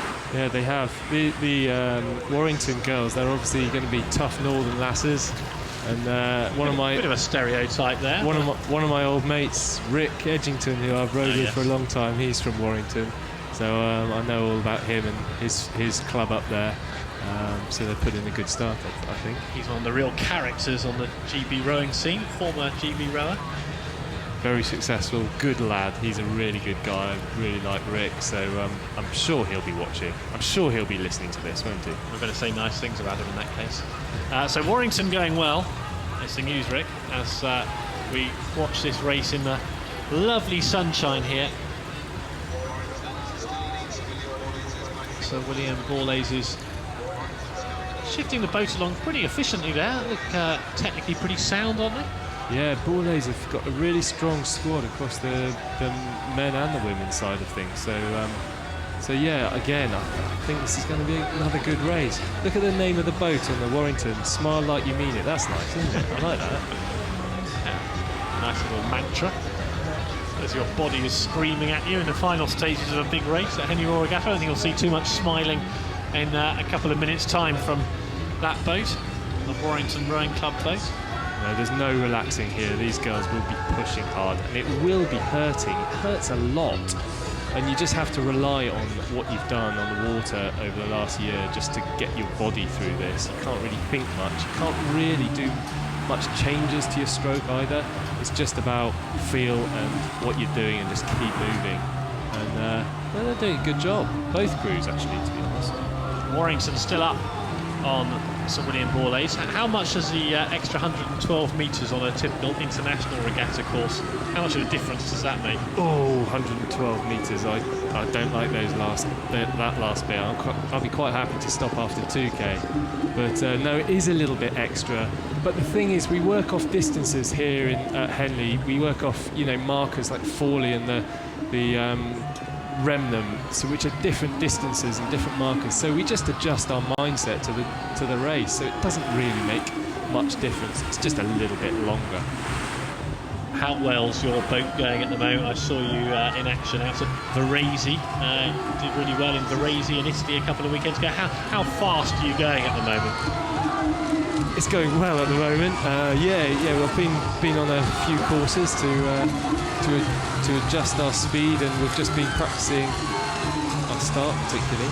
Good. Now this is a race that's hotting up, isn't it? Warrington Rowing Club up against Sir William Borlase's.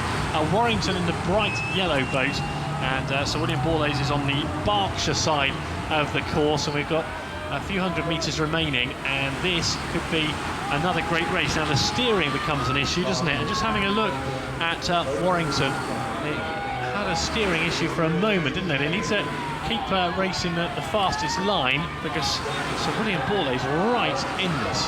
Yeah, that stroke girl there from the Warrington crew is looking across quite a lot, and I don't know whether she's steering. She may well be steering. And if you look across, move your head, move your body a little bit, that can adjust your foot, which can alter your steering, and they really need to concentrate on what they're doing straight down the course. Lucy Glover at stroke with big responsibility here, and having a look, Sir William Borlase from Marlow are being cheered on by the big local crowd. You can hear them in the grandstand willing on that boat. Great race from them, and again, this is perfectly timed. Really sort of mature racing, I'd say. And the local boat, Sir William Borlase's grammar school, from down the river in Marlow. Well, it's going to be tight right to the finish. A little shift from Warrington Rowing Club there, giving it their all right to the finish line, but the finish line will be too close for Warrington. And there go the Marlow rowers, and that was a superb race. A really good tussle between those two boats. The early stages led by Warrington Rowing Club, but Sir William Borlase timing it to perfection. And Georgie Mulrain, Megan Barry, Ellen Roberts and Kelsey Stoddart, hats off to you. Absolutely nailed race execution there.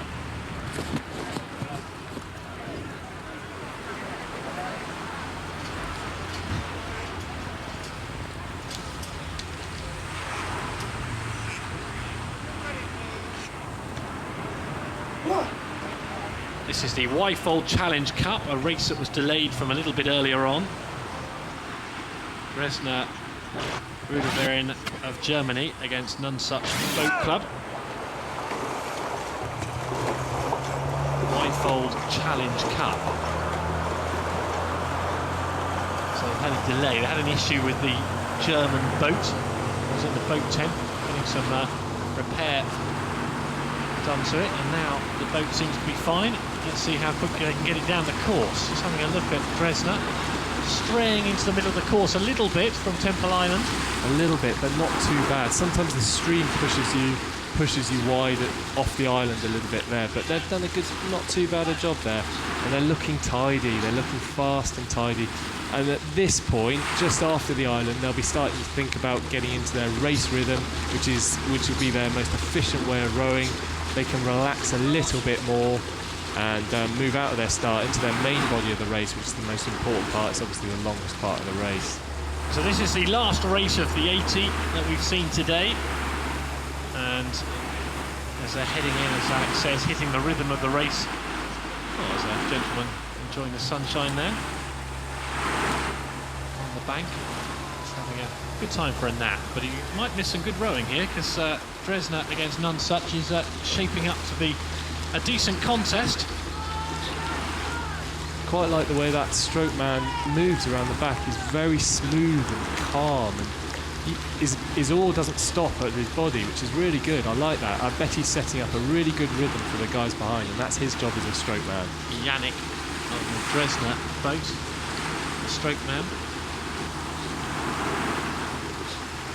Celebrating their 125th year. Dresdner. Well, it looks like they're doing a good job here. And if you look at the stern of their boat, what we want to do in rowing is try and reduce the dip of that stern as much as possible. The umpire, we heard him shouting there. I think he was suggesting that Dresdner need to get back onto their side of the course. We had the picture of the close-up of Dresdner there, but they definitely seem to be just floating out towards the middle of the course a little bit and getting a bit too close to none such for the umpire's liking. So he's shouted into the megaphone to get them back onto their side of the course. It's easily done. You sort of get yourself drawn across to the other crew. You just want to be a little bit closer so maybe you can steer off them. But yeah, it is important, and I guess that's the umpire's job, to keep the course straight. Oh, and we may see more umpire interference, because look at the path that Nonsuch are going there. Nonsuch are cutting right across, and they still are. And there goes the flag. So Dresdner against Nonsuch. Just tell us a little bit, Alex, about what's going on in those boats and what the umpire's seeing here. Well, yeah, the umpire's seeing Nonsuch crew coming across into the Dresdner crew. But these guys, the German crew, are relaxed, they're out ahead, and it's not bothering them too much. It doesn't matter, and in fact, it's probably to their advantage, because they're sending down puddles into the Nonsuch crew, which will cause them difficulties, make it harder for them to row and keep the balance. Yeah, so Dresdner will be happy to see Nonsuch in their wake, bouncing around in those puddles that you mentioned, if they choose to come across Nonsuch into their wake. But the umpires got Nonsuch back onto their side of the course, and normal services resumed for now. In the evening sunshine, shadows lengthening over there on the bank of the Thames. Yeah, these German guys will be enjoying this. They're in control. They're relaxed. They're probably taking their rating down a little bit, and they're going to come past the stands here with a few applause from the people who are left here watching in the sun, and they're just really going to enjoy this. It won't be as easy tomorrow. The rounds get harder and harder, particularly in this event, I'm sure, and so they've got to soak this up and enjoy this. All former University of Bristol students, Nonsuch Boat Club, only racing Henley in the 2013 and 14 regattas. That's some good experiences there, but at the moment second best to the German boat. This is the Wyfold Challenge Cup. Last year Nonsuch knocked out on the Thursday of the Thames Challenge Cup, and on the Friday the year before here at Henley. Looks like it'll be a Thursday exit for Nonsuch in the Wyfold. And look, the lead extending all the time. I think Nonsuch know the game's up, and the Germans just forging ahead impressively. There's no coming back from that. Look at that shot. That's a classic Henley shot, isn't it? With the church tower behind. It's a lovely shot. As I say, those guys have got to enjoy that. That's beautiful. This is Henley at its best. Yes, St George's Cross just fluttering in the very light breeze, which takes the edge off the temperature. On the top of the church at Henley here, up towards the bridge. Oh, what a picture that is. I love this place, don't you? There are worse places to be. Here they come then.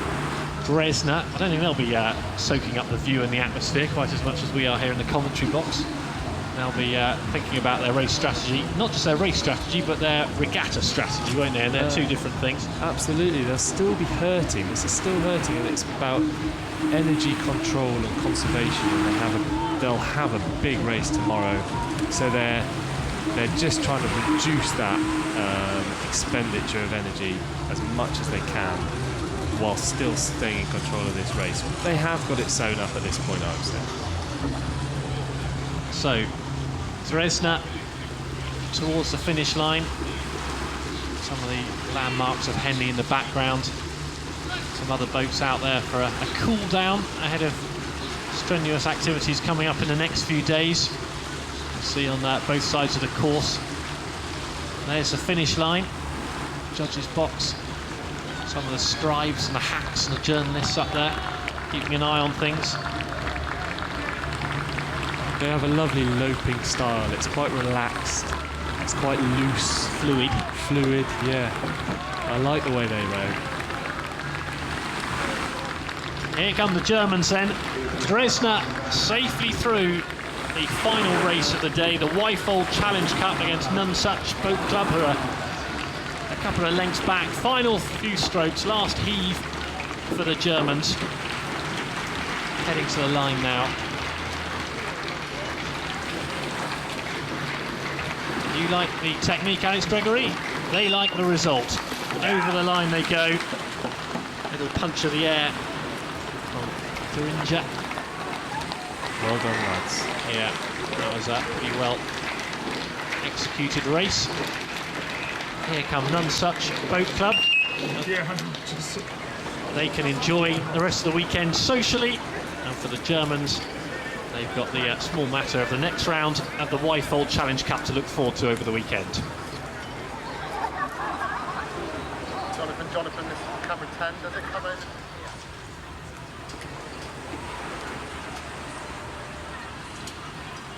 So that's the culmination of day 2 of the Henley Royal Regatta. From all of us here in the sunshine at Henley-on-Thames, I hope you've enjoyed today's coverage. We're back tomorrow morning, 8:30 UK time, our live coverage of Henley Royal Regatta 2015 back underway. Please make sure you join us for that, 8:30 UK time tomorrow morning, with more live Henley Royal Regatta 2015.